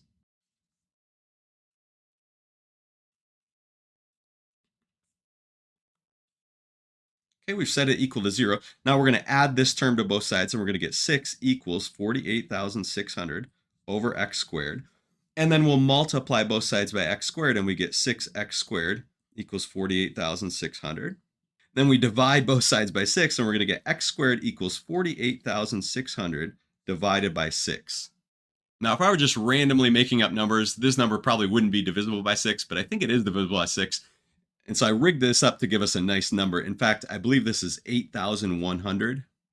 In fact, I really rigged this up because x squared is 8,100, so you'd expect x maybe to be some crazy decimal, but actually, it's actually 90 squared that equals 8,100. So x is going to be the square root of 8,100, so x is 90. So what does that mean? Is that $90? 90 what? Well, that's 90 feet. So 90 is our critical number. Well, if x is 90, what's y? Well, here we have to go back to this, right? We have x times y has to equal 4,860. So if x is 90, what will y be? And it turns out if you work this out, you get 54. And that's 54 feet. And this actually makes a lot of sense because the y should not be as long, 54 feet, as the x, right? Because that's the more expensive fencing, and this is the cheaper fencing. Now, what would the actual total cost be to build this? Well, we could go to our cost function here and do really take any one of these formulas here for c of x, any one of these. Maybe this one's the easiest to use, and just plug in 90 for x and 54 for y. And if you do that, you get 1,080. So that's $1,080. So the dimensions that give you the least expensive fence are 90 right here and 54 here. And the total cost is 1,080. Now, I do actually have a graph here in Desmos for c of x. Now, remember, this was really the 10y, 6x plus 10y, but I wanted to keep it as a single variable here. So the x-axis here denotes the x in the previous one, and the y-axis here denotes the cost. So notice this point here is 90, 1,080. So when we let the x be 90, the cost was 1,080. If we varied that a little bit, though, we let the x be something different, notice the cost is higher. Okay, or if I let the x be, say, 40 feet, well, then the cost is $1,455, right? It's more expensive.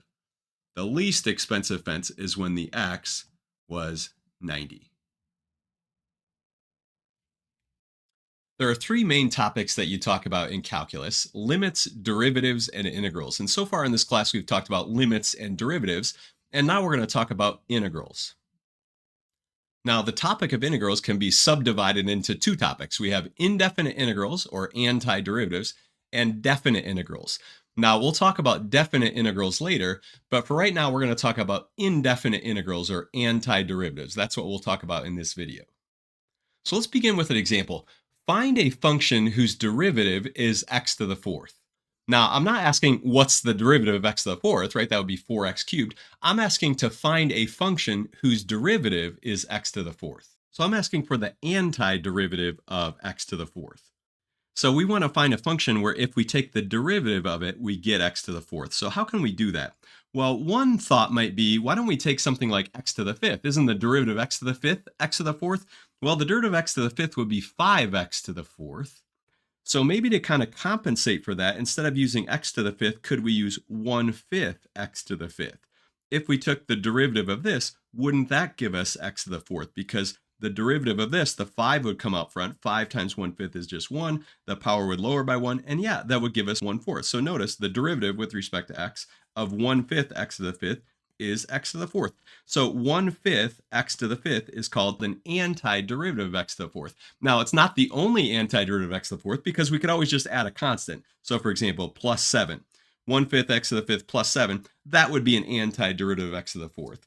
And in fact, we could add any constant. But it turns out that any two antiderivatives are going to differ by a constant. So the general form of an antiderivative of x to the fourth would be 1/5 x to the fifth plus c.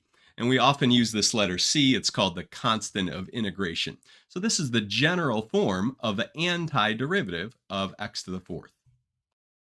And just like we had a special notation that we use for derivatives, so we use like f prime for a derivative or d dx, well, we also have a special notation for integrals. And the notation that we use is this. We use this kind of strange looking symbol. It looks like an elongated s here. This is called the integral symbol. We have the integral of x to the fourth dx. And whenever you see an integral symbol, there'll always be a dx on the end here. and this is the function that we're integrating, x to the fourth. The integral of x to the fourth dx is 1/5 x to the fifth plus c. So this is called an integral symbol. The function that we're integrating is called the integrand. Okay, integrand. And this is sometimes called the differential, but you don't really need to worry about that terminology for now. The way that we say this is the integral or antiderivative of x to the fourth is equal to 1/5 x to the fifth plus c. So let's do this example. What's the integral of x to the seventh dx? So in other words, what's the antiderivative of x to the seventh, or the general form of the antiderivative of x to the seventh? Well, wouldn't it be 1/8 x to the eighth plus c? Now, another way to write this would be x to the eighth over 8 plus c.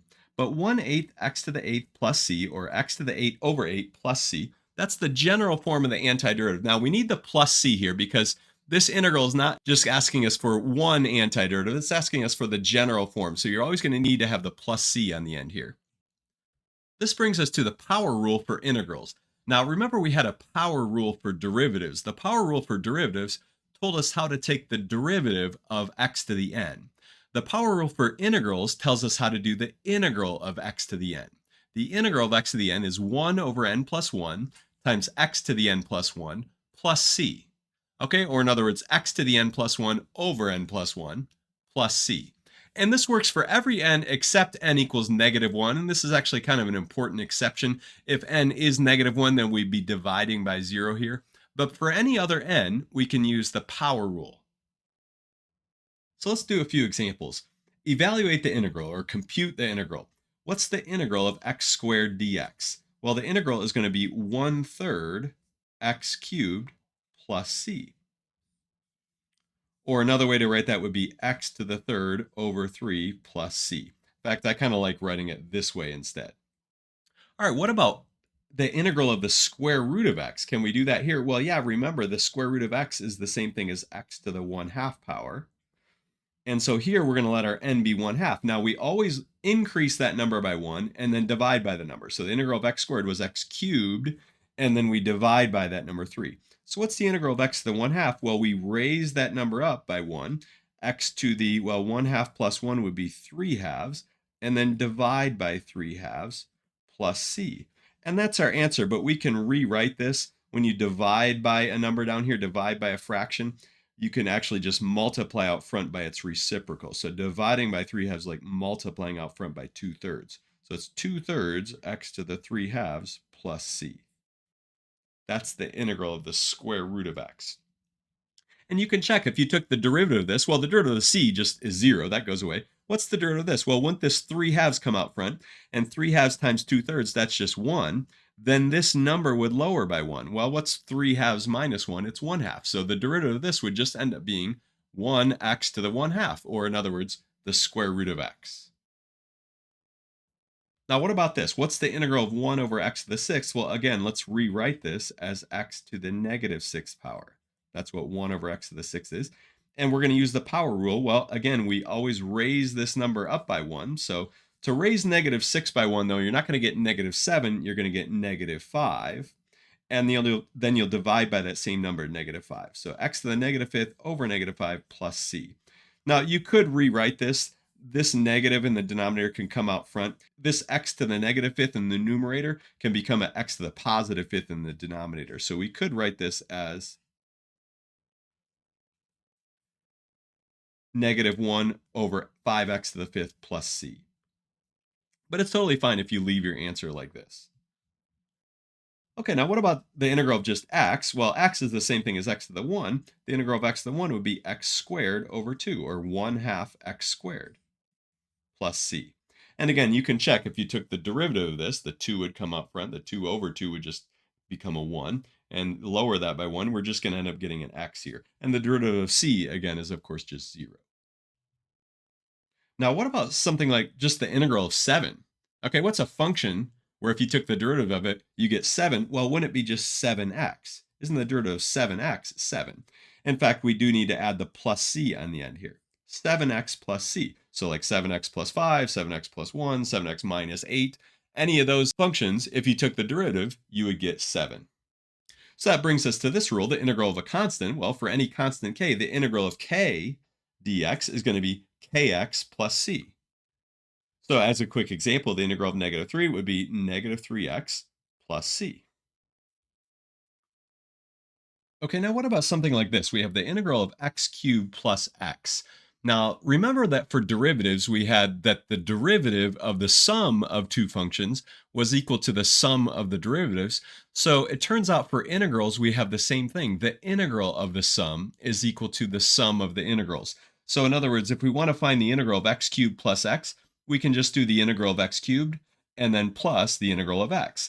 And the integral of x cubed is x to the fourth over 4. And the integral of x, or x to the 1, is x squared over 2. And we put our plus c on the end. So there is our answer. Now, we could have done this by rewriting this as two separate integrals. The integral of x cubed dx plus the integral of x dx. And then say, well, the integral of x cubed is x to the fourth over 4 plus c. And the integral of x is x squared over 2 plus c. But the thing is, notice we end up with two constants on the end here.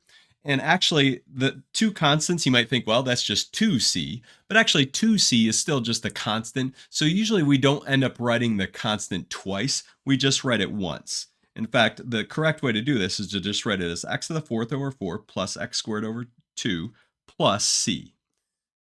And you don't have to put a c plus c. You don't have to put 2c, because ultimately we just need one constant on the end there. But notice either way worked. I could either break it apart into two separate integrals here, right, as the integral of the sum, or just kind of do it one by one here. So we have a theorem here that says that the integral of the sum of two functions is equal to the sum of the integrals, and it also works for differences. Integral of the difference is equal to the difference of the integrals. And we're going to use this over and over again. Now, this is written for just the sum of two functions, but this would work if you had 3 or 4 or 5 functions. Any number of functions that are being added or subtracted together, you can do the integral of the sum as the sum of the integrals, and same thing with differences. So let's do a few examples. What's the integral of x to the fourth plus x to the 12th? Well, it's just going to be the integral of x to the fourth, which is x to the 5th over 5, plus the integral of x to the 12th, which is x to the 13th over 13. And we don't need to put a plus c and another plus c. We just put 1 plus c on the end here. Now, let's remember what we're doing here.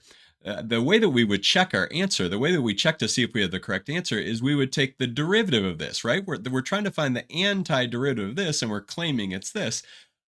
How could we check our answer? Well, if we took the derivative of this, we should end up getting this. Now, the derivative of the c is always just going to be 0. The derivative of x to the 5th over 5, you can check. The derivative will be x to the 4th. And the derivative of x to the 13th over 13, if you check, you can see the derivative will be x to the 12th.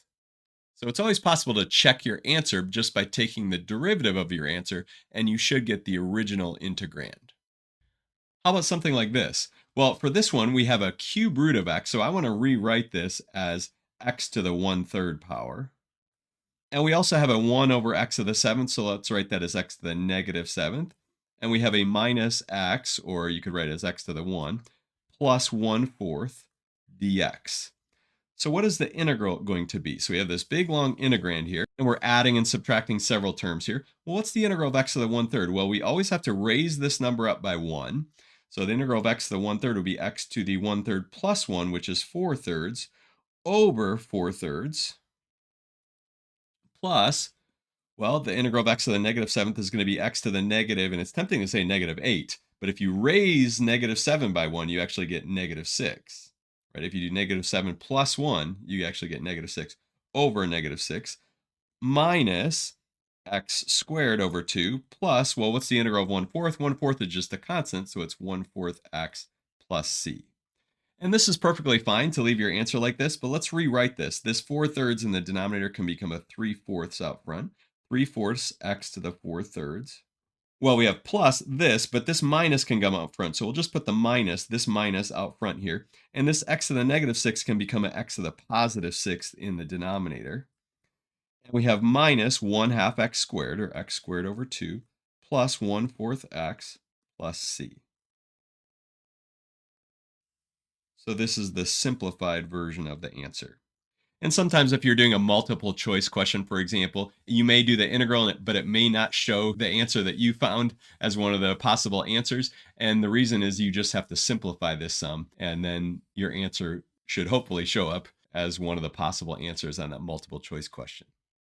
Now, moving on, how do we do something like this? This is not just the integral of x cubed, it's the integral of 5x cubed. Well, just like when you do a derivative of a constant times a function, you get the constant times the derivative. The constant just kind of comes along for the ride. Same thing with integrals. The integral of 5x cubed is just going to be 5x to the fourth over 4. In fact, you can pull the constant out in front if you want. You can actually bring this 5 out in front of the integral and rewrite this. But the way to think about this is the integral of 5x cubed is actually just 5x to the fourth over 4 plus c, and that's the answer. Now, you could do this by actually pulling this 5 out front. So if it's 5 times everything else in there, you can bring the 5 out front and write this as 5 times the integral of x cubed dx. And then write this as 5 times x to the fourth over 4 plus c. Now, it might be tempting to say, well, let's put parentheses around this and then distribute the 5 and we'll get a 5c. But again, remember, the constant on the end, just call it c. Don't call it 5c or 2c. The point is, if you do it like this, you should still get the 5x to the fourth over 4 plus, and again, don't write 5c, just put plus c. So notice, the way I usually do this is I don't actually pull the 5 out in front of the integral, but I just leave the 5 along for the ride here, right? 5 times x to the fourth over 4 plus c. But if you wanted to write it out formally, this is the way that you would do it. Okay, and here's the formal rule. The integral of a constant times a function. Well, how do we do the integral of k times g of x dx? Well, you can pull the k out front. It's just k times the integral of g. So in other words, the k just kind of comes along for the ride. The integral of k, g of x, is just going to be k times the integral of g of x. So a couple quick examples. What's this one? Well, the answer is going to be 2x to the 8th over 8 plus c. Now, again, you could write it by pulling the 2 out front and writing like this. 2 times x to the 8th over 8 plus c. And again, you don't need to put parentheses here because we're just going to put the plus c on the end. And by the way, this answer is correct. And notice we get the same answer doing it both ways.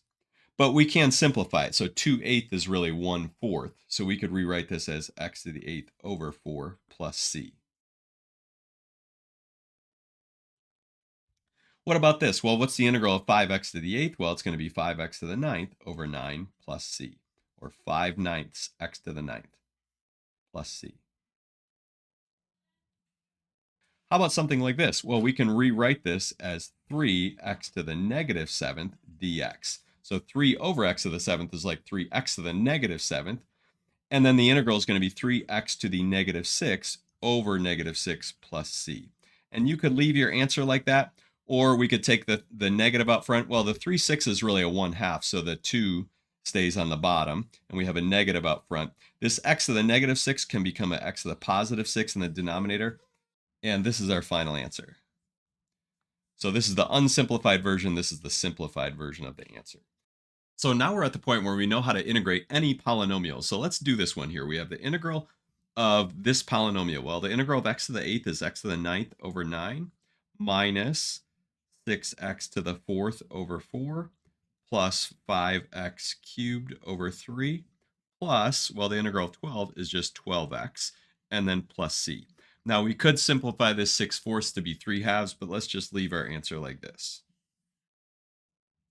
Okay, now this one is a little bit different because I've given the variable t. Now notice I have a dt on the end here. So we're doing an integral with respect to t, and this is not quite a polynomial because we have t to the 3/2 power and t to the 1/3 power, but it's similar to a polynomial, but it's an integral with respect to t. So what is the integral going to be? Well, the integral of t to the 5th is going to be t to the 6th over 6 minus 10t to the 5th over 5, which that would simplify. That's a t there. That would simplify to be 2t to the 5th. Plus, well, this would be t to the, well, 3/2 plus 1 is 5/2 divided by 5/2, but I'm just going to write it out front as 2/5 plus 12t to the, well, the integral of t to the 1/3 is going to be t to the 4/3, and then over 4/3, or times 3/4. And then plus, now it's tempting to put 7x, right? But it's actually 7t, okay, plus c. Now, again, we could simplify this. This 10/5 becomes a 2. 3/4 times 12 is really a 9. But we'll leave this as our final answer.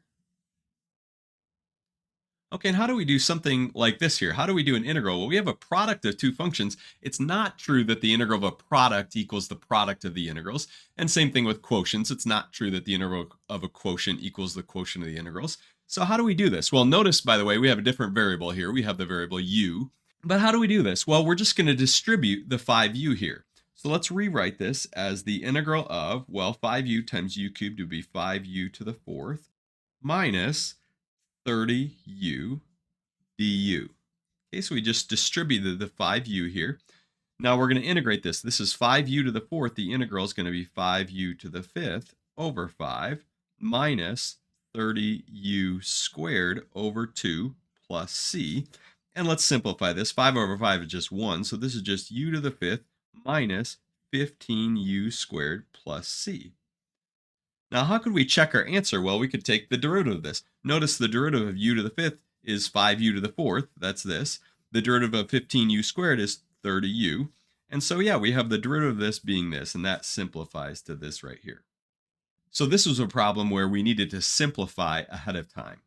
Now, that'll be the same thing for this next example. Again, we can't just do the integral of the top divided by the integral of the bottom. That would give us the wrong answer. So how do we do this problem? Well, we simplify first. We're going to rewrite this as the integral of 7x to the sixth over x squared is really 7x to the fourth. 3x squared over x is just 3. And we have 9 over x squared. Now we can rewrite 9 over x squared as 9x to the minus 2. Okay, so we just did this over x squared plus this over x squared plus this over x squared. And we rewrote 9 over x squared as 9x to the minus 2. So this is 7x to the fifth over 5 when we do the integral, plus 3x, plus 9x to the minus 1 over minus 1 plus c. And we could leave our answer like that. It's sometimes nice to not end up with negative exponents. So let's rewrite this. This negative 1 can actually come out front, and this becomes a minus. The 9 will stay on the top, and this x to the minus 1 becomes an x to the positive 1 on the bottom. So this just simplifies to be this. Now, as we finish up here, you may be wondering, what was the point of all this, right? Why are we doing antiderivatives? And we haven't actually gotten to the point yet. We're just going through this process of doing antiderivatives. Remember, for derivatives, they had to do with the slope of the tangent line. They also had to do with rates of change. And we had all these derivative rules where we learned how to take derivatives, like the product rule and the quotient rule and the chain rule. Well, with integrals, we're also learning how to do these things, but we haven't really said what's the point yet. And we'll just have to wait. Actually, it'll be 2 modules from now when we start seeing what the point of all this is. And we're going to get to something called the fundamental theorem of calculus. But for now, we're just learning this process of how to do integrals. In this video, we're going to look at a couple integrals that involve e to the x and natural log of x. But to lead into that, we're going to do a couple of other integrals here. And in particular, part C here is going to lead into the natural log integral. So how would we do the integral of x to the 6th dx? Well, notice it's just x to the 7th over 7 plus c. So that's the power rule for integrals that we're doing there, right? Remember, we raise this power up by 1 to get x to the 7th and divide by that number. And what it means to say that the integral of this is that the derivative of this is this.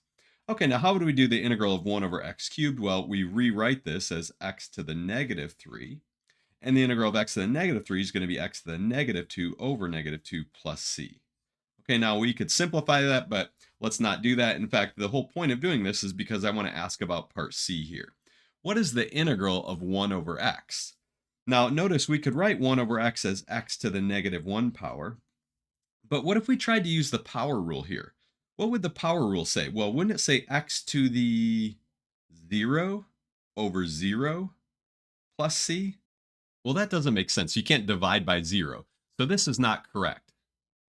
In fact, if we look at the power rule for integrals, it says that the way to take the integral of x to the n is x to the n plus 1 over n plus 1 plus c.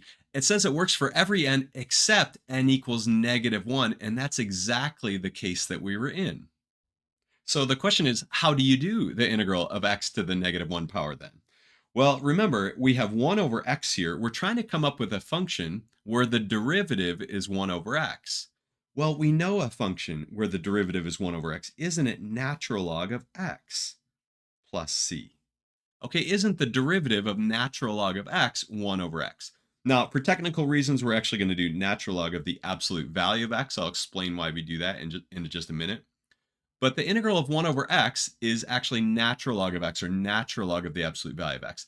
And that's the one case that we're missing in the power rule. The power rule tells you how to do the integral of x to the n for every power of n except n equals -1, right? So how do we do the integral of x to the -1? Well, x to the -1 is just 1 over x, and the integral is this. Now let's recall these two derivative formulas. The fact that the derivative of e to the x is e to the x means that the integral of e to the x, or the antiderivative of e to the x, is going to be e to the x. So this derivative formula gives us this integral formula. Integral of e to the x is e to the x plus c. And same thing here. The fact that the derivative of natural log of x is 1 over x means that the integral of 1 over x is going to be natural log of x plus c. And again, for technical reasons, which I'll mention in just a second, we're going to use natural log of the absolute value of x. So let's do a couple examples. How could we evaluate the integral? Well, we have the integral of 5e to the x. We know how to do the integral of e to the x. That's just e to the x. Well, what about 5e to the x? Well, remember, the integral of a constant times a function is just going to be the constant times the integral of the function. So the answer is just going to be 5e to the x. In fact, you could bring this 5 out in front of this integral if we wanted to, and rewrite this as 5e to the x plus c. Okay, and remember, we don't need to put the e to the x plus c in parentheses because we're just tacking on the plus c on the end here. So the integral of 5e to the x is actually just 5e to the x. Integral of 13e to the x is just going to be 13e to the x, and of course the plus c. Now what about the integral of 7 over x? Well, 7 over x is just 7 times 1 over x, so we could take the 7 out front, and we end up getting that this is 7 times natural log of the absolute value of x plus c. Okay, and that's our answer. So the integral of 7 over x is just going to be 7 times natural log of the absolute value of x. Or if we're another number, integral of 13 over x is going to be 13 times the natural log of the absolute value of x plus c. Let's do one more. Now, I have a question here. Can we take this 8 and bring it out front? And what about this 12 and the 2? Can we bring those out front? Actually, no, we can't. Why can't we take this 8 out front? Well, if this whole rest of this thing inside here were in parentheses and it was 8 times this entire thing, then the 8 could come out front. But as it is right now, the 8 cannot come out front. And same thing with the 12. We can't take the 12 out front right now, or the 2. Now, what you could do is break this apart into 3 different integrals. I don't recommend doing this, but what you could do is write this as the integral of 8x to the 4th dx plus the integral of 12 e to the x dx minus the integral of 2 over x dx. And then you could take this 8 out front, you could take this 12 out front, and you could take this 2 out front. And then work out all these integrals. Make sure to only put one c on the end, not 3 c's. So you could break it apart into 3 different integrals like this. But actually, I don't think we need to do this. I think we can kind of do each of these in our head. In fact, what's the integral of 8x to the 4th? Well, isn't it 8x to the 5th over 5? What's the integral of 12e to the x? Isn't it just 12e to the x? And then minus, what's the integral of 2 over x? It's going to be 2 times natural log of the absolute value of x. And we'll put our plus c on the end. Now, last of all, why do we have the integral of 1 over x dx being natural log of the absolute value of x? Why do we have the absolute value instead of just x? Because this formula just kind of makes it look like, well, the integral of 1 over x should just be natural log of x. Well, the reason is because this formula only works if x is greater than 0. The derivative of natural log of x is 1 over x if x is greater than 0, because you can't even take natural log of a negative number. It turns out, though, that the derivative of natural log of the absolute value of x is also 1 over x, and that works for all x other than x equals 0.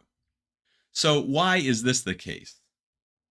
Well, graphically, what's going on here? Well, we have the function natural log of x here in blue, and it turns out that the derivative of natural log of x is 1 over x, this function in red. So what that means, if you take any point on the graph here and you look at the slope of the tangent line here on the blue function, that'll be how high the red function is. So for example, if we're at 5 here, and we look at the graph of natural log of x, and we ask, what's the slope of the tangent line? The slope of the tangent line is 0.2 or 1/5. Well, that's also the height of this point, right? The point on 1 over x there at x equals 5 would be 1/5 or 0.2. So whatever the slope is there, that's how high the point is. And that works for any point on the graph.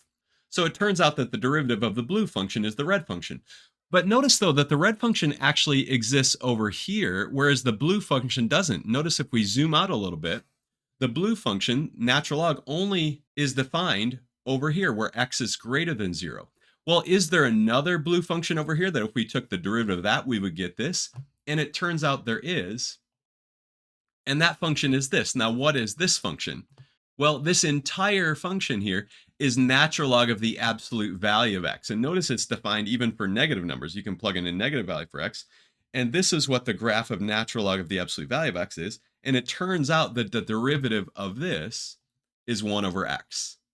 So natural log of x only has this one piece of the blue function. Natural log of the absolute value of x includes both pieces. And it's actually the derivative of this blue function that gives us both pieces of the 1 over x function, right? So remember this red function here, both sides is 1 over x.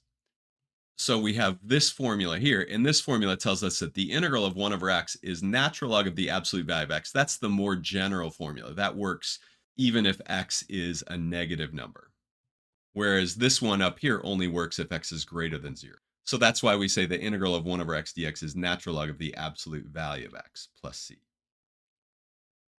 Let's do an example. Find a function f such that f prime of x is equal to 2x minus 3 and such that f of 5 is equal to 3.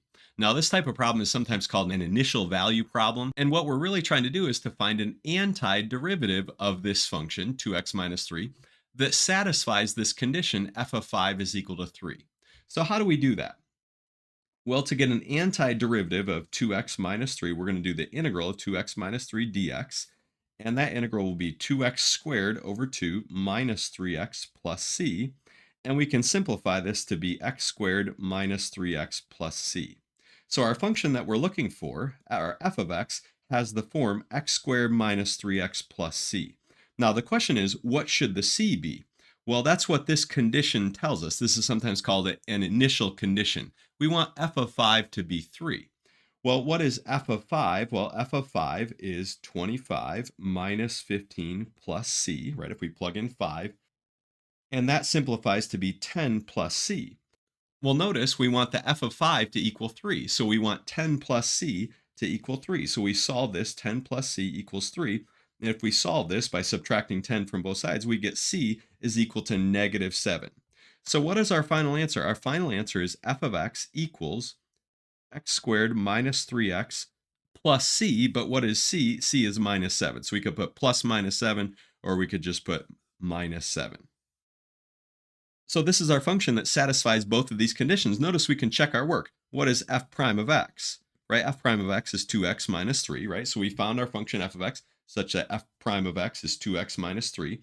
And you can check that f of 5 is equal to 3. Plug in 5 here, and you'll see you end up getting 3. Let's do another example. Find a function f such that f prime of x is equal to this, and we also want f of 9 to equal 17. Well, let's rewrite this. This is 2 over x to the 1/2 power, or in other words, this is 2x to the minus 1/2 power. So let's do the integral of that. What is the integral of 2x to the minus 1/2 dx? Well, the integral is going to be 2x to the, well, we have to raise this power by 1. So if we raise negative 1/2 by 1, we get positive 1/2. And then we divide by 1/2, and then plus c. Well, dividing by 1/2 is like multiplying by 2. So this is really 4x to the 1/2 plus c. So that's our f of x. f of x is 4x to the 1/2, or 4 times the square root of x, plus c. Now, what is the c? Well, that's what this condition is going to tell us. So we need to plug in 9, right? F of 9 is equal to 4 times the square root of 9 plus c, which is just 4 times 3 plus c, which is really just 12 plus c. And we want 12 plus c to equal 17. So c is equal to 5. So what is our final answer? Our final answer is our f of x is, well, it was of this form, 4 times the square root of x, or 4x to the 1/2 power, plus our c, and our c was 5. And you can check if you take the derivative of this, you get this, okay, if you simplify it. And you can also check that f of 9 will be 17. If you plug in 9 here, you're going to get 4 times 3 is 12, plus 5 is 17. So this function solves that initial value problem. Let's do another one. Find a function r of t such that dr dt, right, the derivative of r with respect to t, is equal to this, and such that r of 3 is equal to 79. So let's rewrite our initial function. We can rewrite it as 36t to the negative third. And so our r of t is going to be the integral of 36t to the negative third dt, which is going to be 36t to the negative. Now, is it negative fourth? No, right? It's negative 2 over negative 2, right? We have to raise that power by 1. When you raise negative 3 by 1, you actually get negative 2. And we're going to put plus c. Now, the 36 over 2 is really just 18, and we still have this negative, so this is negative 18. And this t to the negative 2 on top can become a t squared in the bottom. So that's our function. Our r of t is equal to negative 18 over t squared plus c. But now we need to use our initial condition here, r of 3 equals 79, to find c. Okay, so r of 3, what is r of 3? Well, it's going to be negative 18 over 3 squared plus c. That's going to be negative 18 over 9. That's negative 2 plus c. And so we want negative 2 plus c to equal 79. So add 2 to both sides, we're going to get c equals 81. So our final answer is not 81, right? Our final answer is that r of t is equal to negative 18 over t squared plus our c, but our c we found was 81. And you can check that this satisfies both of these conditions. The derivative is going to be 36 over t cubed, and r of 3 will be 79. Now, our last example is also an initial value problem, but it's stated in terms of a cost function. Find the cost function if the marginal cost function is c prime of x equals 8x minus 6, and the fixed cost is 19. Now, remember, the marginal cost is just the derivative of the cost function. So to find the cost function, we have to integrate the marginal cost function, right? Integrate c prime of x. So we're going to get the integral of 8x minus 6 dx, and that's going to equal 8x squared over 2 minus 6x plus, now I could put plus c, although we're using c for something different here, so maybe let me just call it k here. I guess you could call it c as long as you're able to remind yourself it's not the same as this c. But notice how this simplifies. This simplifies to be 4x squared minus 6x plus k. So that is our c of x. Our c of x is 4x squared minus 6x plus k. Now, what is k? Well, here we're told that the fixed cost is 19. And remember, the fixed cost happens when x is 0. What's the cost when you produce 0 items, right? And that would be $19. So c of 0 is 19. That's what this condition tells us. C of 0 is 19. So what is c of 0? Well, c of 0 is just going to be k. In fact, this number on the end here is always going to be the fixed cost. So this is really 0 minus 0 plus k, right? So that's just k. C of 0 is going to be that k, but we want c of 0 to be 19. So in other words, k is just 19. So our final answer is c of x equals 4x squared minus 6x plus 19. So that 19 you can see is the fixed cost. That's the cost when x is 0. The number of items produced and sold is 0, right? C of 0 would be 19. We are going to learn a technique of integration called u-Substitution. And u-Substitution is going to allow us to integrate complicated, messy looking functions like these functions right here. Now, so far in class, we've talked about how you integrate simple functions, so like polynomials or e to the x. Remember, the integral of e to the x is e to the x plus c. Or the integral of 1 over x, right? Remember, the integral of 1 over x was natural log of x, or natural log of the absolute value of x plus c. But what about functions like these? Well, the techniques that we know so far don't allow us to do these kind of integrals. So this u-Substitution method is going to be an integration technique that allows us to integrate these kinds of messy looking functions. Now, before we go any further, I do want to point out one major difference between derivatives and integrals.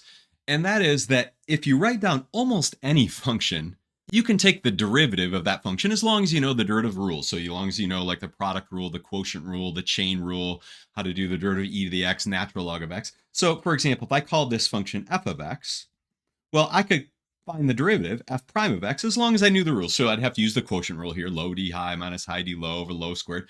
I could work it out and find f prime of x. Now, I'm not saying it would be easy. It'd be a little bit messy. But almost any function that you write down, you can find the derivative of. But integrals are totally different. If I wanted to do the integral of this function, well, there's no nice way to write down what the answer is. In fact, it's not just that it's hard, it's really that it's impossible. Now, this function does have an antiderivative, and you could even graph what the antiderivative looks like. It's just that there's no nice formula for what the antiderivative is. There's no formula that involves elementary functions or a closed form for what the formula is. So integrals and derivatives are very different. You can differentiate or take the derivative of almost anything, but integrals, there's lots of integrals that you just can't do. And even kind of somewhat simple functions like e to the x squared, this is a function where we could take the derivative of it. In fact, if we called this function f of x, what would f prime of x be? Well, remember the derivative of e to the x is e to the x. The derivative of e to the something is e to the something, but then times the derivative of the something, so times the 2x. So we just took the derivative of e to the x squared. But how would you do the integral of e to the x squared? How could we do this, the integral of e to the x squared? Well, again, even though this is not even that messy of a function, there's actually no nice way to write what the answer is. Now, you might be tempted to say, well, maybe the answer is just e to the x squared, right? If the integral of e to the x is e to the x, wouldn't the integral of e to the x squared be e to the x squared plus c? Well, it turns out that doesn't work, because if we take the derivative of this, do we get this? Well, the derivative of c is 0, but what's the derivative of e to the x squared? Is it e to the x squared? No, it's e to the x squared times 2x. So if this original one had been 2x times e to the x squared, then the integral would be e to the x squared. Then we could do this. But as it is, without the 2x, we're kind of stuck, and this doesn't work. In fact, there's no nice way to write what the answer is.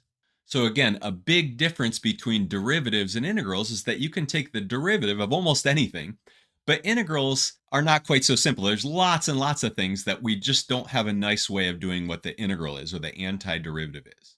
But this u-substitution method that we're going to learn is going to allow us to integrate lots and lots of different things. In fact, all of these examples right here are examples where we can do the integral using this u-substitution technique. So what is u-substitution all about? Well, to introduce the idea, there's one other thing I want to point out, and that is this. If we do the integral of, let's say, x cubed dx, the integral is going to be x to the 4th over 4 plus c. Right? That's just the power rule that we're using there. But notice, what's the integral of t cubed dt? Well, it'd be t to the 4th over 4 plus c. In fact, it doesn't matter what letter we're using. If we did the integral of m cubed dm, it'd be m to the 4th over 4 plus c. Or if we did the integral of u cubed du, it'd be u to the 4th over 4 plus c. So all of these integrals are really essentially the same. Well, why is this important for u-substitution? Well, what we're going to do is transform a messy looking integral that involves x's to a simpler integral that involves u's. So we're going to do a lot of integrals that have a du on the end. So it's good to get used to doing integrals like this. Now, one thing I should point out is, what's the integral of u cubed dx? Well, then we can't do it, right? You need to have the same variable here and here. You never want to mix like x's and u's or t's and u's or t's and x's. In fact, this doesn't even really make sense. But notice, we could write all the different integral rules that involve x's to rules that involve u. So what's the integral of e to the u du? Well, it's e to the u plus c. Or what's the integral of 1 over u du? It's ln of the absolute value of u plus c. Or the power rule, right? What's the integral of u to the n du? It's u to the n plus 1 over n plus 1 plus c. All right, so it's good to kind of get familiar with using these rules when we're using a u instead of an x. Okay, so let's go to our very first example here. The idea with the u-substitution is we're going to take a messy looking integral that involves x's here and transform it into a simpler integral that involves u's. And the idea is we're going to let something in this integral be a u. In fact, we're going to think of this as having like an inside function. Notice we have this x to the 5th minus 7. We're going to let that be our u in this problem. Now, just like when we did the chain rule for derivatives, when we thought of like an inside function and an outside function, with a u-substitution, you're going to think of an inside function as well, and you're going to think of that inside function as being the u. So in this case, our u down here would be x to the 9th plus 5. Here, the u is going to be 7x plus 1. Here, the u will be t cubed. All right, in all these different examples, we're going to let something be u. So in this case, we're going to let u be x to the fifth minus 7. So how do we do this integral? So perform a u-substitution to evaluate the integral. Well, what we're going to do is we're going to let u be this inside function x to the fifth minus 7. Okay, and then we're going to say, what's the derivative of that? And we're going to write the derivative as du dx. Du dx, what is du dx? Well, it's 5x to the fourth power. But we're going to think of this du dx as almost being like a fraction. In fact, it looks like a fraction, right? Du over dx. And we're going to kind of multiply both sides of this equation by dx. So we're going to rewrite this as du equals 5x to the fourth dx. So we're just rewriting this, kind of multiplying both sides here by this dx. In fact, usually with a u substitution, we're going to kind of skip this intermediate step and we'll just say, okay, u is x to the fifth minus 7. So du will be 5x to the fourth dx. So what does that mean? Well, what we want to do is we want to rewrite this integral to be an integral that involves u's. So we're going to rewrite it as an integral. Well, I'd like to write this inside here as a u, right? U was x to the fifth minus 7. We're going to write this as u, and we have it as u to the ninth power. Now, the dx, we have a dx and an x to the fourth, though. And I don't want to just write x to the fourth here and then a dx because I don't want to mix x's and u's. I want to go from having all x's here to having all u's over here. Now, how can I do that? Well, notice I have this dx and this x to the fourth.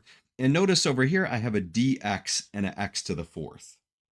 In fact, what is x to the fourth dx? What is this equal to? Well, notice we can rewrite this x to the fourth dx. We can divide both the sides of this equation by 5 and write it as 1/5 du is equal to x to the fourth dx. So notice this x to the fourth dx, and by the way, the x to the fourth is written here. I could have written it right here, right next to the dx here. But the x to the fourth dx is really 1/5 du, right? X to the fourth dx turns into being 1/5 du. So notice I've transformed a messy looking integral involving x's to actually a pretty simple integral. It's u to the ninth times 1/5 du. In fact, what we can do is take this 1/5 and pull it out front, write this as 1/5 times the integral of u to the ninth du. And what's the integral of u to the ninth du? Well, isn't it u to the 10th over 10? And notice I'm not mixing x's and u's. I'm not doing u to the ninth dx. I have u to the ninth du. What's the integral? Well, by the power rule, and again, I wanted you to get familiar with doing these integrals that involve u's here. This is going to be u to the 10th over 10 plus c. And again, we don't have to put this in parentheses here. We can just tack on the plus c on the end. And notice what we really have is u to the 10th over 50, right? 5 times 10 would be over 50 plus c. And actually, what is u to the 10th, though? Well, u is x to the fifth minus 7. So this 50 here, we have over 50. You could write it as 1/50th times u to the 10th. But actually, what is u? Right? We have 1/50th u to the 10th. But what is u? U is x to the fifth minus 7. And so this is our final answer. Now, this method probably seemed pretty crazy and complicated, and we're going to do a bunch of examples. The first time you see an example, you think, what in the world just happened? Well, the idea was we took a messy-looking integral involving x's and transformed it into a simple integral involving u's. So we let u be this thing here. The du ended up being the 5x to the fourth dx. And notice we got lucky that we had an x to the fourth out here. So we could rewrite this x to the fourth dx as du over 5 or 1/5 du. If we didn't have this x to the fourth out here, we'd be stuck. Okay, and we couldn't do this integral. U-substitution wouldn't work. In fact, if it were some other power of x, if it were just like x cubed or even just x, it wouldn't work. So in other words, we got lucky that we had an x to the fourth out here, or in other words, I rigged up the problem to make us have the correct x to the fourth out here. Basically, what you want is that whatever your u is here, you want your du to essentially be out here. Our u is x to the fifth minus 7. The du is 5x to the fourth dx. Now, the fact that we were missing the 5, that was not really a problem. We could deal with that. But if we were missing the x to the fourth, that would be a problem. So what we did is we ended up writing this as the integral of this was u to the ninth, and this x to the fourth dx ends up being 1/5 du. So we replace the x to the fourth dx with 1/5 du. So this 1/5 du was really the same thing as the x to the fourth dx, right? That's what we have down here. And then what's the integral of u to the ninth times 1/5 du? Well, you just bring a 1/5 out front. And the integral of u to the ninth du, that's really simple. It's u to the 10th over 10 plus c. And then we can simplify this as u to the 10th over 50, or 1/50th u to the 10th. But then now we go from u's back to x's. So notice we went from x's to u's, and then it did a simple integral that involved u's. And then finally at the end, we went back to x's. Now, how could we check our answer? Well, can't we check an answer by taking a derivative? What's the derivative with respect to x of 1/50th times x to the 5th minus 7 to the 10th plus c? What's the derivative of this? We're hoping that we get our original integrand. So what do we get? Well, the derivative of c is just 0, so we can forget about that. What's the derivative of 1/50th times something to the 10th? Well, we have something to the 10th, so wouldn't we bring the 10 out front? So we'd have 1/50th times 10 times x to the 5th minus 7 to the ninth power. But then because of the chain rule, times the derivative of x to the 5th minus 7, which is just 5x to the 4th. But then notice, how does this simplify? Well, this simplifies to be 1/5.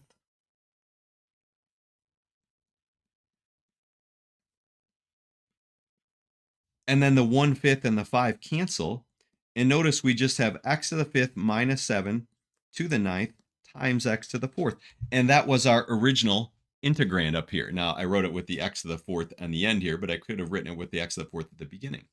So notice when we took the derivative of this, we had to use the chain rule. In fact, whenever you check your answer after doing a u-substitution, you're always going to have to do the chain rule, because in some sense, a u-substitution just does the chain rule backwards, kind of undoes the chain rule.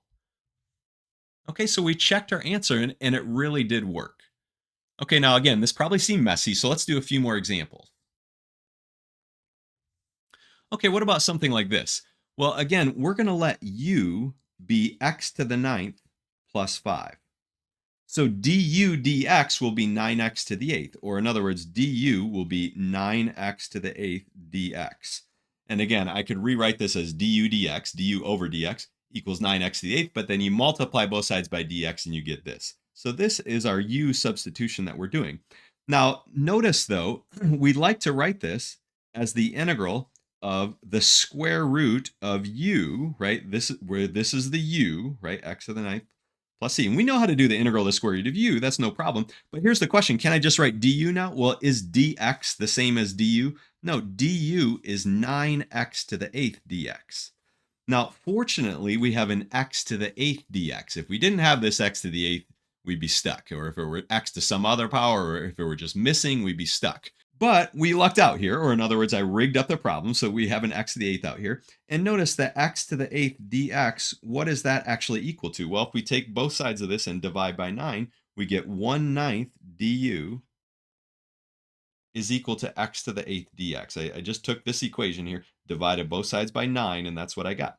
So notice this x to the 8th dx, right? That x to the 8th dx, that's just 1/9 du. So we can put a 1/9 du on the end here. Okay, now the question is, how do we do this integral? What's the integral of the square root of u times 1/9 du? Well, notice we can pull the 1/9 out front. And we have the square root of u. Well, we can rewrite that as u to the 1/2 power. And we have our du. And it's very important that we have a du, not a dx. And again, dx is not the same as du. And in fact, notice right here, is du equal to dx? No, du is equal to 9x to the 8th dx. Right? So we can't just replace the dx with du. We can only replace a 9x to the 8th dx with du. Or in other words, we can replace x to the 8th dx with 1/9 du.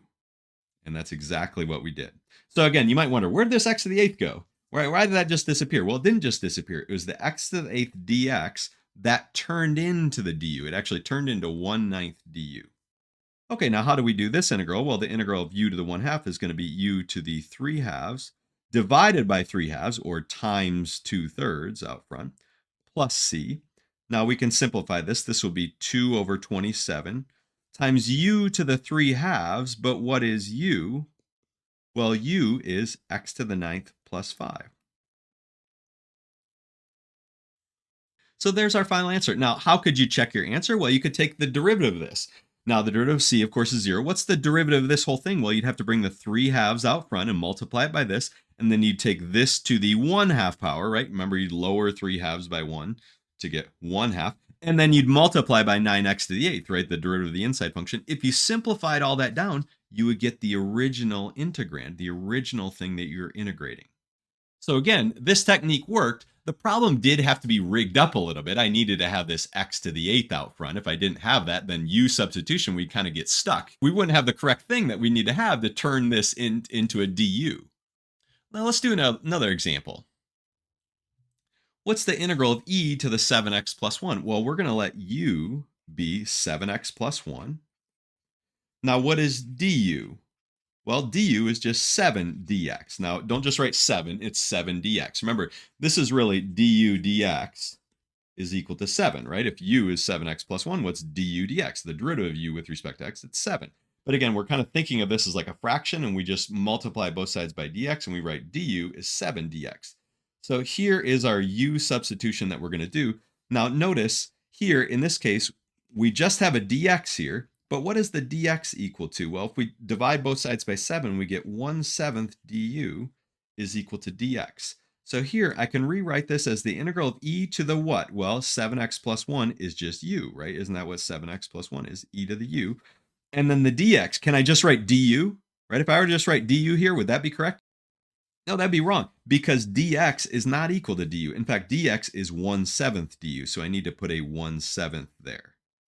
So now, how do we do this integral? Well, again, we bring the 1/7 out front, and we do the integral of e to the u du. And the integral of e to the u du is just e to the u plus c. And finally, plug in what your u is.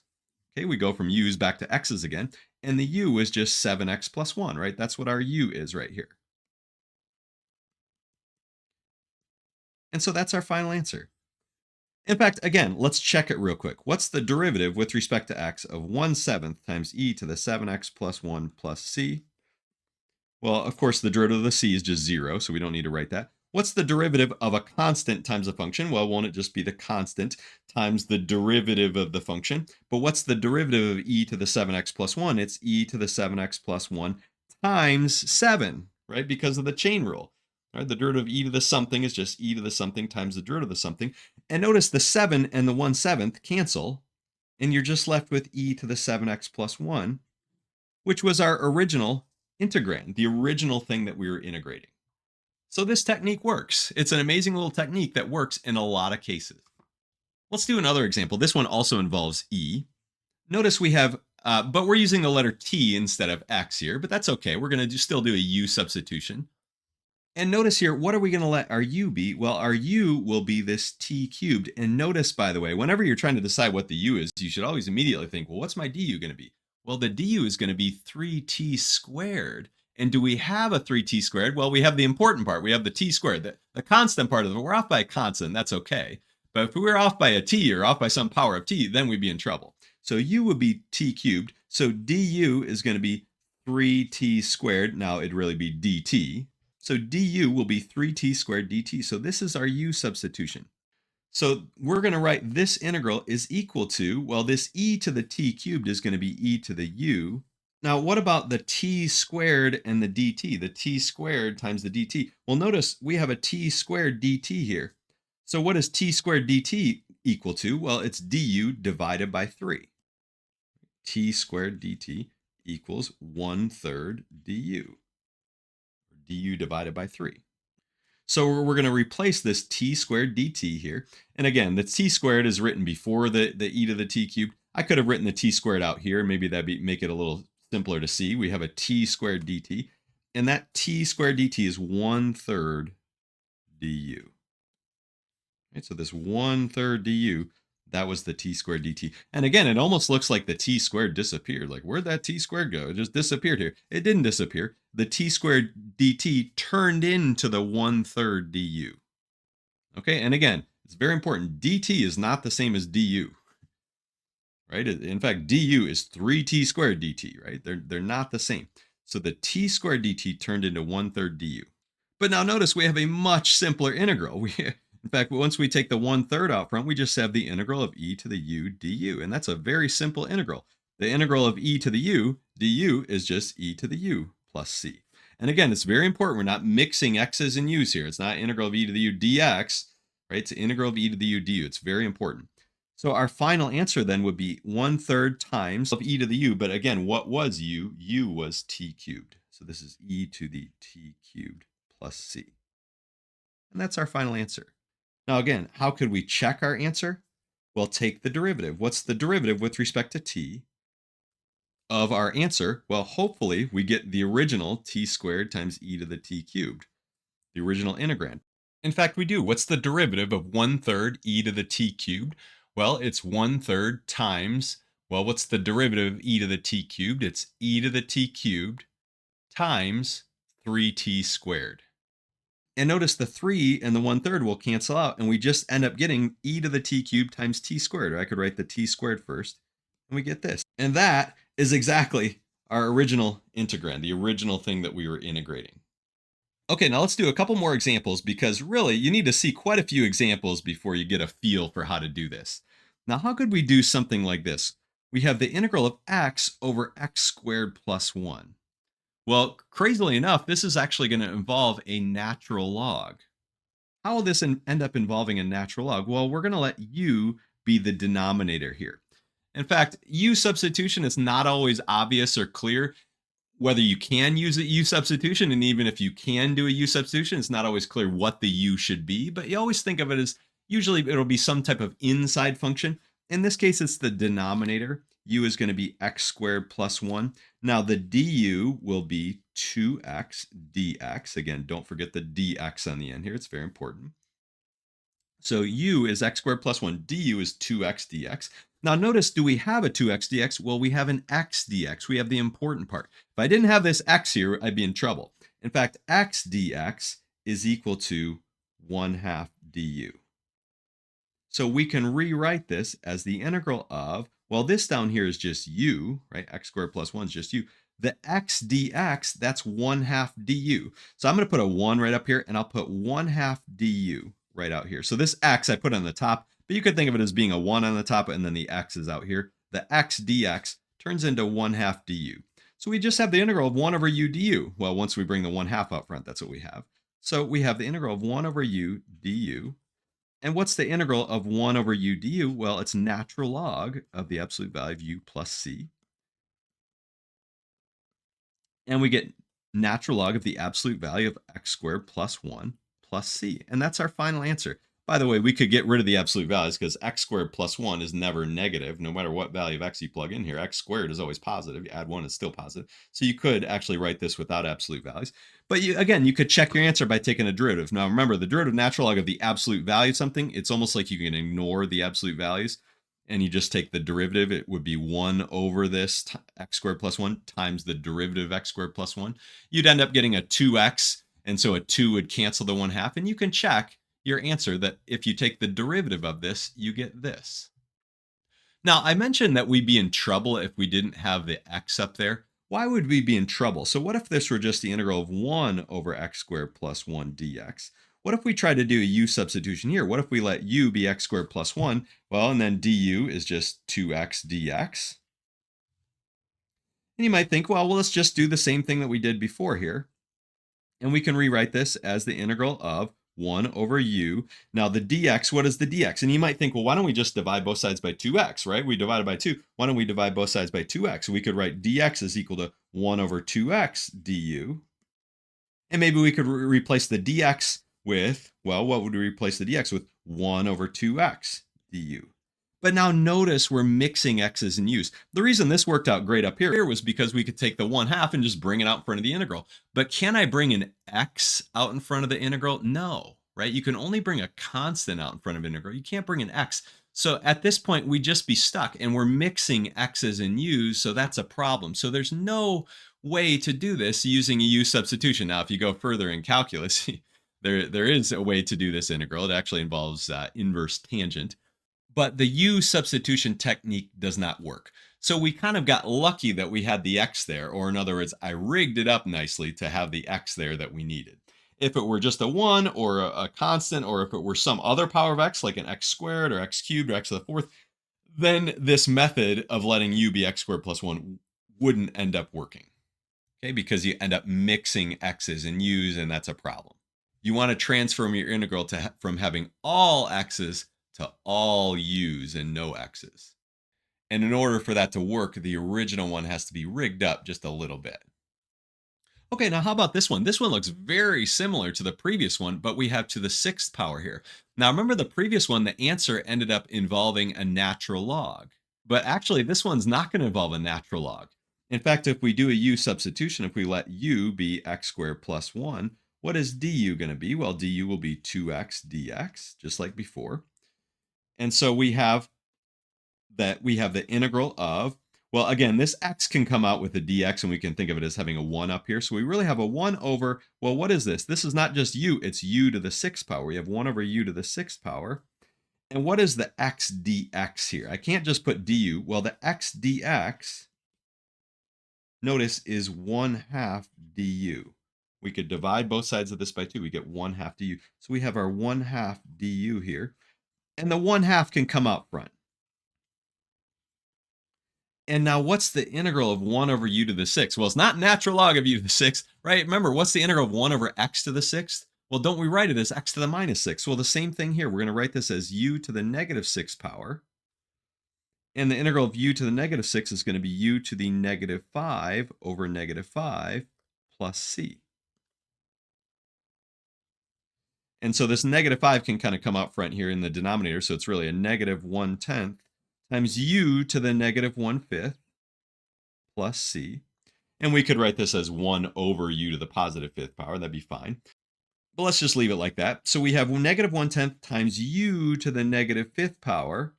But what is the u? Well, we have to go back and look at what was our u. Well, our u was x squared plus 1. And we can just leave our answer like this. Okay, now again, you could write this instead of x squared plus 1 to the negative 5th, you could write it as 1 over x squared plus 1 to the positive 5th power. But let's just leave our answer like this. And my math lab will accept it if you leave your answer like this. Now, 2 more integrals. How do we do something like this? We have the integral of natural log of x, that whole thing to the 5th power over x. Now, we can't bring the 5 up front, because if this were natural log of x to the 5th, then we could bring the 5 up front. But it's natural log of x, that whole thing to the 5th. So the 5 can't come out in front. Now, we can't use a property of logarithms. But actually, we can do a u substitution. Now, again, what should the u be? Should we let u be x? Well, it turns out we're going to let u be natural log of x. And if u is natural log of x, well, what's du going to be? Well, what's the derivative of natural log of x? Well, it's 1 over x dx. Okay, and again, it's really du dx is equal to 1 over x, right? If u is natural log of x, what's du dx? It's 1 over x. So du is 1 over x dx. So there was our u substitution. But notice, do we have a 1 over x dx? Yeah, in fact, that's what this is. This is really a 1 over x dx. In fact, you could rewrite this as natural log of x to the 5th power times 1 over x dx. Okay, so dividing by x here is like multiplying by 1 over x there. So just rewriting this. So I haven't done the u substitution yet. Well, now let's do the u substitution. Well, we have the integral of, well, isn't this inside here, natural log of x, isn't that u? So we have u to the 5th. And this 1 over x dx, what is that? Well, the 1 over x dx is just du. So we're just going to put a du here. Now, again, it's tempting to think, oh, the dx just turned into a du, but actually it didn't. It was the 1 over x dx that turned into the du. Okay, and the natural log of x turned into the u. So now notice we have a very simple integral, right? What's just the integral of u to the 5th du? Well, it's u to the 6th over 6 plus c. Okay, and then finally plug back in what u is. Well, u was natural log of x. So we have natural log of x raised to the 6th power over 6 plus c. You could put the x in parentheses here if you wanted to, but we have natural log of x raised to the 6th power, all divided by 6 plus c. Now, for our very last problem, how do we do this? Well, again, this looks like a pretty messy looking integral, but actually we can do a u substitution. In fact, we're just going to let u be the denominator here. U will be 7 plus 5 e to the 3x. And then what's the du going to be? Well, the derivative of 7, that's 0. What's the derivative of 5 times e to the 3x? Well, it'll be 5 times e to the 3x times 3. So it's actually going to be 15 e to the 3x dx. Don't forget the dx. So the derivative of 7 plus 5 e to the 3x is actually 15 e to the 3x. Again, the derivative of 7 is 0. The derivative of 5 e to the 3x would be 5 times e to the 3x times 3. And that 5 times 3 becomes the 15. So now notice, do we have a 15 e to the 3x dx? Well, we have the important part. We have the e to the 3x dx. And what is the e to the 3x dx? Well, e to the 3x dx, if we divide both sides by 15, we can see that this is du over 15, or 1/15 du. That's equal to e to the 3x dx. So let's rewrite this as integral of, now we want to change all of our x's to u's. Down in the denominator, we have a u, right? That's what our u is, 7 plus 5 e to the 3x. Now the dx does not just turn into du. In fact, we have e to the 3x dx. This whole thing here, that turns into what? Well, that's just that, right? E to the 3x dx. That turns into the 1/15 du. Okay, so let's write 1/15 du. And I guess what we're left with is still just a 1 on the top. All right, well, this is a pretty simple integral to do. We can bring the 1/15 out front. And we have the integral of 1 over u du. Well, what's the integral of 1 over u du? It's natural log of the absolute value of u plus c. And now we just plug in what the u is. And u is 7 plus 5 e to the 3x plus c. And that is our final answer. So again, recapping here a little bit, with almost any function, you can take the derivative of it, just as long as you know the derivative properties. So like the chain rule, the quotient rule, the product rule, they take derivatives involving e and natural log, derivatives of square roots, things like that, the power rule for derivatives. You can take the derivative of almost anything, but integrals are much different in that there's lots and lots of integrals that are there's just no nice way to do it. In fact, there's lots of integrals that are impossible to do. It's not just even that they're hard to do, it's that they're impossible to do.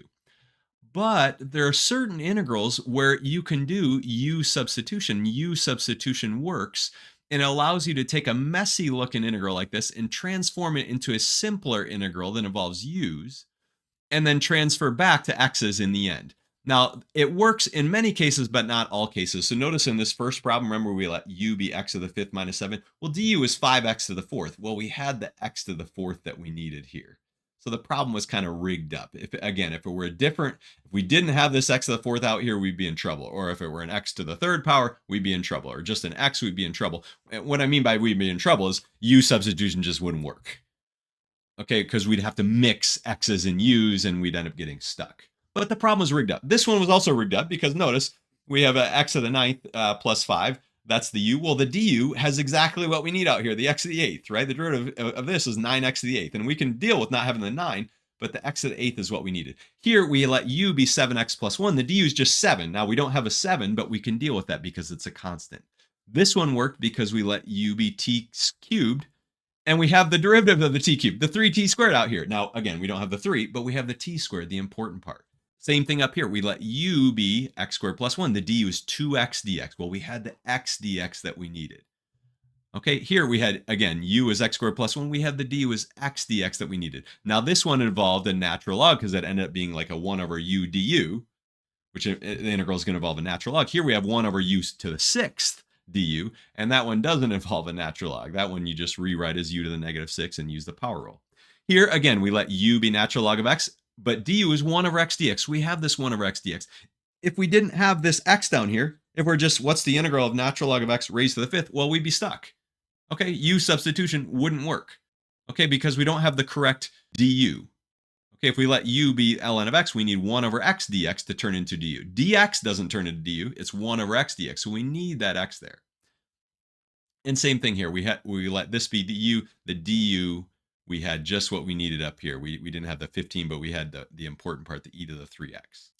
Now later, actually in the next module, we'll talk about what is the importance of integration period. We might wonder, why are we just doing this crazy technique? Who cares if we can do integrals? What's the point of integrals? We saw the point with derivatives, right? We were looking at maxes and mins. We did related rates and all kinds of practical applications. But with integrals, we haven't really seen any applications, right? What is the point of these integrals? And we'll start looking at that next time. In this video, I'm going to explain the difference between an indefinite integral and a definite integral. An indefinite integral is an integral that looks like this. Okay, there's no number at the bottom of the integral sign. There's no a and b at the bottom and top of the integral sign. So what an indefinite integral really is an antiderivative. So when you see this symbol, this means find the antiderivative, or find the general form of the antiderivative of f of x. So as a quick example, if we see the integral of 2x dx, what that's asking us for is to find the antiderivative of 2x. So find a function whose derivative is 2x. And of course, x squared could be an answer. Okay, the derivative of x squared is 2x. But x squared plus 5 also works. Okay, so it's not the only antiderivative that works. In fact, x squared plus any constant c will be an antiderivative. So that's the general form of the antiderivative of 2x. And that's what an indefinite integral is asking for. Now, a definite integral is an integral where we have the a here and the b here. We're integrating from one number to another number. And what this means is to find the area, okay, or the net signed area between the graph of f and the interval AB along the x-axis. Okay, so what do we mean by net signed area? Well, I'll explain that in just a second. But one thing I do want to point out is that a definite integral really has kind of a technical definition that involves Riemann sums, but we're not going to worry about the technical definition right now. We're just going to kind of get the basic idea of what a definite integral is all about. Okay, so find the net signed area between the graph of f and the interval a to b. So what do we mean by net signed area? Okay, if we have a function that is a positive function, meaning that it lies above the x-axis all the time, then the integral from a to b of f of x dx, okay, the definite integral, means to find this area. So net signed area in that case just means area.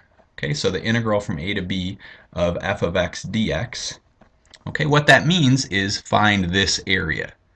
Okay, so the net signed area in that case is just the area. Okay, but suppose we have a function that is sometimes positive and sometimes negative. So here's an example of a function that is sometimes above the x-axis and sometimes below the x-axis. Okay, so let's go from a to b here. Okay, we really have three regions here that are between the graph of f and the interval a to b along the x-axis. And so if we're asked to find the integral from a to b of f of x dx, okay, that definite integral, what does that mean? Well, I didn't give you a formula for this function, but let's suppose that we know that the area of this region here is 7 units. Let's suppose that we know that the area of this region is 2 units, and that the area of this region is 3 units, or square units, I should say. Okay, now what is the integral from a to b of f of x dx? Well, it's the net signed area between the graph of f and the interval a to b. So what do we mean by signed area, and what do we mean by net signed area? Well, this area in the middle here, since it's below the x-axis, counts as a negative. So the integral ends up being 7 plus negative 2 plus 3, which turns out to be 8. Okay, so the definite integral from a to b of this function f of x dx turns out to be 7 plus negative 2, because this region is below the x-axis. It counts as negative. That's why we call it signed. And then we're adding them all up and sort of netting them. We take 7 plus negative 2 plus 3 gives us 8. That is the definite integral. Now notice that's not the same thing as the total area. Okay, so this is the net signed area. Okay, the total area of the shaded region would be 7 plus 2 plus 3, which is 12. Okay, but the total area is not what the definite integral is asking you to find. The definite integral is asking you to find the net signed area. So that's what we mean by net signed area. Okay, now here's a question that naturally arises is why is the notation so similar for such seemingly different concepts? And the different concepts I mean are definite integrals and indefinite integrals. Okay, so there's an indefinite integral. Here is a definite integral. Notice that they mean two totally different things. These definite integrals have nothing to do, the definition has nothing to do with antiderivatives. Okay, and the definition of indefinite integrals has nothing to do with area. Okay, so why do we use such similar notation for totally different concepts? We have the same integral symbol on both sides here. We have the same dx right here. And in fact, we use the same terminology. We call them both integrals. Okay, but they mean totally different things. Indefinite, again, means find the antiderivative of f. And definite integral means find the net signed area between the graph of f and the interval a to b. So the connection, it turns out, is the fundamental theorem of calculus. The fundamental theorem of calculus says that the way to actually calculate a definite integral, the way to actually find that net signed area is by doing an antiderivative. Okay, doing an indefinite integral.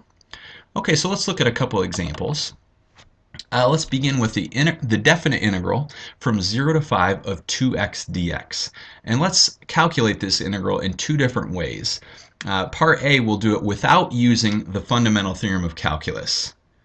Okay, we'll use geometry to actually do this. And part B, we'll do this using the fundamental theorem of calculus. Okay, so first of all, let's graph our function, 2x. I can do this. Okay, here there's f of x equals 2x. And let's look at the interval from 0 to 5. Now this point up here is the point 5, 10, because when we plug in 5 for x, we get 10 as a result. And what we're really trying to find, if we're doing the definite integral from 0 to 5, is the net signed area between the graph of this function and this interval here from 0 to 5. Now, since the function is positive on that interval 0 to 5, what we're really looking for is not just the net signed area, we're looking for the area. Okay, that's what the net signed area actually is. Okay, so it turns out, though, that the area of this region is not hard to calculate. Right, because this region is just a triangle, and we know that the area of a triangle is 1/2 the base times the height. Now the base of this triangle is 5, and the height of this triangle is 10, so 1/2 of 5 times 10, or 1/2 of 50, ends up being 25. So what we can say is that the integral from 0 to 5 of 2x dx turns out to be 25. Okay, now if you've done integrals before, definite integrals before, you might think, well, that's not the way I normally calculate integrals. I do these type of integrals by doing antiderivatives. Okay, well, that's really what the fundamental theorem of calculus is all about. Okay, so part B, we're going to use the fundamental theorem of calculus to calculate that definite integral. So the integral from 0 to 5 of 2x dx. Okay, according to the fundamental theorem of calculus, the way to calculate this area, this net signed area, is one way to do it is by doing an antiderivative of this function. So an antiderivative of 2x would be x squared. Now I could put x squared plus 5, x squared plus 1, x squared minus 8, or x squared plus any value of c, but all we really need is one antiderivative, and x squared is a perfectly good antiderivative of 2x. And we're going to evaluate this from 0 to 5. So what that means is we'll plug in the 5 first, the top number first, and we'll plug in the 0 and subtract. So what we get is 25 minus 0, or 25. Okay, and notice that our answers are the same. Okay, so the fundamental theorem of calculus really did give us the correct answer, gave us the same answer that we found when we used geometry. Okay, now that function that we looked at was always positive, so we didn't really get the idea of net signed area in that. We just had the idea of area. So let's do a different example, and this one will sometimes be below the x-axis. So let's take a look at the integral from 1 to 9 of 2x minus 6 dx. And we're going to calculate it two ways. One, using the fundamental theorem of calculus without using it. And the second way will be using it. Okay, so 2x minus 6. Okay, this would be minus 6 down here. And where it crosses the x-axis is 3. Okay, 1 is over here somewhere, and 9 is way over here somewhere. Not drawing this to scale very well. But what we'll really end up with is two regions here. So this function is f of x equals 2x minus 6. This point up here is 9, comma, well, if we plug in 9, we would get 18. 18 minus 6 is 12. Okay, 9 comma 12. This point down here, okay, if we're over here at 1, this would be 1 comma what? Well, if we plug in 1 into the function, notice that we get minus 4. Okay, 1 comma minus 4. Okay, so what we're trying to find is the net signed area. Okay, so let's look at the area of this region. Okay, the area of this region. Again, it's a triangle, so we're just going to look at 1/2 the base times the height. The base is 6. You see here, between 3 and 9, that's the base. And the height is 12. Okay, 1/2 of 6 times 12, that would be 36. Okay, so 36 is the area of this region, but we also have this region here that's below the x-axis. Okay, between 1 and 3, it's below the x-axis. So let's look at, sorry, it's a little cluttered here. Let's look at the area of this region. Okay, 1/2 the base times the height. Now the base has a length of 2 and the height has a length of 4. Okay, so 1/2 of 2 times 4, so that would be 4. Okay, so the area of this region below the x-axis is 4 square units. The area of this region above the x-axis is 36 square units. So what is the net signed area, right? So if we calculate the area from 1 to 9 of 2x minus 6 dx, it turns out that it'll be 36 plus a negative 4. Okay, or a negative 4 plus 36, which ends up being 32. Okay, so the integral from 1 to 9 of this function is 32. Now let's compute this using the fundamental theorem of calculus and see if we come up with the same result. Okay, what we have is the integral from 1 to 9 of 2x minus 6 dx. And the antiderivative of 2x is x squared. Antiderivative of 6 is 6x. Again, we don't have to put the plus c there since we're doing a definite integral. And let's plug in the 9 everywhere we see an x, and then subtract what we get when we plug in 1 everywhere we see an x. So what we have is 81 minus 54 minus 1 minus 6. 81 minus 54 is 27, and 1 minus 6 is minus 5. So what we end up with is 27 plus 5, which is 32. Okay, now notice that's the same answer that we had up here. Okay, our two answers are equal. Okay, so we see again that using the fundamental theorem of calculus, it allowed us to find that net signed area. Okay, we got the same result that we did when we used geometry.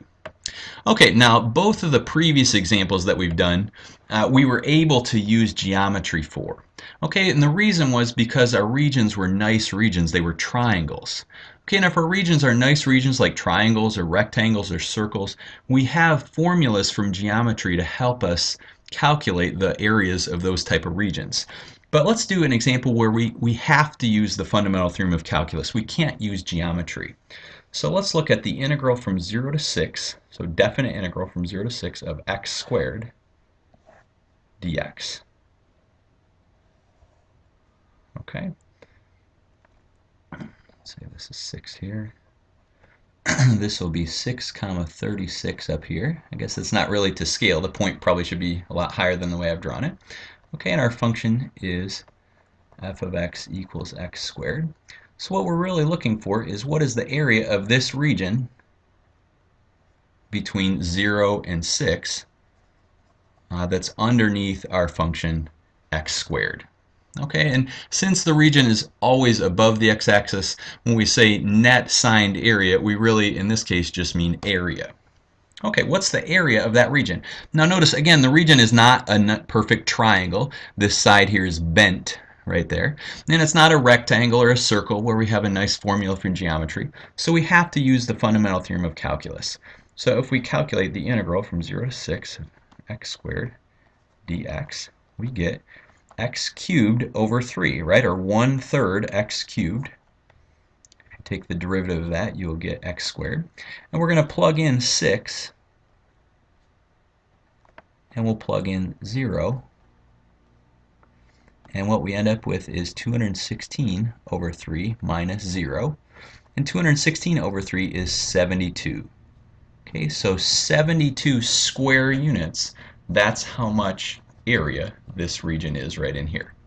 Okay, now actually, does that make, it's always good to kind of check to see, does that sort of seem like a reasonable answer? What if we had just taken the triangle right here and tried to find the area of this triangle? Well, I would expect it to be bigger than the area of this region right here. In fact, what is the area of that triangle? Well, the area of that triangle would be 1/2 the base, which is 6, times the height, which is 36.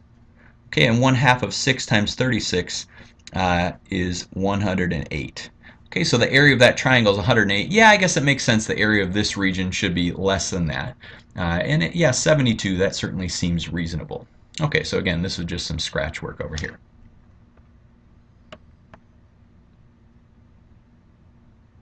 Okay, now I want to illustrate one of the reasons why we use net signed area instead of area when we're doing definite integrals. Okay, what good is net signed area as opposed to just area?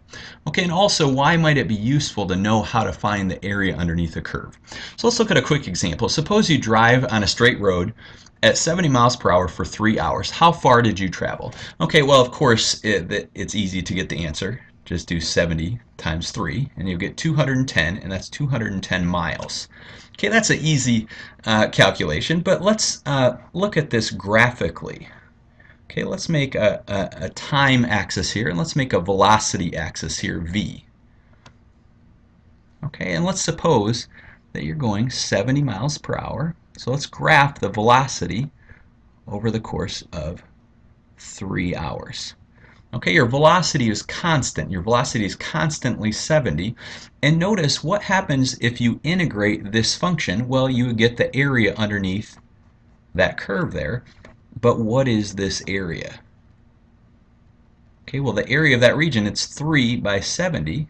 Okay, or 70 by 3, it's 210.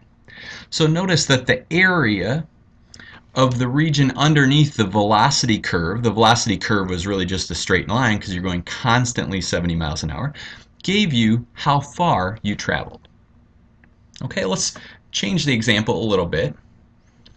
Now let's suppose you drive 70 miles per hour for 3 hours, and then you drive 50 miles per hour for 2 hours. How far did you travel? Okay, well, let's do this using our graph again. Okay, so we're going to have a 70 miles per hour for the first 3 hours. Okay, and then for the next 2 hours, so I guess from time 3 to time 5. So again, this is t, this is the velocity here. You'll drive 50 miles per hour, so this would be 50 right here. Okay, the area underneath this curve should give us how far you traveled.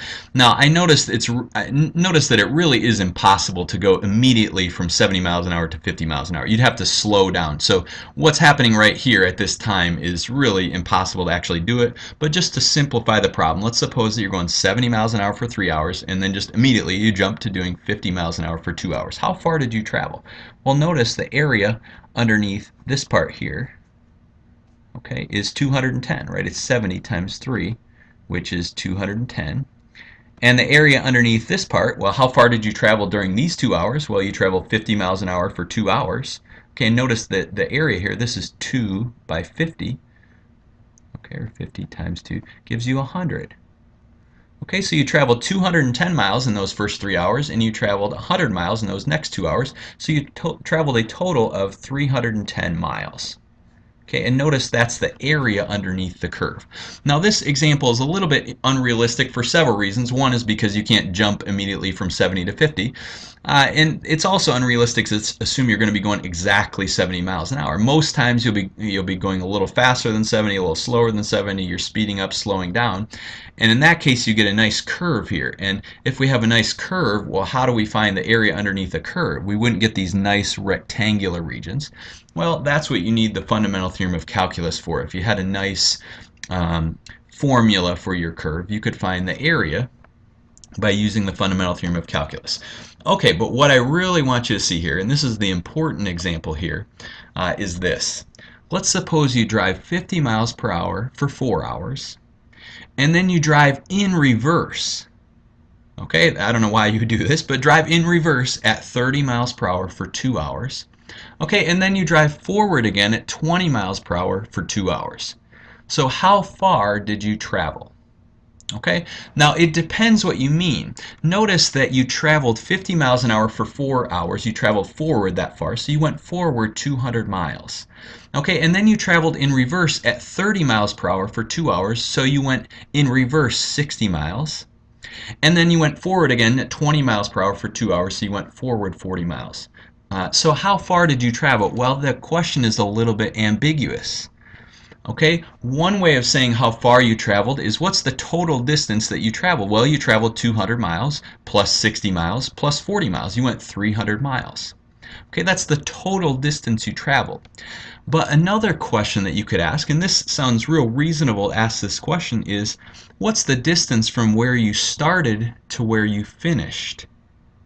Okay, if you went forward 200 miles, then backwards 60 miles, okay, and then forward 40 miles again, then you're really 180 miles away from where you started. That's what's called the displacement. Okay, and if you calculate a definite integral, you're really finding the displacement. Okay, if we were to graph this function, okay, here's t and here's v. So I think we said we were going forward at 50 miles an hour for 4 hours. Okay, and then for the next 2 hours, we're going in reverse at 30 miles an hour for those 2 hours. And then we're going forward again for 2 hours at 20 miles per hour. Okay, and if you notice, we have 3 regions here, okay, between the curve and the x-axis, or it's really the t-axis right here. That's a 6, by the way. And if we called this function here, if we called this function v of t, okay, the function that's right up here, and it's also down here, and it's also up here. If we called this function v of t, what is the integral from 0 to, I guess it would be 8, okay, this number 8 here, of this function v of t, your velocity? Okay, notice, this would be dt here, notice that what you would have, first of all, is this area would be positive. That would be 200 miles, would count as positive. This 60 here, this area is 60, okay, it's 2 by 30. It would count as negative. And last of all, we'd have a plus 40 right here. And what does that give us? It gives us 180. So what the integral actually calculates is the displacement. Okay, the integral of the velocity function from some a to b, in this case it's from 0 to 8, the integral gives you the net signed area between the graph of v and the t-axis, but the net signed area gives you the displacement. Okay, it doesn't give you the total distance traveled, it gives you the distance from where you started to where you finished. We're going to talk about the fundamental theorem of calculus and also the average value of a function. So what does the fundamental theorem of calculus say? Well, obviously it's a very important theorem, right? Just by the name, you can tell that. It says this: suppose f is a continuous function on an interval a to b.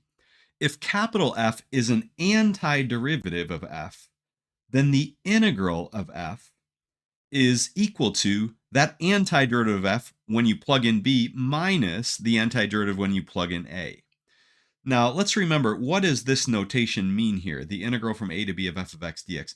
This means the area underneath the curve of f and above the interval a to b. Now, that would be if f is a positive function. If f is sometimes positive and sometimes negative, we're talking about the net signed area between the graph of f and the interval a to b. Well, the fundamental theorem of calculus says that the way that we can find that area is by doing an antiderivative, okay, finding this capital F and plugging in b, plugging in this top endpoint, plugging in a, and subtracting. Okay, now there's a notation that we sometimes use for this. Sometimes this is written f of x evaluated from a to b. Okay, so this notation here with this line, this vertical line, this just means f of x evaluated from a to b. So we plug in b, plug in a, and subtract. Now, I sometimes write it like this. We write f of x, and I put it in like little brackets like this from a to b. And again, this just means f of b minus f of a. Okay, so let's use the fundamental theorem of calculus to do an example. What is the integral from -2 to 3 of x squared plus 1? Now, before we use the fundamental theorem of calculus, let's ask ourselves, what is this question even asking? What does it mean to do this integral? And what it's really asking us to do is to find the area underneath this function, x squared plus 1, above the interval from -2 to 3. So in other words, what's the area of this region here that's shaded in blue? What is the area? Okay, I put in a grid now here in Desmos. The question is really, how many square units is this area? And notice here's like one square unit. Here's another square unit right there, another one. We have some partial square units that are shaded in. What is the total area of this region in square units? That's what this integral is asking us to find. Okay, so how do we find that area? Well, the fundamental theorem of calculus says we need to find an antiderivative of this. So this is kind of like our lowercase f in the theorem. Now we need to find our capital F. What's the antiderivative? Well, we have x cubed over 3 plus x. Now you might think, well, don't we also do a plus c? Well, we just need some antiderivative. We don't need the general form of the antiderivative. The fundamental theorem of calculus just says this will work if you pick any antiderivative. So we don't need to put the plus c. You could put in the plus c, and that would be fine, but the c's would end up subtracting out. So notice we have this antiderivative. This is our capital F of x, and we're going to evaluate from -2 to 3. What that means is we're going to plug in 3 everywhere we see an x. And then we're going to subtract what we get when we plug in -2 everywhere we see an x. And if we evaluate this, well, we get 27 over 3, that's 9. So 9 plus 3 minus, well, this is going to be -8/3 minus 2. And so what we get is 12, and this is really plus 8/3 and plus 2. So make sure to put this part in parentheses here. So what we have is 14 plus 8/3. And let's get a common denominator. So 14 is the same thing as 42 over 3. So we have 42 over 3 plus 8 over 3. That's 50 over 3. That is the area underneath that function, the area of that blue shaded region. Now this is actually 16 2/3. So 16.6 repeating is the actual area of that region. So that's the answer. That is the value of this integral. And it's always good to check to see if that looks reasonable. You can start counting up these square units here, and we have partial square units. And it turns out, yeah, it's pretty reasonable that the area here could be around 16 or 17. It's 16 2/3 square units. So that's the fundamental theorem of calculus. It tells you how to calculate a definite integral, which is an area or a net signed area between the graph of this function and the x-axis. And it says that the way that you calculate it is by doing an antiderivative. So notice we have the same notation that we had for indefinite integrals. This is a definite integral, but indefinite integrals meant find the antiderivative. Definite integrals didn't mean find the antiderivative. A definite integral means find the area. But the fundamental theorem of calculus says that the way that you actually find the area is by doing an antiderivative and then plugging in the endpoints and subtracting. So you always plug in the top one first, and then you subtract what you get when you plug in the bottom one. Okay, now what is the average value of a function? Well, the average value of a function, f, on an interval a to b is defined to be, well, basically it's the definite integral of a to b divided by b minus a, the length of the interval from a to b. That's b minus a. So in other words, you do 1 over b minus a times this definite integral. or the definite integral divided by this length. So let's look at an example. Find the average value of this function that we just looked at on the interval from -2 to 3. So let's go back to Desmos here. Notice this function takes all kinds of different outputs if our inputs are somewhere between -2 and 3. Now, what is the average value of those outputs? Notice we have some outputs that are way up here, close to 10. In fact, at the right endpoint here, we get 10. We also have some low outputs down here. This is an output of 1. What is the average value of the outputs? Now, what this is essentially saying is find the value, find the height of this red line that will make this red rectangle, this red shaded rectangle, have the same area as the blue shaded region. So notice I can adjust the height of this output value here. I want to adjust it so that the area of the red shaded region is the same as the area of the blue region. Now notice if I put it way up here, the red rectangle is way bigger in terms of area than the shaded blue region. If I put it down here, this red rectangle, the area of that's much smaller than the area of this blue region. So how can I find this kind of happy medium where the area of the red shaded region is the same as the area of the blue shaded region? Oh, and by blue shaded region, I mean the original blue region here. Remember, this original blue region had an area of 16 2/3. So we're trying to adjust this value so that the area of the red rectangle is also 16 2/3. So whatever value gives us that equality of those areas, that will be the average value of the function. Now, why is this? Well, if we call this the average value is a, notice if we multiply both sides by b minus a, we get a times b minus a is equal to this integral. And the value of this integral is the area of that blue shaded region. The value of this, the a, that would be the height of that red line, times the b minus a, this will be the area of that red rectangle. Okay, the area of that rectangle, this is the length and this is the height of that rectangle. This is the area of that blue shaded region. So the a is actually the exact value that we need that would make this area equal this area. But how do we compute the average value? Well, we just do the definite integral and then divide by b minus a. So to find the average value, we'll call it a. It's going to be 1 over b minus a times the integral from a to b of f of x dx. Now let's plug in the specific numbers that we have here. This is 1 over 3 minus a negative 2, and that's going to be 5. That's the length of that interval from -2 to 3 is 5. Times the integral from -2 to 3 of x squared plus 1 dx. So what we get is 1/5 times this integral. Now we could do this integral just like we did before. We actually already found the value of this integral. You do the antiderivative, remember, and this is the antiderivative, and we're going to evaluate from -2 to 3. But remember, we already did this, and so what we're going to end up getting is 1/5 of this value, and this value was 50 over 3. Remember, 16 2/3.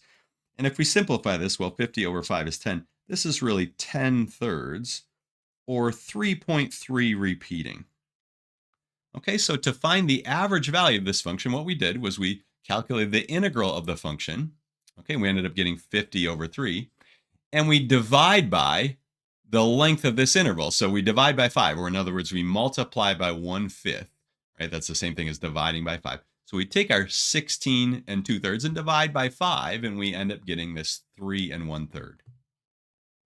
So what that means over here is that the height of this should be at 3.33. That's the exact height that's going to make the area of this red shaded rectangle the same as the area of the blue shaded region. So 3.3 repeating, or 10/3, is the average value of this function. In this video, we're going to talk about how to find the area between two curves. And what we mean by that is this. Suppose we have some function f, which I've drawn here in blue, and another function g, which I've drawn in red. And suppose that on this interval a to b, the graph of f always lies above the graph of g. So what that means is if x is any point between a and b, then f of x will be greater than or equal to g of x. The question is, how do we find the area that's between these two curves and between x equals a and x equals b? So this area that I've shaded in black. Well, remember that since f is a positive function, its graph lies above the x-axis, the area underneath f, the area of this big region, is just the integral from a to b of f of x dx. And the area underneath the function g, since g is a positive function, the area of this region down here is just the integral from a to b of g of x dx. But notice this black region here, this region that's shaded in black, can be thought of as this big region, the region underneath f, minus this smaller region, the region underneath g. So what that means is that the area that we're looking for, the area of this black region, is the integral from a to b of f of x dx, the area underneath f, minus the integral from a to b of g of x dx, the area underneath g. But let's remember the integral of the difference is equal to the difference of the integrals, so we can rewrite this as a single integral, the integral from a to b of f of x minus g of x dx. And this formula here is the formula that tells us how to find the area between two curves. Now, a couple things I want to point out. Notice the graph of f had to always lie above the graph of g in order to use this formula. So in other words, f of x has to be greater than or equal to g of x for every x in this interval a to b. Now, I guess it doesn't matter what happens out here. The graphs could cross over here or cross over here. But if we want to find this area that's between a and b and use this formula here, the graph of f has to always lie above the graph of g, at least while we're on the interval a to b. Now, another thing I want to point out is that we assumed here that f and g were both positive functions, so we didn't have to deal with things like net signed area. But I do want to point out that this formula works even if f and g are not both always positive functions. So one of them or both of them could dip below the x-axis, and this formula would still work. This formula still applies to find the area between the two curves as long as the graph of f lies above the graph of g. Now, why is that? So suppose we have a situation like this. Here's a graph of f, here's a graph of g. We want to find the area between the two curves. I claim that the same area formula works to find the area between these two curves. So I claim that calculating this integral, will still give us the area between these two curves. Now, why is that? And notice it's not as simple as just find the area underneath f and subtract the area underneath g, because these functions dip below the x-axis. What do we mean by area underneath them? Okay, we have to deal with things like net signed area. So I've redrawn the functions here, f and g, and we're trying to find the area of this black region. Notice this point right here is the lowest point on either graph. Maybe it's at a height of, let's say, -4. Well, what I can do is take both graphs and shift them up by at least 4. In fact, let's shift them up by 5. And notice I've done that over here. I've taken the graph of f of x and shifted it up 5. So this is really the graph of f of x plus 5. And same thing with g of x. I've shifted them both up by 5. And notice the area of this region between them, the area of this region that's shaded in black here, will be the same as the area of this region over here. It's just shifted up.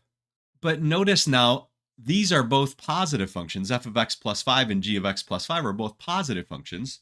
So we can find the area by doing the integral from a to b of f of x plus 5 dx minus the integral from a to b of g of x plus 5 dx. For the same reasoning as before, we look at the area underneath the blue function here, this area, subtract the area underneath the red function, this area down here, and we get this region that's shaded in black.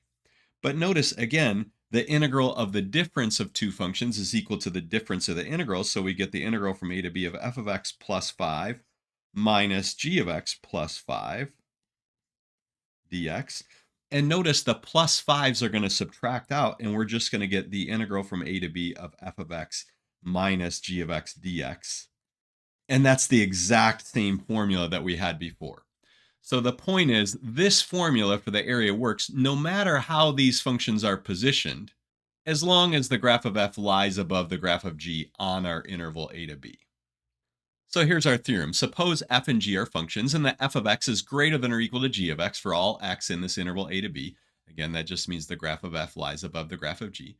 Then the area of the region that's bounded between the two curves, f of x and g of x, and that's between x equals a and x equals b, is given by this formula. Let's do a couple examples. Find the area of the region that's bounded above by y equals x plus 1, below by y equals 1 over x, and between x equals 2 and x equals 4.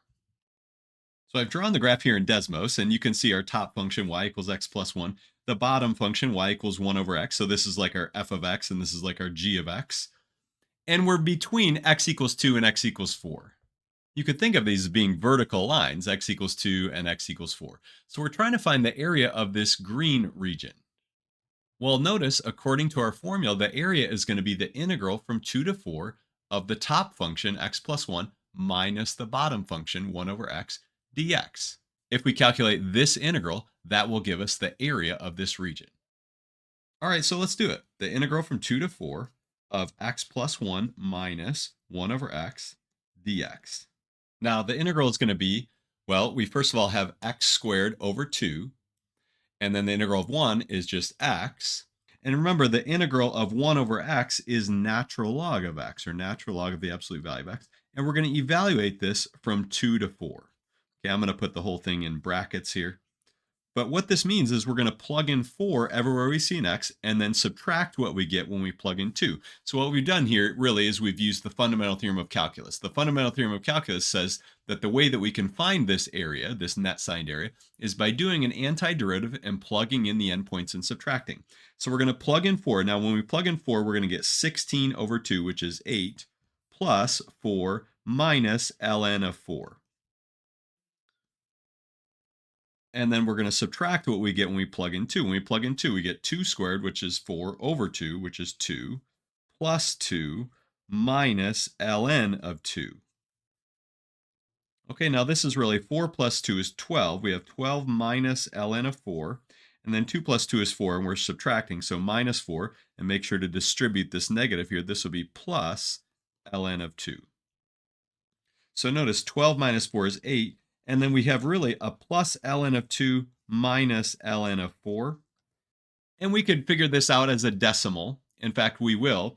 But one thing that you could notice is that we can actually rewrite ln of 2 minus ln of 4 as ln of 2 over 4 by the quotient property of logarithms, which is the same thing as 8 plus ln of 0.5, or ln of 1/2. And when I plugged this in a calculator, I got that this is about 7.30685, or about 7.31. Now that's 7.31 square units. In fact, we can go back to Desmos to see if that looks reasonable. Now let me put in the grid here. Notice how many square units are shaded in green. We'll have a full one there, full one, full one. We have 1, 2, 3, 4, 5 full square units, and then we have some partial ones here that looks like a half a one there, half a one there, so that'd be 6. And then we have some partial ones here. Those look like they add up to something a little more than 1. So yeah, something a little more than 7 looks reasonable for the area of this green shaded region. Okay, let's do another example. Find the area of the region bounded between the graphs of y equals x squared minus 3 and y equals 2x plus 5. Now notice here, this one is different because I did not give you an a and a b. I just said find the area that's bounded between these two graphs. So here are the graphs in Desmos. We have y equals 2x plus 5, this linear function. And we have this quadratic, y equals x squared minus 3. And we're trying to find the area of the region that's bounded between these two curves. And notice I've shaded the region there in green. But if we were going to set this up as an integral, how would we do it? What would be our a and what would be our b? Well, what we need to do is find the intersection points. Now, the intersection points, it turns out, are at -2 and at 4. So we're actually going to do an integral from -2 to 4. But if I didn't give you the graph in Desmos, how could you find those intersection points that the x coordinates are -2 and 4? Well, we'll talk about that in a second. But notice, what is the top function here? Well, the top function is 2x plus 5, and the bottom function is x squared minus 3. So the way that we'll find the area is to do the integral from -2 to 4 of the top function, 2x plus 5, minus the bottom function. You want to make sure you put the bottom function in parentheses here. We're subtracting this whole thing, not just the first term, x squared. So let's go ahead and do this. Well, again, how would we find those intersection points? Well, what we need to do is to set these two formulas equal to each other. We have y equals x squared minus 3, y equals 2x minus 5. We would set x squared minus 3 equal to 2x plus 5 and solve for x. So we're going to bring everything over to the left-hand side. So we're going to have x squared. If we subtract 2x from both sides, we'll have x squared minus 2x. We're going to subtract 5 from both sides. That's going to give us a -8 equals 0. And now we solve this by factoring. And the way that this is going to factor is x minus 4 times x plus 2. Notice we have a minus 4x and a plus 2x. That gives us minus 2x. Minus 4 times plus 2 is minus 8. So notice we're going to get 4 and minus 2 are the x coordinates of our intersection points. Now, to find the y coordinates, we could plug in these numbers to find the y coordinates, but the x coordinates are minus 2 and 4. And notice that agrees with our graph. The x coordinates of the intersection points are minus 2 and 4. So we're going to do this integral from minus 2 to 4. So this is the integral that we have. We have the integral from minus 2 to 4 of the top function minus the bottom function. Now, by the way, if you just look at these formulas, how can you tell which is the top one? So suppose I hadn't given you the graphs. Well, one thing you can notice is this is going to be a parabola that opens up, and this is going to be a linear function. So you can kind of visualize how these graphs are going to cross, and you can see that this is the top one. But if you couldn't do that, if you couldn't visualize what the graphs look like, we're trying to find between these 2 points, minus 2 and 4, which one is higher. So you could pick a number that's between minus 2 and 4, let's say 0, and plug it in for x here. Notice here we get 5, and here we get minus 3. So this is above this one.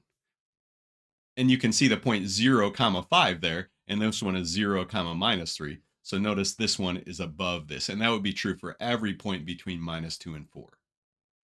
So let's go ahead and actually evaluate this integral. Well, we can simplify it ahead of time. We can write this as the integral from minus 2 to 4. Let's write this in descending order in terms of its the degree of its terms. We have a minus x squared. Notice we have a plus 2x here. We're going to have a plus 5 and a minus 3. That's really going to be a plus 3.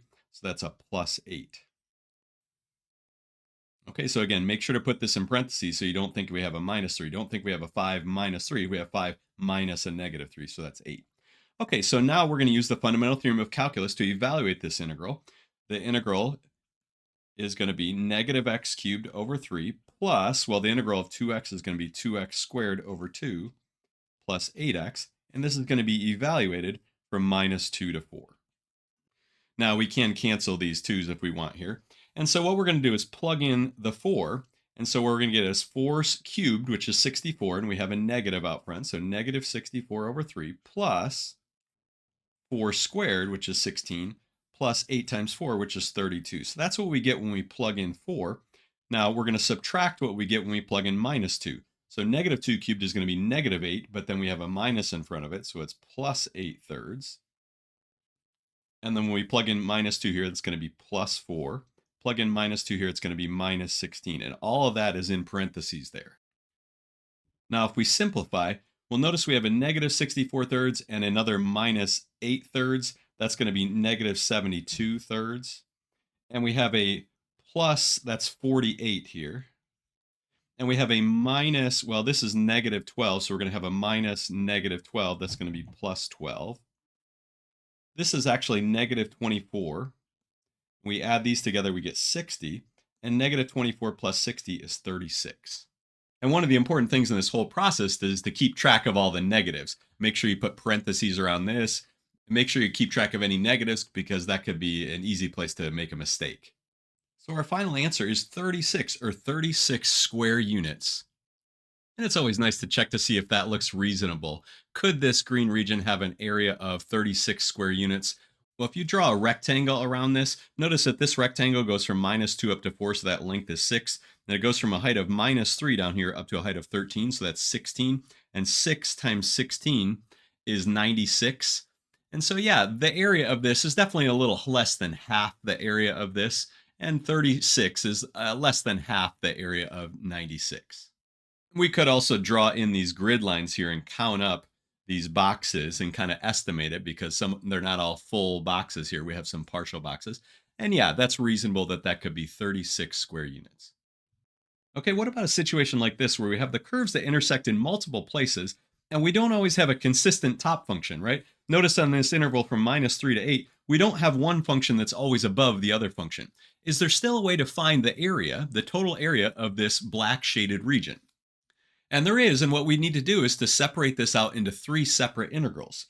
In fact, what we could do is the integral from minus 3 to minus 1 of the top function minus the bottom. Well, the top one there, the blue one, is f, so we'll have f of x, minus the bottom function g of x dx. If we use this, that will calculate this area. Then plus, well, what's the area of this region? Well, it'll be the integral from -1 to 4 of the top one. Well, notice the top one this time is g. So this would be g of x minus f of x dx. And then finally, plus, well, what's the area of this region? It'd be the integral from 4 to 8 of the top one minus the bottom one, f of x minus g of x dx.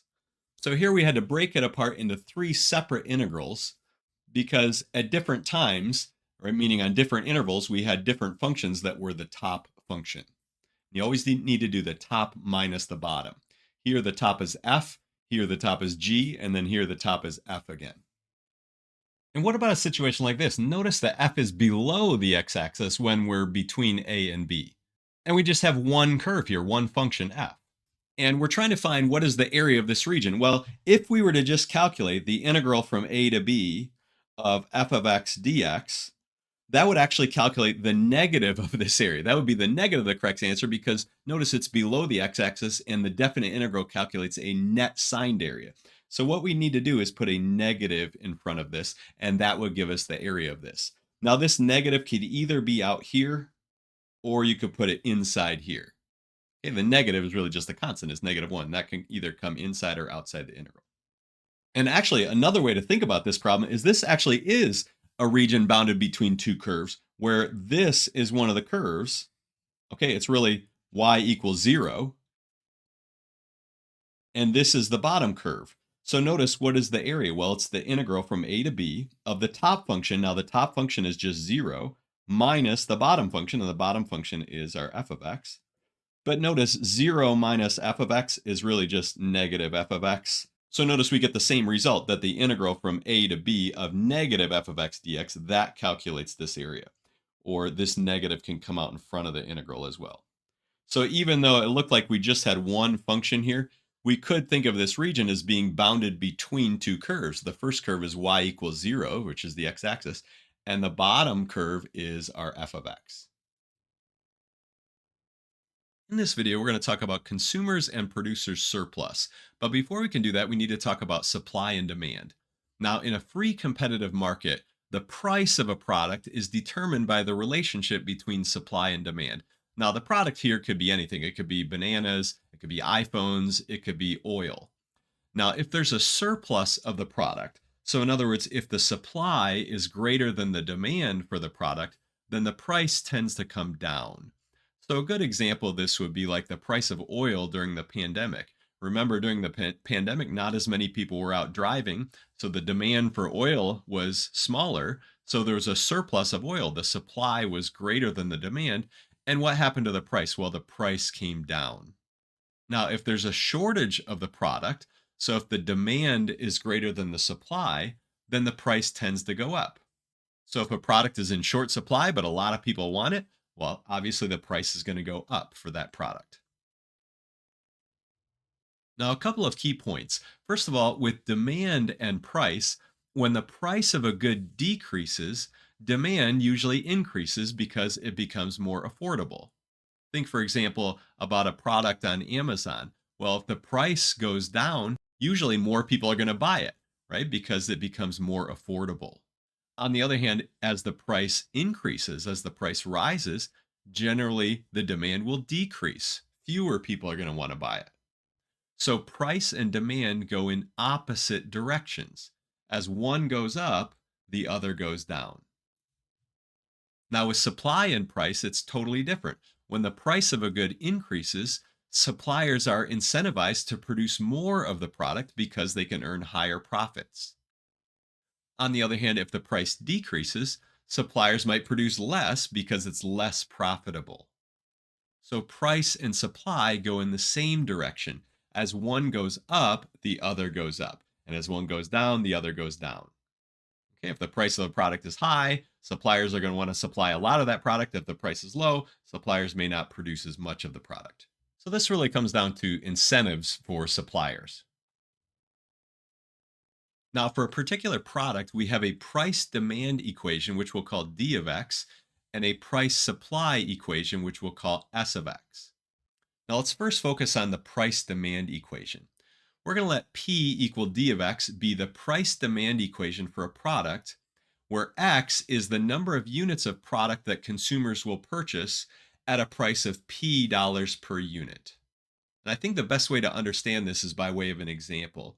So imagine that you see some headphones, let's say on Amazon, and they're priced at, let's say, $30. Well, maybe at a price of $30, 10,000 people are going to buy those headphones at that price. The demand is 10,000.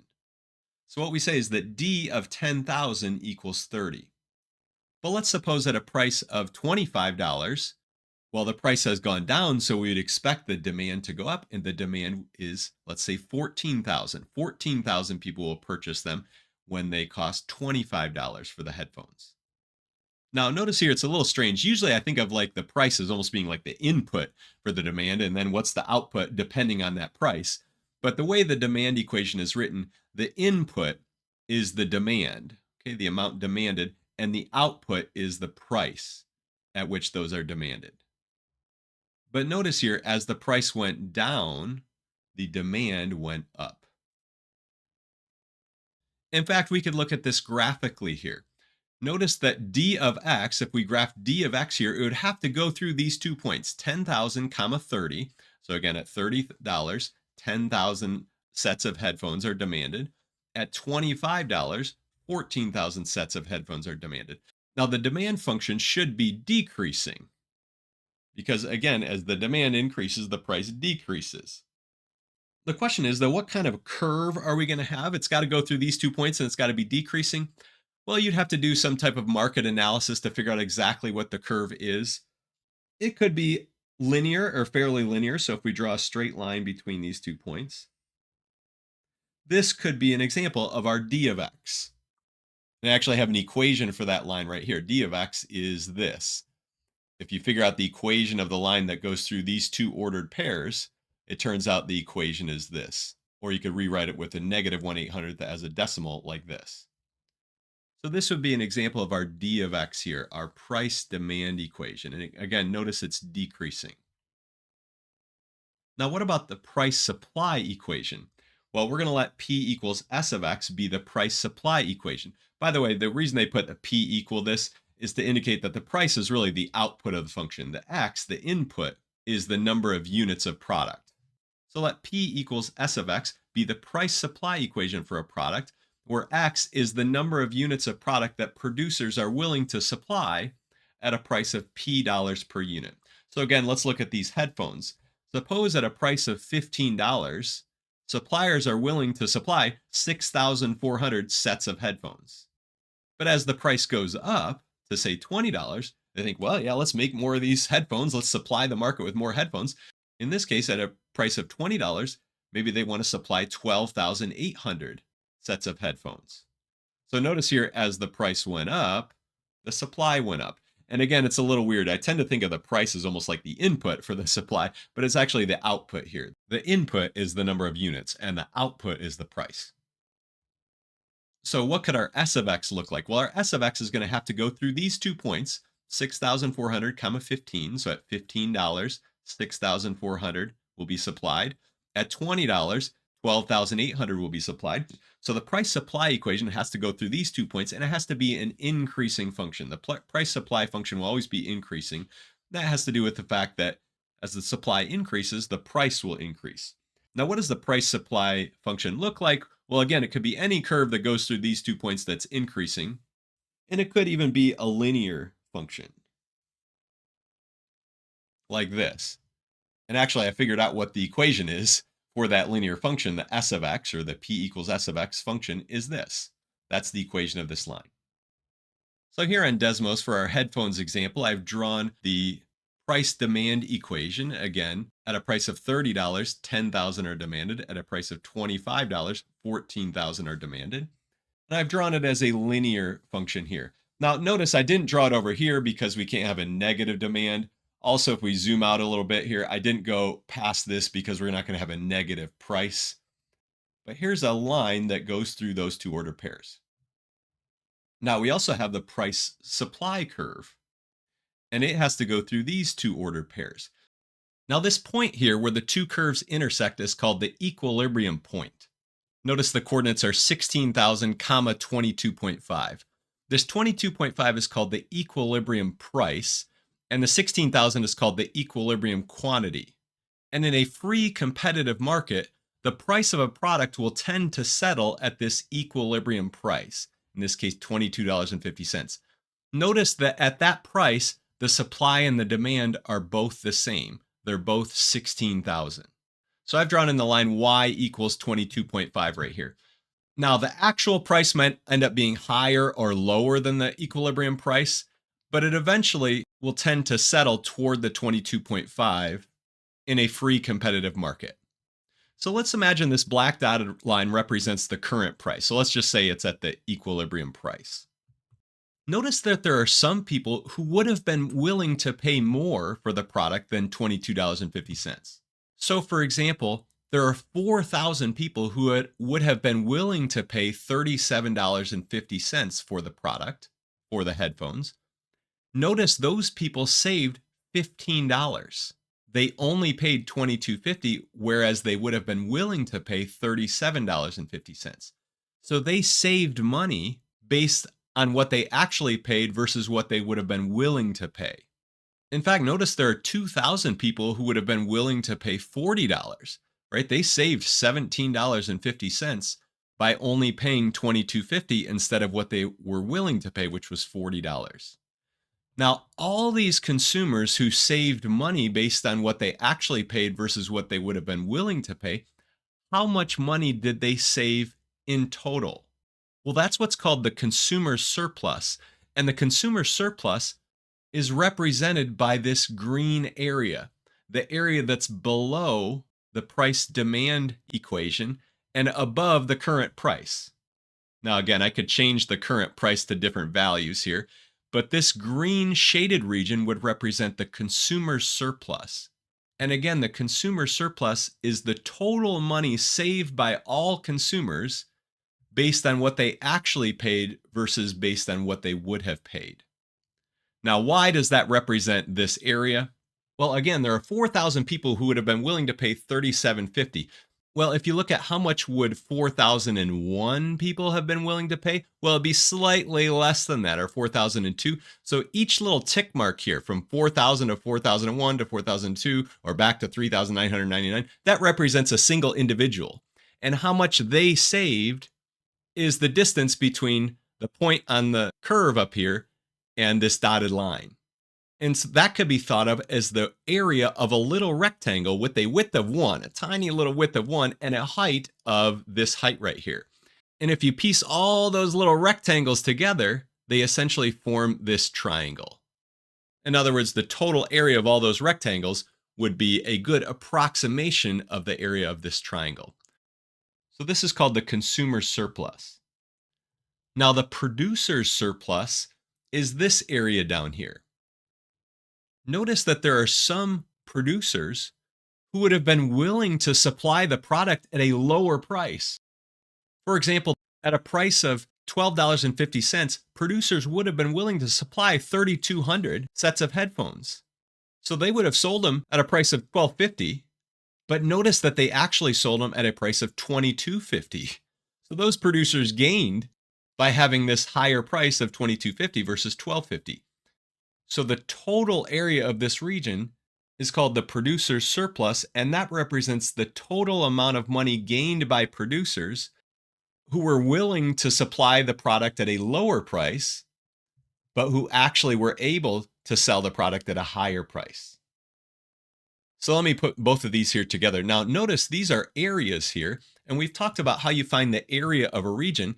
We could think of this consumer surplus as the area between this curve, the price demand equation, and the current price. And again, I set it at $22.50, but we could raise it or lower it. Notice that if we raise the price to $25, the consumer surplus is less, whereas the producer surplus is more, right? Raising the price makes the producers have a bigger gain, whereas lowering the price makes the consumers have a bigger gain. The consumer surplus is bigger.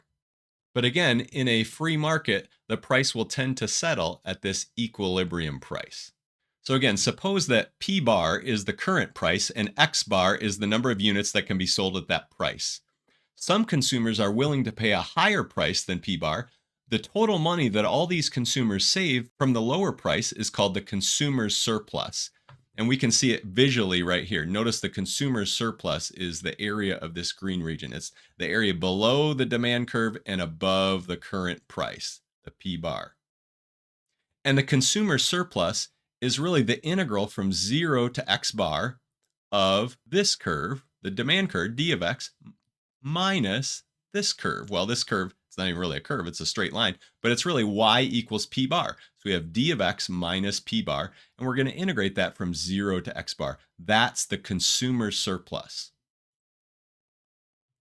Now, for the producer surplus, some suppliers are willing to supply units at a lower price than P bar, the actual current price. The additional money that those suppliers gained from the higher price is called the producer's surplus. And here we have the price supply curve here, S of x.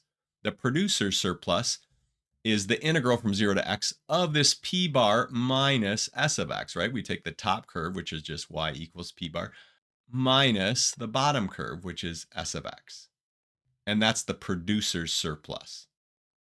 So again, the consumer surplus is the total money saved by consumers who were willing to pay a higher price than what they actually paid. And the producer's surplus is the total money gained by producers who were willing to supply at a lower price than what the price ended up being. Okay, let's finish with a couple of quick examples. First of all, find the consumer surplus at a price level of $160, so P bar is $160, for the price demand equation below. So we have d of x equals 600 minus 0.2x. So I've graphed this in Desmos. Here's our price demand equation, 600 minus 0.2x. And here's our line y equals 160, right? That is our P bar, right? The price is $160. So what is the consumer surplus? Well, the consumer surplus is going to represent the area of this region. Now, since this region is just a triangle, because this is a straight line here rather than a curve, you could find the area by doing just 1/2 the base times the height. But let's actually do this using an integral. So what is our integral going to be? Well, we're going to integrate the top function minus the bottom function from 0 to what? Well, what is this number over here? Well, it turns out it's 2200, but without having the graph in front of me, how could I know that it's going to be 2200? Well, essentially what we're looking at is where do these curves intersect? So what we need to do is set 160 equal to this.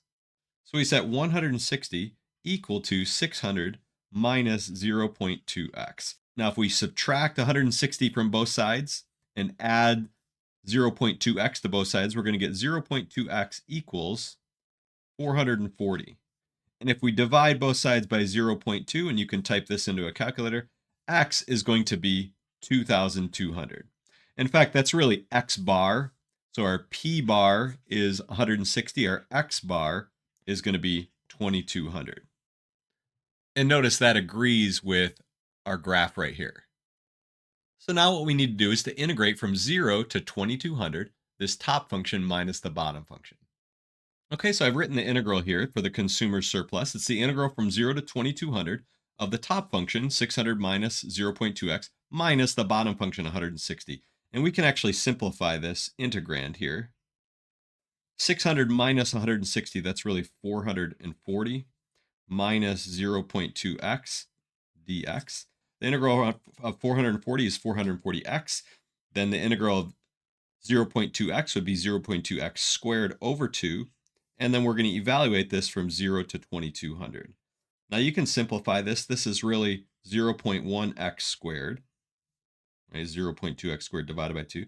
Evaluate it from 0 to 2,200. So what we do is we plug in 2,200 for x and then subtract what we get when we plug in 0. So you're going to have 440 times 2,200. And when you plug all that in, you get 35,200. That's the consumer's surplus. Okay, let's do another example. Find the equilibrium point if d of x equals x minus 9 squared and s of x equals x squared plus 2x plus 1. So we have our price demand equation and we have our price supply equation. Now I've graphed both of these curves in Desmos, but again, neither of the curves makes sense if x is less than 0. You can't have a negative number of units. And the demand curve has to be decreasing, so this part of the curve doesn't make sense over here. So this is really what the curves look like. Okay, so what we're looking for is the equilibrium point. This point here, the point where the two curves cross. Okay, so what we need to do is set x minus 9 squared equal to x squared plus 2x plus 1. So this is really just an algebra problem. So how do we solve this? Well, we're going to write x minus 9 squared as x minus 9 times itself. And we FOIL that out to be x squared minus 18x plus 81. And notice that we have an x squared on both sides, so we can subtract an x squared from both sides. We can add 18x to both sides to give us a 20x over here, and we subtract this 1 from both sides to give us 80. And notice that we have x is equal to 4, right? Divide both sides by 20. X is equal to 80 over 20, or x is equal to 4. So that's the x coordinate of the equilibrium point. Now what's the y coordinate? Well, we need to plug in x into one of these equations. Well, which one? Well, it actually doesn't matter. If you plug it into either one, you should get the same result. So if we plug in 4 here for x, notice 4 minus 9 is negative 5, and negative 5 squared is 25.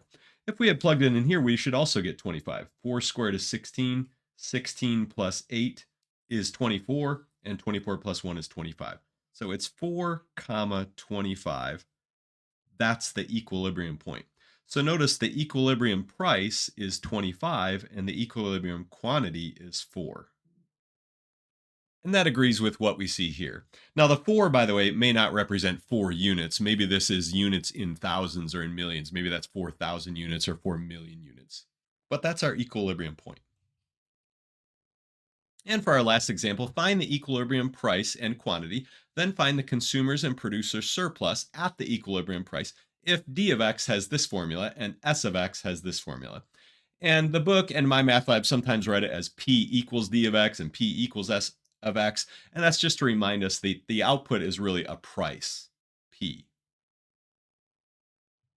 Now, this is an exact example from the book, and the book actually has this picture in it. Notice it graphs d of x here, and it graphs s of x here. S of x is actually a parabola, and d of x is this linear function. So what we need to do is find this point. Now, as you can see, based on this, the equilibrium quantity is going to be 200, and the equilibrium price is going to be 10. But how do we find those, right, if we don't have this graph sitting right in front of us? Well, what we need to do is take the two formulas for s of x and for d of x and set them equal to each other like I've done here. And then we just solve for x. So it's really just a matter of doing algebra. So we're going to gather all of our terms on one side of the equation and make it equal to 0. So we add 0.05x to both sides. We subtract 20 from both sides. We end up with this. Now, how do we solve this? Well, you could use the quadratic formula right away and use a, b, and c.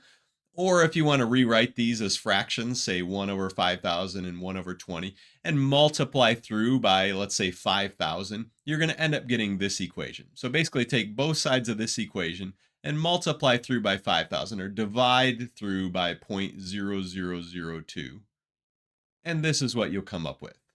Okay, and then again, you could either factor this or use the quadratic formula. It turns out what you'll get is actually two answers, x equals 200 and x equals negative 450. The reason, by the way, that there are two answers is this parabola actually comes back up over here, and you're going to have another intersection point where this line is going to intersect that parabola way over here at negative 450. But again, negative quantities don't make sense here, so we're going to have to only take the positive one. So we eliminate negative 450 as a possibility, and x equals 200. That's our equilibrium quantity, and that's sometimes called x bar. X bar is 200. Now, what's the equilibrium price? Well, we need to plug in 200 into one of these formulas. Looks like it's probably easier to plug it in for d of x, the way these formulas are. So what's d of 200? Well, you plug in 200 for x, and what you end up with is 10. And so that's the equilibrium price is 10, or $10, and that's sometimes referred to as p bar. And notice that agrees with our picture. This is the point 200 comma 10. Now, what about the consumer surplus and the producer surplus? Well, for the consumer surplus, we're going to need to integrate from 0 to 200, this top curve minus this bottom curve. Well, the bottom curve is just a straight line. It's just y equals 10. The top curve is 20 minus 0.05x. So for the consumer surplus, we integrate 0 to 200, the top one minus the bottom one. Okay, we're integrating from 0 to x bar, the d of x minus the p bar. And if you remember way back when, that was our consumer surplus, right? It was the integral from 0 to x bar, the d of x minus the p bar dx. Okay, so we have our integral. Now let's simplify it a little bit. 20 minus 10 is just 10. And so how do we integrate this? Well, the integral of 10 would be 10x. The integral of 0.05x will be 0.05x squared over 2. And then we're going to evaluate from 0 to 200. So plug in 200 for x, and then plug in 0 for x and subtract. And when we do this, we end up getting 1,000. That's really $1,000. That's the consumer's surplus. That's really the area of this green shaded region here. Now, what about for the producer surplus? Well, here we're going to integrate also from 0 to 200, but now we're going to do 10 minus the bottom formula. So for the producer surplus, here's our integral. Integral from 0 to 200, that's our x bar, of the p bar minus the s of x. And really, you should make sure to put the s of x in parentheses here because we're adding two things together here. And so this should be in parentheses. And when we do this, well, 10 minus 2, that's just 8. And we have this negative 0.0002 x squared. We integrate this. Well, integral of 8 is going to be 8x. Integral of this thing x squared is going to be that thing x cubed over 3. And then you plug in 200 for x, plug in 0 for x, and subtract. And when you work it all out, you end up getting 1,067. I think it's 1,066.6 repeating. But rounded to the nearest dollar, it's $1,067. And that is really the area of this red shaded region. It's $1,067. And that's the producer's surplus. So this one was a little tricky because we had a quadratic one and it was a messy looking formula with crazy decimals. But the idea is actually pretty straightforward. And I think most of the examples in my math lab are not quite as messy as this one. In this video, we're going to talk about the Gini Index, which is a statistical measure of inequality that's often used by economists to quantify income or wealth inequality within a population. And the Gini Index is going to be a number that's between 0 and 1. So at one extreme, 0 represents perfect equality. So everyone in the population makes the same income. Now, 1 would represent perfect inequality. That's the exact opposite extreme. And I guess at that extreme, it'd just be one person would have all the income and everyone else would have nothing. Now, in reality, though, for a particular country or particular population, the Gini index is going to be some number between 0 and 1. It won't be at one of those extremes. So as an intuitive understanding of the number, a lower Gini index is going to indicate more equality or more equal distribution of wealth in the country, and a higher Gini index is going to indicate greater inequality. Now, here's a table provided by our book that lists the Gini index for several different countries. It also has the per capita gross domestic product. Now, notice a few things here. First of all, two countries could have the same Gini index but have vastly different gross domestic product. So the Gini index is not necessarily an indication of how well the people in a particular country are doing. It's just a measure of inequality within the country. So South Africa has a high Gini index, the highest one here, of 0.63, and that means that wealth is concentrated among a small percentage of the population. But there's a large percentage of the population that is poor in comparison. Now, Germany has the lowest Gini index, an index of 0.27. What that means is that wealth is more equally distributed in that country. Now, you might think that having a low Gini index is good, and generally speaking, that's true. But if you have a Gini index that's too low, where basically everyone in the country makes nearly the same amount of money, well, that might discourage things like innovation and risk-taking and entrepreneurship. And so generally speaking, it's good to have a low Gini index, but there's not a hard and fast rule about what the best Gini index should be. Now, what do these numbers, these decimals, really mean from a mathematical standpoint? The Gini index is derived from something called the Lorentz curve, which is a graphical representation of the distribution of income in a country. So for example, for 2014, the US Census Bureau reported that in terms of income, the bottom 20% of households made 3% of all income. The bottom 40% of households made 11% of all income, and so on. You can read the numbers. What we're going to do with these numbers, though, is we're going to take them and we're going to make ordered pairs. So 20% is the same as 0.2, and we're going to make the ordered pair 0.20, comma, 0.03. Okay, and this ordered pair is going to be used to make the Lorentz curve. And same thing here, we have an ordered pair 0.40, comma 0.11. What this ordered pair means is that the bottom 40% of households make 11% of all income. So we're going to take these ordered pairs, and economists will use what's called regression analysis to find a curve that fits this data. So our book includes this figure here.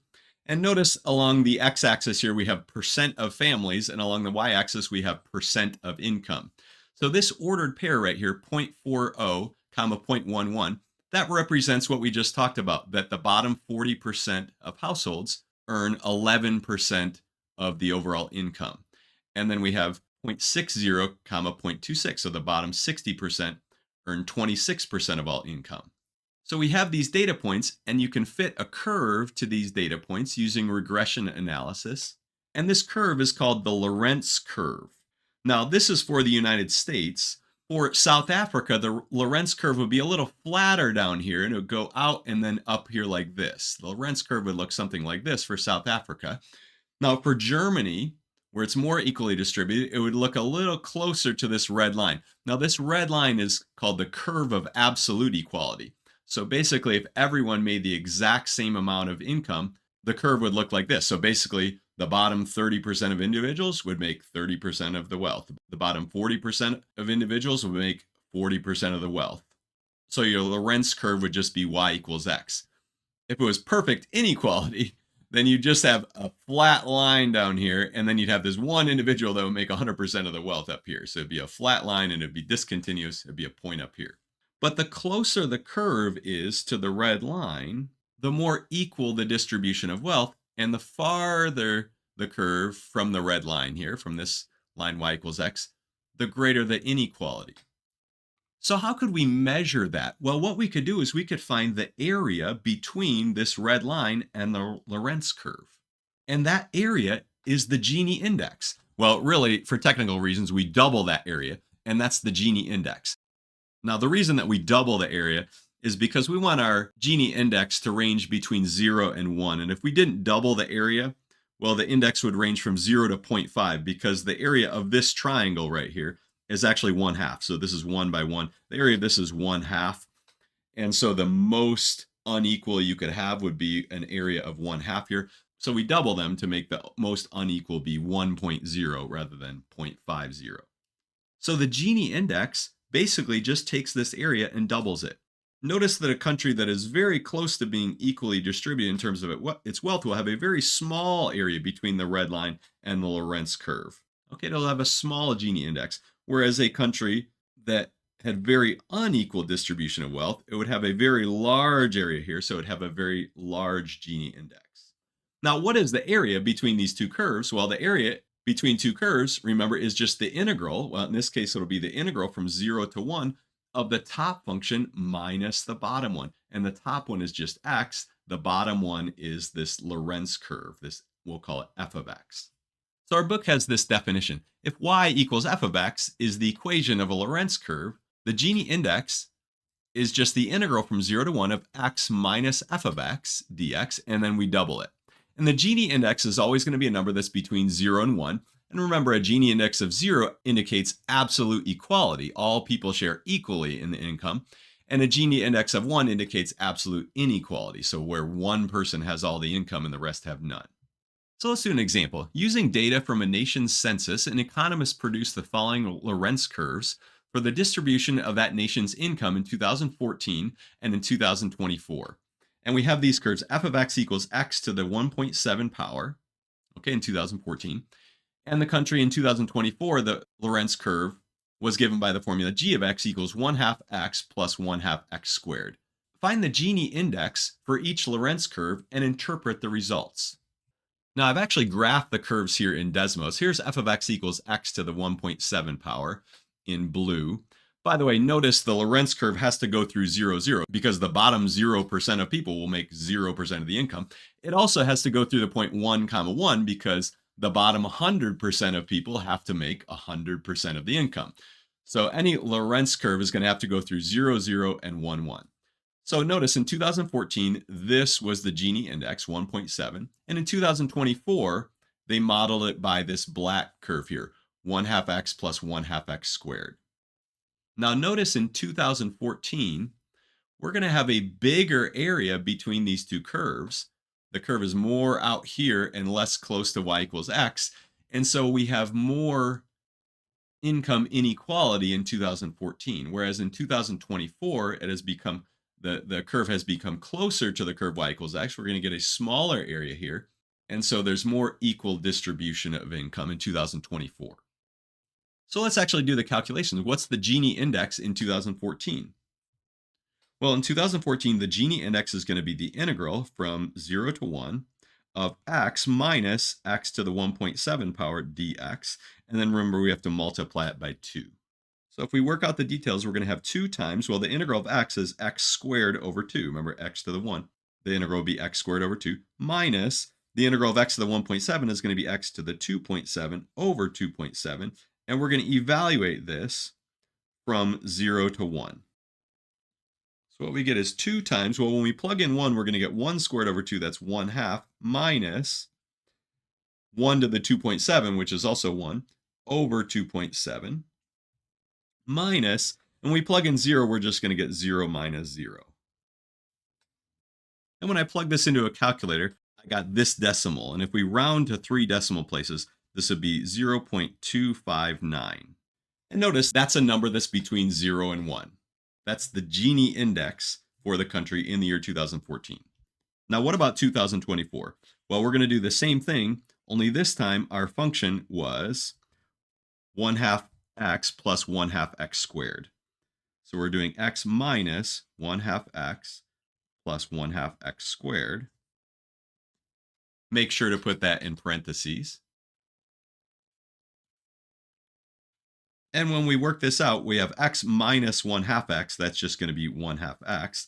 And then we have a minus 1 half x squared dx. Okay, so we had the x minus 1 half x that gave us positive 1 half x.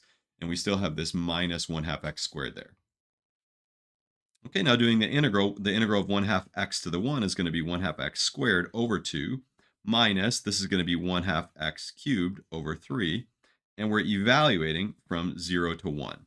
Now, before we plug in the 0 and the 1, let's simplify this. This is x squared over 4 minus x cubed over 6, evaluated from 0 to 1. When we plug in 1, we're going to get 1/4 minus 1/6. And then we're going to subtract what we get when we plug in 0. Well, when we plug in 0, we're going to get 0 minus 0. So our final answer is going to be 2 times, well, 1/4 minus 1/6, what's that? Well, this is really 3/12 minus 2/12. Right? We get a common denominator. So we have 2 times 1/12, which is 2/12, or 1/6. Now, as a decimal, this is 0.16 repeating, or about 0.167, rounded to 3 decimal places. So what does that tell us? Well, this number is smaller than our number that we found in 2014. In 2014 is 0.259. We have a smaller Gini index in 2024. What that means is that in 2024, wealth is more equally distributed within that country. Okay, so that's the Gini index. And notice how it's using this concept of the area between curves. So we're having to use integrals to calculate the Gini index for a country. In this video, we're going to talk about the relative rate of change of a function. I think the best way to understand this is to look at a couple examples. So first of all, suppose you're trying to decide which stock to invest in. We have 2 options here. Stock A is growing at a rate of $2 per year, and stock B is growing at a rate of $1 per year. You might think, well, this is obvious, right? Stock A is going to be a better investment. It's growing faster than stock B, but not so fast, right? What really matters is not just how much it's growing per year, or how many dollars per year it's growing, but also what is the current stock price. So if stock A is priced at $100, well, then growing at a rate of $2 per year, that's only a 2% growth rate. In fact, if you take 2 divided by 100, you get 0.02, which is really 2%. That's a 2% growth rate. That doesn't really seem that fast. That's not necessarily that great of an investment. Now, stock B is growing at a rate of $1 per year, but what if the current stock price is, let's say, $4? Well, growing at a rate of $1 per year, that's a 25% growth rate, right? 1 divided by 4 is 0.25, or in other words, 25%. Notice that stock B would be a much better investment. So what really matters here is not the absolute rate of change of the stock price for these two stocks, $2 per year or $1 per year, but what's called the relative rate of change of the stock price. So this one would have a relative rate of change of 0.02, or expressed as a percentage, it'd be 2%. This one, the relative rate of change is 0.25. Now, I'll give a precise definition of relative rate of change in just a minute, but we're just trying to understand the concept for right now. Let's look at another example. The population of a country is growing at a rate of 1 million people per year. Now, is this population growing quickly, right? Is this explosive growth? Well, doesn't it depend on what the original population is, right? If the original population is, say, only 10 million people, well, then growing by 1 million people per year, well, that's a 10% growth rate. That's pretty quick. I'd say that's explosive growth. On the other hand, if the population is 25 million and it grows at a rate of 1 million per year, well, 1 divided by 25, that's 0.04. That will be a 4% growth rate. Now, that's still pretty fast growth, but not nearly as fast as 10% growth. Now, if the country really huge, so like China or India or something where they have a population over 1 billion people, well, growing by 1 million people per year would actually be a very slow growth rate. It'd be less than like 1/10 of 1% per year. So again, what matters is not the absolute rate of change of the population, which would be 1 million per year, but the relative rate of change of the population, which takes the million and divides it by the current population. Okay, so what's the relative rate of change of a function? Well, remember that the rate of change of a function f is really f prime of x, right? The derivative represents a rate of change. The relative rate of change of a function is the derivative divided by the original function. It's f prime of x divided by f of x. That's the relative rate of change of a function.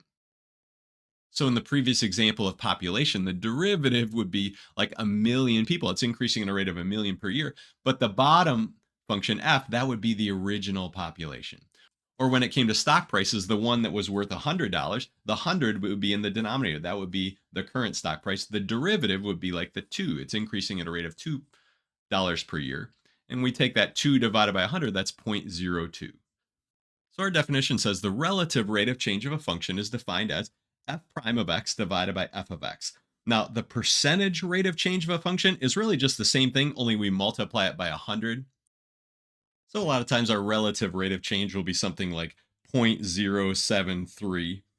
And so if we take that number and multiply it by 100, we're going to get 7.3 or 7.3%. And that's the percentage rate of change of the function. So let's do an example. Let f of x be 12,000 minus 7x squared. Find the relative rate of change of f. And in part B, find the relative rate of change of f when x is 35. Okay, and round your answer to 3 decimal places. And then last of all, find the percentage rate of change of f when x is 35. Okay, so let's do part A. What is the relative rate of change of f? I guess we can write RROC. Relative rate of change is going to be f prime of x divided by f of x. Now, what is f prime of x? Well, the derivative of 12,000 is 0. The derivative of this is minus 14x. Okay, there's our f prime of x divided by the original function, 12,000 minus 7x squared. Now, there might be ways to simplify this, and if you're looking at an answer in MyMathLab, sometimes it simplifies. It might divide out certain numbers from the top and the bottom. But it's okay to leave it unsimplified. So MyMathLab will even mark it correct if you don't simplify your answer. So that's the relative rate of change of our function. And notice this itself is a function. Now, what is the relative rate of change of your function at x equals 35, or when x equals 35? Well, what we need to do, and I guess for our notation for this, we'll put f prime of x over f of x, and we'll say evaluated at 35, or at x equals 35. And so what we're going to do is just take this and plug in 35. So we have minus 14 times 35 over 12,000 minus 7 times 35 squared.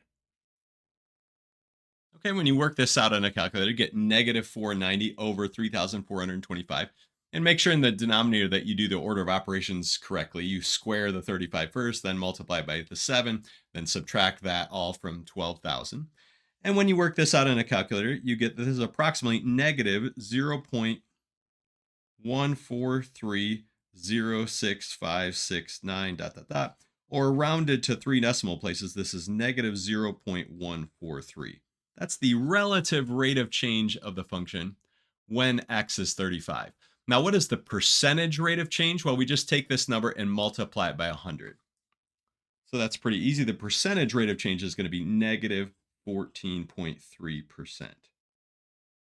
That's the percentage rate of change of the function. So again, to find the relative rate of change of a function, you just take the derivative of the function and divide it by the original function, and you'll have a formula here that involves x. If you want to find the relative rate of change of f at a particular number, or when x is a particular number, you now just plug in that number for x, and then you write it out as a decimal. Okay, I guess you could leave it like this, but I think MyMathLab a lot of times asks you to write it out as a decimal and maybe round it to, say, 3 decimal places. And then the percentage rate of change, you just multiply this by 100. So essentially move the decimal over 2 places. Now, in the next video, when we talk about elasticity of demand, we're going to see the importance of relative rate of change in a real world example. Now, one last thing, sometimes the relative rate of change is written a little bit differently. You could actually think of the relative rate of change of a function as the derivative with respect to x of natural log of f of x. In fact, what's the derivative of the natural log of a function? Well, remember the derivative of natural log of something is just 1 over the something, but then times the derivative of the something, right? That's by the chain rule. Remember the derivative of natural log of x is 1 over x. Derivative of natural log of f of x is 1 over f of x times f prime of x. But notice this is just f prime of x over f of x. Okay, so you could use this as your definition of relative rate of change of f as the derivative of natural log of f of x, but I think it's just easiest to remember it like this. It's the rate of change divided by the original function. Okay, it's f prime of x divided by f of x. So you don't really need to know this about a natural log. The only reason I bring this up is if MyMathLab, in its explanations of how to do the problems in this, like, help me solve this, it may end up using natural log like this, but you can find the relative rate of change without worrying about this natural log here. Economists use the concept of elasticity of demand to answer this question: when does an increase in price lead to an increase in revenue? So suppose you're trying to sell some product, you might think, oh, if I raise the price, well, then I'm going to bring in more money. Well, not so fast, right? Because when you raise the price, the demand is going to go down. And so does the increase in price lead to an increase in revenue? Well, it depends. It depends on how sensitive the demand is to that price increase. So we have this basic economic principle that if the price of a product increases, the demand will decrease. And if the price decreases, the demand will increase. But the question is, how sensitive is the demand to the price? And that's what we're really interested in when we're talking about elasticity of demand.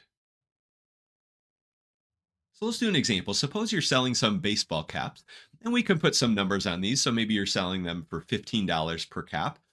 And let's suppose at that price point of $15, the demand is 1,000.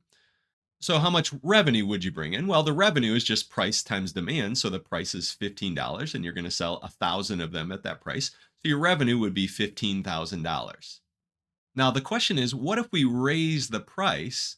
What's going to happen to the revenue? Well, if we raise the price, the demand is going to go down. But the question is, how much does the demand go down? Let's suppose we raise the price by 10%, but the corresponding demand doesn't decrease that much. So it decreases by less than 10%. Let's say it decreases by 3%. Well, you're going to raise more revenue in that case. The demand was not very sensitive. So that 10% increase in price only resulted in a 3% decrease in the demand. So the revenue will increase. So here, again, the demand was not very sensitive to the price. Another example of that would be, suppose you decrease the price by 10%. Well, then the demand is going to go up. But let's suppose it only goes up by 3%. Well, again, the demand is not very sensitive to the price there. That 10% decrease in price, you're hoping it was going to attract a lot more customers, but only attracted 3% more customers. So the demand is not very sensitive to the price. So if your goal is to make as much revenue as possible, well, in this case, when the demand is not very sensitive to the price, we say we have inelastic demand, then we should raise the price. Now, suppose we're in a little bit of a different scenario, though, where when we raise the price by 10%, the demand goes down by 25%. The demand goes down by more than 10%, a lot more. So notice what's going to happen to the revenue. Well, that 10% increase in price resulted in a 25% decrease in demand. Our revenue is going to go down. So the demand is very elastic in that sense. People were very sensitive to the price. That 10% price increase, wow, people said, no, I don't want to buy that anymore. In a similar situation, well, if you reduce the price by 10%, let's suppose there's a 25% increase in the demand. Again, people are very sensitive to that price. That 10% sale, right? You're reducing the price by 10% resulted in 25% more caps being sold, 25% more customers. So your revenue is going to go up. So in this case, the demand is very sensitive to the price. We have very elastic demand. So in this case, if your goal is to raise revenue, you should lower the price. Now we're going to give a precise definition of elasticity of demand. So let the price P and demand X for a product be related by a price demand equation of the form X equals F of P. So this is a price demand equation. Now, if you remember in the previous module, we talked about a price demand equation, but we were thinking about it a little bit differently in that module. Back then, we thought of the X, the demand, as being the input of the price demand equation, and the P, the price, as being the output. Here, we're thinking about it in the exact opposite way. We're thinking of the price as being the input and the demand as being the output. And I actually think this way of thinking about it makes a little bit more sense, but hopefully this won't cause any confusion. So we have a price demand equation where the price is the input and the demand is the output. And we're calling it F here. Sometimes the book will call it D, so it'll have D of P. But I think most times my math lab in the book call it F of P. So here's our definition. The elasticity of demand at price P, denoted by E of P, is defined as, and it's defined to be the negative of the relative rate of change of demand divided by the relative rate of change of the price. So notice here we have a ratio of how fast the demand changes compared to how fast the price changes. So really, this has to do with how sensitive the change in demand is to the change in price. And by the way, you might wonder why we have a negative here. Well, remember that an increase in demand will cause a decrease in price and vice versa. So this ratio here is actually going to be negative because if the numerator is positive, the denominator will be negative. If the numerator is negative, the denominator will be positive. So this will be negative. So we put a negative out in front of it in order to make the elasticity ultimately a positive number. Now, there's going to be a formula for elasticity of demand. In fact, it's down here. Here's the formula for E of P. And I could have just given you this formula as the definition, but this formula, you might wonder, where does this formula come from? Well, ultimately, it comes from this definition. This definition makes the most sense here. It's how fast the demand is changing compared to how fast the price is changing. Well, remember in the previous video, we talked about the relative rate of change of a function. And remember, it had to do with the derivative of the function divided by the original function. So what is the relative rate of change of the demand? Well, remember the demand function was our F of P. So the relative rate of change of demand is F prime of P divided by F of P. Now, the rate of change of the demand would just be F prime of P, but the relative rate of change would be F prime of P divided by F of P. Now, what is the relative rate of change of the price? Well, the price is just P. So we have these F of P and P. The relative rate of change of the demand is going to be F prime of P divided by F of P. What's the relative rate of change in the price? Well, what's the derivative of P? Well, the derivative of P is just 1 divided by that original function. The function is just P, so divided by 1 over P. And so we have a fraction of fractions here. So we can rewrite this 1 over P down here as just a P out front. So we can rewrite this as negative P times F prime of P divided by F of P. And that's actually our formula for E of P. So we took the relative rate of change of the demand divided by the relative rate of change of price. And this is ultimately what we end up getting. And of course, we have this negative out front. So here's our formula. And we're going to use this formula in all of these problems. Now, this is going to make a lot more sense when we see some examples, but I do want to mention one more thing about the elasticity of demand. We have three possible cases. We have inelastic demand, we have elastic demand, and we have unit elastic demand. So what do these mean? Well, inelastic demand is when the elasticity is less than 1. Now, remember, the elasticity is always going to be positive. That's why we had that negative in front of it, so that ultimately it's positive. So the elasticity is positive, but when it's less than 1, what that means is we have inelastic demand. So in this case, demand is not very sensitive to changes in price. Okay, now the second case would be elastic demand, and that's when E of P is greater than 1. And in this case, demand is very sensitive to changes in price. So with inelastic demand, a price increase will ultimately lead to a revenue increase because the demand is not very sensitive to a change in the price. So you could just raise the price and it's not going to affect the demand that much. So if you raise a price, it's going to cause a revenue increase. And if you decrease the price, it's going to cause a revenue decrease. Now, when the demand is elastic, when E of P is greater than 1, so demand is very sensitive to changes in price, then a price increase is going to lead to a revenue decrease because that increase in price made the demand go down by so much that you actually have less revenue. And a price decrease will lead to a revenue increase. Now, the last case, what about if E of P is equal to 1? Well, in that case, we say we have unit elastic demand. And what this really means is that a small percentage change in the price produces the same percentage or roughly the same percentage change in demand.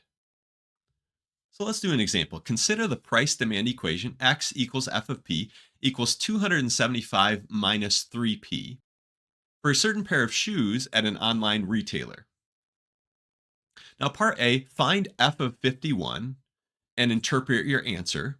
Part B, find the E of P, find the elasticity of demand. And part C, find the elasticity of demand at the price of P equals 51. So in other words, don't just find E of P, find E of 51. Okay, and in that price, is the demand elastic, inelastic, or unit elastic?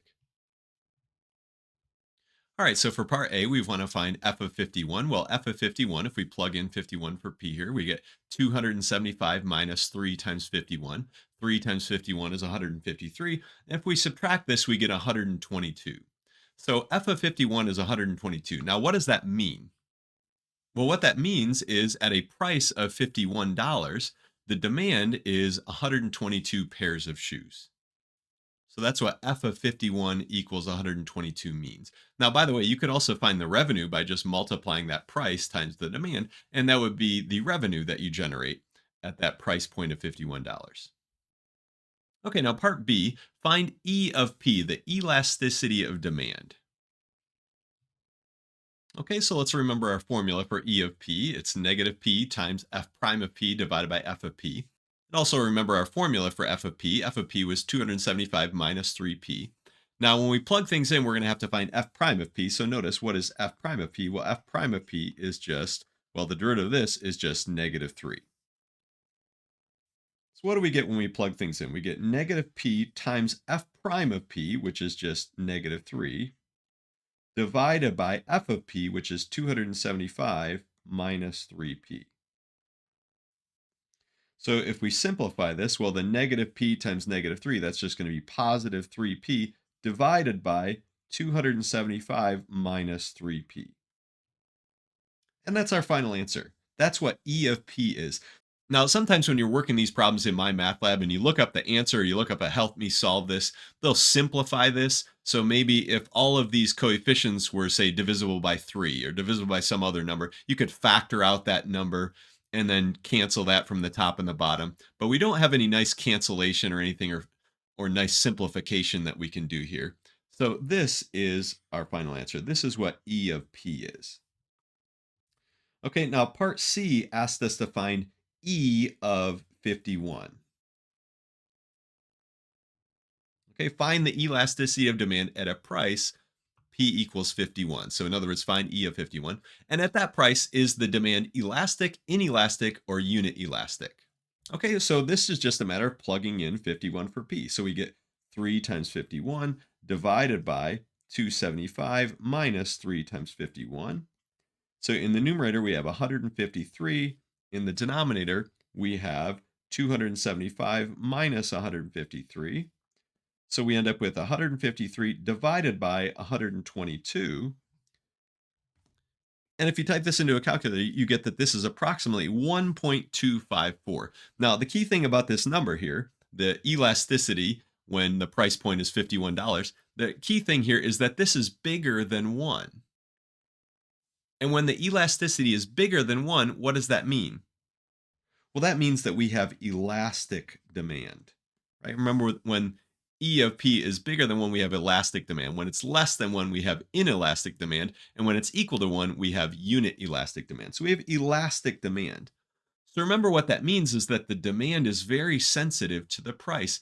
So a small increase in the price is going to correspond to a pretty big decrease in the demand, so much so that we're actually going to decrease revenue by increasing the price. In fact, we could kind of check that. We could go back up here and notice at a price point of $51, the demand was 122 pairs of shoes. Well, what if we increase the price by, let's say, $1? So what's F of 52? If we've had a price point of 52, if we had a price point of $52, what would the demand be? Well, you can plug things in. You'd end up having 275 minus, it'd be 156. And what you'd end up with is 119. So the demand would be 119. Now, the question is, by increasing the price there, did you increase the revenue or decrease the revenue, or did it stay the same? Well, what is the revenue here? Well, to find the revenue at a price point of 51, we'd have to do 51 times 122. And 51 times 122 is 6,222. So at a price point of $51, you sell 122 pairs of shoes, and the ultimate revenue that you get is 6,222. Well, what about at a price point of $52? Well, at a price point of $52, you sell 119 pairs of shoes. 52 times 119 is actually 6,188. So notice your revenue there is actually less. So by increasing the price from $51 to $52, the demand decreased so much, right? It decreased from 122 pairs of shoes to 119 pairs of shoes. It decreased so much that we actually decreased the revenue. So notice that for this elastic demand, increasing the price actually resulted in a decrease in revenue. Okay, if it were inelastic demand, if that E of 51 were less than 1, then increasing the price would actually result in an increase in revenue. Now, one last type of problem in this module that my math lab gives is actually a very simple problem. This doesn't even have to do with elasticity of demand. It says use the demand equation, F of P equals 50 times 12 minus P, to find the revenue function. And this is a multiple choice question. So which one of these is the answer? Now, remember that revenue is just price times demand. So our revenue function, which they're calling R of P, is just the price, which is P, times the demand, and our demand is this 50 times 12 minus P.